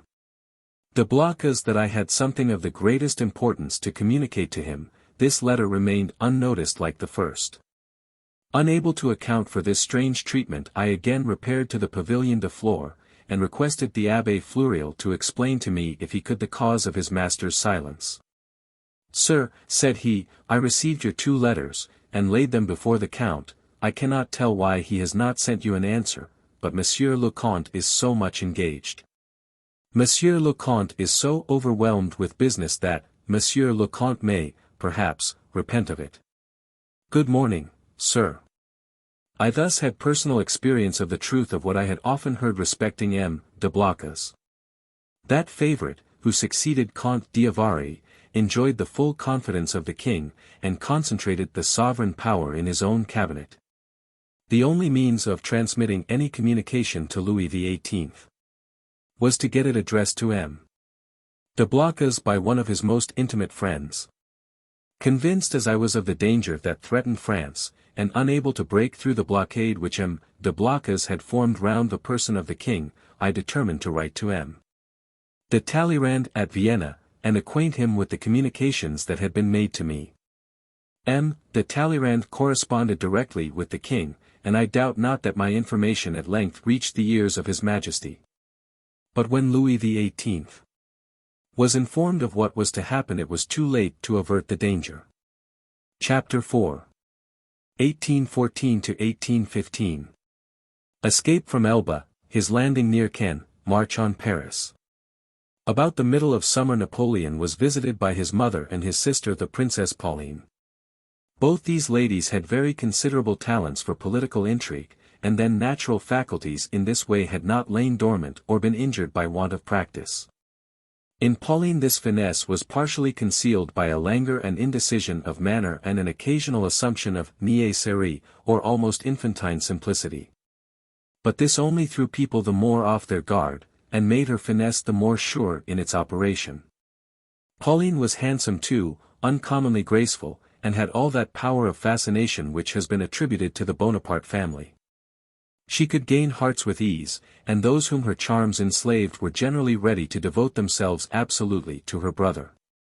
She went and came between Naples and Elba, and kept her brother-in-law, Murat, in mind of the fact that the lion was not yet dead nor so much as sleeping, but merely retiring the better to spring forward on his quarry.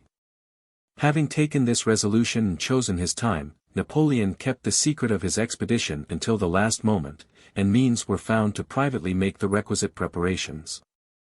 A portion of the soldiers was embarked in a brig called the Inconstant and the remainder in 6 small craft. It was not till they were all on board that the troops first conceived a suspicion of the emperor's purpose. 1,000 or 1,200 men had sailed to regain possession of an empire containing a population of 30 million. He commenced his voyage on Sunday the 26th of February, 1815, and the next morning at 10 o'clock was not out of sight of the island, to the great annoyance of the few friends he had left behind. At this time Colonel Sir Neil Campbell was absent on a tour to Leghorn, but being informed by the French consul and by Spinachi, the Tuscan governor of the town, that Napoleon was about to sail for the continent, he hastened back, and gave chase to the little squadron in the Partridge sloop of war, which was cruising in the neighborhood, but, being delayed by communicating with a French frigate, reached Antibes too late. There were between 400 and 500 men on board the brig, the Inconstant, in which Bonaparte embarked. On the passage they met with a French ship of war, with which they spoke. The guards were ordered to pull off their caps and lie down on the deck or go below while the captain exchanged some words with the commander of the frigate, whom he afterwards proposed to pursue and capture. Bonaparte rejected the idea as absurd, and asked why he should introduce this new episode into his plan. As they stood over to the coast of France, the emperor was in the highest spirits. The die was cast, and he seemed to be quite himself again. He sat upon the deck and amused the officers collected round him with a narrative of his campaigns, particularly those of Italy and Egypt. When he had finished he observed the deck to be encumbered with several large chests belonging to him. He asked the maître d'hôtel what they contained. Upon being told they were filled with wine he ordered them to be immediately broken open, saying, "We will divide the booty." The emperor superintended the distribution himself, and presented bottle by bottle to his comrades, till tired of this occupation he called out to Bertrand, "Grand Marshal, assist me, if you please. Let us help these gentlemen. They will help us some day." It was with this species of bonhomie that he captivated when he chose all around him. The following day he was employed in various arrangements, and among others in dictating to Colonel Raoul the proclamations to be issued on his landing.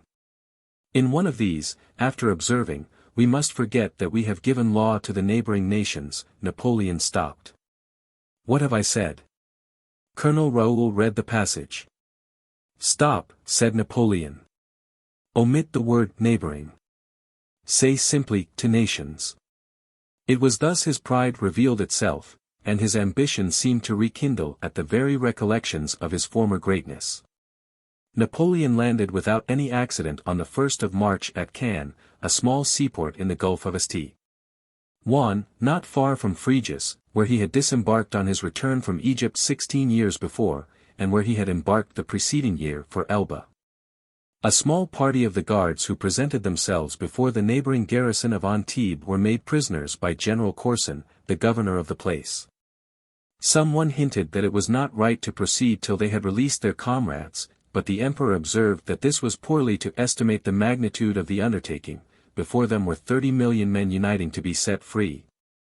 He, however, sent the commissariat officer to try what he could do, calling out after him, "Take care you do not get yourself made prisoner too." At nightfall the troops bivouacked on the beach. Just before a postilion, in a splendid livery, had been brought to Napoleon. It turned out that this man had formerly been a domestic of the Empress Josephine, and was now in the service of the Prince of Monaco, who himself had been equerry to the Empress. The postilion, after expressing his great astonishment at finding the emperor there, stated, in answer to the questions that were put to him, that he had just come from Paris. That all along the road, as far as Avignon, he had heard nothing but regret for the emperor's absence, that his name was constantly echoed from mouth to mouth. And that, when once fairly through Provence, he would find the whole population ready to rally round him. The man added that his laced livery had frequently rendered him the object of odium and insult on the road. This was the testimony of one of the common class of society. It was very gratifying to the emperor, as it entirely corresponded with his expectations. The Prince of Monaco himself, on being presented to the emperor, was less explicit. Napoleon refrained from questioning him on political matters. The conversation therefore assumed a more lively character, and turned altogether on the ladies of the former imperial court, concerning whom the emperor was very particular in his inquiries. As soon as the moon had risen, which was about 1 or 2 in the morning of the 2d, the bivouacs were broken up, and Napoleon gave orders for proceeding to Grasse. There he expected to find a road which he had planned during the Empire, but in this he was disappointed, the Bourbons having given up all such expensive works through want of money. Bonaparte was therefore obliged to pass through narrow defile filled with snow, and left behind him in the hands of the municipality his carriage and 2 pieces of cannon, which had been brought ashore. This was termed a capture in the bulletins of the day. The municipality of Grasse was strongly in favor of the royalist cause, but the sudden appearance of the emperor afforded but little time for hesitation, and they came to tender their submission to him. Having passed through the town he halted on a little height some way beyond it, where he breakfasted.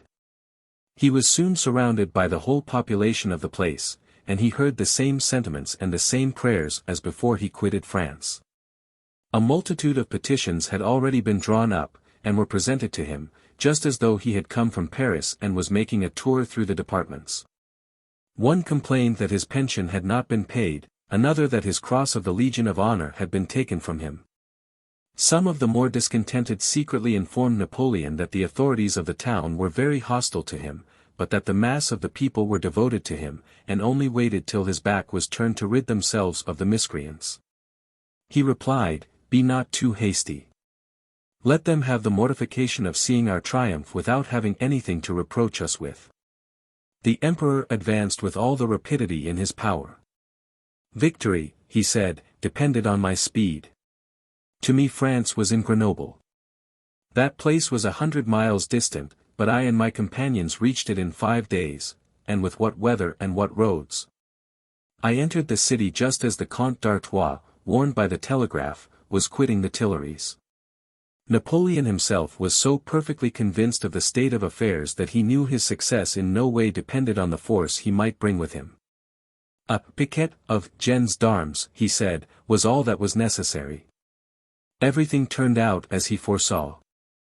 At first he owned he was not without some degree of uncertainty and apprehension. As he advanced, however, the whole population declared themselves enthusiastically in his favor, but he saw no soldiers. It was not till he arrived between Mur and Vizille, within 5 or 6 leagues from Grenoble, and on the 5th day after his landing, that he met a battalion. The commanding officer refused to hold even a parley. The emperor, without hesitation, advanced alone, and 100 grenadiers marched at some distance behind him, with their arms reversed. The sight of Napoleon, his well-known costume, and his grey military greatcoat, had a magical effect on the soldiers, and they stood motionless. Napoleon went straight up to them and baring his breast said, "Let him that has the heart kill his emperor." The soldiers threw down their arms, their eyes moistened with tears, and cries of "Vive l'Empereur" resounded on every side. Napoleon ordered the battalion to wheel round to the right, and all marched on together. At a short distance from Grenoble Colonel Labedoyer, who had been sent at the head of the 7th Regiment to oppose his passage, came to join the emperor. The impulse thus given in a manner decided the question. Labedoyer's superior officer in vain interfered to restrain his enthusiasm and that of his men. The tricolored cockades, which had been concealed in the hollow of a drum, were eagerly distributed by Labedoyer among them, and they threw away the white cockade as a badge of their nation's dishonor.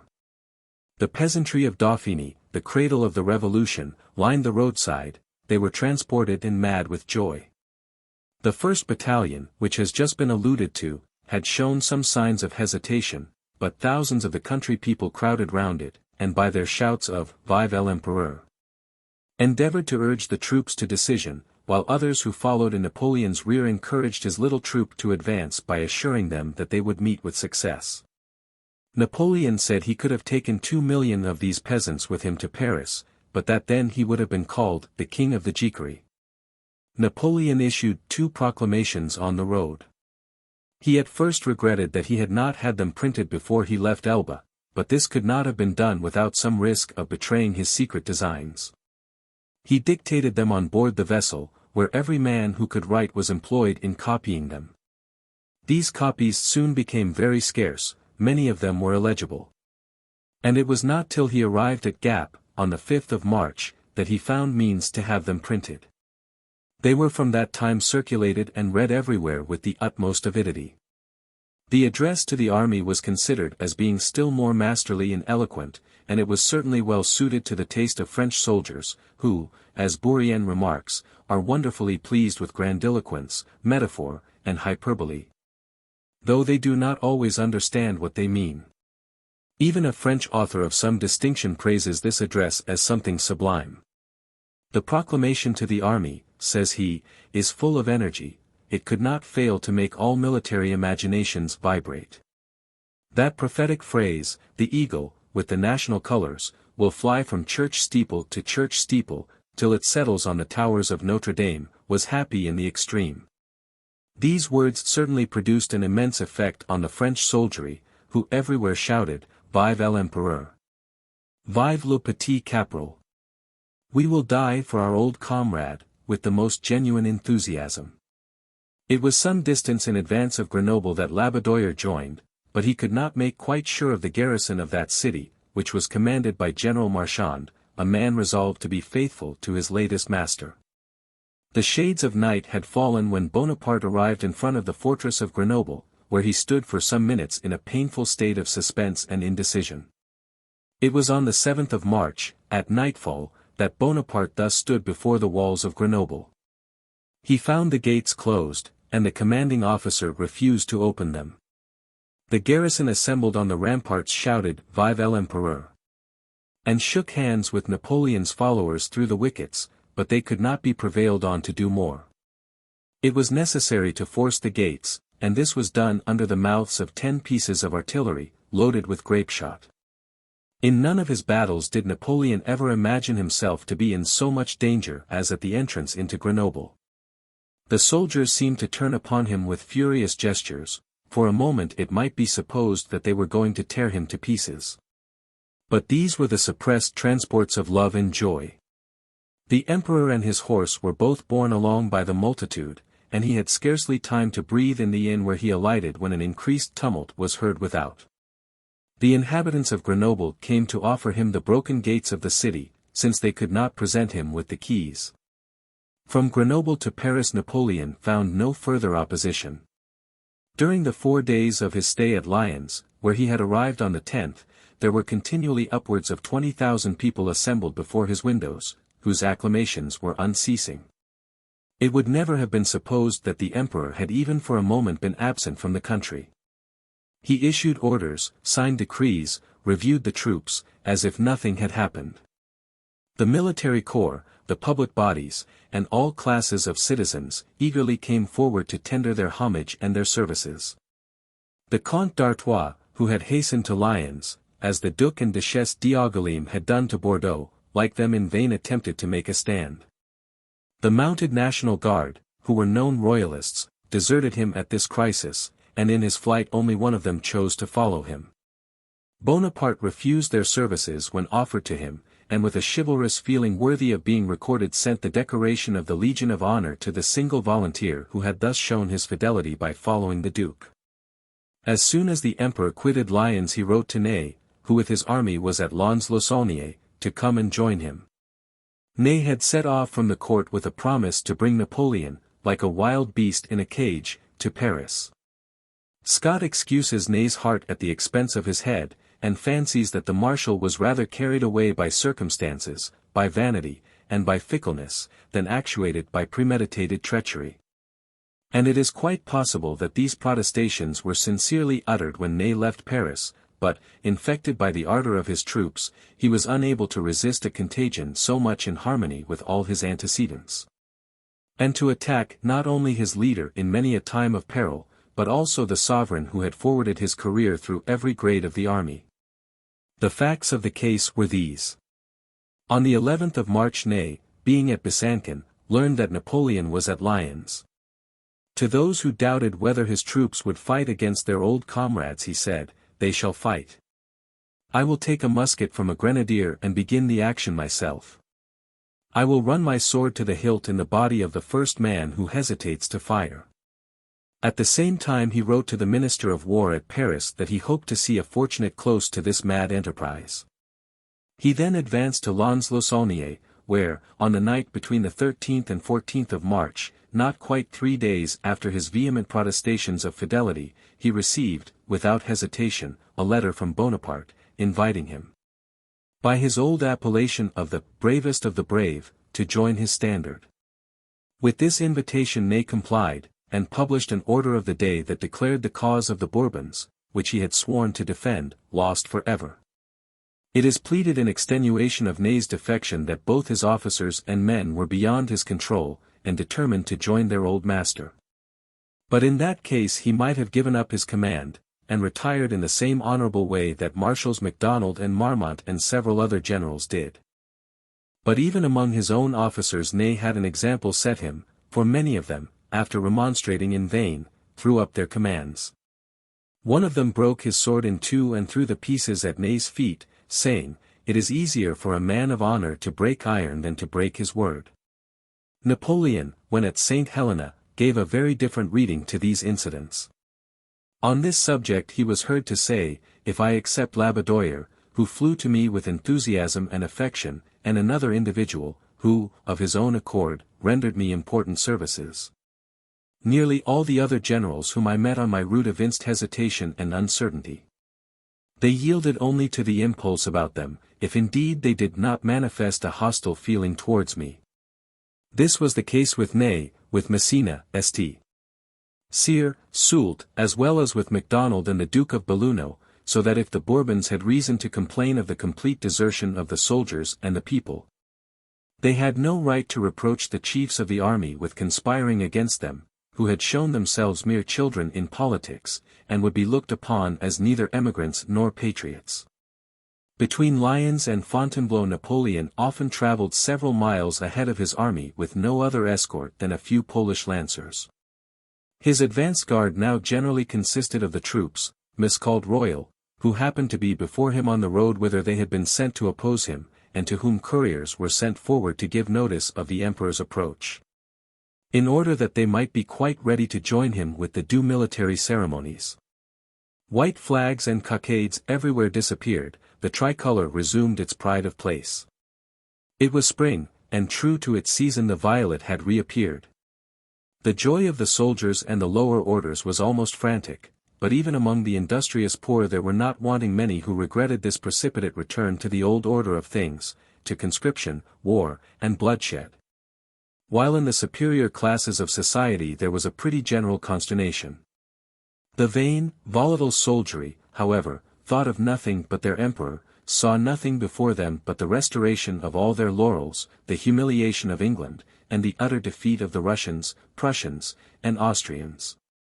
On the night between the 19th and 20th of March Napoleon reached Fontainebleau, and again paused, as had formerly been his custom, with short, quick steps through the antiquated but splendid galleries of that old palace. What must have been his feelings on revisiting the chamber in which, the year before, it is said he had attempted suicide. Louis XVIII left the palace of the Tuileries at nearly the same hour that Bonaparte entered that of Fontainebleau. The most forlorn hope of the Bourbons was now in a considerable army posted between Fontainebleau and Paris. Meanwhile the two armies approached each other at Melun. That of the king was commanded by Marshal MacDonald. On the 20th his troops were drawn up in 3 lines to receive the invaders, who were said to be advancing from Fontainebleau. There was a long pause of suspense, of a nature which seldom fails to render men more accessible to strong and sudden emotions.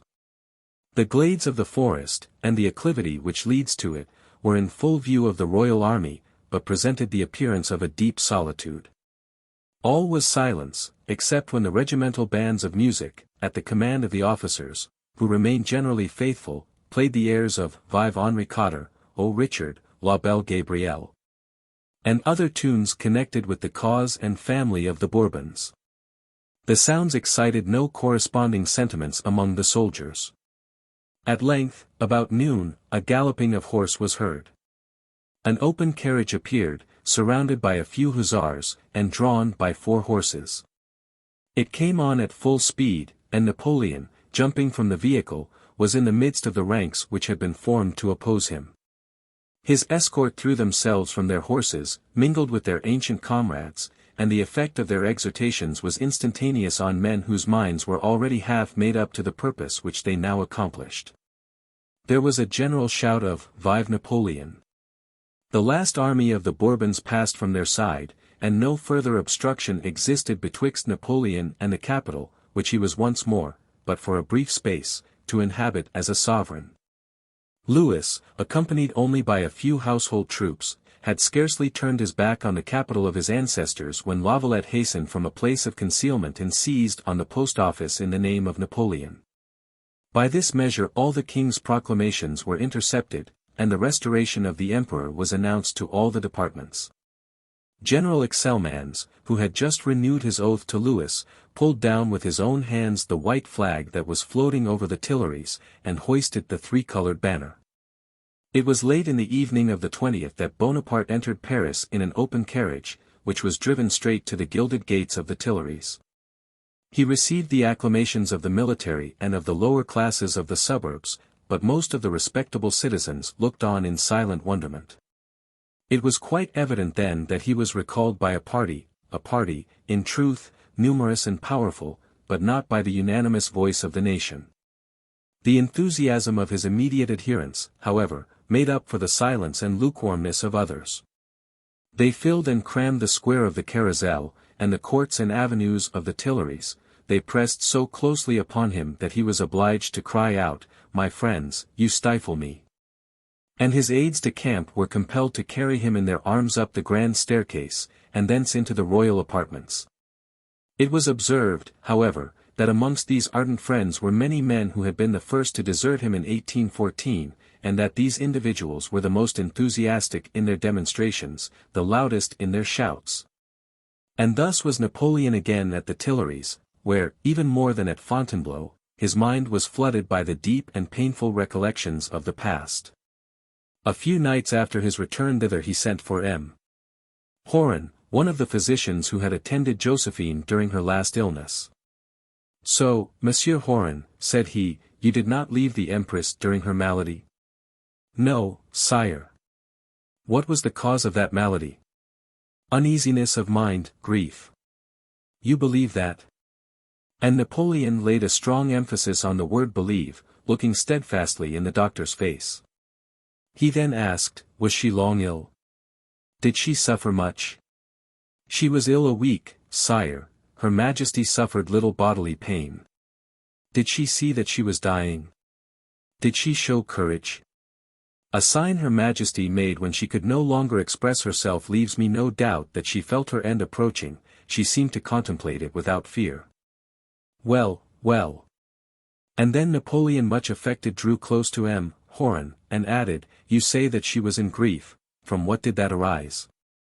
"From passing events, sire, from your Majesty's position last year." "Ah! She used to speak of me then?" "Very often."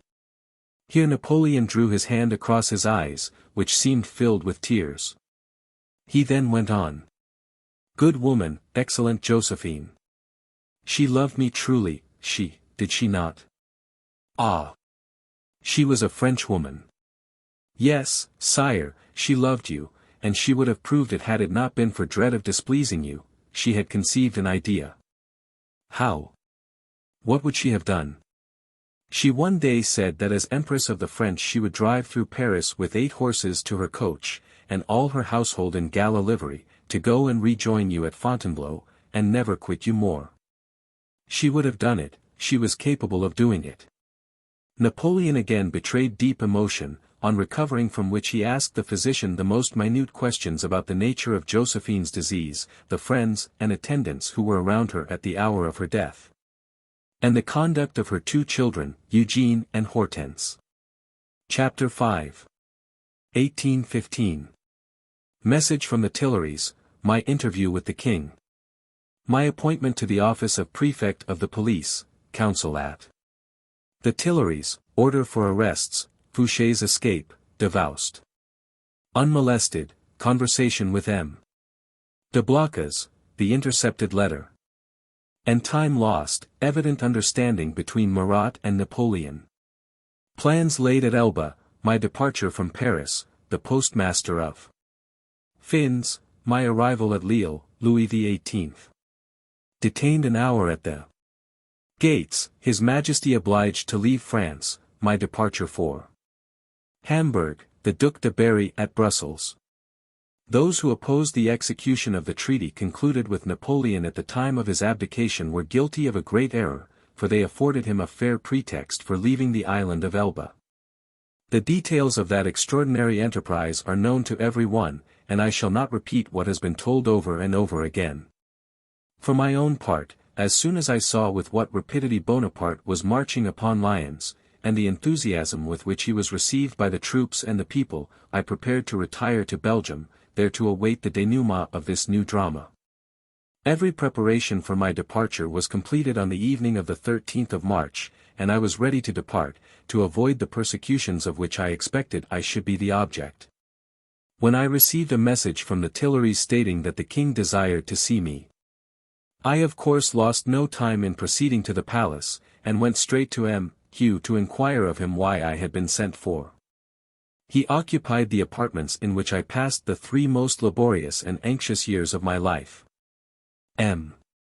Hugh, perceiving that I felt a certain degree of uneasiness at being summoned to the Tuileries at that hour of the night, hastened to inform me that the King wished to appoint me Prefect of the Police. He conducted me to the King's chamber, where His Majesty thus addressed me kindly, but in an impressive manner, M. de Bourrienne, can we rely upon you? I expect much from your zeal and fidelity. Your Majesty, replied I, shall have no reason to complain of my betraying your confidence. Well, I re-establish the prefecture of the police, and I appoint you prefect. Do your best, M. de Bourrienne, in the discharge of your duties. I count upon you. By a singular coincidence, on the very day, the 13th of March, when I received this appointment, Napoleon, who was at Lyons, signed the decree which excluded from the amnesty he had granted 13 individuals, among whose names mine was inscribed. This decree confirmed me in the presentiments I had conceived as soon as I heard of the landing of Bonaparte. On returning home from the Tuileries after receiving my appointment, a multitude of ideas crowded on my mind. At the first moment I had been prompted only by the wish to serve the cause of the King, but I was alarmed when I came to examine the extent of the responsibility I had taken upon myself. However, I determined to meet with courage the difficulties that presented themselves, and I must say that I had every reason to be satisfied with the manner in which I was seconded by M. Fudras, the Inspector General of the Police. Even now I am filled with astonishment when I think of the council that was held at the Tuileries on the evening of the 13th of March in M. de Blocas' apartments. The ignorance of the members of that council respecting our situation, and their confidence in the useless measures they had adopted against Napoleon, exceed all conception. Will it be believed that those great statesmen, who had the control of the telegraph, the post office, the police and its agents, money in short, everything which constitutes power, asked me to give them information respecting the advance of Bonaparte? What could I say to them? I could only repeat the reports which were circulated on the exchange, and those which I had collected here and there during the last 24 hours. I did not conceal that the danger was imminent, and that all their precautions would be of no avail. The question then arose as to what course should be adopted by the King. It was impossible that the monarch could remain at the capital, and yet, where was he to go? One proposed that he should go to Bordeaux, another to Lavade, and a third to Normandy, and a fourth member of the council was of opinion that the King should be conducted to Melun. I conceived that if a battle should take place anywhere it would probably be in the neighborhood of that town. But the councillor who made this last suggestion assured us that the presence of the king in an open carriage and 8 horses would produce a wonderful effect on the minds of the troops. This project was merely ridiculous, the others appeared to be dangerous and impracticable. I declared to the council that, considering the situation of things, it was necessary to renounce all idea of resistance by force of arms. That no soldier would fire a musket, and that it was madness to attempt to take any other view of things. Defection, said I, is inevitable. The soldiers are drinking in their barracks the money which you have been giving them for some days past to purchase their fidelity. They say Louis XVIII is a very decent sort of man, but vive le petit caporal. Immediately on the landing of Napoleon the king sent an extraordinary courier to Marmont, who was at Chatillon whither he had gone to take a last leave of his dying mother. I saw him one day after he had had an interview with the king. I think it was on the 6th or 7th of March. After some conversation on the landing of Napoleon, and the means of preventing him from reaching Paris, Marmont said to me, "This is what I dwelt most strongly upon in the interview I have just had with the king. Sire," said I doubt not Bonaparte's intention of coming to Paris, and the best way to prevent him doing so would be for your Majesty to remain here. It is necessary to secure the palace of the Tuileries against a surprise, and to prepare it for resisting a siege, in which it would be indispensable to use cannon. You must shut yourself up in your palace, with the individuals of your household and the principal public functionaries, while the Duc d'Angoulême should go to Bordeaux, the Duc de Berry to Lavade, and Monsieur to the French Comte. But they must set off in open day, and announce that they are going to collect defenders for your Majesty. Monsieur, the brother of the king, the Comte d'Artois later Charles X. This is what I said to the king this morning, and I added that I would answer for everything if my advice were followed. I am now going to direct my aide-de-camp, Colonel Fauvelet, to draw up the plan of defense. I did not concur in Marmont's opinion. It is certainly probable that had Louis XVIII remained in his palace the numerous defections which took place before the 20th of March would have been checked and some persons would not have found so ready an excuse for breaking their oaths of allegiance. There can be little doubt, too, but Bonaparte would have reflected well before he attempted the siege of the Tuileries. Marmont, Tome 7. p. 87, gives the full details of his scheme for provisioning and garrisoning the Tuileries which the king was to hold while his family spread themselves throughout the provinces. The idea had nothing strange in it, for the same advice was given by General Matthew Dumas, Souvenirs, Tome 3. Page 564, a man not likely to suggest any rash schemes. Jaucourt, writing to Talleyrand, obviously believed in the wisdom of the kings. Remaining, as did the Tsar, see Talleyrand's Correspondence, Volume 2, pages 94, 122, 129. Napoleon would certainly have been placed in a strange difficulty, but a king capable of adopting such a resolution would never have been required to consider it. Marmont supported his opinion by observing that the admiration and astonishment excited by the extraordinary enterprise of Napoleon and his rapid march to Paris would be counterbalanced by the interest inspired by a venerable monarch defying his bold rival and courageously defending his throne. While I rendered full justice to the good intentions of the Duke of Ragusa, yet I did not think that his advice could be adopted. I opposed it as I opposed all the propositions that were made in the council relative to the different places to which the king should retire. I myself suggested Lille as being the nearest, and as presenting the greatest degree of safety, especially in the first instance. It was after midnight when I left the council of the Tuileries. The discussion had terminated, and without coming to any precise resolution it was agreed that the different opinions which had been expressed should be submitted to Louis XVIII. In order that his Majesty might adopt that which should appear to him the best. The king adopted my opinion, but it was not acted upon until 5 days after. My appointment to the prefecture of the police was, as will be seen, a late thought of measure, almost as late indeed as Napoleon's proposition to send me as his minister plenipotentiary to Switzerland. In now accepting office I was well convinced of the inutility of any effort that might be made to arrest the progress of the fast approaching and menacing events. Being introduced into the King's cabinet, His Majesty asked me what I thought of the situation of affairs. "I think, sire, that Bonaparte will be here in 5 or 6 days." "What, sir?" "Yes, sire. But proper measures are taken, the necessary orders given, and the marshals are faithful to me." "Sire, I suspect no man's fidelity, but I can assure your Majesty that, as Bonaparte has landed, he will be here within a week." "I know him, and your Majesty cannot know him as well as I do, but I can venture to assure your Majesty with the same confidence that he will not be here 6 months hence. He will be hurried into acts of folly which will ruin him. De Bourrienne, I hope the best from events, but if misfortune again compel me to leave France, and your second prediction be fulfilled, you may rely on me."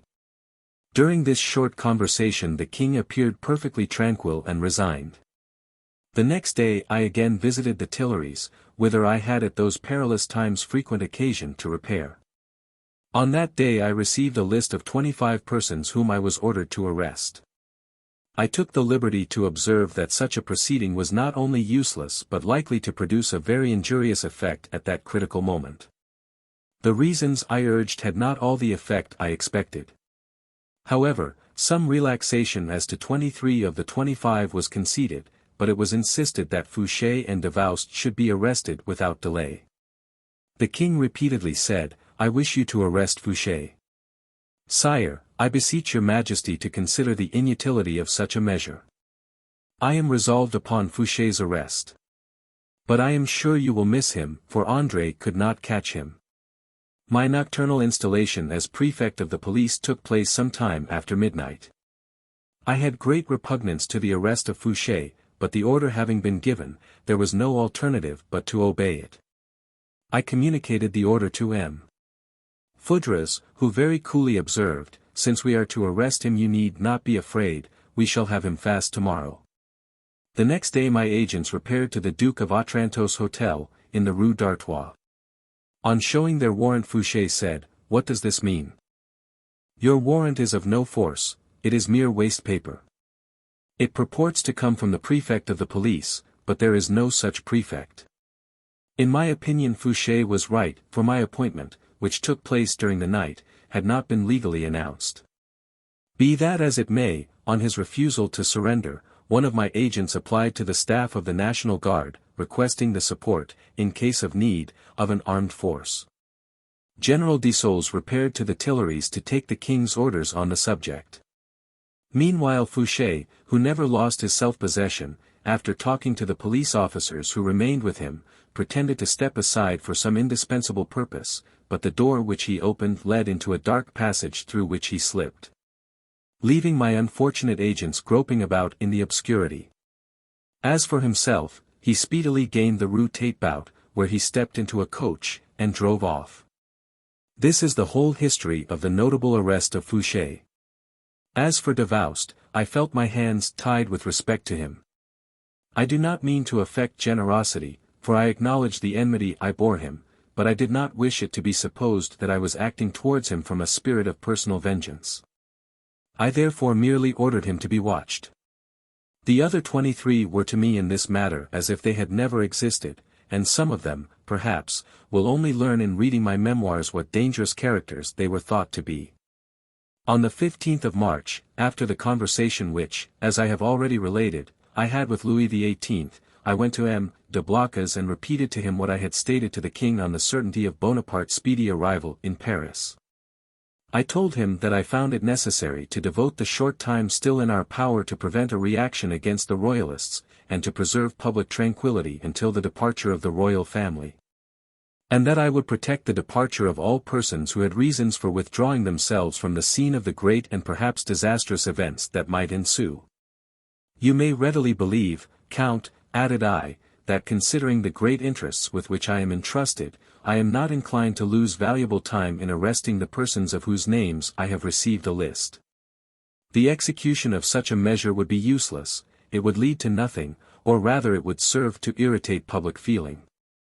My conviction of this fact has banished from me all idea of keeping under restraint for 4 or 5 days persons whose influence, whether real or supposed, is nil, since Bonaparte is at Auxerre.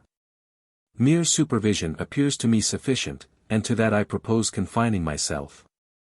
The king, replied M. de Blocas, relies on you. He knows that though only 48 hours have elapsed since you entered upon your functions, you have already rendered greater services than you are perhaps aware of. I then asked M. de Blocas whether he had not received any intimation of Bonaparte's intended departure from the island of Elba by letters or by secret agents. The only positive information we received, answered the minister, was an intercepted letter, dated Elba, February 6. It was addressed to M. near Grenoble. I will show it you. M. de Blocas opened a drawer of his writing table and took out the letter, which he gave to me.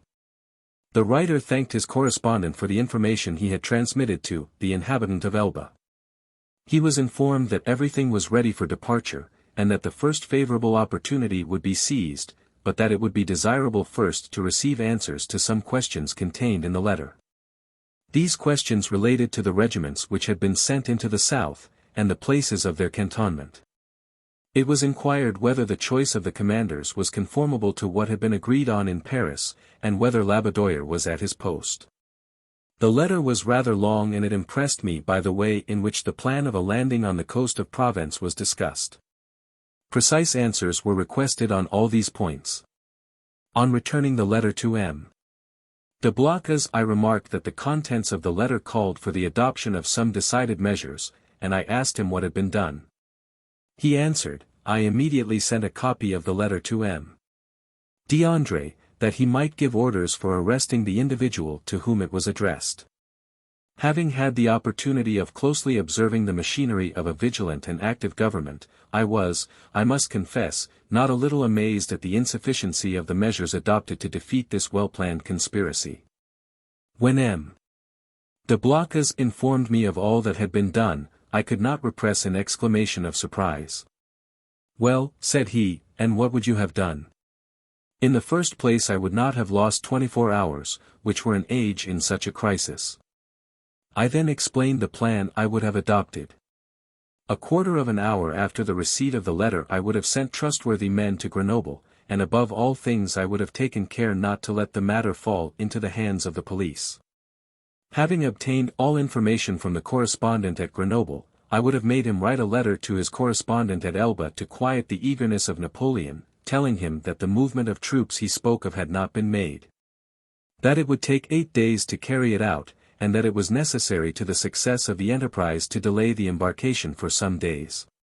While Bonaparte was thus delayed, I would have sent to the coast of Provence a sufficient body of men devoted to the royal cause, sending off in another direction the regiments whose chiefs were gained over by Napoleon. As the correspondents should reveal their names. You are perhaps right, sir, said M. de Blocas, but what could I do? I am new here. I had not the control of the police, and I trusted to M. d'André. Well, said I, Bonaparte will be here on the 20th of March. With these words I parted from M. de Blocas. I remarked a great change in him. He had already lost a vast deal of that hauteur of favoritism which made him so much disliked. When I entered upon my duties in the prefecture of police, the evil was already past remedy. The incorrigible émigrés required another lesson, and the temporary resurrection of the empire was inevitable. But, if Bonaparte was recalled, it was not owing to any attachment to him personally. It was not from any fidelity to the recollections of the empire. It was resolved at any price to get rid of those imbecile councillors, who thought they might treat France like a country conquered by the emigrants.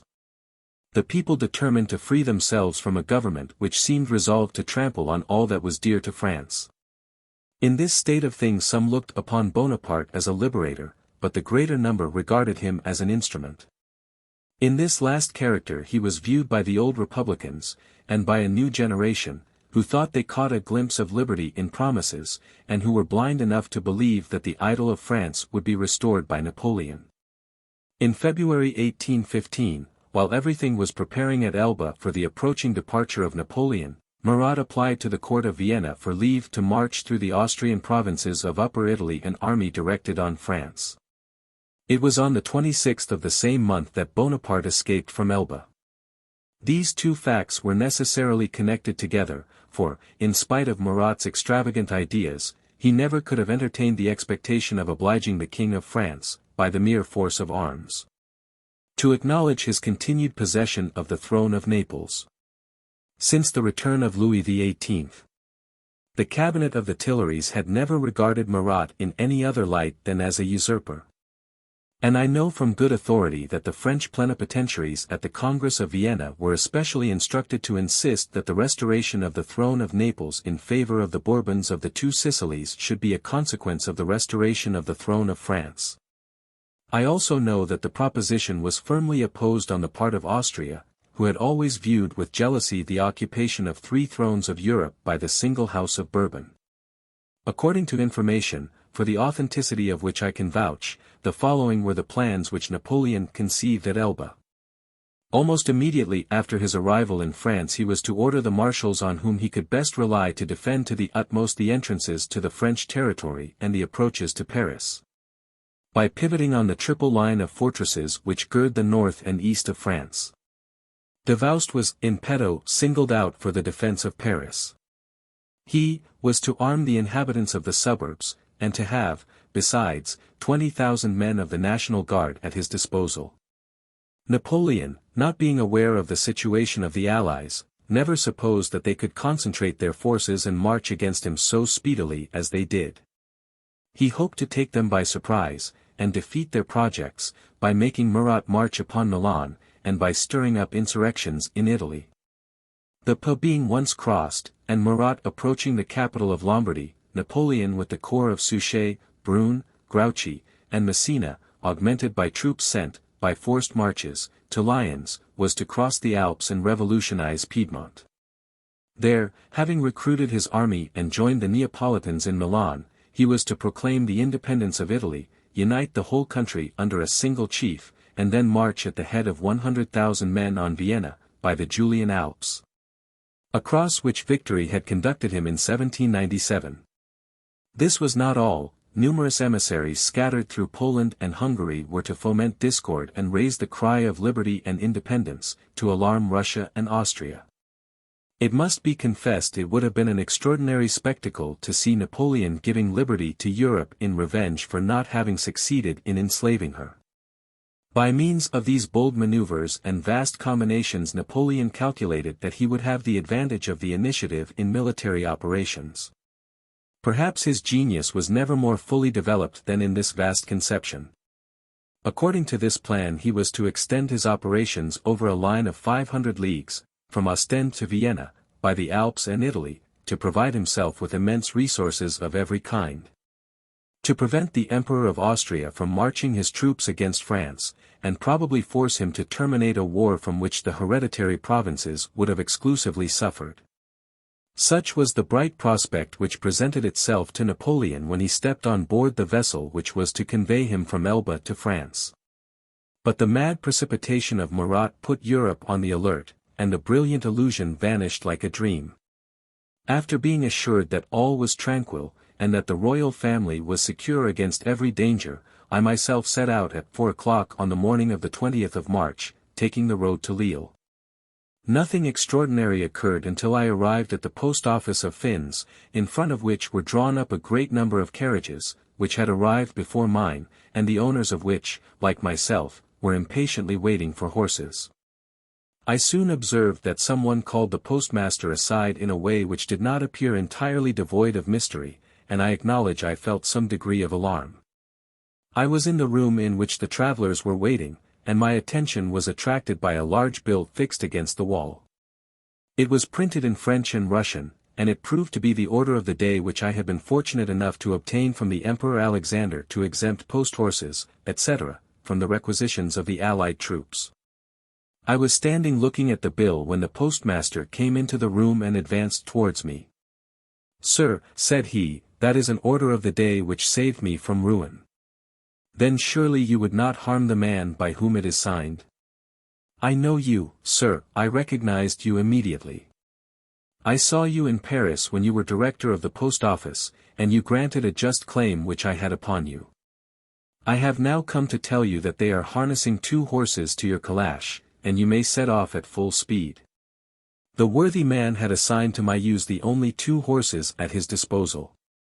His son performed the office of postilion, and I set off to the no small dissatisfaction of some of the travelers who had arrived before me, and who, perhaps, had as good reasons as I to avoid the presence of Napoleon. We arrived at Lille at 11 o'clock on the night of the 21st. Here I encountered another vexation, though not of an alarming kind. The gates of the town were closed, and I was obliged to content myself with a miserable night's lodging in the suburb. I entered Lille on the 22d, and Louis XVIII arrived on the 23d. His Majesty also found the gates closed, and more than an hour elapsed before an order could be obtained for opening them, for the Duke of Orleans, who commanded the town, was inspecting the troops when His Majesty arrived. The king was perfectly well received at Lille. There indeed appeared some symptoms of defection. But it must be acknowledged that the officers of the old army had been so singularly sacrificed to the promotion of the returned emigrants that it was very natural the former should hail the return of the man who had so often led them to victory. I put up at the Hôtel de Grand, certainly without forming any prognostic respecting the future residence of the king. When I saw His Majesty's retinue I went down and stood at the door of the hotel, where as soon as Louis XVIII perceived me he distinguished me from among all the persons who were awaiting his arrival, and holding out his hand for me to kiss he said, "Follow me, M. de Bourrienne." On entering the apartments prepared for him the king expressed to me his approval of my conduct since the Restoration, and especially during the short interval in which I had discharged the functions of prefect of the police. He did me the honor to invite me to breakfast with him. The conversation naturally turned on the events of the day, of which every one present spoke according to his hopes or fears. Observing that Louis XVIII concurred in Berthier's discouraging view of affairs, I ventured to repeat what I had already said at the Tuileries, that, judging from the disposition of the sovereigns of Europe and the information which I had received, it appeared very probable that His Majesty would be again seated on his throne in 3 months. Berthier bit his nails as he did when he wanted to leave the army of Egypt and return to Paris to the object of his adoration. Berthier was not hopeful, he was always one of those men who have the least confidence and the most depression. I could perceive that the king regarded my observation as one of those compliments which he was accustomed to receive, and that he had no great confidence in the fulfillment of my prediction. However, wishing to seem to believe it, he said, what he had more than hinted before, M. de Bourrienne, "As long as I am king you shall be my prefect of the police." It was the decided intention of Louis XVIII to remain in France as long as he could, but the Napoleonic fever, which spread like an epidemic among the troops, had infected the garrison of Lille. Marshal Mortier, who commanded at Lille, and the Duke of Orleans, expressed to me their well-founded fears, and repeatedly recommended me to urge the king to quit Lille speedily, in order to avoid any fatal occurrence. During the 2 days I passed with His Majesty I entreated him to yield to the imperious circumstances in which he was placed. At length the king, with deep regret, consented to go, and I left Lille the day before that fixed for His Majesty's departure. In September 1814 the king had appointed me charge d'affaires from France to Hamburg, but not having received orders to repair to my post I have not hitherto mentioned this nomination. However, when Louis XVIII was on the point of leaving France he thought that my presence in Hamburg might be useful for the purpose of making him acquainted with all that might interest him in the north of Germany. But it was not there that danger was to be apprehended. There were 2 points to be watched, the headquarters of Napoleon and the King's Council at Ghent. I, however, lost no time in repairing to a city where I was sure of finding a great many friends. On passing through Brussels I alighted at the Hôtel de Bellevue, where the Duc de Berry arrived shortly after me. His Royal Highness then invited me to breakfast with him, and conversed with me very confidentially. I afterwards continued my journey. Chapter 6. 1815. Message to Madame de Bourrienne on the 20th of March, Napoleon's nocturnal entrance into Paris, General Becton sent to my family by Caulaincourt, recollection of old persecutions, General Driesen. Solution of an enigma, seals placed on my effects, useless searches. Persecution of women, Madame de Staël and Madame de Recamier. Paris during the 100 Days, the Federates and Patriotic Songs. Declaration of the Plenipotentiaries at Vienna. At Lille, and again at Hamburg, I received letters from my family, which I had looked for with great impatience. They contained particulars of what had occurred relative to me since Bonaparte's return to Paris. 2 hours after my departure Madame de Bourrienne also left Paris, accompanied by her children, and proceeded to an asylum which had been offered her 7 leagues from the capital. She left at my house in Paris her sister, 2 of her brothers, and her friend the Comtesse de Neuilly, who had resided with us since her return from the emigration. On the very morning of my wife's departure, namely, the 20th of March, a person, with whom I had always been on terms of friendship, and who was entirely devoted to Bonaparte, sent to request that Madame de Bourrienne would call on him, as he wished to speak to her on most important and urgent business. My sister-in-law informed the messenger that my wife had left Paris, but, begging a friend to accompany her, she went herself to the individual, whose name will be probably guessed, though I do not mention it. The person who came with the message to my house put many questions to Madame de Bourrienne's sister respecting my absence, and advised her, above all things, to conjure me not to follow the king, observing that the cause of Louis XVIII was utterly lost, and that I should do well to retire quietly to Burgundy, as there was no doubt of my obtaining the emperor's pardon. Nothing could be more gloomy than Bonaparte's entrance into Paris. He arrived at night in the midst of a thick fog. The streets were almost deserted, and a vague feeling of terror prevailed almost generally in the capital. At 9 o'clock on the same evening, the very hour of Bonaparte's arrival at the Tuileries, a lady, a friend, of my family, and whose son served in the Young Guard, called and requested to see Madame de Bourrienne. She refused to enter the house lest she should be seen, and my sister-in-law went down to the garden to speak to her without a light. This lady's brother had been on the preceding night to Fontainebleau to see Bonaparte, and he had directed his sister to desire me to remain in Paris, and to retain my post in the prefecture of the police, as I was sure of a full and complete pardon. On the morning of the 21st General Becton, who has since been the victim of his mad enterprises, called at my house and requested to speak with me and Madame de Bourrienne. He was received by my wife's sister and brothers, and stated that he came from M. de Caulaincourt to renew the assurances of safety which had already been given to me. I was, I confess, very sensible of these proofs of friendship when they came to my knowledge, but I did not for a single moment repent the course I adopted. I could not forget the intrigues of which I had been the object since 1811, nor the continual threats of arrest which, during that year, had not left me a moment's quiet. And since I now revert to that time, I may take the opportunity of explaining how in 1814 I was made acquainted with the real causes of the persecution to which I had been a prey. A person, whose name prudence forbids me mentioning, communicated to me the following letter, the original copy of which is in my possession. Monsieur le Duc de Bassano, I send you some very important documents respecting the Sieur Bourrienne, and beg you will make me a confidential report on this affair. Keep these documents for yourself alone. This business demands the utmost secrecy. Everything induces me to believe that Bourrienne has carried a series of intrigues with London. Bring me the report on Thursday. I pray God, etc. Signed, Napoleon. Paris, December 25, 1811.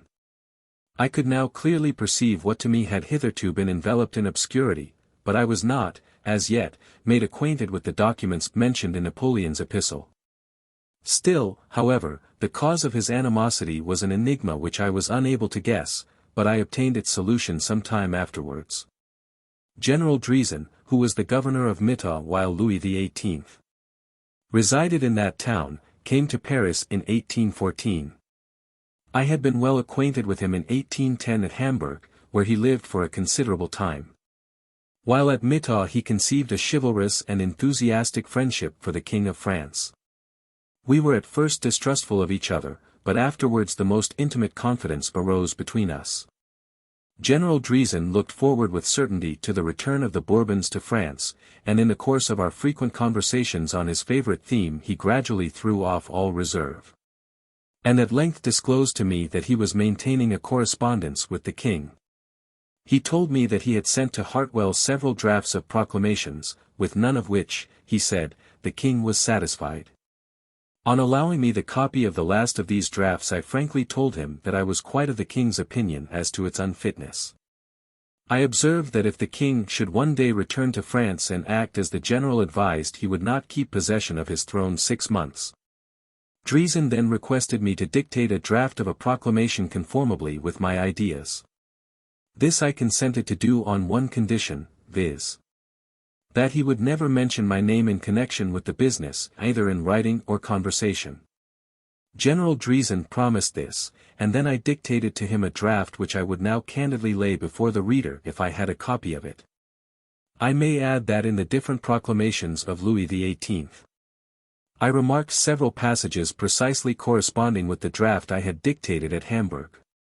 During the 4 years which intervened between my return to Paris and the downfall of the empire it several times occurred to me that General Driesen had betrayed my secret, and on his very first visit to me after the Restoration. Our conversation happening to turn on Hamburg, I asked him whether he had not disclosed what I wished him to conceal. "Well," said he, "there is no harm in telling the truth now. After you had left Hamburg the king wrote to me inquiring the name of the author of the last draft I had sent him, which was very different from all that had preceded it. I did not answer this question, but the king having repeated it in a second letter, and having demanded an answer, I was compelled to break my promise to you, and I put into the post office of Gothenburg in Sweden a letter for the king, in which I mentioned your name. The mystery was now revealed to me. I clearly saw what had excited in Napoleon's mind the suspicion that I was carrying on intrigues with England. I have no doubt as to the way in which the affair came to his knowledge. The king must have disclosed my name to one of those persons whose situations placed them above the suspicion of any betrayal of confidence, and thus the circumstance must have reached the ear of Bonaparte. This is not a mere hypothesis, for I well know how promptly and faithfully Napoleon was informed of all that was said and done at Hartwell. Having shown General Driesen Napoleon's accusatory letter, he begged that I would entrust him with it for a day or two, saying he would show it to the king at a private audience. His object was to serve me, and to excite Louis XVIII's interest in my behalf, by briefly relating to him the whole affair. The general came to me on leaving the Tuileries, and assured me that the king after perusing the letter, had the great kindness to observe that I might think myself very happy in not having been shot. I know not whether Napoleon was afterwards informed of the details of this affair, which certainly had no connection with any intrigues with England, and which, after all, would have been a mere peccadillo in comparison with the conduct I thought it my duty to adopt at the time of the Restoration. Meanwhile Madame de Bourrienne informed me by an express that seals were to be placed on the effects of all the persons included in the decree of Lyons, and consequently upon mine. As soon as my wife received information of this she quitted her retreat and repaired to Paris to face the storm. On the 29th of March, at 9 in the evening, the police agents presented themselves at my house. Madame de Bourrienne remonstrated against the measure and the inconvenient hour that was chosen for its execution, but all was in vain, and there was no alternative but to submit. But the matter did not end with the first formalities performed by Fouché's alguazils. During the month of May 7 persons were appointed to examine my papers, and among the inquisitorial Septemvirs were 2 men well known and filling high situations. One of these executed his commission, but the other, sensible of the odium attached to it, wrote to say he was unwell, and never came. The number of my inquisitors, in domo, was thus reduced to 6. They behaved with great rudeness, and executed their mission with a rigor and severity exceedingly painful to my family. They carried their search so far as to rummage the pockets of my old clothes, and even to unrip the linings. All this was done in the hope of finding something that would commit me in the eyes of the new master of France. But I was not to be caught in that way, and before leaving home I had taken such precautions as to set my mind perfectly at ease. However, those who had declared themselves strongly against Napoleon were not the only persons who had reason to be alarmed at his return. Women even, by a system of inquisition unworthy of the emperor, but unfortunately quite in unison with his hatred of all liberty, were condemned to exile, and had cause to apprehend further severity. It is for the exclusive admirers of the chief of the empire to approve of everything which proceeded from him, even his rigor against a defenseless sex. It is for them to laugh at the misery of a woman, and a writer of genius, condemned without any form of trial to the most severe punishment short of death. For my part, I saw neither justice nor pleasantry in the exile of Madame de Chevreuse for having had the courage, and courage was not common then even among men, to say that she was not made to be the jailer of the Queen of Spain. On Napoleon's return from the Isle of Elba, Madame de Staël was in a state of weakness, which rendered her unable to bear any sudden and violent emotion. This debilitated state of health had been produced by her flight from Coppet to Russia immediately after the birth of the son who was the fruit of her marriage with M. Rocca. In spite of the danger of a journey in such circumstances she saw greater danger in staying where she was, and she set out on her new exile. That exile was not of long duration, but Madame de Staël never recovered from the effect of the alarm and fatigue it occasioned her. The name of the authoress of Corinne naturally calls to mind that of the friend who was most faithful to her in misfortune, and who was not herself screened from the severity of Napoleon by the just and universal admiration of which she was the object. In 1815 Madame Récamier did not leave Paris, to which she had returned in 1814, though her exile was not revoked. I know positively that Hortense assured her of the pleasure she would feel in receiving her, and that Madame Récamier, as an excuse for declining the perilous honor, observed that she had determined never again to appear in the world as long as her friends should be persecuted. The Memorial de Sainte Helene, referring to the origin of the ill will of the chief of the empire towards the society of Madame de Staël and Madame Récamier, etc., seems to reproach Madame Récamier, accustomed, says the memorial, to ask for everything and to obtain everything, for having claimed nothing less than the complete reinstatement of her father. Whatever may have been the pretensions of Madame Récamier, Bonaparte, not a little addicted to the custom he complains of in her, could not have, with a good grace, made a crime of her ingratitude if he on his side had not claimed a very different sentiment from gratitude. I was with the first consul at the time. M. Bernard, the father of Madame Récamier, was accused, and I have not forgotten on what conditions the re-establishment would have been granted. The frequent interviews between Madame Récamier and Madame de Staël were not calculated to bring Napoleon to sentiments and measures of moderation.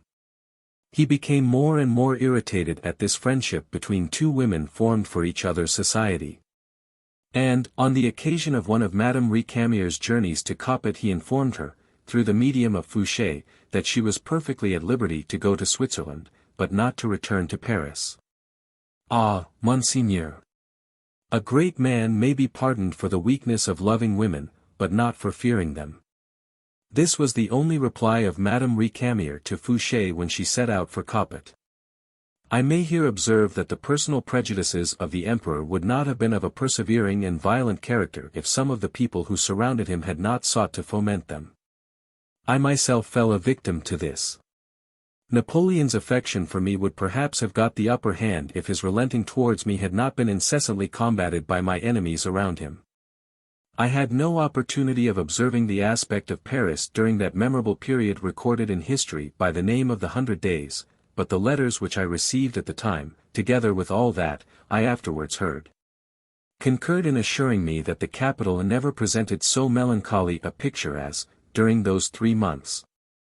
No one felt any confidence in Napoleon's second reign, and it was said, without any sort of reserve, that Fouché, while serving the cause of usurpation, would secretly betray it. The future was viewed with alarm, and the present with dissatisfaction. The sight of the federates who paraded the faubourgs and the boulevards, vociferating, "The Republic forever," and "Death to the Royalists," Their sanguinary songs, the revolutionary airs played in our theatres, all tended to produce a fearful torpor in the public mind, and the issue of the impending events was anxiously awaited. One of the circumstances which, at the commencement of the 100 Days, most contributed to open the eyes of those who were yet dazzled by the past glory of Napoleon, was the assurance with which he declared that the Empress and his son would be restored to him, though nothing warranted that announcement. It was evident that he could not count on any ally. And in spite of the prodigious activity with which a new army was raised, those persons must have been blind indeed who could imagine the possibility of his triumphing over Europe, again armed to oppose him. I deplored the inevitable disasters which Bonaparte's bold enterprise would entail, but I had such certain information respecting the intentions of the Allied powers, and the spirit which animated the plenipotentiaries at Vienna, that I could not for a moment doubt the issue of the conflict. Thus I was not at all surprised when I received at Hamburg the minutes of the conferences at Vienna in May 1815. When the first intelligence of Bonaparte's landing was received at Vienna, it must be confessed that very little had been done at the Congress. For measures calculated to reconstruct a solid and durable order of things could only be framed and adopted deliberately, and upon mature reflection. Louis XVIII had instructed his plenipotentiaries to defend and support the principles of justice and the law of nations, so as to secure the rights of all parties and avert the chances of a new war. The Congress was occupied with these important objects when intelligence was received of Napoleon's departure from Elba and his landing at the Gulf of Juan. The plenipotentiaries then signed the protocol of the conferences to which I have above alluded. Annexed to the preceding chapter. The following dispatch of Napoleon's to Marshal Davoust, given in Captain Bingham's translation, Volume 3. p. 121, though not strictly bearing upon the subject of the Duke of Bassano's inquiry, page 256, may perhaps find a place here, as indicative of the private feeling of the Emperor towards Bourrienne. As the reader will remember, it has already been alluded to earlier in the work. To Marshal Davoust. Compiègne, 3d September 1811. I have received your letter concerning the cheating of Bourrienne at Hamburg. It will be important to throw light upon what he has done. Have the Jew, Gumprecht Mares, arrested, seize his papers, and place him in solitary confinement. Have some of the other principal agents of Bourrienne arrested, so as to discover his doings at Hamburg, and the embezzlements he has committed there. Signed, Napoleon. Chapter 7. By the editor of the 1836 edition. 1815. Napoleon at Paris, Political Maneuvers, the meeting of the Champ de Mai, Napoleon, the Liberals, and the Moderate Constitutionalists, his love of arbitrary power as strong as ever. Paris during the Cent-Jours, preparations for his last campaign. The Emperor leaves Paris to join the army, state of Brussels. Proclamation of Napoleon to the Belgians, effective strength of the French and Allied armies, the Emperor's proclamation to the French army. Napoleon was scarcely reseated on his throne when he found he could not resume that absolute power he had possessed before his abdication at Fontainebleau. He was obliged to submit to the curb of a representative government, but we may well believe that he only yielded with a mental reservation that as soon as victory should return to his standards and his army be reorganized, he would send the representatives of the people back to their departments, and make himself as absolute as he had ever been. His temporary submission was indeed obligatory. The Republicans and Constitutionalists who had assisted, or not opposed his return, with Carnot, Fouché, Benjamin Constant, and his own brother Lucien, a lover of constitutional liberty, at their head, would support him only on condition of his reigning as a constitutional sovereign. He therefore proclaimed a constitution under the title of Act Additional aux Constitutions de l'Empire, which greatly resembled the charter granted by Louis XVIII. The year before. An hereditary chamber of peers was to be appointed by the emperor, a chamber of representatives chosen by the electoral colleges, to be renewed every 5 years, by which all taxes were to be voted, ministers were to be responsible, judges irremovable, the right of petition was acknowledged, and property was declared inviolable. Lastly, the French nation was made to declare that they would never recall the Bourbons. Even before reaching Paris, and while resting on his journey from Elba at Lyons, the second city in France, and the ancient capital of the Franks, Napoleon arranged his ministry, and issued sundry decrees, which show how little his mind was prepared for proceeding according to the majority of votes in representative assemblies. Cambacérès was named Minister of Justice, Fouché Minister of Police, a boon to the revolutionists, Davoust appointed Minister of War. Decrees upon decrees were issued with a rapidity which showed how laboriously Bonaparte had employed those studious hours at Elba which he was supposed to have dedicated to the composition of his memoirs. They were couched in the name of Napoleon, by the grace of God, Emperor of France, and were dated on the 13th of March, although not promulgated until the 21st of that month. The first of these decrees abrogated all changes in the courts of justice and tribunals which had taken place during the absence of Napoleon. The second banished anew all emigrants who had returned to France before 1814 without proper authority, and displaced all officers belonging to the class of emigrants introduced into the army by the king. The third suppressed the order of St. Louis, the white flag, cockade, and other royal emblems, and restored the tricolored banner and the imperial symbols of Bonaparte's authority. The same decree abolished the Swiss Guard and the household troops of the king. The fourth sequestered the effects of the Bourbons. A similar ordinance sequestered the restored property of emigrant families. The fifth decree of Lyons suppressed the ancient nobility and feudal titles, and formally confirmed proprietors of national domains in their possessions. This decree was very acceptable to the majority of Frenchmen. The sixth declared sentence of exile against all emigrants not erased by Napoleon from the list previously to the accession of the Bourbons, to which was added confiscation of their property.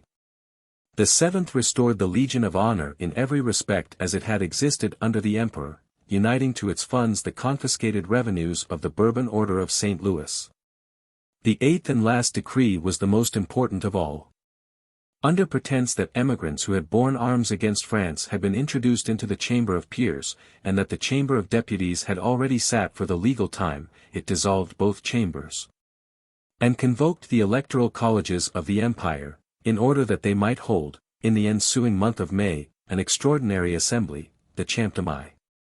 This national convocation, for which Napoleon claimed a precedent in the history of the ancient Franks, was to have two objects: first, to make such alterations and reforms in the constitution of the empire as circumstances should render advisable.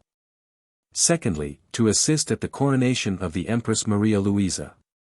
Her presence, and that of her son, was spoken of as something that admitted of no doubt, though Bonaparte knew there was little hope of their return from Vienna. These various enactments were well calculated to serve Napoleon's cause. They flattered the army, and at the same time stimulated their resentment against the emigrants, by insinuating that they had been sacrificed by Louis to the interest of his followers. They held out to the Republicans a prospect of confiscation, proscription, and revolution of government, while the Imperialists were gratified with a view of ample funds for pensions, offices, and honorary decorations. To proprietors of the national domain security was promised, to the Parisians the grand spectacle of the XXXII, and to France peace and tranquility, since the arrival of the Empress and her son, confidently asserted to be at hand, was taken as a pledge of the friendship of Austria. Napoleon at the same time endeavored to make himself popular with the common people, the mob of the Faubourg Saint-Antoine and other obscure quarters of Paris. On the first evening of his return, as he walked round the glittering circle met to welcome him, in the state apartments of the Tuileries, he kept repeating, "Gentlemen, it is to the poor and disinterested mass of the people that I owe everything. It is they who have brought me back to the capital. It is the poor subaltern officers and common soldiers that have done all this. I owe everything to the common people and the ranks of the army. Remember that. I owe everything to the army and the people." Some time after he took occasional rides through the Faubourg Street Antoine, but the demonstrations of the mob gave him little pleasure, and it was easy to detect a sneer in his addresses to them. He had some slight intercourse with the men of the Revolution, the fierce, bloodthirsty Jacobins, but even now he could not conceal his abhorrence of them, and, be it said to his honor, he had as little to do with them as possible. When Napoleon departed for the summer campaign, he took care beforehand to leave large sums of money for the faitors, in the hands of the devoted Real, under whose management the mob was placed. These sums were to be distributed at appropriate seasons, to make the people cry in the streets of Paris, Napoleon or death. He also left in the hands of Davoust a written authority for the publication of his bulletins, many clauses of which were written long before the battles were fought that they were to describe. He gave to the same marshal a plan of his campaign, which he had arranged for the defensive. This was not confided to him without an injunction of the strictest secrecy, but it is said that Davoust communicated the plan to Fouché. Considering Davoust's character, this is very unlikely, but if so, it is far from improbable that Fouché communicated the plan to the allies with whom, and more particularly with Prince Metternich. He is well known to have been corresponding at the time. Shortly after the emperor's arrival in Paris, Benjamin Constant, a moderate and candid man, was deputed by the Constitutional Party to ascertain Napoleon's sentiments and intentions. Constant was a lover of constitutional liberty, and an old opponent of Napoleon, whose headlong career of despotism, cut out by the sword, he had vainly endeavored to check by the eloquence of his pen. The interview took place at the Tuileries. The emperor, as was his wont, began the conversation, and kept it nearly all to himself during the rest of the audience. He did not affect to disguise either his past actions or present dispositions. The nation, he said, has had a respite of 12 years from every kind of political agitation, and for 1 year has enjoyed a respite from war. This double repose has created a craving after activity. It requires, or fancies it requires, a tribune and popular assemblies. It did not always require them. The people threw themselves at my feet when I took the reins of government. You ought to recollect this, who made a trial of opposition. Where was your support, your strength? Nowhere. I assumed less authority than I was invited to assume. Now all is changed. A feeble government, opposed to the national interests, has given to these interests the habit of standing on the defensive and evading authority. The taste for constitutions, for debates, for harangues, appears to have revived. Nevertheless, it is but the minority that wishes all this, be assured. The people, or if you like the phrase better, the multitude, wish only for me. You would say so if you had only seen this multitude pressing eagerly on my steps, rushing down from the tops of the mountains, calling on me, seeking me out, saluting me. On my way from Can hither I have not conquered, I have administered. I am not only, as has been pretended, the emperor of the soldiers, I am that of the peasants, of the plebeians of France. Accordingly, in spite of all that has happened, you see the people come back to me. There is sympathy between us. It is not as with the privileged classes. The noblesse have been in my service, they thronged in crowds into my antechambers.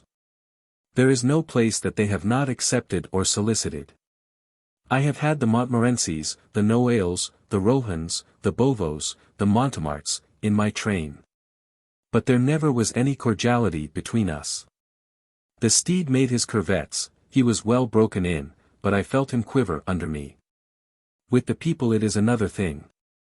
The popular fibre responds to mine.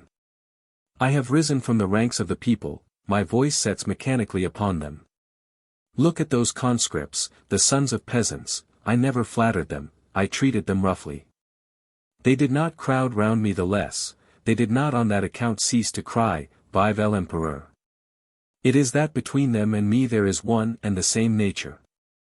They look to me as their support, their safeguard against the nobles. I have but to make a sign, or even to look another way, and the nobles would be massacred in every province. So well have they managed matters in the last 10 months. But I do not desire to be the king of a mob. If there are the means to govern by a constitution, well and good. I wished for the empire of the world, and to ensure it complete liberty of action was necessary to me. To govern France merely, it is possible that a constitution may be better. I wished for the empire of the world, as who would not have done in my place? The world invited me to rule over it. Sovereigns and subjects alike emulously bowed the neck under my scepter. I have seldom met with opposition in France, but still I have encountered more of it from some obscure and unarmed Frenchman than from all these kings so resolute, just now, no longer to have a man of the people for their equal. See then what appears to you possible, let me know your ideas. Public discussion, free elections, responsible ministers, the liberty of the press, I have no objection to all that, the liberty of the press especially, to stifle it is absurd. I am convinced on this point. I am the man of the people, if the people really wish for liberty let them have it. I have acknowledged their sovereignty. It is just that I should lend an ear to their will, nay, even to their caprices. I have never been disposed to oppress them for my pleasure. I conceived great designs, but fate has been against me, I am no longer a conqueror, nor can I be one. I know what is possible and what is not. I have no further object than to raise up France and bestow on her a government suitable to her. I have no hatred to liberty, I have set it aside when it obstructed my path, but I understand what it means. I was brought up in its school, besides, the work of 15 years is overturned, and it is not possible to recommence it. It would take 20 years, and the lives of 2 million of men to be sacrificed to it. As for the rest, I desire peace, but I can only obtain it by means of victory. I would not inspire you with false expectations. I permit it to be said that negotiations are going on, there are none. I foresee a hard struggle, a long war. To support it I must be seconded by the nation, but in return I believe they will expect liberty.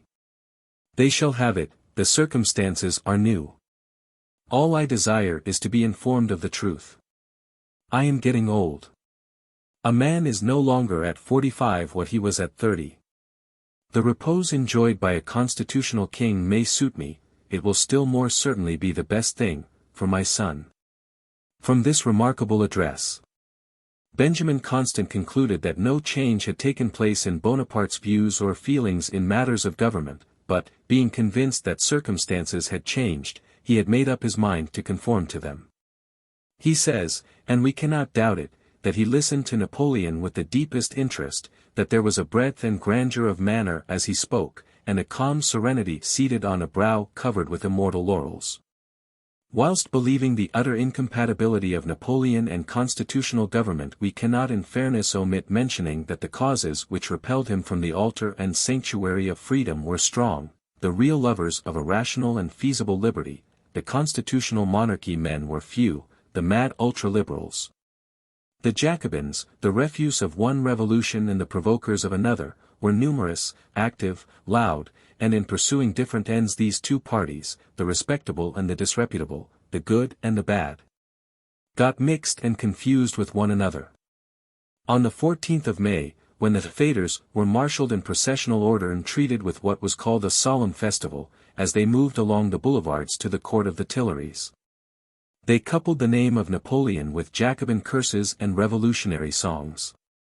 The airs and the words that had made Paris tremble to her very centre during the reign of terror, the Marseillaise, the Carmagnole, the Jour du Départ, the execrable ditty, the burden of which is, and with the entrails of the last of the priests let us strangle the last of the kings, were all roared out in fearful chorus by a drunken, filthy, and furious mob.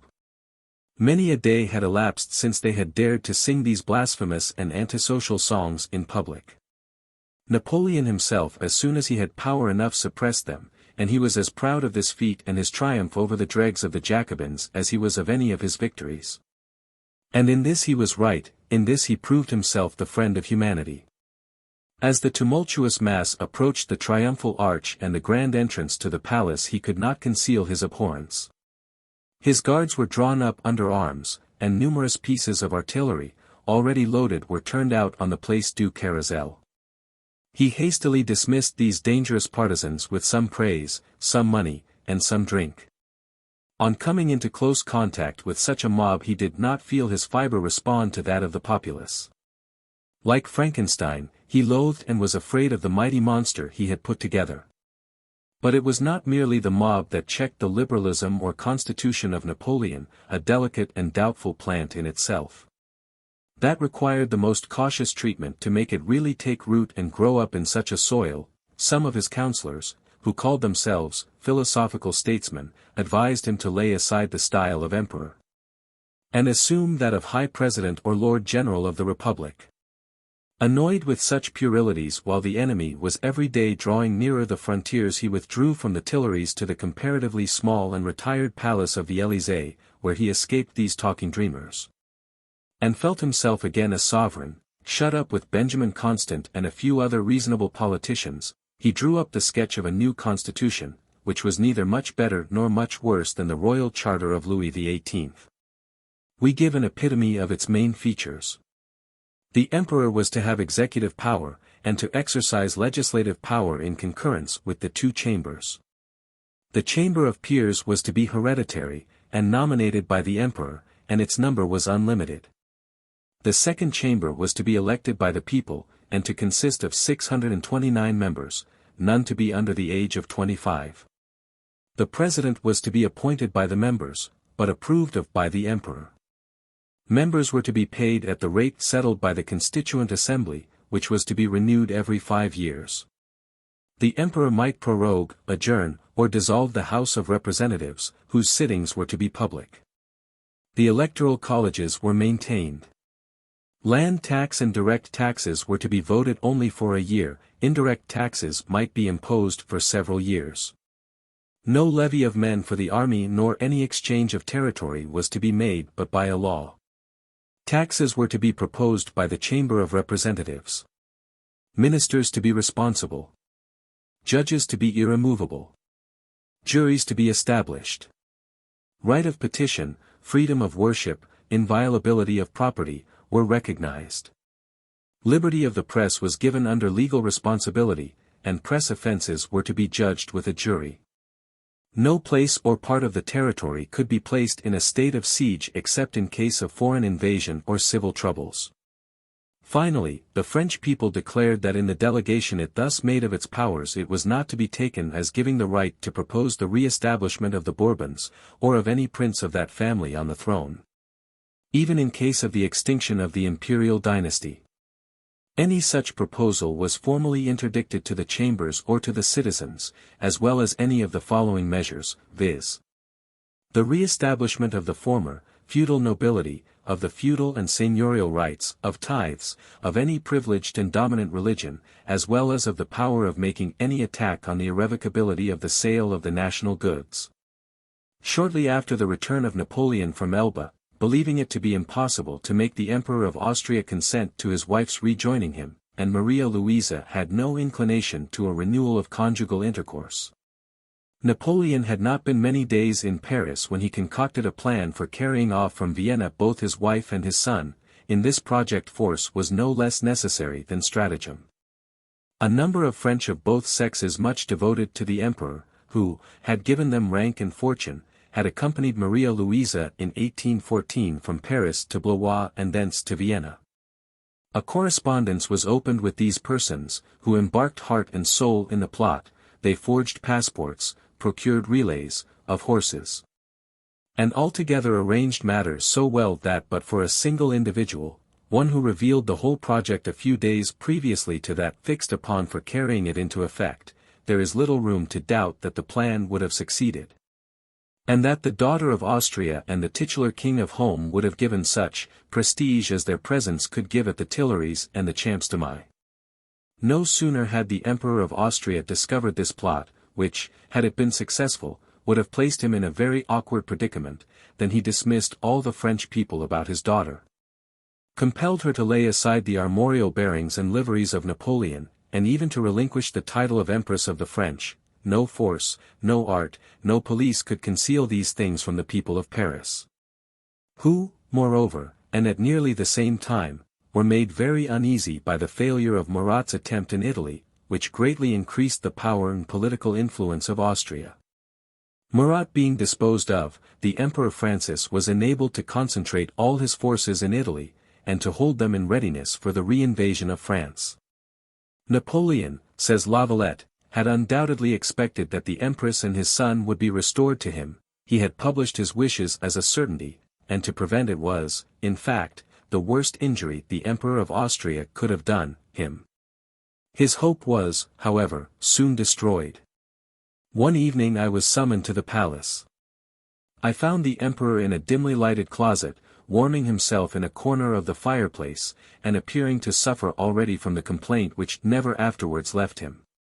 "Here is a letter," he said, "which the courier from Vienna says is meant for you, read it." On first casting my eyes on the letter I thought I knew the handwriting, but as it was long I read it slowly, and came at last to the principal object. The writer said that we ought not to reckon upon the Empress, as she did not even attempt to conceal her dislike of the Emperor, and was disposed to approve all the measures that could be taken against him. That her return was not to be thought of, as she herself would raise the greatest obstacles in the way of it, in case it should be proposed. Finally, that it was not possible for him to dissemble his indignation that the Empress, wholly enamored of, did not even take pains to hide her ridiculous partiality for him. The handwriting of the letter was disguised, yet not so much but that I was able to discover whose it was. I found, however, in the manner in which the secret was expressed a warmth of zeal and a picturesque style that did not belong to the author of the letter. While reading it, I all of a sudden suspected it was a counterfeit, and intended to mislead the Emperor. I communicated this idea to him, and the danger I perceived in this fraud. As I grew more and more animated I found plausible reasons enough to throw the Emperor himself into some uncertainty. "How is it possible," I said, "that, should have been imprudent enough to write such things to me, who am not his friend, and who have had so little connection with him? How can one suppose that the Empress should forget herself, in such circumstances, so far as to manifest aversion to you, and, still more, to cast herself away upon a man who undoubtedly still possesses some power to please, but who is no longer young, whose face is disfigured, and whose person, altogether, has nothing agreeable in it? But," answered the Emperor, "is attached to me, and though he is not your friend, the postscript sufficiently explains the motive of the confidence he places in you." The following words were, in fact, written at the bottom of the letter: "I do not think you ought to mention the truth to the Emperor, but make whatever use of it you think proper." I persisted, however, in maintaining that the letter was a counterfeit, and the Emperor then said to me, "Go to Caulaincourt. He possesses a great many others in the same handwriting. Let the comparison decide between your opinion and mine." I went to Caulaincourt, who said eagerly to me, "I am sure the letter is from Dash, and I have not the least doubt of the truth of the particulars it contains. The best thing the Emperor can do is to be comforted. There is no help to be expected from that side."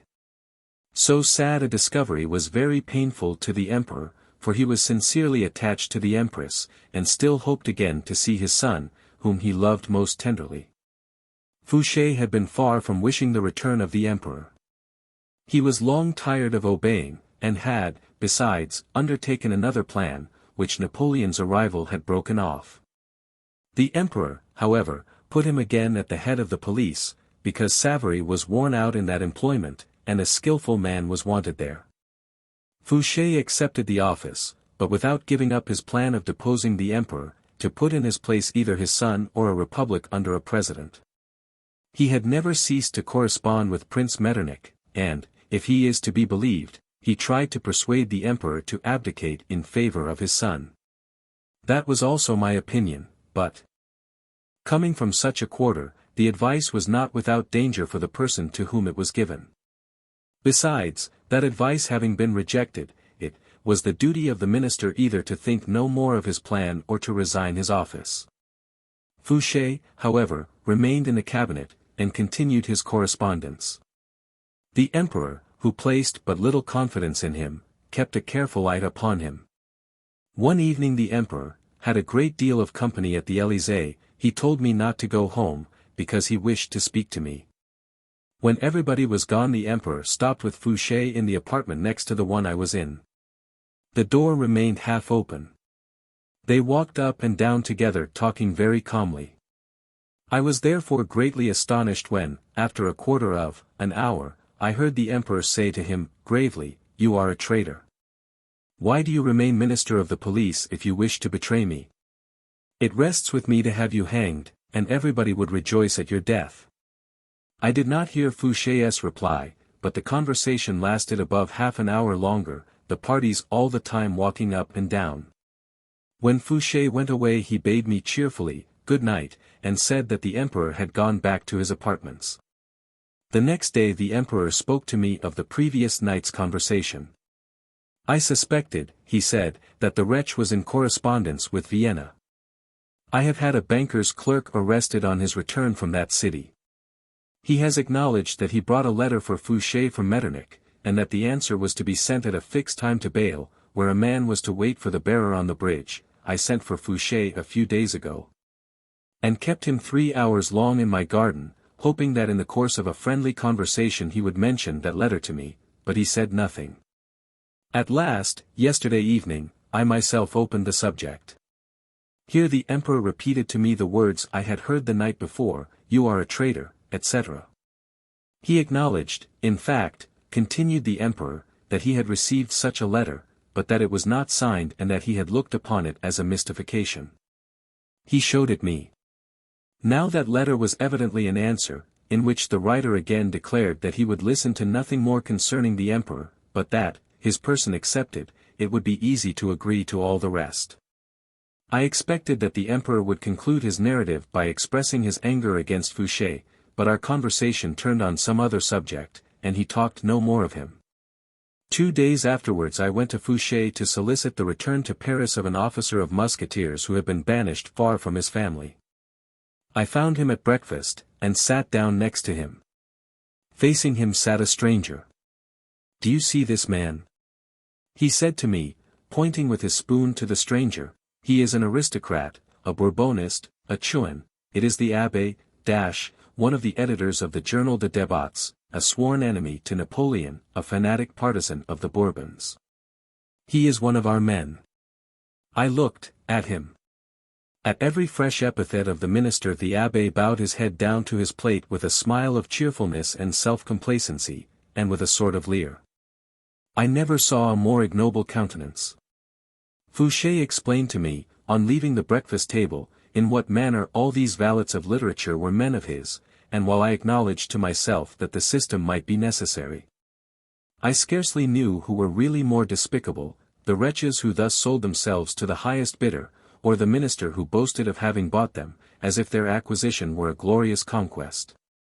Judging that the emperor had spoken to me of the scene I have described above, Fouché said to me, "The emperor's temper is soured by the resistance he finds, and he thinks it is my fault. He does not know that I have no power but by public opinion. Tomorrow I might hang before my door 20 persons obnoxious to public opinion, though I should not be able to imprison for 24 hours any individual favored by it. As I am never in a hurry to speak I remained silent, but reflecting on what the emperor had said concerning Fouché I found the comparison of their two speeches remarkable. The master could have his minister hanged with public applause, and the minister could hang, whom? Perhaps the master himself, and with the same approbation. What a singular situation, and I believe they were both in the right. So far public opinion, equitable in regard to Fouché, had swerved concerning the emperor. The wrath of Napoleon was confined to the lower house, the peers, from the nature of their composition, being complacent and passive enough. The vast majority of them were in fact mere shadows gathered round the solid persons of Joseph, Lucien, Louis, and Jerome Bonaparte, and Sise, Carnot, and the military men of the Revolution. As a political body Napoleon despised them himself, and yet he wanted the nation to respect them. But respect was impossible, and the volatile Parisians made the peers a constant object of their witticisms. The punsters of Paris made the following somewhat ingenious play upon words. L'Allemand, Leibdogger, Drouet, and nay they called Los Quatre Fides, perfides, which in pronunciation may equally mean the 4 faithful peers or the 4 perfidious men. The infamous Vandamme and another were called Persifals, the biased peers, or the biased pair, or, Persifals, men made objects of derision. It was thus the lower orders behaved while the existence of France was at stake. By this time the thundercloud of war had gathered and was ready to burst. Short as the time at his disposal was Napoleon prepared to meet it with his accustomed energy. Firearms formed one of the most important objects of attention. There were sufficient sabres, but muskets were wanting. The imperial factories could, in ordinary times, furnish monthly 20,000 stands of new arms. By the extraordinary activity and inducements offered, this number was doubled. Workmen were also employed in repairing the old muskets. There was displayed at this momentous period the same activity in the capital as in 1793, and better directed, though without the same ultimate success. The clothing of the army was another difficulty, and this was got over by advancing large sums of money to the cloth manufacturers beforehand. The contractors delivered 20,000 cavalry horses before the 1st of June. 10,000 trained horses had been furnished by the dismounted gendarmerie. 12,000 artillery horses were also delivered by the 1st of June, in addition to 6,000 which the army already had. The facility with which the ministers of finance and of the treasury provided for all these expenses astonished everybody, as it was necessary to pay for everything in ready money. The system of public works was at the same time resumed throughout France. "It is easy to see," said the workman, "that, the great contractor, is returned. All was dead, now everything revives." "We have just learnt," says a writer who was at Brussels at this time, that Napoleon had left the capital of France on the 12th. On the 15th the frequent arrival of couriers excited extreme anxiety, and towards evening General Muffing presented himself at the hotel of the Duke of Wellington with dispatches from Blucher. "We were all aware that the enemy was in movement, and the ignorant could not solve the enigma of the Duke going tranquilly to the ball at the Duke of Richmond's. His coolness was above their comprehension. Had he remained at his own hotel a panic would have probably ensued amongst the inhabitants, which would have embarrassed the intended movement of the British division of the army. I returned home late, and we were still talking over our uneasiness when we heard the trumpets sound. Before the sun had risen in full splendor I heard martial music approaching, and soon beheld from my windows the 5th Reserve of the British Army passing. The Highland Brigade were the first in advance, led by their noble thanes, the bagpipes playing their several pibrochs. They were succeeded by the 28th, their bugles' note falling more blithely upon the ear. Each regiment passed in succession with its band playing. The gallant Duke of Brunswick was at a ball at the Assembly Rooms in the Rue Ducale on the night of the 15th of June when the French guns, which he was one of the first to hear, were clearly distinguished at Brussels. Upon receiving the information that a powerful French force was advancing in the direction of Charleroi. "Then it is high time for me to be off," he exclaimed, and immediately quitted the ballroom. At 4 the whole disposable force under the Duke of Wellington was collected together, but in such haste that many of the officers had no time to change their silk stockings and dancing shoes. And some, quite overcome by drowsiness, were seen lying asleep about the ramparts, still holding, however, with a firm hand, the reins of their horses, which were grazing by their sides. About 5 o'clock the word march was heard in all directions, and instantly the whole mass appeared to move simultaneously. I conversed with several of the officers previous to their departure, and not one appeared to have the slightest idea of an approaching engagement. The Duke of Wellington and his staff did not quit Brussels till past 11 o'clock, and it was not till some time after they were gone that it was generally known the whole French army, including a strong corps of cavalry, was within a few miles of Quatre Bras. Chapter 8. Like the preceding, this chapter first appeared in the 1836 edition, and is not from the pen of M. de Bourrienne. 1815, The Battles of Ligny and Quatre Bras. The moment for striking a decisive blow had now come, and accordingly, early on the morning of the 15th, the whole of the French army was in motion. The 2D Corps proceeded to Marchiennes to attack the Prussian outposts at Thuin and Lobes, in order to secure the communication across the Sambre between those places.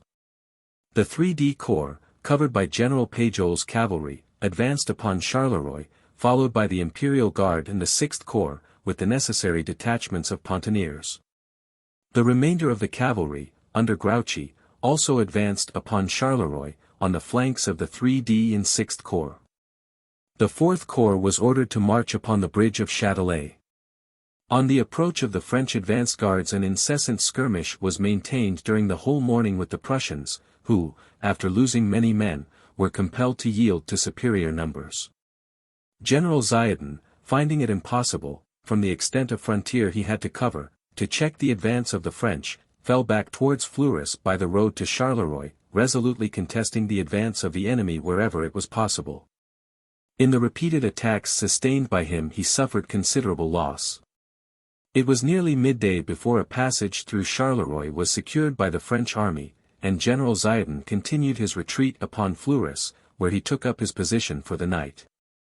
Upon Zieten's abandoning, in the course of his retreat, the chaussée which leads to Brussels through Quatre Bras, Marshal Ney, who had only just been put in command on the left of the French army, was ordered to advance by this road upon Gosselies. And found at Frasnes part of the Duke of Wellington's army, composed of Nassau troops under the command of Prince Bernard of Saxe-Weimar, who, after some skirmishing, maintained his position. Notwithstanding all the exertions of the French at a moment when time was of such importance, they had only been able to advance about 15 English miles during the day, with nearly 15 hours of daylight. It was the intention of Napoleon during his operations on this day to effect a separation between the English and Prussian armies, in which he had nearly succeeded. Napoleon's plan for this purpose, and the execution of it by his army, were alike admirable, but it is hardly probable that the Allied generals were taken by surprise, as it was the only likely course which Napoleon could have taken. His line of operation was on the direct road to Brussels, and there were no fortified works to impede his progress, while from the nature of the country his numerous and excellent cavalry could be employed with great effect. In the French accounts Marshal Ney was much blamed for not occupying Quatre Bras with the whole of his force on the evening of the 16th. Ney might probably have driven back the Nassau troops at Quatre Bras, and occupied that important position, but hearing a heavy cannonade on his right flank, where General Zieten had taken up his position, he thought it necessary to halt and detach a division in the direction of Fleurus. He was severely censured by Napoleon for not having literally followed his orders and pushed on to Quatre Bras. This accusation forms a curious contrast with that made against Grouchy, upon whom Napoleon threw the blame of the defeat at Waterloo, because he strictly fulfilled his orders, by pressing the Prussians at Wavre, unheeding the cannonade on his left. Which might have led him to conjecture that the more important contest between the Emperor and Wellington was at that moment raging. It was at 6 o'clock in the evening of the 16th that the Duke of Wellington received the first information of the advance of the French army. But it was not, however, until 10 o'clock that positive news reached him that the French army had moved upon the line of the Sambre. This information induced him to push forward reinforcements on Quatre Bras, at which place he himself arrived at an early hour on the 16th, and immediately proceeded to Bry, to devise measures with Marshal Blucher in order to combine their efforts. From the movement of considerable masses of the French in front of the Prussians it was evident that their first grand attack would be directed against them. That this was Napoleon's object on the 16th may be seen by his orders to Ney and Grouchy to turn the right of the Prussians, and drive the British from their position at Quatre Bras.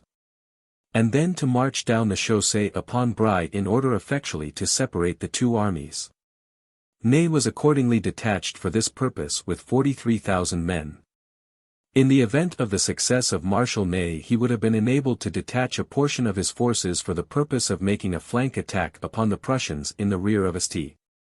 Amend, whilst Napoleon in person was directing his main efforts against that village the strongest in the Prussian position.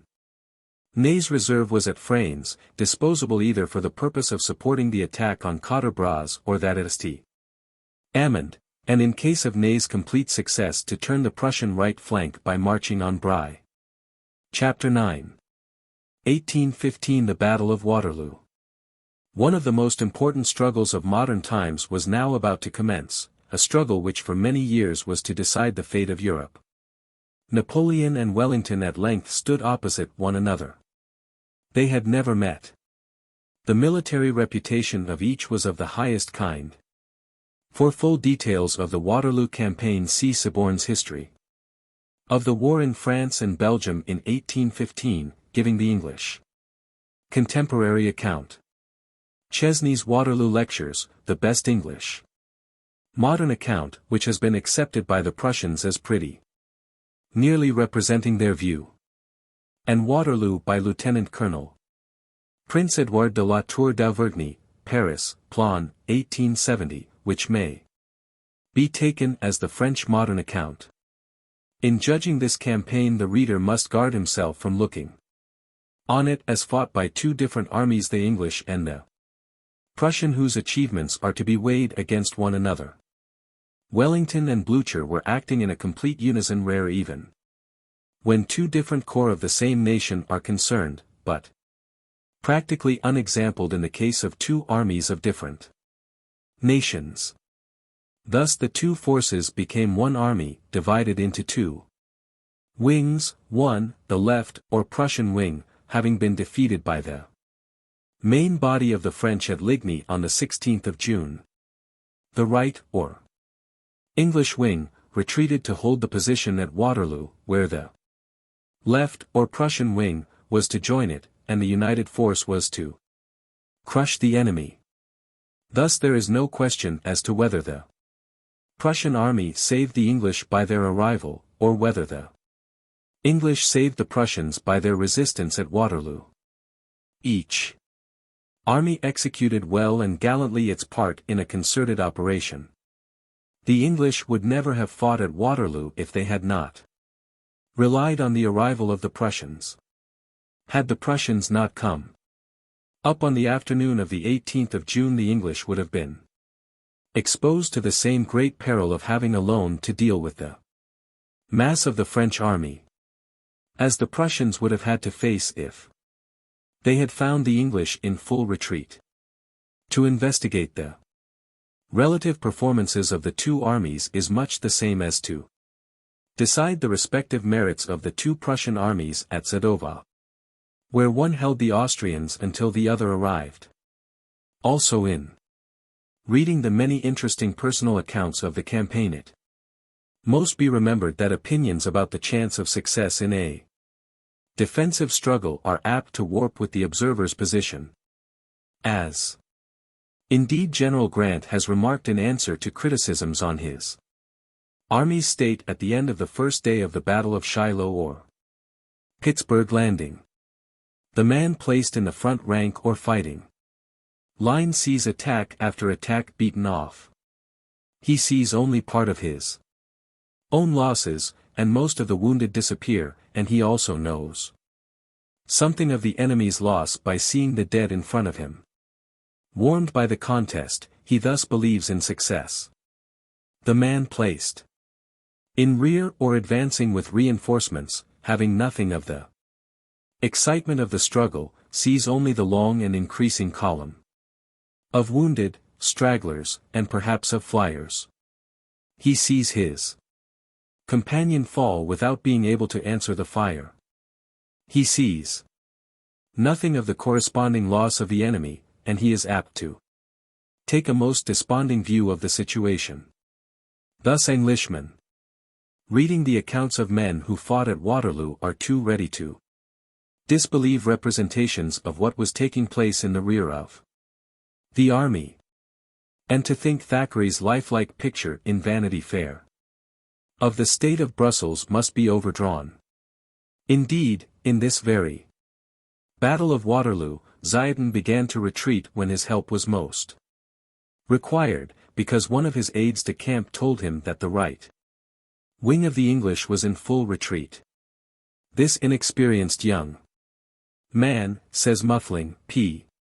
248, had mistaken the great number of wounded going, or being taken, to the rear to be dressed, for fugitives, and accordingly made a false report. Further, reserves do not say much of their part or, sometimes, no part of the fight. And few people know that at least 2 English regiments actually present on the field of Waterloo hardly fired a shot till the last advance.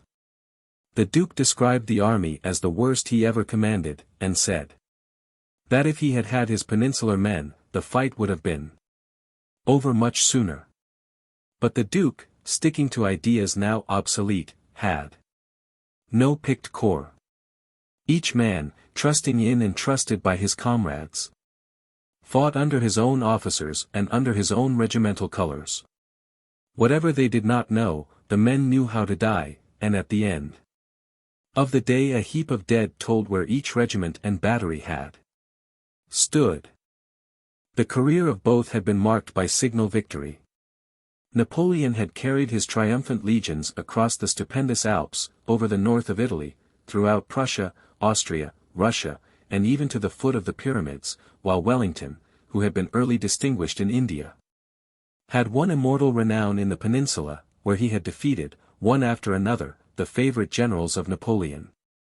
He was now to make trial of his prowess against their master. Among the most critical events of modern times the Battle of Waterloo stands conspicuous. This sanguinary encounter at last stopped the torrent of the ruthless and predatory ambition of the French, by which so many countries had been desolated. With the peace which immediately succeeded it, confidence was restored to Europe. Chapter 10. Interview with Fauvelet, Proceedings in the French Chambers. Second abdication of Napoleon, he retires to Rochefort, negotiates with Captain Maitland, and finally embarks in the Bellerophon. One of the first public men to see Napoleon after his return from Waterloo was Fauvelet. "I flew," says he, "to the Élysée to see the Emperor. He summoned me into his closet, and as soon as he saw me, he came to meet me with a frightful epileptic laugh. 'Oh, my God!' he said, raising his eyes to heaven, and walking 2 or 3 times up and down the room. This appearance of despair was however very short. He soon recovered his coolness, and asked me what was going forward in the Chamber of Representatives. I could not attempt to hide that party spirit was there carried to a high pitch, and that the majority seemed determined to require his abdication, and to pronounce it themselves if he did not concede willingly. 'How is that?' he said. 'If proper measures are not taken the enemy will be before the gates of Paris in 8 days. Alas,' he added, 'have I accustomed them to such great victories that they knew not how to bear one day's misfortune? What will become of poor France? I have done all I could for her.' He then heaved a deep sigh. Somebody asked to speak to him, and I left him, with a direction to come back at a later hour. I passed the day in seeking information among all my friends and acquaintances. I found in all of them either the greatest dejection or an extravagant joy, which they disguised by feigned alarm and pity for myself, which I repulsed with great indignation. Nothing favorable was to be expected from the Chamber of Representatives. They all said they wished for liberty, but, between 2 enemies who appeared ready to destroy it, they preferred the foreigners, the friends of the Bourbons, to Napoleon, who might still have prolonged the struggle. But that he alone would not find means to save them and erect the edifice of liberty. The Chamber of Peers presented a much sadder spectacle. Except the intrepid Thibaudot, who till the last moment expressed himself with admirable energy against the Bourbons, almost all the others thought of nothing else but getting out of the dilemma with the least loss they could. Some took no pains to hide their wish of bending again under the Bourbon yoke. On the evening of Napoleon's return to Paris he sent for Benjamin Constant to come to him at the Élysée about 7 o'clock. The Chambers had decreed their permanence, and proposals for abdication had reached the Emperor. He was serious but calm. In reply to some words on the disaster of Waterloo he said, "The question no longer concerns me, but France. They wish me to abdicate. Have they calculated upon the inevitable consequences of this abdication? It is round me, round my name, that the army rallies. To separate me from it is to disband it. If I abdicate today, in 2 days' time you will no longer have an army. These poor fellows do not understand all your subtleties. Is it believed that axioms in metaphysics, declarations of right, harangues from the tribune, will put a stop to the disbanding of an army? To reject me when I landed at Cannes I can conceive possible, to abandon me now is what I do not understand. It is not when the enemy is at 25 leagues distance that any government can be overturned with impunity. Does any one imagine that the foreign powers will be won over by fine words? If they had dethroned me 15 days ago there would have been some spirit in it, but as it is, I make part of what strangers attack, I make part, then, of what France is bound to defend. In giving me up she gives up herself, she avows her weakness, she acknowledges herself conquered, she courts the insolence of the conqueror. It is not the love of liberty which deposes me, but Waterloo. It is fear, and a fear of which your enemies will take advantage. And then what title has the chamber to demand my abdication? It goes out of its lawful sphere in doing so, it has no authority.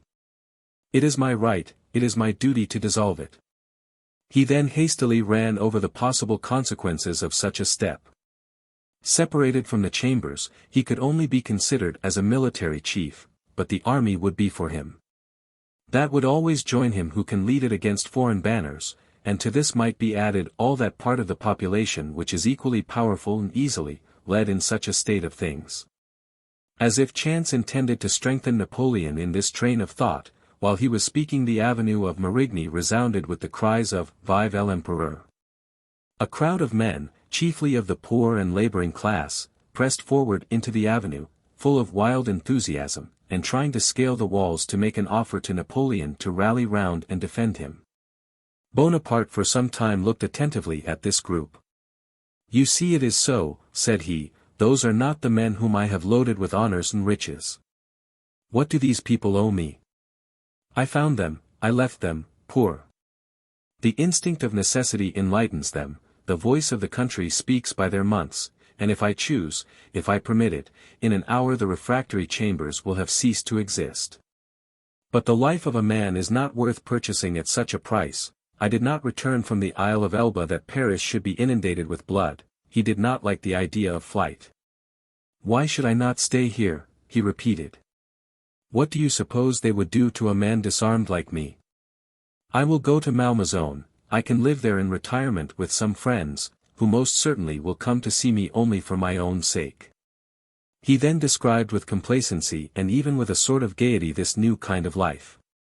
Afterwards, discarding an idea which sounded like mere irony, he went on. "If they do not like me to remain in France, where am I to go? To England? My abode there would be ridiculous or disquieting.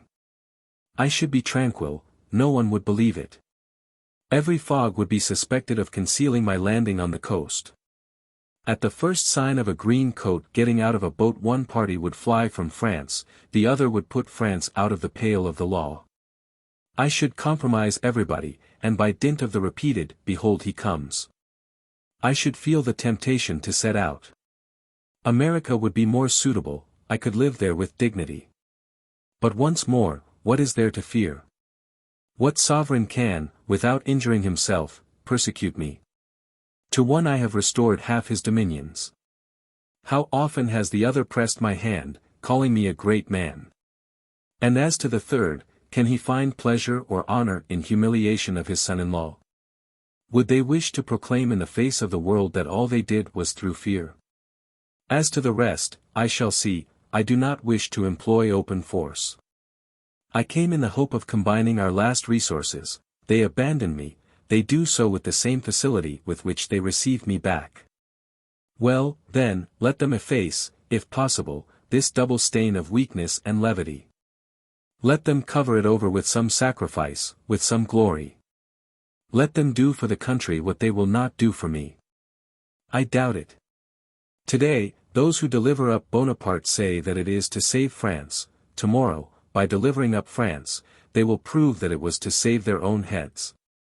The humiliating scenes which rapidly succeeded one another, and which ended in Napoleon's unconditional surrender, may be briefly told. As soon as possible after his arrival at Paris he assembled his councillors, when he declared himself in favor of still resisting. The question, however, was, whether the chambers would support him. And Lafayette being treacherously informed, it is said by Fouché, that it was intended to dissolve the chambers, used his influence to get the chambers to adopt the propositions he laid before them. By these the independence of the nation was asserted to be in danger, the sittings of the chamber were declared permanent, and all attempts to dissolve it were pronounced treasonable. The propositions were adopted, and being communicated to the Chamber of Peers, that body also declared itself permanent. Whatever might have been the intentions of Bonaparte, it was now manifest that there were no longer any hopes of his being able to make his will the law of the nation. After some vacillation, therefore, on 22 June he published the following declaration. To the French people. Frenchmen. In commencing war for maintaining the national independence, I relied on the union of all efforts, of all wills, and the concurrence of all the national authorities. I had reason to hope for success, and I braved all the declarations of the powers against me. Circumstances appear to me changed. I offer myself a sacrifice to the hatred of the enemies of France. May they prove sincere in their declarations, and really have directed them only against my power. My political life is terminated, and I proclaim my son under the title of Napoleon II, Emperor of the French. The present ministers will provisionally form the council of the government. The interest which I take in my son induces me to invite the chambers to form without delay the regency by a law. Unite all for the public safety, that you may continue an independent nation. Signed, Napoleon. This declaration was conveyed to both the chambers, which voted deputations to the late emperor, accepting this abdication, but in their debates the nomination of his son to the succession was artfully eluded. The Chamber of Representatives voted the nomination of a commission of 5 persons, 3 to be chosen from that chamber, and 2 from the Chamber of Peers, for the purpose of provisionally exercising the functions of government. And also that the ministers should continue their respective functions under the authority of this commission. The persons chosen by the Chamber of Representatives were Carnot, Fouché, and Grenier. Those nominated by the peers were the Duke of Vicenza, Caulaincourt, and Baron Quinet. The commission nominated 5 persons to the Allied army for the purpose of proposing peace. These proceedings were, however, rendered of little importance by the resolution of the victors to advance to Paris. Napoleon's behavior just before and immediately after the crisis is well described by Lavalette. The next day, he observes, I returned to the emperor. He had received the most positive accounts of the state of feeling in the Chamber of Representatives. The reports had, however, been given to him with some little reserve, for he did not seem to me convinced that the resolution was really formed to pronounce his abdication. I was better informed on the matter. And I came to him without having the least doubt in my mind that the only thing he could do was to descend once more from the throne. I communicated to him all the particulars I had just received, and I did not hesitate to advise him to follow the only course worthy of him. He listened to me with a sombre air, and though he was in some measure master of himself, the agitation of his mind and the sense of his position betrayed themselves in his face and in all his motions. I know, said I, that your majesty may still keep the sword drawn, but with whom, and against whom?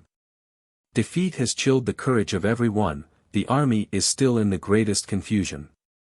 Nothing is to be expected from Paris, and the coup d'état of the 18th Brumaire cannot be renewed.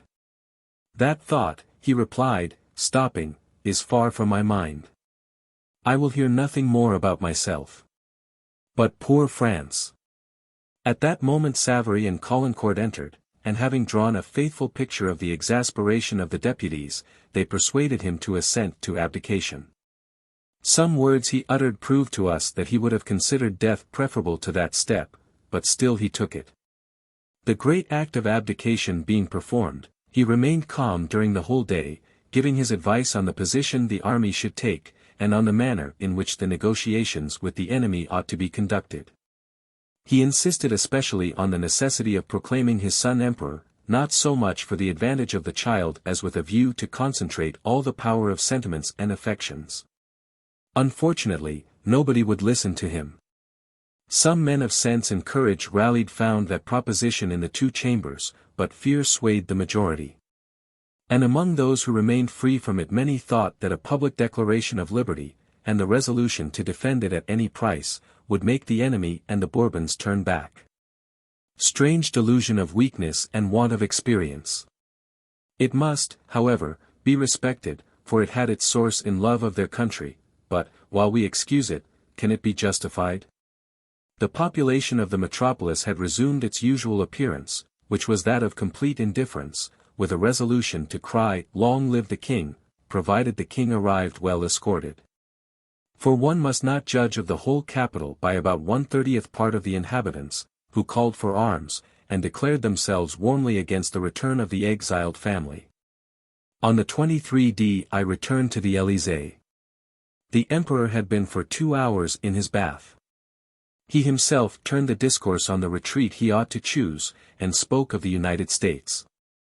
I rejected the idea without reflection, and with a degree of vehemence that surprised him. "Why not America?" he asked. I answered, "Because Moreau retired there." The observation was harsh, and I should never have forgiven myself for having expressed it, if I had not retracted my advice a few days afterwards. He heard it without any apparent ill humor, but I have no doubt that it must have made an unfavorable impression on his mind. I strongly urged on his choosing England for his asylum. The emperor went to Malmaison. He was accompanied thither by the Duchesse de Saint-Lô, Bertrand and his family, and the Duc de Bassano. The day that he arrived there he proposed to me to accompany him abroad. "Drouet," he said, "remains in France. I see the Minister of War wishes him not to be lost to his country. I dare not complain, but it is a great loss for me. I never met with a better head, or a more upright heart. That man was formed to be a prime minister anywhere." I declined to accompany him at the time, saying, "My wife is enceinte, I cannot make up my mind to leave her. Allow me some time, and I will join you wherever you may be. I have remained faithful to your Majesty in better times, and you may reckon upon me now. Nevertheless, if my wife did not require all my attention, should do better to go with you, for I have sad forebodings respecting my fate." The emperor made no answer, but I saw by the expression of his countenance that he had no better augury of my fate than I had. However, the enemy was approaching, and for the last 3 days he had solicited the provisional government to place a frigate at his disposal, with which he might proceed to America. It had been promised him, he was even pressed to set off. But he wanted to be the bearer of the order to the captain to convey him to the United States, and that order did not arrive. We all felt that the delay of a single hour might put his freedom in jeopardy. After we had talked the subject over among ourselves, I went to him and strongly pointed out to him how dangerous it might be to prolong his stay. He observed that he could not go without the order. "Depart, nevertheless," I replied. "Your presence on board the ship will still have a great influence over Frenchmen. Cut the cables, promise money to the crew, and if the captain resist have him put on shore, and hoist your sails. I have no doubt but Fouché has sold you to the Allies. I believe it also, but go and make the last effort with the Minister of Marine." I went off immediately to M. Decrès. He was in bed, and listened to me with an indifference that made my blood boil. He said to me, "I am only a minister. Go to Fouché, speak to the government. As for me, I can do nothing. Good night." And so saying he covered himself up again in his blankets. I left him, but I could not succeed in speaking either to Fouché or to any of the others. It was 2 o'clock in the morning when I returned to Malmaison. The emperor was in bed. I was admitted to his chamber, where I gave him an account of the result of my mission, and renewed my entreaties. He listened to me, but made no answer. He got up, however, and spent a part of the night in walking up and down the room. The following day was the last of that sad drama. The emperor had gone to bed again, and slept a few hours. I entered his cabinet at about 12 o'clock. "If I had known you were here," he said, "I would have had you called in." He then gave me, on a subject that interested him personally, some instructions which it is needless for me to repeat. Soon after I left him, full of anxiety respecting his fate, my heart oppressed with grief, but still far from suspecting the extent to which both the rigor of fortune and the cruelty of his enemies would be carried. All the morning of the 29th of June the great road from Saint-Germain rung with the cries of "Vive l'Empereur," proceeding from the troops who passed under the walls of Malmaison. About midday General Becker, sent by the provisional government, arrived. He had been appointed to attend Napoleon. Fouché knew that General Becker had grievances against the emperor, and thought to find in him willing agent. He was greatly deceived, for the general paid to the emperor a degree of respect highly to his honor. Time now became pressing. The emperor, at the moment of departure, sent a message by General Becker himself to the provisional government, offering to march as a private citizen at the head of the troops. He promised to repulse Blücher, and afterwards to continue his route. Upon the refusal of the provisional government he quitted Malmaison on the 29th, Napoleon and part of his suite took the road to Rochefort. He slept at Rambouillet on the 29th of June, on the 30th at Tours, on the 1st of July he arrived at Niort, and on the 3d reached Rochefort, on the western coast of France, with the intention of escaping to America. But the whole western seaboard was so vigilantly watched by British men of war that, after various plans and devices, he was obliged to abandon the attempt in despair. He was lodged at the house of the prefect, at the balcony of which he occasionally showed himself to acknowledge the acclamations of the people. During his stay here a French naval officer, commanding a Danish merchant vessel, generously offered to some of Napoleon's adherents to further his escape. He proposed to take Napoleon alone, and undertook to conceal his person so effectually as to defy the most rigid scrutiny, and offered to sail immediately to the United States of America. He required no other compensation than a small sum to indemnify the owners of his ship for the loss this enterprise might occasion them. This was agreed to by Bertrand upon certain stipulations.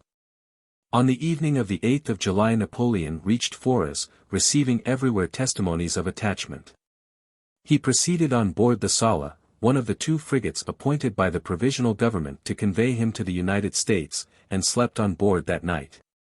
Very early on the following morning he visited the fortifications of that place, and returned to the frigate for dinner. On the evening of the 9th of July he dispatched Count Las Cases and the Duke of Rovigo to the commander of the English squadron, for the purpose of ascertaining whether the passports promised by the provisional government to enable him to proceed to America had been received. A negative answer was returned.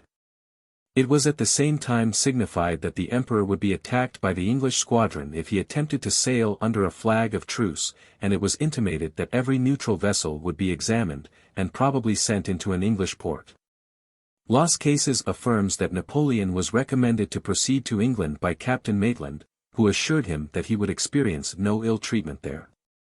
The English ship, Bellerophon, then anchored in the Basque Roads, within sight of the French vessels of war. The coast being, as we have stated, entirely blockaded by the English squadron, the emperor was undecided as to the course he should pursue. Neutral vessels and chasse-marées, manned by young naval officers, were proposed, and many other plans were devised. Napoleon disembarked on the 12th at the Isle of Aix with acclamations ringing on every side. He had quitted the frigates because they refused to sail, owing either to the weakness of character of the commandant, or in consequence of his receiving fresh orders from the provisional government. Many persons thought that the enterprise might be undertaken with some probability of success. The wind, however, remained constantly in the wrong quarter. Las Cases returned to the Bellerophon at 4 o'clock in the morning of the 14th, to inquire whether any reply had been received to the communication made by Napoleon. Captain Maitland stated that he expected to receive it every moment, and added that, if the emperor would then embark for England, he was authorized to convey him thither. He added, moreover, that in his own opinion, and many other officers present concurred with him, he had no doubt Napoleon would be treated in England with all possible attention and respect. That in England neither the king nor ministers exercised the same arbitrary power as on the continent, that the English indeed possessed generosity of sentiment and a liberality of opinion superior even to those of the king. Las Cases replied that he would make Napoleon acquainted with Captain Maitland's offer, and added, that he thought the emperor would not hesitate to proceed to England, so as to be able to continue his voyage to the United States. He described France, south of the Loire, to be in commotion, the hopes of the people resting on Napoleon as long as he was present, the propositions everywhere made to him, and at every moment. His decided resolution not to become the pretext of a civil war, the generosity he had exhibited in abdicating, in order to render the conclusion of a peace more practicable, and his settled determination to banish himself, in order to render that peace more prompt and more lasting. The messengers returned to their master, who, after some doubt and hesitation, dispatched General Gourgaud with the following well-known letter to the Prince Regent. Rochefort, July 13, 1815. Royal Highness, a victim to the factions which divide my country, and to the hostility of the greatest powers of Europe, I have terminated my political career, and come, like Themistocles, to share the hospitality of the British people. I place myself under the protection of their laws, and I claim that from your Royal Highness as the most powerful, the most constant, and the most generous of my enemies. Signed, Napoleon. About 4 p.m. Las Cases and Savory returned to the Bellerophon, where they had a long conversation with Captain Maitland, in the presence of Captain Sartorius and Gambler, who both declare that Maitland repeatedly warned Napoleon's adherents not to entertain the remotest idea that he was enabled to offer any pledge whatever to their master beyond the simple assurance that he would convey him in safety to the English coast, there to await the determination of the British government. Napoleon had begun to prepare for his embarkation before daylight on the 15th. It was time that he did so, for a messenger charged with orders to arrest him had already arrived at Rochefort from the new government.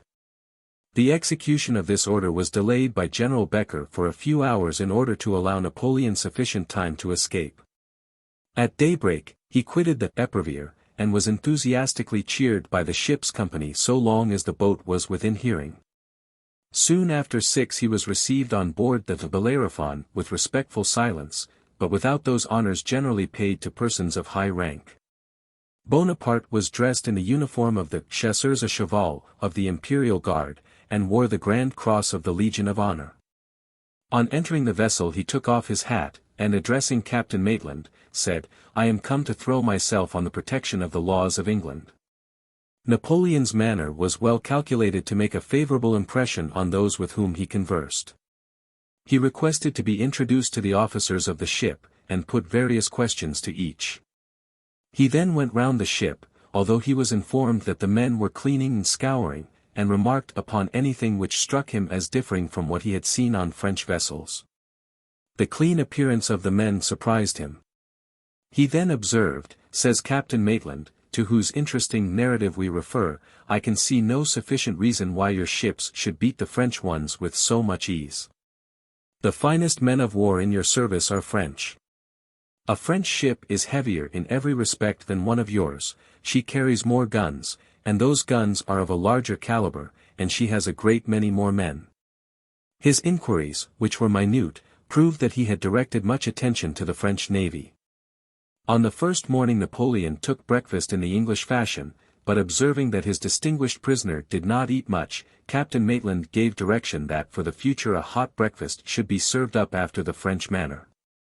The Superbe, the Admiral's ship, which had been seen in the morning, was now approaching. Immediately on her anchoring Captain Maitland went on board to give an account of all that had happened, and received the Admiral's approbation of what he had done. In the afternoon Admiral Sir Henry Hotham was introduced to Napoleon, and invited by him to dinner. This was arranged, in order to make it more agreeable to him, by Bonaparte's maître d'hôtel. On dinner being announced Napoleon led the way, and seated himself in the centre at one side of the table, desiring Sir Henry Hotham to take the seat on his right, and Madame Bertrand that on his left hand. On this day Captain Maitland took his seat at the end of the table, but on the following day, by Napoleon's request, he placed himself on his right hand, whilst General Bertrand took the top. 2 of the ship's officers dined with the Emperor daily, by express invitation. The conversation of Napoleon was animated. He made many inquiries as to the family and connections of Captain Maitland, and in alluding to Lord Lauderdale, who was sent as ambassador to Paris during the administration of Mr. Fox, paid that nobleman some compliments and said of the then Premier, had Mr. Fox lived it never would have come to this, but his death put an end to all hopes of peace. On one occasion he ordered his camp bed to be displayed for the inspection of the English officers. In 2 small leather packages were comprised the couch of the once mighty ruler of the continent. The steel bedstead which, when folded up, was only 2 feet long, and 18 inches wide, occupied one case, while the other contained the mattress and curtains. The whole was so contrived as to be ready for use in 3 minutes. Napoleon spoke in terms of high praise of the Marines on duty in the Bellerophon, and on going through their ranks exclaimed to Bertrand, how much might be done with 100,000 such soldiers as these. In putting them through their exercise he drew a contrast between the charge of the bayonet as made by the English and the French, and observed that the English method of fixing the bayonet was faulty, as it might easily be twisted off when in close action. In visiting Admiral Hotham's flagship, the Superb, he manifested the same active curiosity as in former instances, and made the same minute inquiries into everything by which he was surrounded. During breakfast one of Napoleon's suite, Colonel Planet, was much affected, and even wept, on witnessing the humiliation of his master. On the return of Bonaparte from the Superb to the Bellerophon, the latter ship was got under way and made sail for England. When passing within a cable's length of the Superb, Napoleon inquired of Captain Maitland if he thought that distance was sufficient for action. The reply of the English officer was characteristic. He told the Emperor that half the distance, or even less, would suit much better. Speaking of Sir Sidney Smith, Bonaparte repeated the anecdote connected with his quarrel at St. Jean d'Acre with that officer, which has already been related in one of the notes earlier in these volumes. Patting Captain Maitland on the shoulder, he observed, that had it not been for the English navy he would have been Emperor of the East, but that wherever he went he was sure to find English ships in the way. The Bellerophon, with Bonaparte on board, sighted the coast of England on Sunday, the 23d of July 1815, and at daybreak on the 24th the vessel approached Dartmouth. No sooner had the ship anchored than an order from Laurel Keith was delivered to Captain Maitland, from which the following is an extract. Extract of an order from Admiral Viscount Keith, G.C.B., addressed to Captain Maitland, of H.M.S. Bellerophon, dated Ville de Paris, Hamoz, 23d July 1815. Captain Sartorius, of His Majesty's ship, Slaney, delivered to me last night, at 11 o'clock, your dispatch of the 14th instant, acquainting me that Bonaparte had proposed to embark on board the ship you command, and that you had acceded thereto, with the intention of proceeding to Torbay, there to wait for further orders.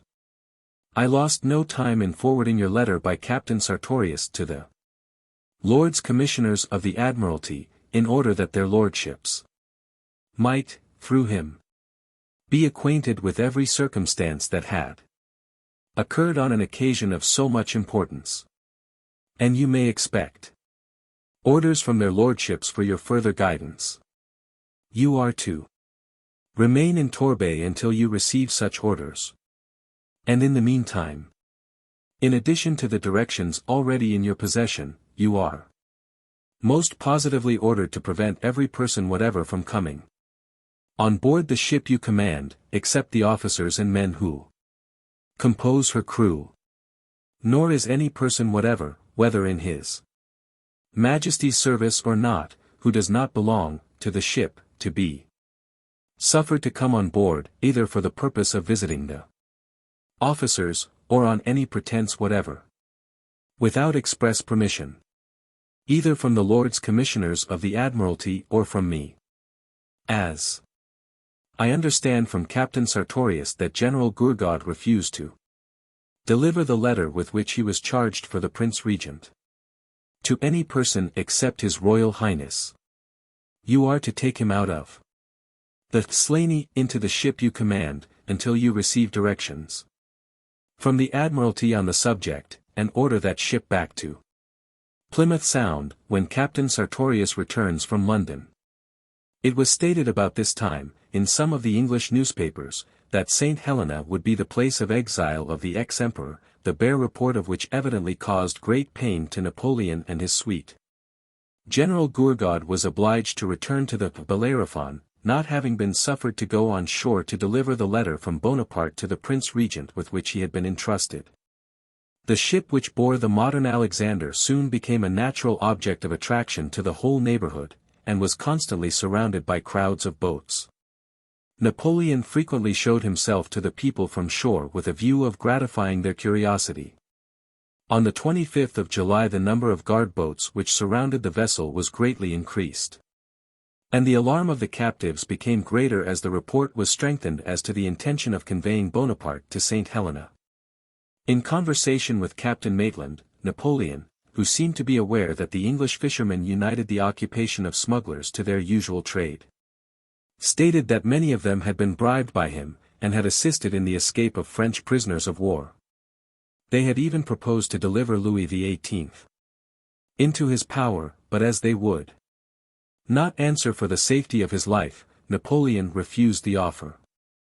Upon the arrival of dispatches from London the Bellerophon got under way for Plymouth Sound on the 26th of July. This movement tended still further to disconcert the ex-emperor and his followers. In passing the breakwater Bonaparte could not withhold his admiration of that work, which he considered highly honorable to the public spirit of the nation, and, alluding to his own improvements at Cherbourg, expressed his apprehensions that they would now be suffered to fall into decay. Captain Maitland was directed by Lord Keith to observe the utmost vigilance to prevent the escape of his prisoners, and with this view no boat was permitted to approach the Bellerophon. The Liffey and Eurotas were ordered to take up an anchorage on each side of the ship, and further precautions were adopted at night. On the 27th of July Captain Maitland proceeded to Lord Keith, taking with him Bonaparte's original letter to the Prince Regent, which, as General Gourgaud had not been permitted to deliver it personally, Napoleon now desired to be transmitted through the hands of the Admiral. As Lord Keith had now received instructions from his government as to the manner in which Napoleon was to be treated, he lost no time in paying his respects to the fallen chief. On the 31st of July the anxiously expected order of the English government arrived. In this document, wherein the ex-emperor was styled General Bonaparte, it was notified that he was to be exiled to St. Helena, the place of all others most dreaded by him and his devoted adherents. It was, moreover, specified that he might be allowed to take with him 3 officers, and his surgeon, and 12 servants. To his own selection was conceded the choice of these followers, with the exclusion, however, of Savary and Lallement, who were on no account to be permitted any further to share his fortunes. This prohibition gave considerable alarm to those individuals, who became excessively anxious as to their future disposal, and declared that to deliver them up to the vengeance of the Bourbons would be a violation of faith and honor. Napoleon himself complained bitterly on the subject of his destination, and said, "The idea of it is horrible to me. To be placed for life on an island within the tropics, at an immense distance from any land, cut off from all communication with the world, and everything that I hold dear in it, c'est puisque la cage de fer de Tamerlan. I would prefer being delivered up to the Bourbons. Among other insults," said he, "but that is a mere bagatelle, a very secondary consideration, they style me general. They can have no right to call me general. They may as well call me archbishop, for I was head of the church as well as of the army. If they do not acknowledge me as emperor they ought as first consul, they have sent ambassadors to me as such. And your king, in his letters, styled me brother. Had they confined me in the Tower of London, or one of the fortresses in England, though not what I had hoped from the generosity of the English people, I should not have so much cause of complaint, but to banish me to an island within the tropics. They might as well have signed my death warrant at once, for it is impossible a man of my habit of body can live long in such a climate." Having so expressed himself, he wrote a second letter to the Prince Regent, which was forwarded through Lord Keith. It was the opinion of Generals Montholon and Gourgaud that Bonaparte would sooner kill himself than go to St. Helena. This idea arose from his having been heard emphatically to exclaim, "I will not go to St. Helena." The generals, indeed, declared that were he to give his own consent to be so exiled they would themselves prevent him. In consequence of this threat Captain Maitland was instructed by Lord Keith to tell those gentlemen that as the English law awarded death to murderers, the crime they meditated would inevitably conduct them to the gallows. Early on the morning of the 4th of August the Bellerophon was ordered to be ready at a moment's notice for sea. The reason of this was traced to a circumstance which is conspicuous among the many remarkable incidents by which Bonaparte's arrival near the English coast was characterized. A rumor reached Lord Keith that a habeas corpus had been procured with a view of delivering Napoleon from the custody he was then in. This, however, turned out to be a subpoena for Bonaparte as a witness at a trial in the Court of King's Bench. And, indeed, a person attempted to get on board the Bellerophon to serve the document, but he was foiled in his intention, though, had he succeeded, the subpoena would, in the situation wherein the ex-emperor then stood, have been without avail. On the 5th Captain Maitland, having been summoned to the flagship of Lord Keith, acquainted General Bertrand that he would convey to the Admiral anything which Bonaparte, who had expressed an urgent wish to see his lordship, might desire to say to him. Bertrand requested the captain to delay his departure until a document, then in preparation, should be completed, the protest of His Majesty the late Emperor of the French, etc.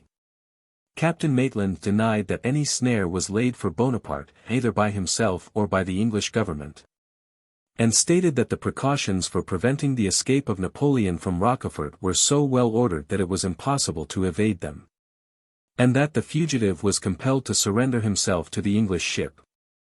On the 7th of August Bonaparte, with the suite he had selected, was transferred from the Bellerophon to the Northumberland.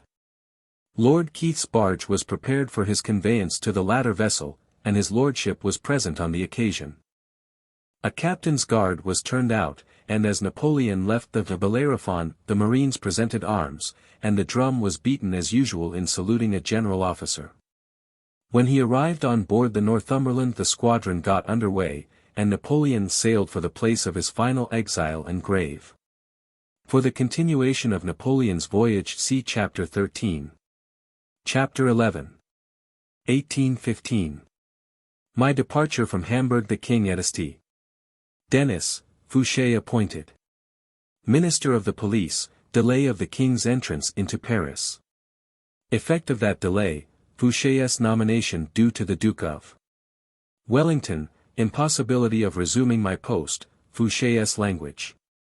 With respect to the Bourbons, his famous postscript, character of Fouché, discussion respecting the two cockades, manifestations of public joy repressed by Fouché, composition of the new ministry. Kind attention of Blücher, the English at St. Cloud, Blücher in Napoleon's cabinet, my prisoner become my protector, Blücher and the innkeeper's dog, my daughter's marriage contract, rigid etiquette.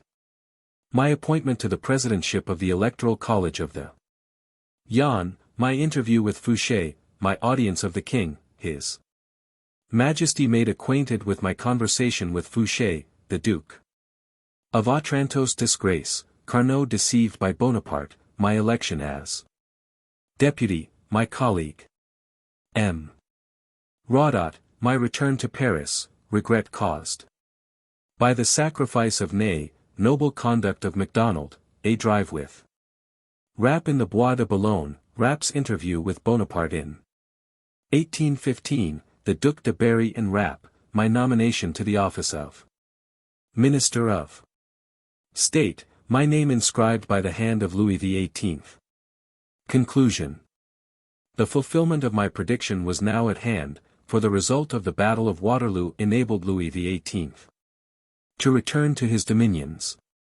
As soon as I heard of the King's departure from Ghent, I quitted Hamburg, and travelled with all possible haste in the hope of reaching Paris in time to witness His Majesty's entrance. I arrived at St. Denis on the 7th of July, and, notwithstanding the intrigues that were set on foot, I found an immense number of persons assembled to meet the King.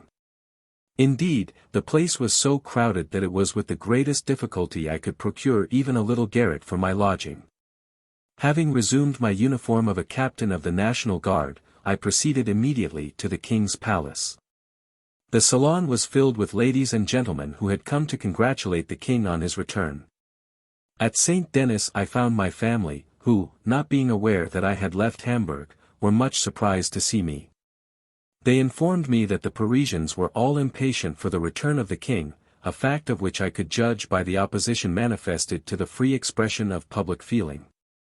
Paris having been declared in a state of blockade, the gates were closed, and no one was permitted to leave the capital, particularly by the Barrière de la Chapelle. It is true that special permission might be obtained, and with tolerable ease, by those who wished to leave the city, but the forms to be observed for obtaining the permission deterred the mass of the people from proceeding to St. Denis, which, indeed, was the sole object of the regulation.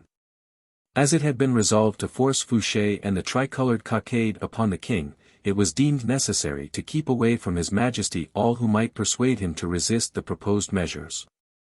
Madame de Bourrienne told me that on her arrival at St. Denis she called upon M. Hugh and M. Lefebvre, the king's physician, who both acquainted her with those fatal resolutions.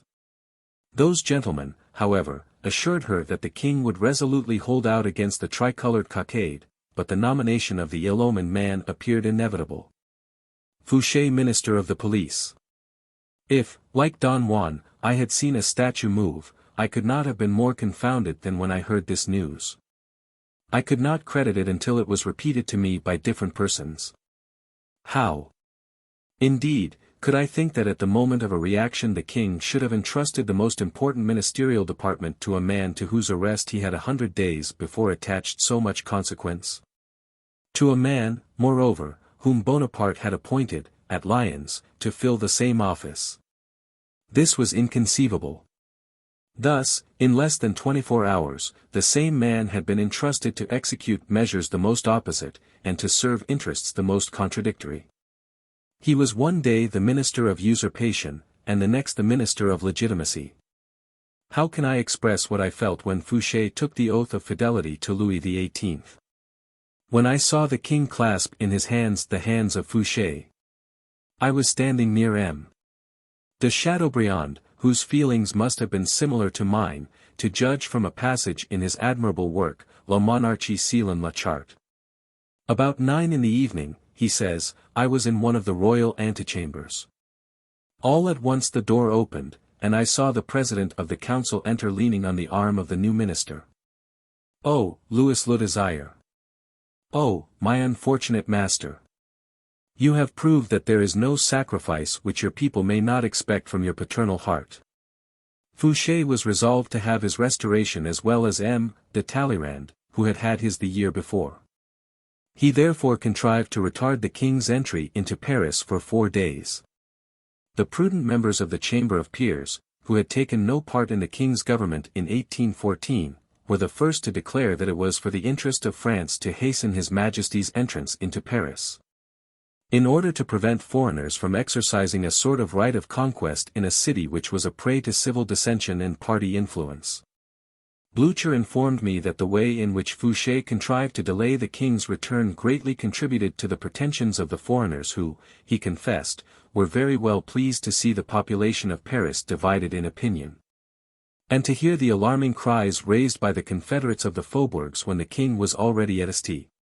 Denis. I know for a fact that Louis XVIII wished to have nothing to do with Fouché, and indignantly refused to appoint him when he was first proposed.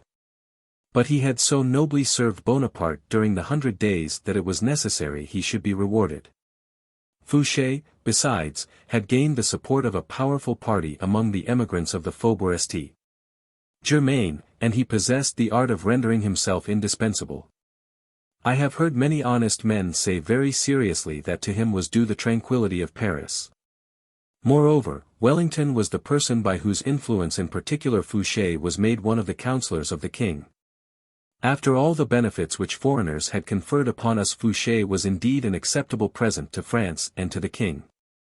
I was not ignorant of the Duke of Wellington's influence upon the affairs of the Second Restoration.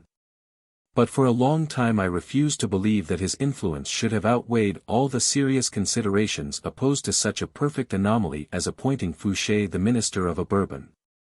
But I was deceived. France and the king owed to him Fouché's introduction into the council, and I had to thank him for the impossibility of resuming a situation which I had relinquished for the purpose of following the king into Belgium. Could I be prefect of police under a minister whom a short time before I had received orders to arrest, but who eluded my agents? That was impossible. The king could not offer me the place of prefect under Fouché, and if he had I could not have accepted it. I was therefore right in not relying on the assurances which had been given me. But I confess that if I had been told to guess the cause why they could not be realized, I never should have thought the cause would have been the appointment of Fouché as a minister of the King of France. At first, therefore, I was of course quite forgotten, as is the custom of courts when a faithful subject refrains from taking part in the intrigues of the moment. I have already frequently stated my opinion of the pretended talent of Fouché. But admitting his talent to have been as great as was supposed, that would have been an additional reason for not entrusting the general police of the kingdom to him. His principles and conduct were already sufficiently known. No one could be ignorant of the language he held respecting the Bourbons, and in which he indulged as freely after he became the minister of Louis XVIII, as when he was the minister of Bonaparte. It was universally known that in his conversation the Bourbons were the perpetual but for his sarcasms, that he never mentioned them but in terms of disparagement, and that he represented them as unworthy of governing France. Everybody must have been aware that Fouché, in his heart, favored a republic, where the part of president might have been assigned to him. Could anyone have forgotten the famous postscript he subjoined to a letter he wrote from Lyons to his worthy friend Robespierre, to celebrate the fate of the republic suitably, I have ordered 250 persons to be shot. And to this man, the most furious enemy of the restoration of the monarchy, was consigned the task of consolidating it for the second time. But it would require another Claudian to describe this new refineness. Fouché never regarded a benefit in any other light than as the means of injuring his benefactor. The king, deceived, like many other persons, by the reputation which Fouché's partisans had conjured up for him, was certainly not aware that Fouché had always discharged the functions of minister in his own interest, and never for the interest of the government, which had the weakness to entrust him with a power always dangerous in his hands. Fouché had opinions, but he belonged to no party, and his political success is explained by the readiness with which he always served the party he knew must triumph, and which he himself overthrew in its turn. He maintained himself in favor from the days of blood and terror until the happy time of the Second Restoration only by abandoning and sacrificing those who were attached to him. And it might be said that his ruling passion was the desire of continual change. No man was ever characterized by greater levity or inconstancy of mind. In all things he looked only to himself, and to this egotism he sacrificed both subjects and governments. Such were the secret causes of the sway exercised by Fouché during the Convention, the Directory, the Empire, the usurpation, and after the second return of the Bourbons. He helped to found and to destroy every one of those successive governments. Fouché's character is perfectly unique. I know no other man who, loaded with honors, and almost escaping disgrace, has passed through so many eventful periods, and taken part in so many convulsions and revolutions. On the 7th of July the king was told that Fouché alone could smooth the way for his entrance into Paris, that he alone could unlock the gates of the capital, and that he alone had power to control public opinion. The reception given to the king on the following day afforded an opportunity of judging of the truth of these assertions. The king's presence was the signal for a feeling of concord, which was manifested in a very decided way. I saw upon the boulevards, and often in company with each other, persons, some of whom had resumed the white cockade, while others still retained the national colors, and harmony was not in the least disturbed by these different badges. Having returned to private life solely on account of Fouché's presence in the ministry, I yielded to that consolation which is always left to the discontented. I watched the extravagance and inconsistency that were passing around me, and the new follies which were every day committed, and it must be confessed that a rich and varied picture presented itself to my observation. The king did not bring back M. de Blocas. His Majesty had yielded to prudent advice, and on arriving at Mons sent the unlucky minister as his ambassador to Naples. Vengeance was talked of, and there were some persons inconsiderate enough to wish that advantage should be taken of the presence of the foreigners in order to make what they termed an end of the revolution. As if there were any other means of effecting that object than frankly adopting whatever good the revolution had produced. The foreigners observed with satisfaction the disposition of these shallow persons, which they thought might be turned to their own advantage. The truth is, that on the Second Restoration our pretended allies proved themselves our enemies. But for them, but for their bad conduct, their insatiable exactions, but for the humiliation that was felt at seeing foreign cannon planted in the streets of Paris, and beneath the very windows of the palace. The days which followed the 8th of July might have been considered by the royal family as the season of a festival. Every day people thronged to the garden of the Tuileries, and expressed their joy by singing and dancing under the king's windows. This ebullition of feeling might perhaps be thought absurd, but it at least bore evidence of the pleasure caused by the return of the Bourbons. This manifestation of joy by numbers of persons of both sexes, most of them belonging to the better classes of society, displeased Fouché, and he determined to put a stop to it. Wretches were hired to mingle with the crowd and sprinkle corrosive liquids on the dresses of the females. Some of them were even instructed to commit acts of indecency. So that all respectable persons were driven from the gardens through the fear of being injured or insulted, as it was wished to create disturbance under the very eyes of the king. And to make him doubt the reality of the sentiments so openly expressed in his favor, the agents of the police mingled the cry of "Vive l'Empereur" with that of "Vive le Roi," and it happened oftener than once that the most respectable persons were arrested and charged by Fouché's infamous agents with having uttered seditious cries. A friend of mine, whose royalist opinions were well known, and whose father had been massacred during the Revolution, told me that while walking with two ladies he heard some individuals near him crying out "Vive l'Empereur." This created a great disturbance.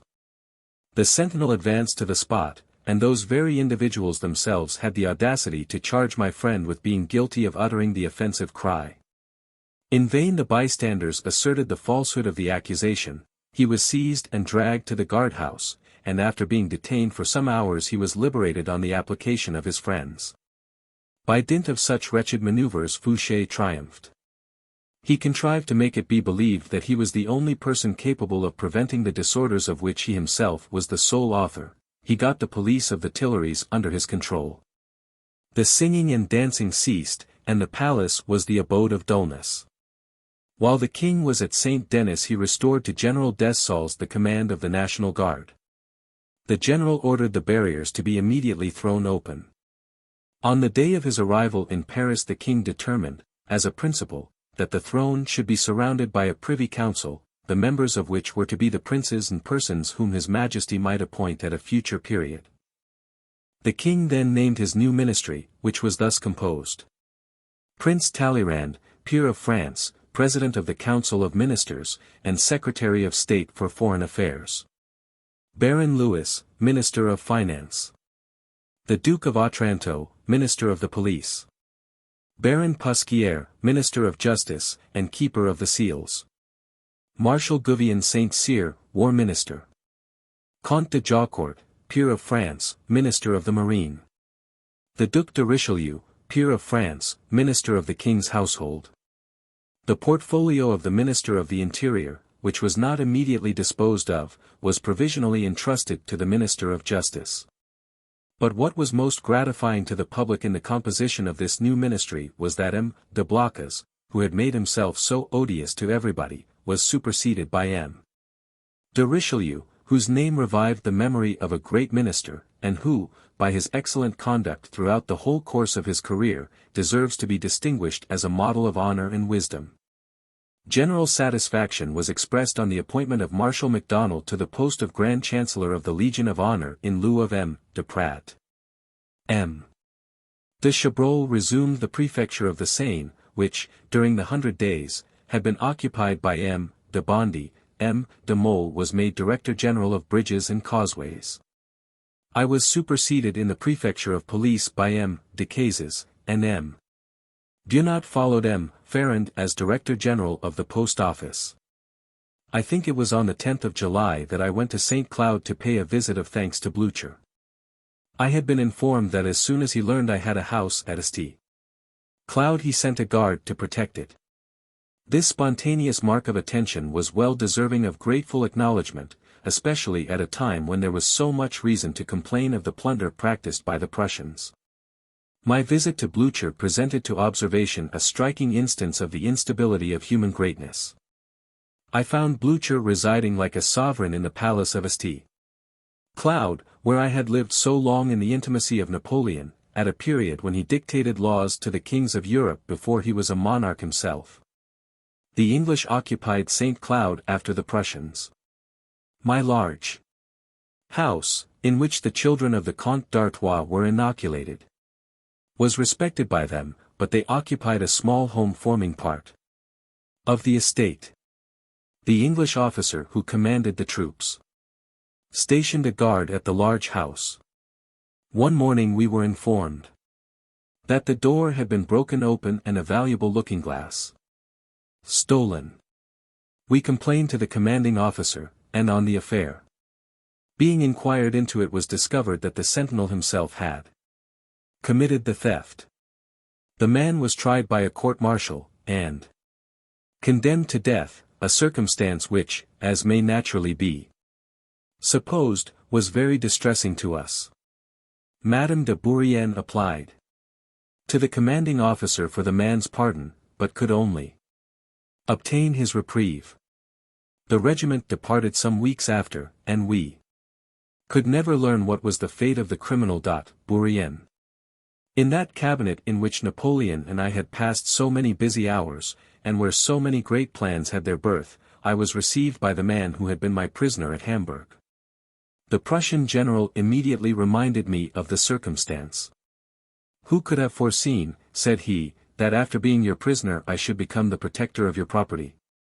You treated me well at Hamburg, and I have now an opportunity of repaying your kindness. Heaven knows what will be the result of all this. One thing, however, is certain, and that is, that the Allies will now make such conditions as will banish all possibility of danger for a long time to come.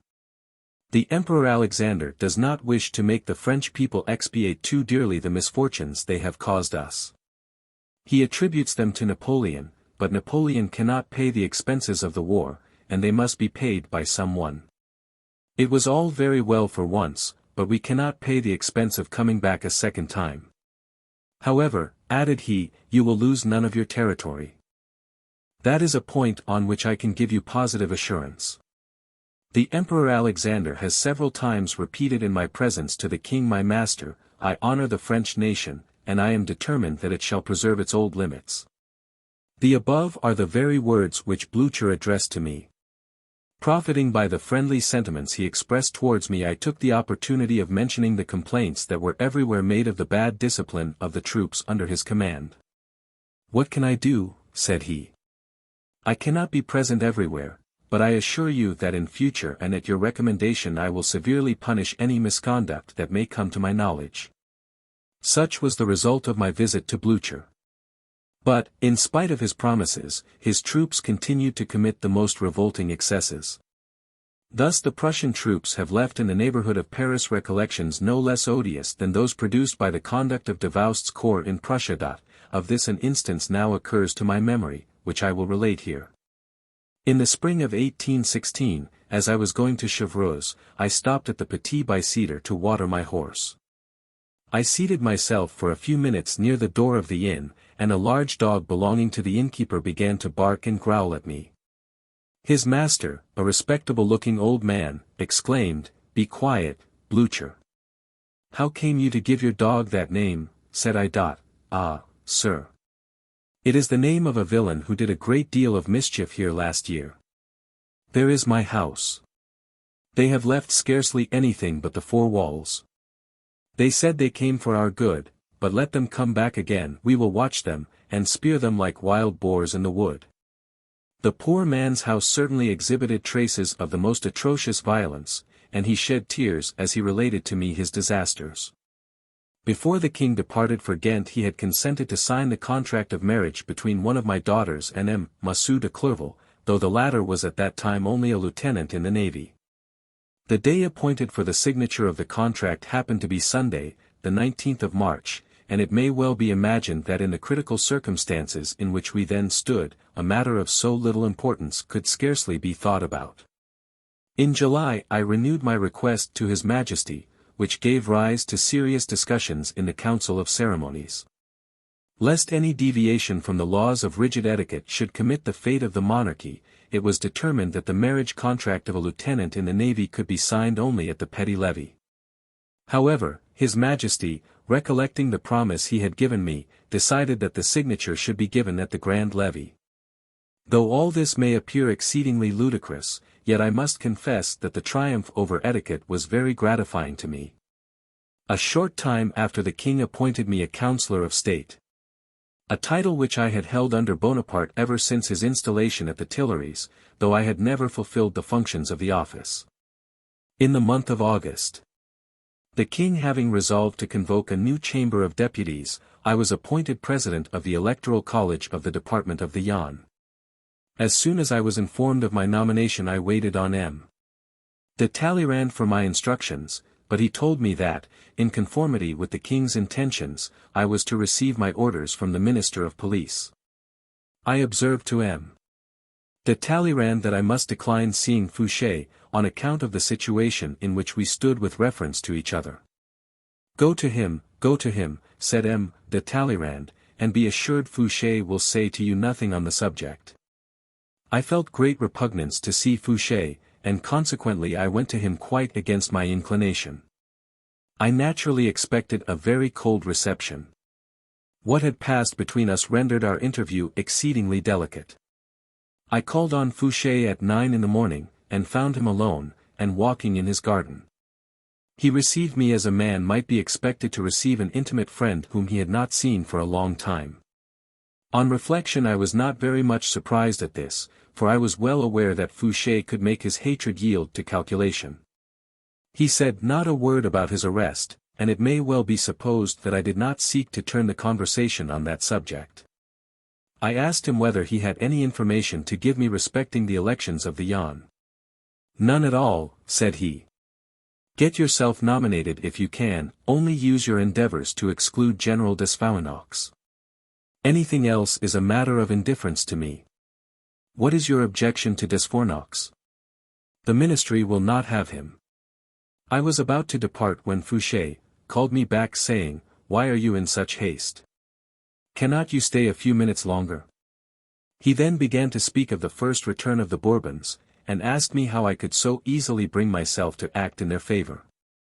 He then entered into details respecting the royal family which I conceive it to be my duty to pass over in silence. It may be added, however, that the conversation lasted a long time, and to say the least of it, was by no means in favor of divine right.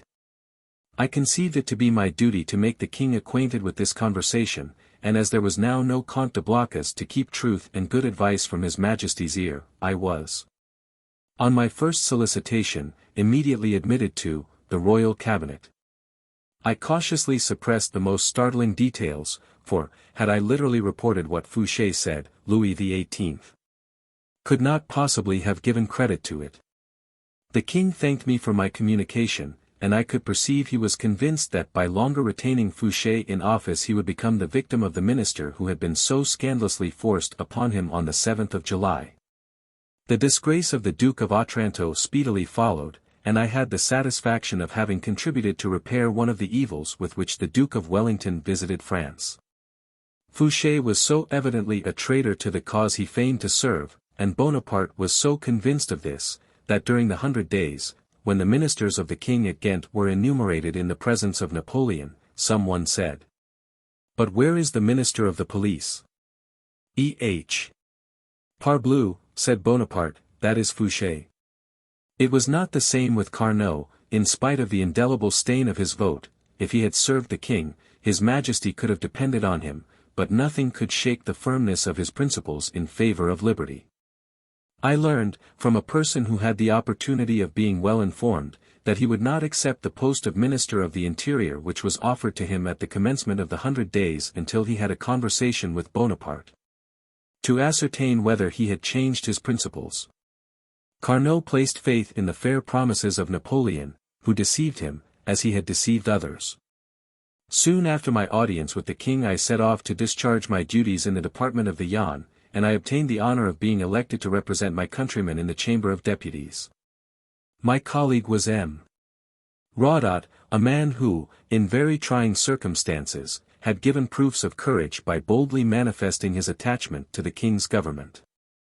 The following are the facts which I learned in connection with this episode, and which I circulated as speedily as possible among the electors of whom I had the honor to be president.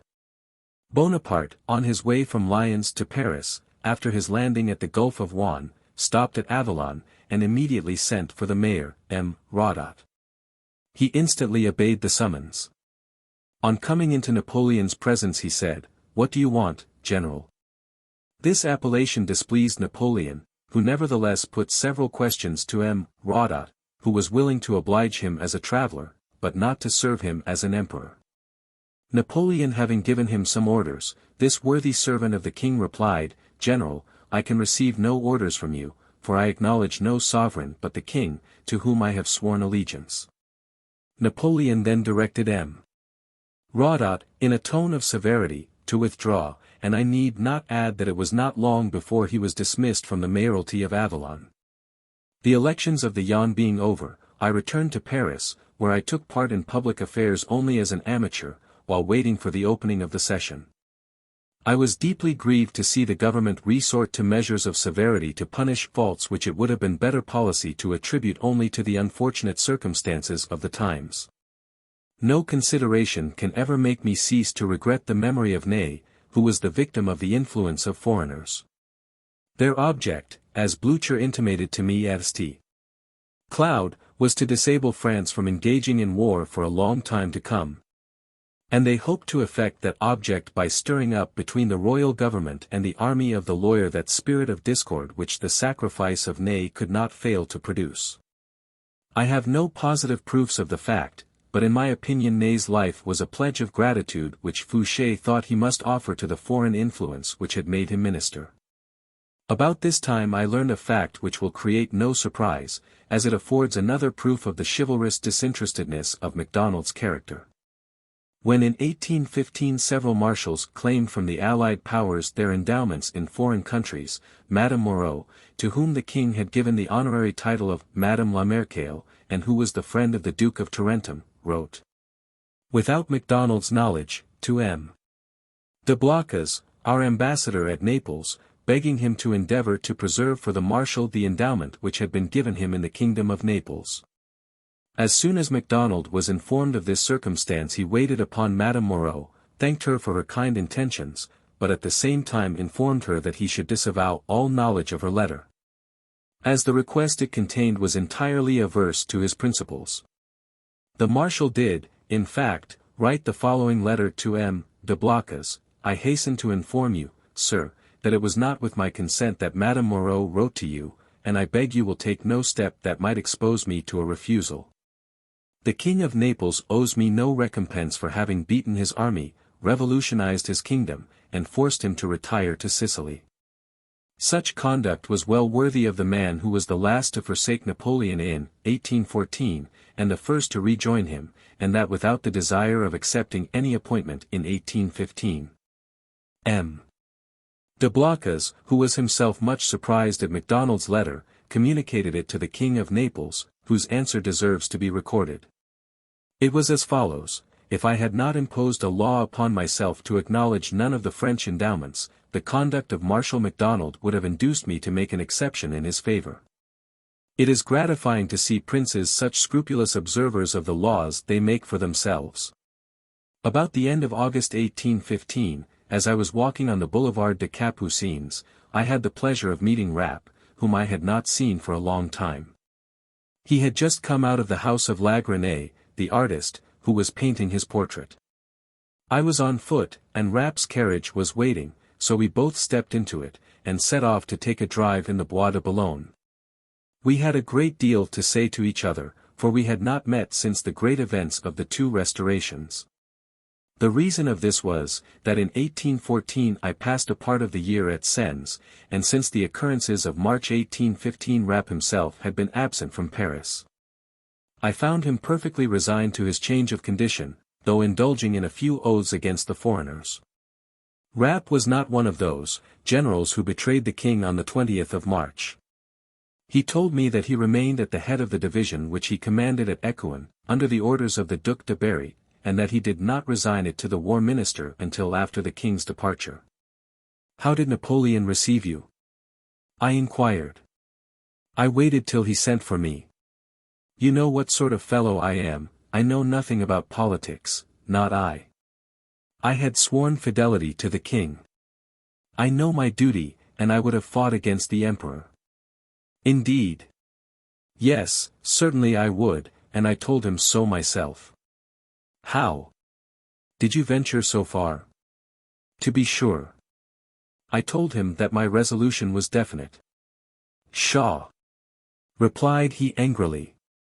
"I knew well that you were opposed to me. If we had come to an action I should have sought you out on the field of battle. I would have shown you the Medusa's head. Would you have dared to fire on me?" "Without doubt," I replied. "Ah! Parbleu, this is too much," he said. "But your troops would not have obeyed you. They had preserved all their affection for me." "What could I do?" resumed I. "You abdicated, you left France, you recommended us to serve the king, and then you return. Besides, I tell you frankly, I do not augur well of what will happen. We shall have war again. France has had enough of that." Upon this, continued Rapp, he assured me that he had other thoughts, that he had no further desire for war. That he wished to govern in peace, and devote himself solely to the happiness of his people. When I hinted opposition on the part of the foreign powers, he said that he had made alliances. He then spoke to me of the king, and I said I had been much pleased with him. Indeed, the king gave me a very gratifying reception on my return from Kew, and I see no reason why I should complain, when I am so well used. During the conversation the emperor much extolled the conduct of the Duke of Orleans. He then gave me some description of his passage from the Isle of Elba and his journey to Paris.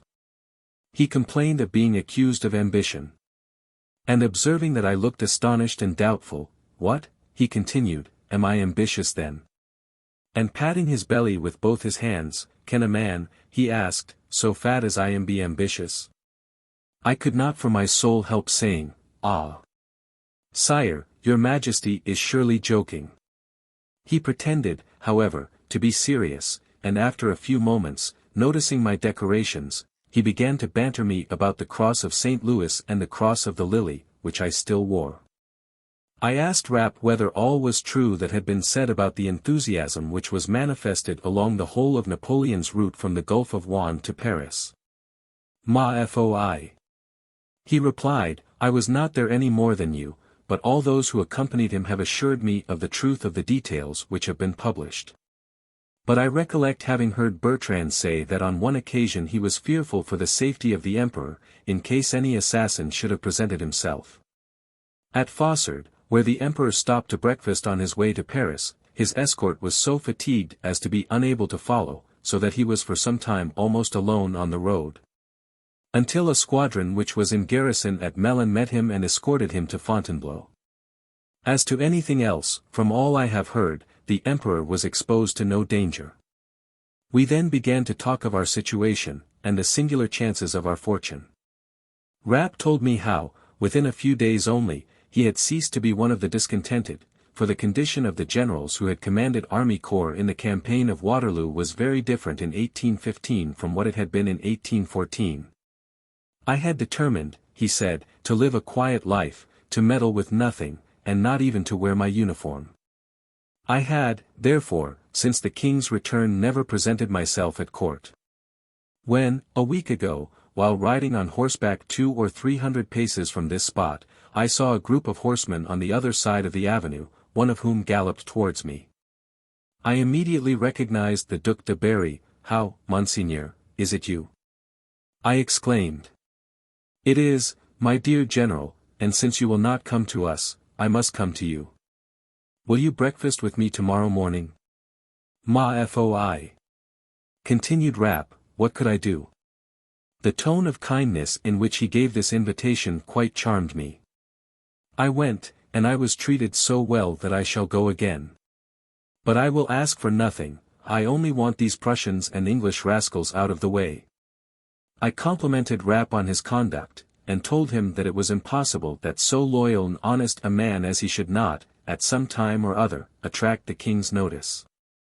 I had the happiness to see this prediction accomplished. Since that time I regularly saw Rapp whenever we both happened to be in Paris, which was pretty often. I have already mentioned that in the month of August the king named me Councillor of State. On the 19th of the following month I was appointed Minister of State and member of the Privy Council. I may close these volumes by relating a circumstance very flattering to me, and connected with the last mentioned nomination. The king had directed M. de Talleyrand to present to him, in his official character of President of the Council of Ministers, a list of the persons who might be deemed suitable as members of the Privy Council. The king having read the list, said to his minister, "But, M. de Talleyrand, I do not see here the names of two of our best friends, Bourrienne and Alexis de Noailles. Sire, I thought their nomination would seem more flattering in coming directly from your majesty." The king then added my name to the list, and afterwards that of the Comte Alexis de Noailles, so that both our names are written in Louis XVIII's own hand in the original ordinance. I have now brought to a conclusion my narrative of the extraordinary events in which I have taken part, either as a spectator or an actor, during the course of a strangely diversified life, of which nothing now remains but recollections. I discharged the functions of Councillor of State until 1818, at which time an ordinance appeared declaring those functions incompatible with the title of Minister of State, Bourrienne. Chapter 12. The Cent Jours.